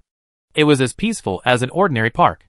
The faint aroma drifted over again, and Rwansini's heart was alarmed, but she still didn't notice anything unusual. She took the golf club tucked behind her and fiercely knocked the weeds to the ground, clearing a large area. The system stared at the progress bar before it, and when it reached 100%, it cheered. Sway, all right, let's retreat. Yusui immediately stood up and looked at Rwansini, who was still mowing the grass nearby. Sini, go! Rwansini nodded, put away his golf club, and ran out behind Yusui without looking back. The system had no time to process the fresh energy. It quickly activated monitoring mode, suggesting the fastest route out and analyzing the surrounding situation. Fragrance? He had also heard Rwansini's words, and he looked around before finally fixing his gaze on a magnolia tree. Its snow-white blossoms covered its entire body. The wind blew, and the petals rustled down, carrying their fragrance with them. It looked absolutely beautiful. Chapter 162. This time, both Yusui and Rwansini were struck by the overpowering aroma. It wasn't a fresh, elegant fragrance, but rather a potent, unfermented, rotting aroma, mixed with a foul odor, carried by the wind and hitting their faces. Caught off guard, Rwansini took a deep breath, her expression changing. She then doubled over and began to retch. She felt dizzy and unsteady. Oh my god, what the hell is this smell? It's killing me. Yusui wasn't feeling well either. His face was livid, his lips tightly pursed, and lightning crackled from his fingertips, as if he was being intoxicated by the odor. The system in his sea of consciousness saw Yusui's condition, and felt a pang of anxiety. It quickly blocked Yusui's sense of smell. Oh no! Sui, this scent is poisonous. Don't smell it. With that, he hurriedly tried to help Wansini block her sense of smell. Yusui turned around, grabbed Wansini's hand, and his pupils shrank.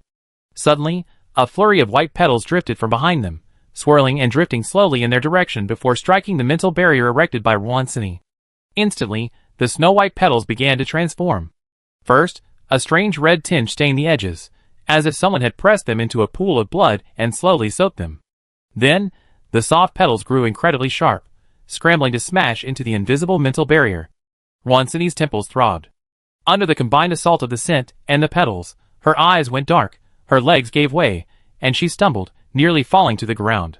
Yusui quickly supported her, using the system's energy to penetrate Wansini's body to shield her from smell. Damn it! Wansini turned around, and saw the blood-red petals colliding with her mental barrier. She cursed, even falling petals can attack. Yusui threw a bolt of lightning, striking the petals. There was a crackling, scorching smell, and the petals trembled and fluttered to the ground. Even stranger, each petal made a faint hissing sound as it landed, then disintegrated into a pool of blood-red liquid. Run! Yusui, pulling Wansini along, ran at full speed. The petals behind them seemed to froze for a moment, then slowly drifted forward, following the wind, trying to catch up with Yusui and Wansini, but they didn't seem particularly anxious, as if catching up or not didn't matter. The system announced the distance. Yusui and Wansini ran 2 miles in one breath, stopping only when they could no longer see the petals. It turns out that dangerous moments truly unleash one's potential. Wansini held her aching legs, breathing heavily, her lungs almost bursting. No, didn't catch up. Yusui's lips paled, sweat dripping from his forehead. He shook his head. No. The system breathed a sigh of relief. The magnolia hadn't caught up. It looked as if it simply wanted to drive them out of its territory, not to completely exterminate them. Yusui sat down on the ground, his hands shaking as he retrieved water from his space and handed it to Wansini, asking the system to unblock their sense of smell. Wansini drank half a bottle in one gulp, then took several deep breaths before finally calming down. Luckily, we ran fast. Yusui felt that these mutant plants seemed to have developed different personalities as they evolved. Most of them remained the same, peaceful, less aggressive, or perhaps they stopped hunting after a meal. But some, like the mutant magnolia, had a strong sense of territory. They would likely be discovered the moment they entered, and that's why they would launch their petals to attack and drive them out. The two rested for a moment, then supported each other to their feet, and continued walking out. The purpose of their trip to the city had been achieved, and the system's task was almost complete. It was time for them to return. Wansini stood up, looked around, and tugged at Yusui's hand. Sui here. Just another half-hour's walk, and we'd be at the orphanage. Yusui looked over and realized they had actually run all the way here. To say they had run all the way here wasn't quite right. She had clearly been following the route given by the system, so it was the system that had brought them here. Inside her mind, the system responded with surprise, as if it had just discovered something. Really? The orphanage is just ahead. What a coincidence. Coincidence? Yusui's eyes flickered slightly. She and Wansini exchanged a glance, then stood up and walked towards the orphanage in tacit understanding. She didn't think it was a coincidence. Wansini took a sip of water, rinsed her mouth, and spat it out. From running so fast, her mouth had a faint taste of blood, and rinsing helped. She screwed the bottle shut and handed it to Yusui, asking her to put it in her space. She couldn't let an empty bottle go to waste. She weighed the backpack behind her and said, "Since we're here, let's go take a look." Yusui said nothing, placing the bottle in her space and following her, observing the system in her sea of consciousness. The system, as before, chattered non-stop, reminiscing about childhood memories, its eyes filled with nostalgia. As they approached the orphanage, Yusui noticed a more pronounced change in the small eyes reflected in the system's orb. Their emotions grew more vivid and lively. 10 minutes later, Yusui and Wansini could already see the orphanage and stopped walking. The welfare home before them was completely transformed. The walls had completely collapsed, overgrown with weeds. The rusty red iron gates lay to one side. The few small buildings that had seemed relatively intact the last time I visited were now covered in creepers, giving them the appearance of treehouses at first glance.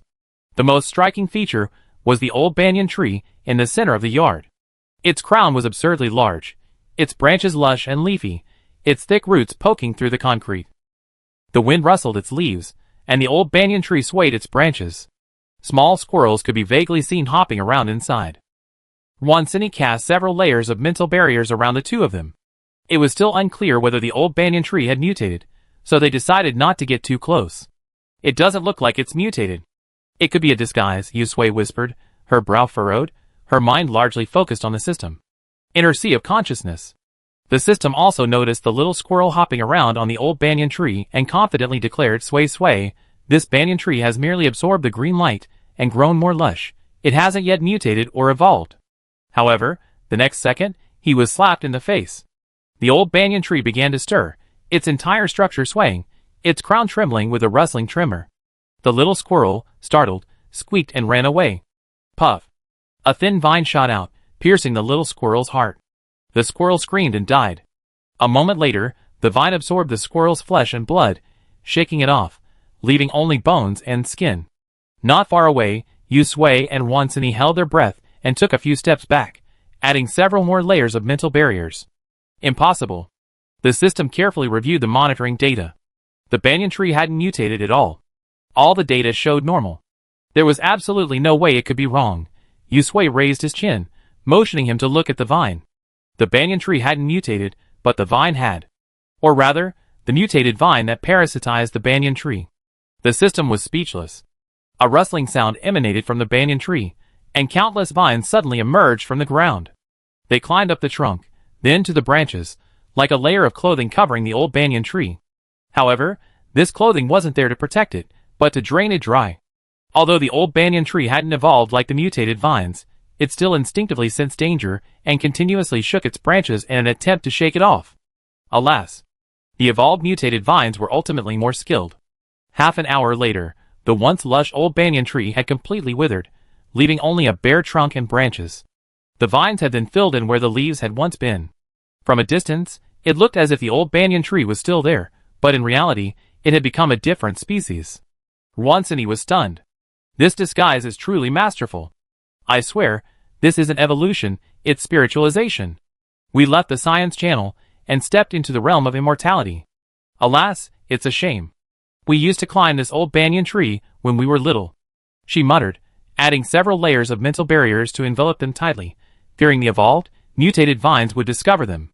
The system suddenly remembered another question. It stared intently at this freshly camouflaged banyan tree for a long moment, then spoke solemnly. "Sway, sway, let's go." As soon as the words left his mouth, two arm-thick vines suddenly erupted from behind Yusui and Wansini, whipping fiercely towards them. Crack. Wansini's expression changed, her outermost mental barrier shattering. She instantly cursed, "Fuck. Where the hell did this guy come from?" Yusui held Wansini with one hand and swung out several bolts of lightning with the other, entangling the suddenly emerging vines. There was a crackling sound, sparks flying everywhere. The two of them leaped out like rabbits and took off running. Wansini flung her psychic blades back as she ran. Tang Ran is unreliable. I knew this trip wasn't going to go well. Luckily, I was prepared, otherwise he had been in big trouble. The system in his sea of consciousness felt wronged. He hadn't expected that. Yusui took a moment to glance back, his face darkening. It's a mutant vine parasite. No wonder they hadn't seen any of the mutant plant parasites and symbionts along the way. It turned out they all returned to their original habitats and established their own territories. This time, it was truly their own fault for walking into their trap. The system was in a bad mood. It was clearly his fault this time. If he had been more vigilant, he could have avoided the current trouble. He frowned, quickly analyzing the situation and finding an escape route for Yusui. However, this time, there was something wrong with his route. Chapter 163. Yusui hadn't been running for long when he noticed something was amiss. The direction of this road. Wansini glanced back. The mutant vine parasite was still standing not far away, not following them. It seemed to simply want to drive them out of its territory, not to completely kill them. Perhaps the mutant vine itself had just eaten a banyan tree and was full, digesting it, and unable to pay attention to them. Whatever the case, Now was a good time for them to escape. Yusui ran ahead, Wansini trailing behind her, her mental barrier never lowered, while she kept an eye on the mutant vine parasite behind her. Even so, after many twists and turns, she narrowed her eyes and realized something was wrong with the route. Sway sway. For some reason, she felt a vague unease. Could Tang Ren have let her down again? Yusui hummed, took a moment to glance back at her, and shook his head slightly. After the system gave him this route, he remained silent. The ball of light floated quietly in his sea of consciousness, as if stuck. In truth, the system, or rather, Tang Ren, the person trapped within it, was nearly driven mad with anxiety. The route he had given was clearly different, but for some reason, the route map displayed to Yusui was completely different from the one he had customized. He wanted to warn Yusui that something was wrong with the route, but no matter how he moved the light ball, it wouldn't budge. After a long struggle, he finally realized that he had lost control of the light ball.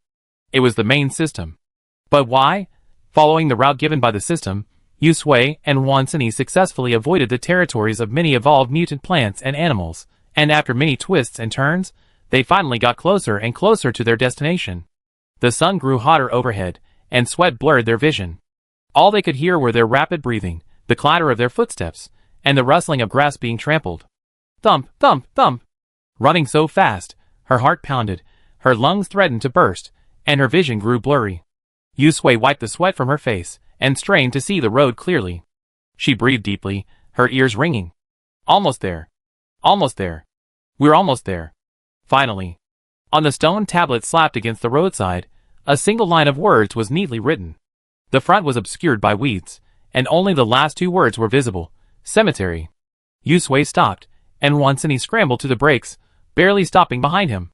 She tilted her head to glance at the cemetery sign and swallowed. Sway sway, are we there? We're here. Yusui clutched her chest. Her vision was blurring, the tinnitus in her ears intensified, and the scene before her began to distort. She struggled to stand straight, opened her eyes wide, took a few deep breaths, and then walked towards the destination. Wansini wiped the sweat from her forehead, and carefully scanned her surroundings. After confirming there were no mutated plants or animals, she followed Yusui towards the small, still intact, security booth. In her sea of consciousness, Tang Ren was stunned. He didn't understand why the main system had sent him here. In his previous life, he met Yusui again here, able to walk right before her. What about this life? He glanced down at himself, a round, blue ball of light floating in his sea of consciousness. He subconsciously shrank downward. Yes, he was already dead. Even if he become a system and taken on a new identity, it couldn't erase the fact that he was dead. The previously motionless ball of light suddenly moved. The tiny eyes, the system's hallmark, flickered, and a marquee flashed across its surface, as if it were twitching.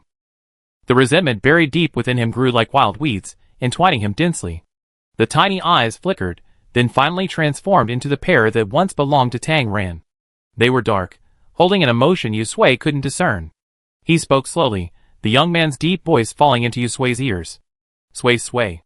Yusui raised her hand, her fingertips touching the stainless steel door handle of the security booth.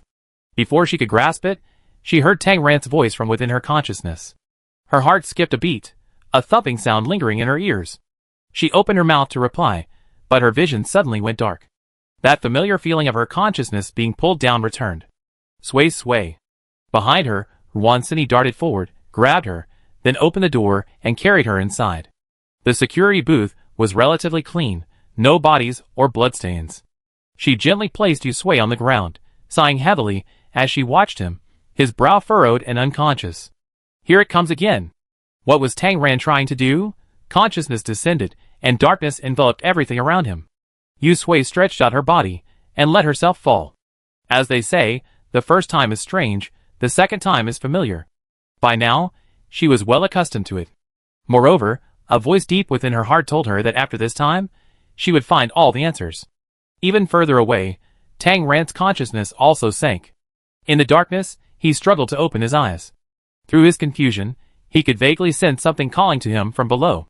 Gradually, the call grew louder, and his consciousness returned with the sound of it. The feeling of falling didn't last long. Yusui counted silently in her head, and just after 20, she felt herself reach the ground. It was still pitch black all around. Tentatively, she lifted her foot and looked down. It felt cold, like stepping into water. She looked up and walked forward. After a while, a faint light shone through, flickering in and out. Yu Sui quickened her pace. She ran forward a few steps, the light growing brighter and brighter, eventually enveloping her. The blinding white blinded her. Her feet suddenly felt light, and the gentle chirping of insects could be heard around her. When she opened her eyes again, Yu Sui found herself back in the orphanage. A long, narrow corridor lay before her. The walls were simply plastered with white putty, covered in scratches and graffiti. The scent of disinfectant was palpable. Yu Sui walked forward, but stopped at the door of room 105. This was the room she stayed in when she was sick as a child. Through a door, she could faintly hear soft voices coming from inside, her own. Yu Sui reached out and pushed the door open. Inside, 2 small beds were placed against the wall, one on each side. She lay on the left, Tang ran on the right. Little Yu Sui cradled a stuffed bunny in her arms, mumbling something. Across from her, Tang Ran lay flat on his back, eyes closed. He looked like he was fast asleep, but a closer look at his fluttering eyelashes and furrowed brow revealed he was feigning sleep. Yu Sui smiled.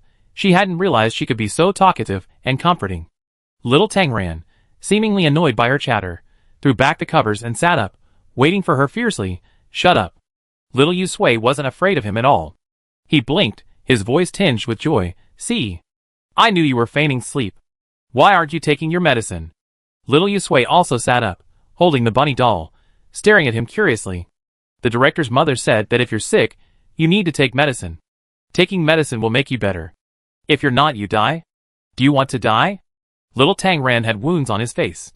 He was wearing long-sleeved shirt and long pants, his sleeves rolled up, revealing the wounds on his arms. The wounds were crisscrossed and looked terrible. He looked at her coldly, but said nothing.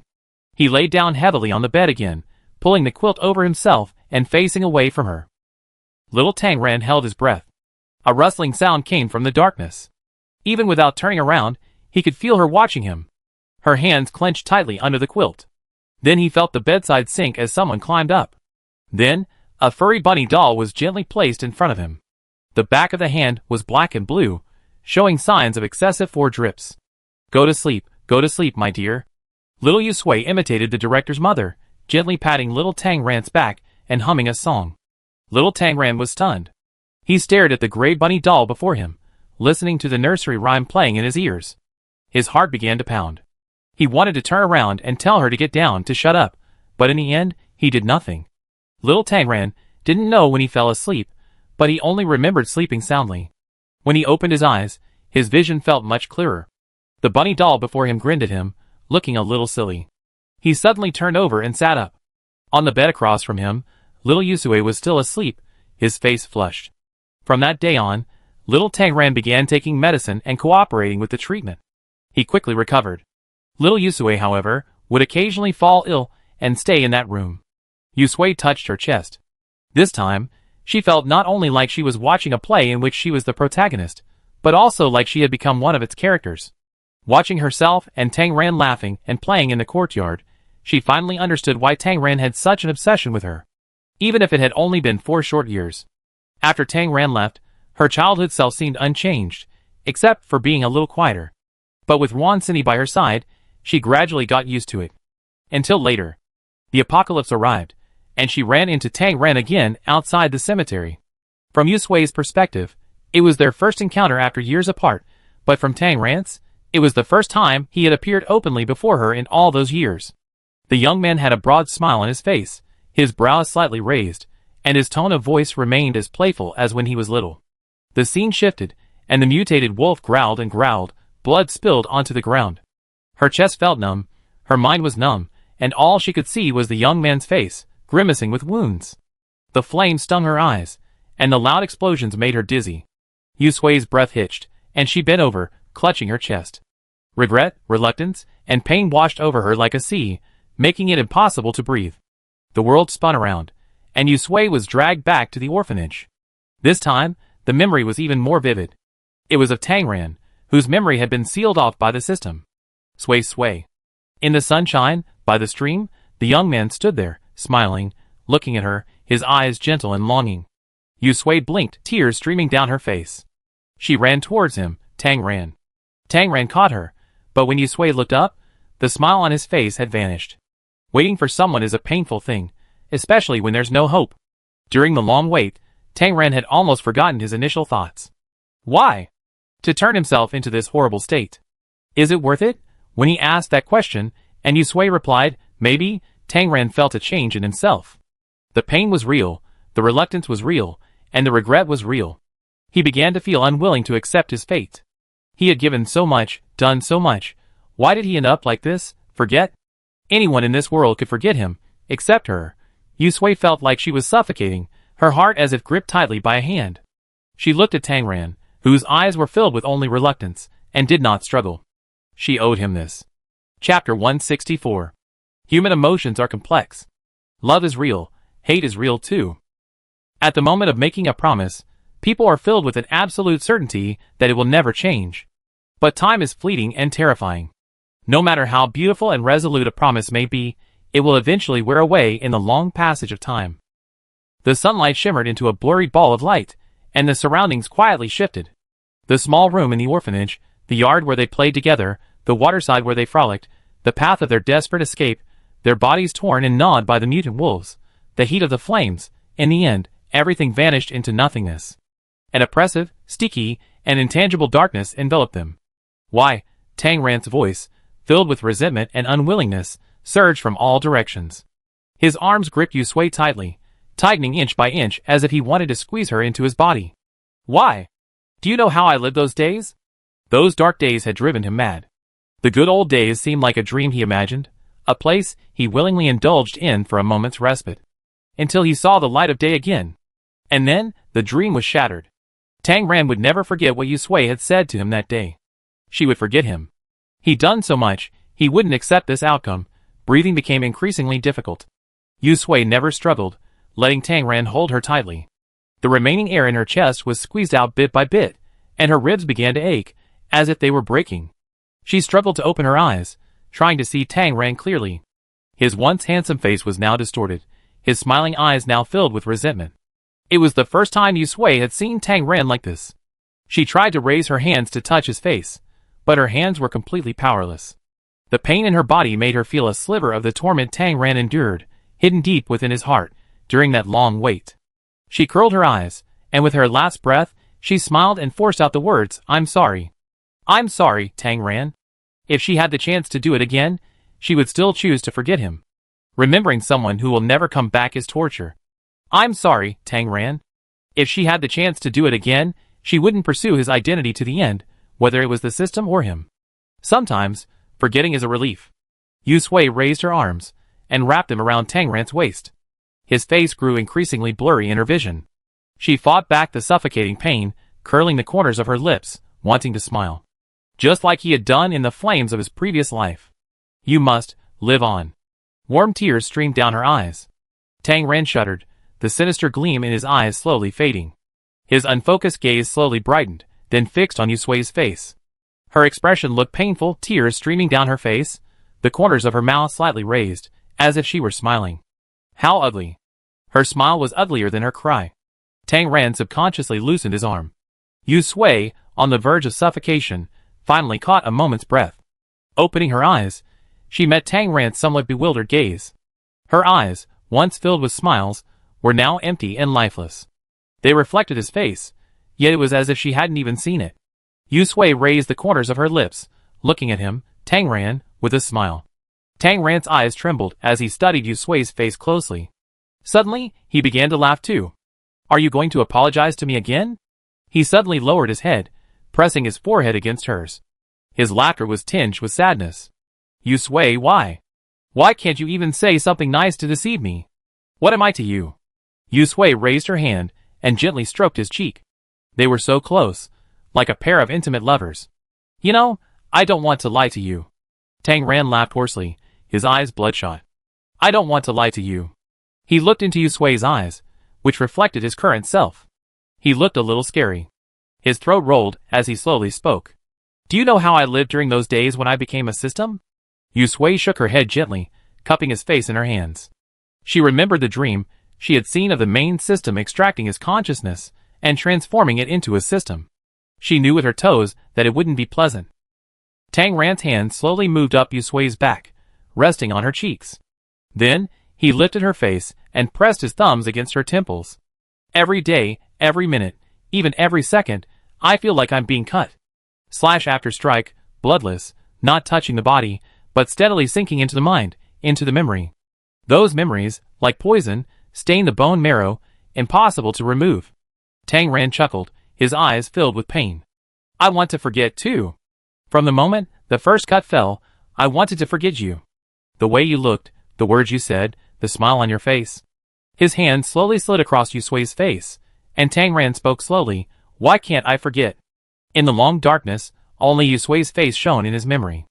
Like a moth drawn to a flame, he couldn't resist the temptation and flew toward the light, again and again, paying the price with yet another round of torture. Slowly, he grew accustomed to the pain numb.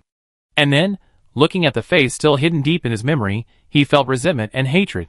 Why, and on what basis? After an unknown amount of time, Tang Ran finally became a qualified system. Having lost his memory, he finally came to Yu Sui's side. The brief time they spent together, the strange and defensive look in Yu Sui's eyes, quickly brought back memories hidden deep within him, still lingering. He began to grow unwilling to give up, wanting Yu Sui to remember him. And then, those strange dreams began. Simply remembering wasn't enough. People are always like this, never satisfied. Tang Ran was the same. Yu Sui listened quietly to Tang Ran's story, a smile on his face, gently holding his face. She understood, if it were her, she would probably do the same thing. Tang Ran forced a smile, looking at Yu Sui with red eyes. Disgusting, isn't it? This was all my choice, and yet, I took my anger out on you. Sui, I'm sorry. He let go of her hand. I'm sorry, I hurt you. His hands drooped helplessly, feeling utterly awful. He wanted to escape. He was unworthy of Yu Sui. He shouldn't be in her presence. The next second, Yu Sui grabbed his falling hands. She threaded her fingers through them, interlaced them, and held them together. She folded her hands, and placed them on either side of his cheeks. Tang Ran raised his eyes, meeting Yu Sui's smiling ones. He heard Yu Sui's voice. It was soft, but every word sank deeply into his heart. His long dead heart seemed to begin beating again with her words. Tang Ran. Let's be together. I, who owe you, and you, who feel sorry for me, together, owing each other, repaying each other. Yu Sui's face lit up with a broad smile. She placed her folded hands on his shoulders, and firmly hooked them together, their foreheads touching. You see, we are truly made for each other. Tang Ran's heart skipped a beat. He felt that long-lost heartbeat again. Yu Sui was still smiling before him, so don't apologize anymore. Of course, I won't say sorry to you either. She raised an eyebrow. After all, I've fallen in love with you all over again. Tang Ran's eyes widened, his heart pounding so fast it felt like it was about to burst out of his chest. He felt like he was crazy. How else could he hear Yu Sui confessing her love to him? Was it a dream? But he hadn't even heard those words in his previous life. Sui you. Yu Sui blinked, tilted her head slightly, and leaned closer. You heard me? Do you want me to say it again? Tang Ran swallowed subconsciously, his throat dry and his palms sweating. He seemed to understand yet not understand. His eyes flickered as he looked at Yu Sui, a faint, hidden longing rising within him. Yu Sui held his gaze without blinking. I said, I love you. In the previous life and this one. She finally said it. Tang Ran felt like a kettle, exploding with a bang. The tips of his ears were red as blood. He stood there motionless, not daring to breathe, fearing all this was just a fantasy. It wasn't a dream. This was truly happening. The surroundings shifted quietly. Bright sunshine shone, the gurgling of a stream echoed by their ears, and the faint fragrance of flowers wafted into their nostrils. Tang Ran regained his composure. This time, he took control, hugging Yu Sui tightly. As they whispered softly, he finally uttered the words he had held in his heart for so long. I love you so much. In this life, and the next. In the sea of consciousness. The originally blue ball of light began to change. Its surface trembled, and the blue light flickered, as if it were having a seizure. Slowly, the ball of light stopped. It looked exactly the same as before, but those cartoon eyes had completely transformed into eyes that belonged to Tang Ran. He had regained his emotions. As if a seal had been broken, a message popped into his head. Looking at the words on it, he suddenly smiled. This was the last deal he would make with the main system. If Yu Sui recognized him, and led him to find himself, then everything that had been erased would be returned to him. Memories, emotions, even identity. What are you doing? Yu Sui also found himself suddenly back in his sea of consciousness. All around him was still white, and the ball of light before him floated in midair, but it seemed a little different. Tang Ran floated over. Sui, this is the complete me, he paused. And now I have a new function. He recounted his transaction with the main system, then glanced cautiously at Yu Sui, awaiting her response. Yu Sui stroked the ball of light's head and narrowed his eyes. So what happened this time in the city was also a test. Tang Ran jumped up and down as a nod. Yu Sui exhaled softly and pressed his eyebrows together. In summary, this trip to the city had yielded quite a bit. First, Tang Ran had completed his mission, and he had also successfully passed the test and found himself. Everyone was happy. Inside the security booth, Wansini glanced at the still unconscious Yu Sui, then at the time on her watch. 4 hours had already passed, and it was almost dark. Why hadn't Yu Sui woken up yet? She stood up and peered out the window. There was no shelter anywhere. It was too dangerous to spend the night here. She waited another half hour. After that, regardless of whether Yu Sui woke up or not, she would take her to another hiding place. Yu Sui's eyelashes fluttered, and she slowly opened her eyes. Wansini immediately noticed her movement and ran over. You're finally awake. If you don't, I have to carry you to another place. What's going on? What did that Tang Ran do? He took us here all this time. What was he trying to do? Wansini held Yu Sui in one hand, unscrewed the bottle of mineral water, and handed it to her, asking questions as she spoke. Yu Sui took a sip of the water, her face relaxed. Speaking of Tang Ran, she smiled, holding the bottle and raising her chin. You know in a moment. Chapter 165. Wansini stared at Yu Sui's face carefully. Seeing that her brows were relaxed, she couldn't help but roll her eyes, and said angrily, Why are you still keeping me in suspense at this hour? If that kid Tang Ran were here, I'd beat him to a pulp. He always causes some trouble every time he comes into the city. I always say he's unreliable. Heh. She curled her lips. He's been like this since he was a kid. You can't count on him at critical moments. Yu Sui smiled but said nothing. She slowly drank a sip of water and blinked.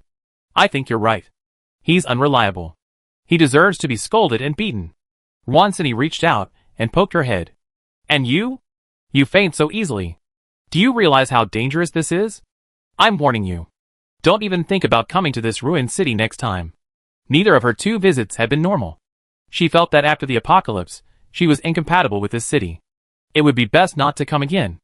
Also, next time that brat Tang Ran makes any requests, you reject them all. Screw him. Yeah, Yu Sui put away his bottle of mineral water, smiled at her, and said, Next time, help me reject them. Okay, Wansini said without hesitation, rolling up her sleeves.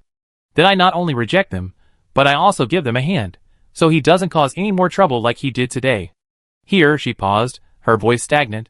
She pondered Yu Sui's words for a moment, then stared at him. For a long time. Wansini stared at her suspiciously. What did you mean by that? Literally. Yu Sui stood up, leaning against the wall. She peered out the window. Wansini's heart fluttered, and she followed her gaze. It was 2:30 in the afternoon, the sun at its most blazing. Through the glass, Wansini could feel the surging heat outside. The overgrown weeds succumbed to the scorching sun, their heads drooping, appearing feeble. A gust of wind blew, stirring the weeds in waves, layer upon layer, rustling and rustling. Something was wrong. Wansini narrowed her eyes, watching the weeds move. Her whole body tensed, her mental power reaching out. Subconsciously, she positioned herself in front of Yu Sui, assuming a fighting stance. Something's coming. Yu Sui shook her head at her, then stood quietly, gazing outward, waiting. From her mental perspective, the space was empty, not a single human figure. But the weeds before them retreated like Moses parting the sea, as if someone were moving through the grass, slowly approaching the security booth where they were. Wansini could hear the thumping of her heart. She glanced at Yu Sui, who looked relaxed, and a bold idea slowly formed in her mind. The person's movements were neither fast nor slow, drawing closer and closer to the security booth. Yu Sui watched quietly, as a figure suddenly leaped out from the previously empty weeds. A tall, thin man in a white t-shirt and long pants, with short hair, suddenly appeared. He lowered his head, rubbed his arms, and patted his clothes. When he raised his head, he revealed a fair, gentle, and handsome face. He walked slowly towards the security booth. Then he stopped at the doorway, tilted his head, and waved to Yu Sui and Wansini through a glass window, saying, Hi. Wansini narrowed her eyes, examining the face closely. After a moment, her pupils shrank to pinpoints, and she took a step back. Fuck. Damn it. He's back. Although the face had become thinner and more mature, the features were still distinct. Even though they had only been together for 4 short years, she still recognized him. Tang Ran. Yusui whispered his name. Tang Ran, standing outside, grinned broadly, his gaze fixed on Yusui. He waved again, sway, long time no see. Through the glass window, Yusui could still hear his words, and tears streamed down her face. Outside the door. Tang Ran, startled, hurriedly opened the door and walked in, cautiously approaching Yusui. Sway, you. Stop crying. I don't have any tissue in my pocket. You feel uncomfortable if your face gets stained. Yusui stepped forward and hugged him. Unlike the warmth of a human body, his touch felt cold. If Tang Ran hadn't been talking beside her, she would have thought she was hugging a piece of wood. Just being alive is good. Later, Wansini felt her brain was running out of steam. Her eyes widened, her gaze darting back and forth between Yusui and Tang Ran. Finally, she slapped her thigh, feeling a little pained. Oh my god. Tang Ran took a moment to look up and smile, his tone still that familiar, nonchalant, provocative tone. Oh, you're stunned. How's it going? Surprise? Wansini stared at his face for a long moment, then folded her arms and snorted. Surprise? Bullshit. Where did you come from, kid? She stepped forward, pulling Yusui and Tang Ran apart, standing between them. Her tone was harsh. Can you tell me what's going on now? She only seen this kind of dramatic transformation in movies. This was her first time experiencing it in real life. So how could she put it? No surprise. All she could say was, she was terrified. Yusui wiped away her tears, and didn't speak to Tang Ran's explanation. Instead, she stepped back and leaned aside, clearly staying out of the way. Tang Ran chuckled and rubbed his head. That's a long story. Let's cut to the chase, Wansini said, glaring at him. Tang Ran choked, pointed at the sky outside, tapped his wrist, and said, Why don't we find a safer place to discuss this? This city isn't safe right now. Wansini scoffed. You know it's not safe. But he wasn't wrong. Wansini rolled her eyes at him, turned, took Yusui's hand, and angrily walked ahead. Tang Ran rubbed his head, and followed behind him, directing the way. This time, the route went smoothly. Nearing dusk, they found shelter. Wansini sat on a stool with a proud expression, her chin raised. Now, can we talk? This trip into the city was planned long ago, wasn't it? I don't think the vault is the goal. She pointed at Tang Ran's nose and said, You're the reason for this trip, aren't you? Though she was delighted at Tang Ran's resurrection, she hadn't experienced the same dreamlike experiences of her past life as Yusui had. The Tang Ran before her was more of a childhood playmate. Tang Ran couldn't find a chair, so he simply sat down and began to talk. This trip had originally been for the vault, and his current appearance was a reward for completing the system mission and the test he had agreed to with the main system. After all, he'd done so much, but simply being a system by Yusui's side wasn't enough for him. Wansini listened quietly, then, seeing Yusui's expression, belatedly realized. She looked Tang Ran up and down and asked, So what's your situation now? Human? Tang Ran shook his head and said with a grin, This body was given to me by heaven, but technically, I'm no longer human. He saw the pain in Yusui's eyes, and stood up, and moved his hands and feet nonchalantly. Actually, I think it's not bad. I don't feel pain, I don't get sick, and I don't get hungry. You can think of me as a robot. After all, I'm a system now. This is just my projection in this world. Wansini fell silent. Yusui looked at Tang Ran, pursing her lips. She had understood his situation from the moment she held him, but hearing it mentioned now, her heart ached. Seeing the mood darken, Tang Ran laughed heartily. Hey, this is already a win for me. Don't be so smug. Besides, in this apocalypse, isn't my situation even better? Energy saving and environmentally friendly, I'm the perfect companion for a doomsday trip. Yusui raised his lip and nodded in agreement. Yeah, that's good. Wansini sighed inwardly and smiled again. Not bad, either.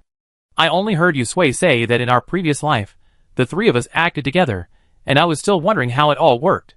Now I can experience it firsthand. Not bad, she said, looking at Tang Ran. By the way, you still have all the skills you learned as a system user, right? For example, the spatial abilities you gave us, and the daily sentry duty. Tang Ran patted his chest. Of course it's not lost. You can sleep peacefully while I'm here. Leave the guard duty to me. He pointed at himself. I'm online 24/7. No need to recharge or eat. I'm full of energy and feel completely secure. Well, now you understand my strengths. Wansini rolled her eyes at him, got up, and found a place to lie down. Then it's up to you. If you fail again, I won't show any mercy. Haha, you won't have that chance, Tang Ran said confidently. Wansini leaned against the wall, closed her eyes, and began to drift off to sleep. The room fell silent. Tang Ran looked at Yusui pitifully. After receiving her consent, he took small, sparkling steps over and sat beside her. Tentatively, he reached out and took her hand. Yusui leaned against his shoulder. Neither of them spoke, simply leaning on each other, and that was enough. Yusui closed her eyes. That's all right. Just being able to see, hear, and run into him again was already a great blessing. Tang Ran's mouth stretched from ear to ear, staring at the situation outside, while occasionally glancing down at Yusui, who had fallen asleep on his shoulder. His chest felt full, and he felt like he was finally alive. Luckily, he made this bet with the main system, otherwise, he would have lost a lot, a good night's sleep. The next day, as the sun rose, Yusui was awakened by the faint aroma of rice. Opening his eyes, he saw Tang Ran squatting on the ground, seemingly busy with something. Yusui sat up, paused, and looked at the blanket on her body before putting it away in her space. Wansini was still sleeping soundly beside her, also covered with a blanket. She quietly got up. Tang Ran, who was standing in front of her, seemed to sense something and turned around. Seeing Yusui awake, he smiled. Wake up! I made some multigrain porridge. Come and try my cooking. Tang Ran stepped aside as if offering a treasure, allowing Yusui to see a small stove and pot at his feet, steam rising from the pot. Yusui asked in surprise, Where did you get this? In the space, Tang Ran reached out, and a bowl materialized. Here, come try it. It's freshly cooked. Yusui took the bowl, took a sip, and nodded at Tang Ran's expectant gaze. Delicious. Tang Ran breathed a sigh of relief. Looks like my cooking skills haven't faded yet. He chuckled, rummaging through the space, finding 2 bags of pickled mustard greens, tearing open the bags and pouring them into her bowl. That's great. You don't know how I've been watching you in my sea of consciousness, and I've been so worried about you eating only cookies every day. There's so much food in the space, and you don't even bother. Now, don't worry, I take care of the cooking. I definitely keep you plump and healthy. Wansini had just woken up when she heard this. Speechlessly, she scratched her hair and sat up. What do you mean by raising pigs? Tang Ran choked and turned to look at her, glancing at her. Can you talk? Have you made porridge? Give me a bowl. Wansini's nose twitched, and she ordered bluntly, Can we leave the city today? Tang Ran, serving the porridge, shook his head. You wish. It'd take at least 2 days. After dinner, Tang Ran packed up the stove and pots and pans, and put them into the space. The 3 of them left. Outside, as before, it looked quiet and peaceful. Only the tang of blood and rotten stench reminded them that danger lurked everywhere. This time, Tang Ran's route was flawless. He guided them through winding paths, avoiding the territories of mutant plants and animals. They successfully exited the city, passed through the small town, and returned safely to the residential complex. Qin Chang, Xian, and Anin stood guard at the residential complex gate. Anin spoke little, her eyes fixed on the direction of the town. It had been almost 10 days since Yusui and the others had left, and they still hadn't returned. Anin was a little worried. Qin Chang looked at her, and was about to offer some words of comfort, when Anin suddenly stood up and ran forward a few steps. Sister and the others are back. Qin Chang and Xian immediately turned to look. Sure enough, 3 people appeared at the end of the road. Yusui and Wansini were in the lead, followed by another person. Another rescued person, Qin Chang thought, and led Xian and Anin to greet them. In the villa, another long-awaited reunion took place. Gu Panpan watched Tang Ran, who was following Yusui closely, and keenly sensed that this person was different from the ones they had rescued before. After Tang Ran introduced himself, she understood even more clearly. So, it was an acquaintance. Peng Jia, however, felt a subtle sense of crisis when he saw Tang Ran. Especially after learning of Tang Ran's identity, and that he would be living in the villa. That sense of crisis completely sounded the alarm, and his heart nearly broke. Tang Ran's appearance sent a strong gust of wind through the neighborhood, but it soon quieted down. After all, it was the end of the world, and everyone was more concerned about their own safety. Everything else was trivial. Except for Peng Jia. That night, in the villa's courtyard, Yusui lay leisurely on a recliner, fanning herself. Hearing the familiar sound of footsteps, she said without looking up. You're back? Yeah. Tang Ran sat down next to her, holding a plate of freshly washed and cut strawberries. He forked a piece and held it to Yu Sui's lips. Here, freshly picked. Yu Sui opened her mouth and bit into the strawberry. She glanced at him, remembering the verbal sparring between him and Peng Jia at dinner today. She couldn't help but laugh. You're still got a sharp tongue. Tang Ran played dumb, grinning as he forked another piece of strawberry and handed it to her. How's it? Didn't embarrass you, did I? What embarrassment do you have? Yu Sui rolled her eyes at him. He's just a junior. You don't have to be so harsh on him. Tang Ran touched his face and sighed sadly. Well, I'm an old freak who's lived 2 lives. Naturally, I'm the elder. Old. He stretched out his words, making Yu Sui hear the phrase live 2 lives as a reference to the phrase. He quickly sat up after hearing these words. That's not what I meant, you. Tang Ran covered his face and sighed. Hey, I understand. What I said is the truth. Yu Sui tugged at his hand, anxiously explaining, Tang Ran, I mean Peng Jia is just a childish Mu Chong. He doesn't like me at all. He's just confused for the moment, so he acts so sarcastic every time he sees you. Don't take it to heart. You know, I only love you. Tang Ran's hand, which was covering his face, trembled. Yu Sui's force pulled it down. The corners of his mouth raised high, revealing his joy. His eyebrows softened, and his eyes reflected the little girl. Yeah, I know. Yu Sui finally realized that he was teasing her. Just as she was about to pull her hand away, she felt something round, like a ring, appear in her palm. Her hand paused. Tang Ran took her hand and opened it, allowing her to clearly see the ring in its palm. Under the silver moonlight, the simple plain ring lay in her palm. He raised his eyes slightly, looking into Yu Sui's eyes. Sui, we agreed that we would be together. Yu Sui looked at the ring and nodded gently, his brows curved. Of course. Then I put it on you? Tang Ran carefully picked up the ring, holding her hand and looking at her expectantly. Thump, thump, thump. He could almost hear Yu Sui's heartbeat, a little distorted, a little excited. Okay. The simple plain ring slipped onto his finger. Tang Ran held out his own hand, a larger ring of the same style resting on his palm. He looked at Yu Sui. Yu Sui pursed his lips, sat up straight, picked up the ring, and slipped it onto his finger. Their fingers intertwined, the plain ring gleaming with a warm silver glow in the moonlight, like a small, yet indestructible barrier around their ring fingers. Yu Sui chuckled, her tone rising at the end. All right. Tang Ran squeezed her hand. It's stamped. Now I'm completely yours. No regrets. No. She leaned in closer, their foreheads touching. Her voice was soft, each word sinking into Tang Ran's ears. May you be safe and sound every year, as always. Tang Ran blushed. He reached out and pulled Yu Sui into his arms, murmuring, May you be safe and sound every year, as always. Chapter 166. Hey, why are you here alone? Up on the rooftop, Roncinny was surprised to see only Yu Sui.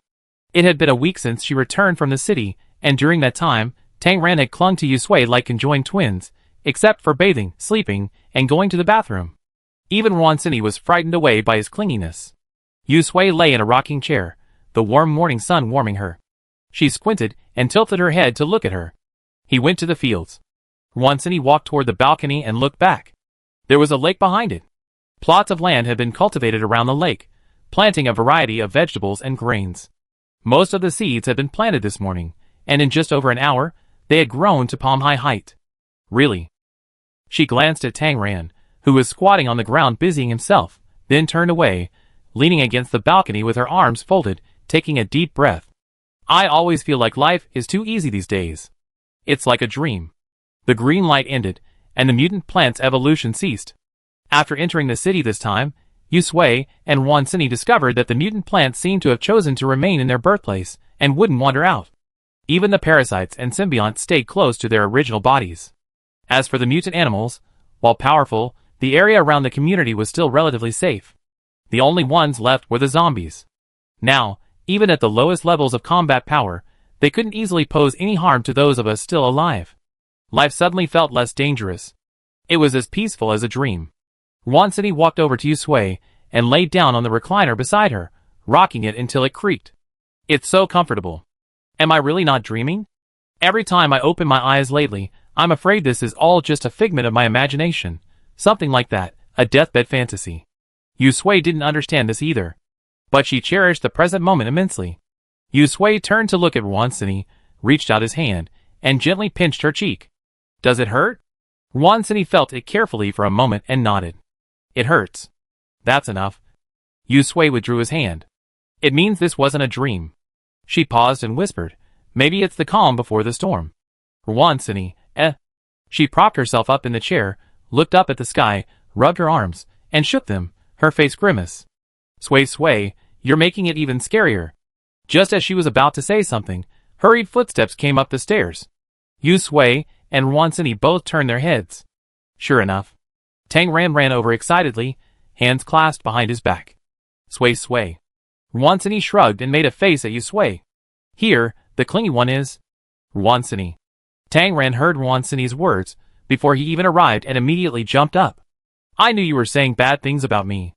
Wansini turned to look at him bluntly, saying disdainfully, I'm telling the truth. You're even more annoying than when you were little. Tang Ran glared at her, then ignored her. His expression changed, and he turned to Sui with a smile. Sui, guess what I brought you? Before Sui could say anything, Wansini glanced at his hand. Just as she was about to expose him, she saw a handkerchief wrapped tightly around it, so tightly that she couldn't even make out its shape. With an angry snort, she sat up straight and deliberately changed the subject.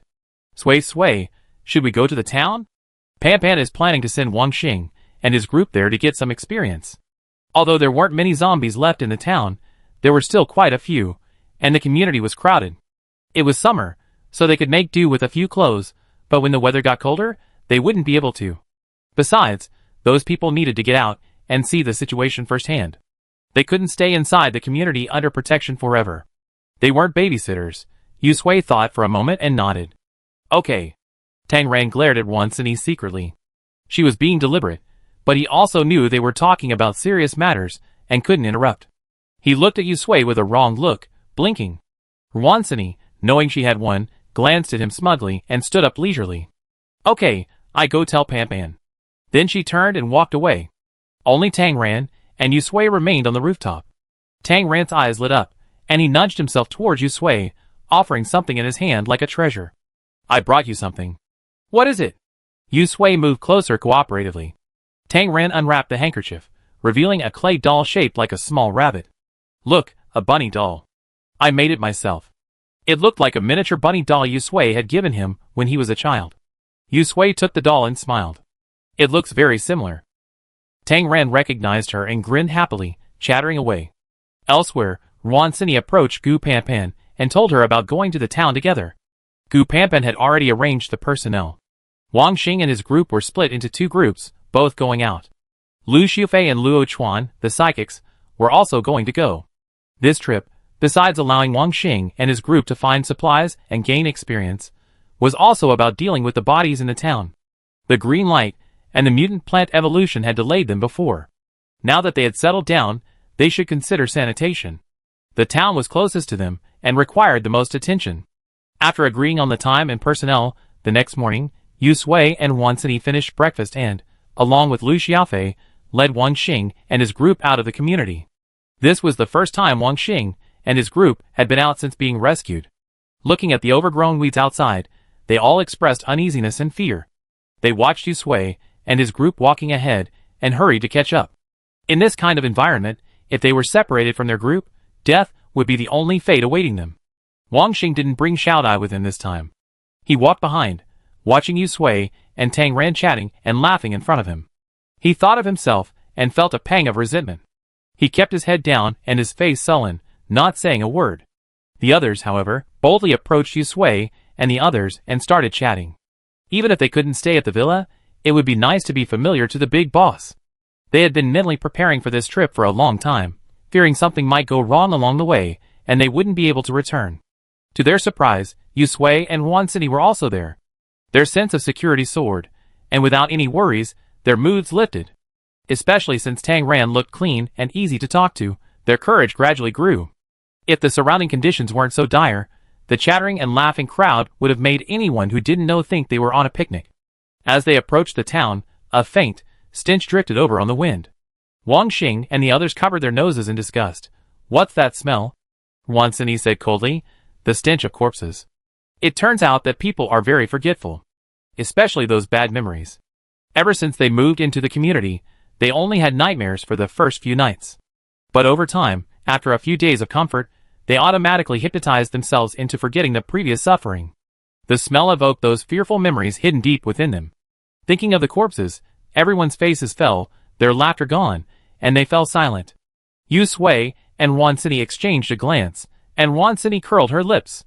We should let them come out more often, so they don't really think the apocalypse is over. The closer they got to the town, the stronger the smell grew. The putrid stench felt like a sticky liquid smearing on my face, and every pore screamed with discomfort. Tang Ran said nothing more, instead, his face stern and on alert. While the town lacked any evolved, mutated plants, there were still mutated animals and zombies. He had to ensure Yu Sui's safety. The appearance of the corpses broke the team's silence.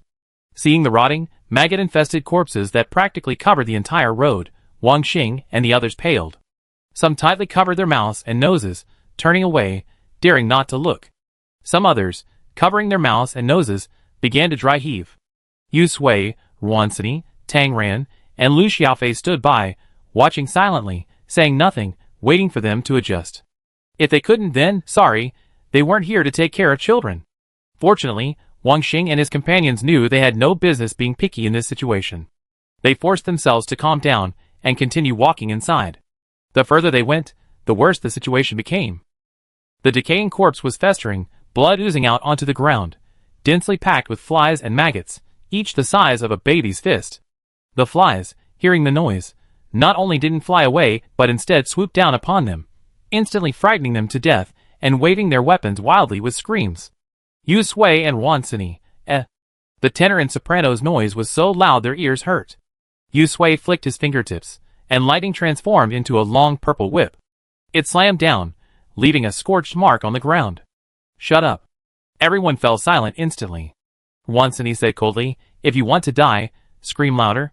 She raised her chin, motioning them to look at the zombies drawn by their voices. Take care of it yourself. These are just ordinary zombies, we can't handle them, hee. It's better not to drag others down, useless. Across the street, 3 or 4 zombies approached, following the sound. Wansini had already erected a mental barrier to contain them, causing the zombies to swirl around like headless flies. Wang Xing and the others stared at each other, their weapons trembling in their hands as they stood there for a long time, motionless. Although they had prepared themselves mentally, they hadn't expected Yu Sui and the others to actually attack. Their preparations were inadequate, and they froze. Seeing this, Yu Sui simply had Wansini retract her mental barrier and, with Wansini, Tang Ran, and Lu Xiaofei, jumped to a nearby building. He assumed a watchful attitude and said something. Life and death are your own responsibility. The breath of the living carried over, and the zombies suddenly realized their target, leaping towards Wang Xing and his companions. Seeing this, Wang Xing gritted his teeth, grabbed his weapon, and called on those around him to fight back. There were only 3 or 4 zombies, and there were 8 of them. They could definitely defeat them. The first battle was difficult. By the time the foul-smelling blood splattered on their bodies, and the zombies' heads were smashed to pieces and fell to the ground, Wang Xing and his companions were already exhausted and out of breath. Yu Sui clapped his hands from the rooftop. From now on, it's up to you to find as many supplies as you can. There was no food, but plenty of supplies. Wang Xing wiped the blood from his face, grabbed his golf club, and headed into the small building next door. The others quickly followed. Once they were inside, Lu Xiaofei threw a flame, completely burning the bodies on the ground. They stayed in the town for 3 full days. 3 days was enough time for Wang Xing and his group of Doomsday newbies to transform into veterans. They killed zombies, scavenged for supplies, and even learned how to create a little noise to attract zombies, so they could set traps and catch them. Back at the community, everyone's spirits had changed. Of course, they had also gained a lot, enough to tidy up their homes and make them feel more like home. Had they just returned, Luo Chuan and his men had also set off. Looking at the community and the houses they had personally decorated, Wang Xing and his group returned. They felt a stronger sense of belonging and motivation, and even their daily work felt more energetic. Everything was moving in a positive direction. Chapter 167. My name is Wansini. The director said my biological parents gave me this name. When she found me, I had a small pouch in my clothes. Inside was a silver bracelet and a note with my name and date of birth. It seemed I had no choice but to lose it. However, I never seen them, and I don't know why they lost me. I've been in the orphanage since I can remember. Oh, by the way, speaking of memory, I had a sharp mind since I was a child. I could remember things before I was a year old. It's no wonder I was able to awaken my psychic abilities after the apocalypse. After all, not many people can remember things so early. On New Year's Eve, when I was a year old, I sneaked to the door and tried to sneak out to watch the fireworks, but I failed and was caught by the director. By the way, I found a dying baby, her body purple from the cold, next to a trash can. The director named her Yusui. We were both abandoned, but I felt Yusui was much more pitiful than me. She was so young, she didn't even have a name. She lay there wrapped in a blue and white swaddling cloth, cold and unable to even cry. In that moment, I suddenly felt a strong sense of responsibility for her and felt I had to protect her. Yusui's health was very poor. She spent the first month after I was found in the hospital. Every day, I begged the director of the hospital to take me to see her. I saw her lying in a glass case, covered in tubes, while the doctors ran numerous tests on her. At the time, I was too young to understand what they were saying, but I just felt sorry for her. I brought her lots of delicious food, but she was too small to eat. Finally, after much deliberation, I gave her my favorite bunny stuffed animal. She must have been very lonely in there, and having the bunny stuffed animal to keep her company would surely make her happier. A good mood would increase her chances of survival. Later, Yusui did survive. But she was still skinny and tiny, like a paper figure, and the wind would blow her away. There were many children in the orphanage, but they ate little. The older children would always gang up on others and bully them. Yusui was often bullied because of her health. She would always give away the snacks she got, but of course, I would snatch them back from her, and then I would beat up the other kids. Yusui was very obedient and studious. Although her health was poor, and she had to go to the hospital for medication every now and then, she had become much braver. When I got into a fight with someone, she would secretly seize the opportunity to fight me. Later, she even borrowed a nearby chair or broom to help. The others saw that we were not easy to bully, so they gave up. Seeing Yusui like this, I felt very proud. Yusui and I had the best relationship in the orphanage. We even slept in the same bed at night. Until I was 7, a child named Tang Ran arrived at the orphanage. He was like a lightning bolt between Yusui and me. Honestly, I didn't like him. He was always fighting with me for Yusui. But I was still generous. To avoid embarrassing Yusui, I only said a few words to Tang Ran and didn't chase him away. I saw that Tang Ran could make Yusui laugh. After Tang Ran secretly took Yusui out to play in the water, my generosity vanished. Looking at Yusui, feverish and unconscious, I was transported back to my childhood, watching Yusui lying in a cradle in a glass case. Furious, I beat Tang Ran on the spot and ordered him never to play with Yusui again, or I hit him. Tang Ran knew he'd done something wrong, so he didn't fight back. He lowered his head and remained silent, his eyes red. Yusui survived, but due to the intense fever, he had forgotten everything that happened that day. Tang Ran kept his promise and began to distance himself from Yusui. Yusui didn't understand why, but she felt that Tang Ran had suddenly become colder towards her. After a few conversations, he didn't respond as he used to, and then he lost his enthusiasm. I felt a little happy. In the orphanage, Yusui and I were best friends again. When I was 11, Tang Ran's biological parents found him and took him away from the orphanage. I heard that his biological parents were very wealthy and generously donated a large sum of money to the orphanage to upgrade the equipment. They also found a very good doctor to treat Yusui. The day I sent Tang Ran away, I looked at Yusui, who was becoming increasingly silent, and suddenly felt guilty. I felt that I had done something wrong. If I had known Tang Ran would leave, I would never have kept Tang Ran and Yusui apart. Tang Ran was gone. Many children from the orphanage were adopted one after another. Yusui's health was poor, and no one wanted to take care of her, so naturally I stayed. After all, Yusui was my adopted child, and I had to raise her well, and so, we grew up together, and even after leaving the orphanage, we remained best friends. When the apocalypse struck, I began to feel thankful that I was by Yusui's side, otherwise she would have been terrified. But soon, I began to worry again. Especially after learning that Yusui had linked herself to the system and awakened her spatial abilities, I worried that I would become a burden to her. Thankfully, I had also awakened my psychic abilities. Although it's the end of the world, ever since I gained my superpowers, coupled with Yusui's system, I'm not afraid at all. Fighting zombies is difficult, but not that difficult. We're both incredibly powerful. Ordinary zombies are no match for us. Even if we can't defeat superpowered zombies together, we can still run away. This feeling of mutual dependence brings me back to my childhood in the orphanage, when I was bullied by the older kids. I'm starting to think this isn't so bad. Then, Tang Ran reappeared. When Yusui suggested that the system's true identity might be Tang Ran, I was completely stunned. I couldn't understand why we run into Tang Ran even after the end of the world, considering they hadn't seen each other since his family found him. What puzzled me even more was why Yusui could still recognize Tang Ran, transformed into a system. They only been together for less than 4 years. Could their feelings be that deep?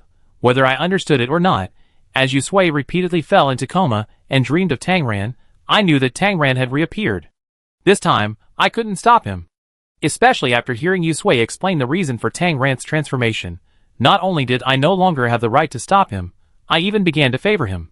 Luckily, the system was him. Otherwise, we might not be alive today. Cindy, are you asleep? Gu Panpan's voice brought me out of my memories. She slowly opened her eyes to see Gu Panpan winking at her and whispering, "Where's Sui Sui?" I raised my chin and pointed at the roof. Up there. Gu Panpan let out a long "oh." Is Tang Ran here too? I rolled my eyes and snorted yes. Although I grown fond of him, I can't bear his constant need to cling to Yusui. He's even more clingy than a sticky candy. Gu Panpan chuckled, then sat back in her chair, her chin resting on her hand as she spoke leisurely. The other day, Sister Chin and the others were asking me if I was planning a wedding? A wedding? I was stunned. Gu Panpan nodded. Things have stabilized now. The few times you taken Wang Xing and the others out, they've been working so much harder. Their spirits are completely different. Now that good times have returned, they started thinking about this. I pouted, my face sullen. The thought of Tang Ran trying to completely steal Yusui away from me filled my heart with a sour, empty, and uncomfortable feeling. I don't know. I shook my head. There's no rush. Although the situation is stable now, it's the end of the world, so it's better to be cautious. Summer is coming. Unconsciously, it's been almost 2 months since the end of the world. The community has been completely transformed. Vegetable plots have been planted along the lake in the backyard, growing rice, wheat, potatoes, and various vegetables. Peng Jia and the other 3 have become experts in farming. After missions with Wang Xing and the others, they spend their time in the fields researching what to plant. Now, they have no shortage of food. Simply farming alone is no longer enough. I heard that Peng Jia and the others are considering raising some pre-mutated or newly born mutant animals. Eating vegetables all day isn't nutritionally complete, so they're craving meat. It's just that those animals are too clever and ferocious, making them difficult to catch. Also, Zhui Yin, whom they brought back from town, hasn't been idle since arriving at the community. He first researched and modified the alarm system. Now they set their sights on the network, but there aren't many technicians in the community, so it probably take quite a while to fully implement it. At this point, I raised my lip, stood up, patted my butt, and called to the rooftop, "Tang Ran, Zhui Yin wants you." Rooftop. Tang Ran, finally enjoying a moment of two-person time, heard my voice and covered his ears, pretending not to hear. Yusui poked him with a mixture of laughter and tears, and Tang Ran reluctantly stood up. After all, he's now the system, so he's the right person to go to for anything related to high technology. Ever since Tang Ran arrived at the complex and established himself as a network expert, Zhui Yin has been keeping an eye on him. He's been desperate to stick with him 24/7, working to quickly restore the community's internet. Life without the internet is too hard. After watching Tang Ran leave, I called Gu Panpan up to the rooftop with me and, by the way, repeated Gu Panpan's question. Yusui was clearly not expecting this, and was stunned by the question. Meeting Gu Panpan's in my gaze, Yusui miraculously blushed and changed the subject. I secretly rejoiced. Sure enough, I'm the one who understands Yusui the most in this world. However, that night, I still asked Yusui seriously, with the sour feeling of an old mother. Yusui thought for a long time and gave the answer, "Wait until this winter is over." I turned over and looked at Yusui's face. It was as if I were a child again, as if I had first picked him up. I murmured, "Winter. It can't be far away." Chapter 168. You little bastard, you can't even pour water properly. What good are you? Look at this dust. You can't even sweep the floor clean. Forget about eating tonight. You still dare to cry. You still dare to cry. I beat you to death. You useless thing. What are you looking at? I paid for you. Even if I beat you to death, you deserve it. Ever since Tang Ran was old enough to understand, cursing and beatings became his daily routine. He was still young at the time, and couldn't understand what they were saying. He would cry when he was beaten. He couldn't understand why his younger brother received the couple's gentle care and smiles, while he was the only one to be beaten and scolded. Slowly, he grew up a little, could understand what they said, and understood. He wasn't their biological child. All his suffering had an answer. Because they weren't his biological child, and even spent money on him, he naturally felt resentful. After being beaten again, Tang Ran silently swallowed his cries of pain. He lay curled up on the ground, his head in his hands. The broom lashed at his body, burning with pain. To distract himself, he began to wonder if he would just die. After all, he was superfluous. When the man tired of beating him, he would mercifully tell him to get out. Supporting his frail body, Tang Ran limped off the ground and walked out, taking the broom that had hit him and thrown it aside. In this house, the broom was more useful than he was. When he was 6 years old, Tang Ran fell ill. Lying in bed, he felt pain all over his body, as if he would die at any moment. He didn't feel afraid, but rather a sense of relief. In a daze, he thought he heard the couple arguing. He couldn't hear what they were arguing about, but he remembered the man slapping the woman, then picking him up from the bed and carrying him out. The night wind made Tang Ran shiver. It was so cold.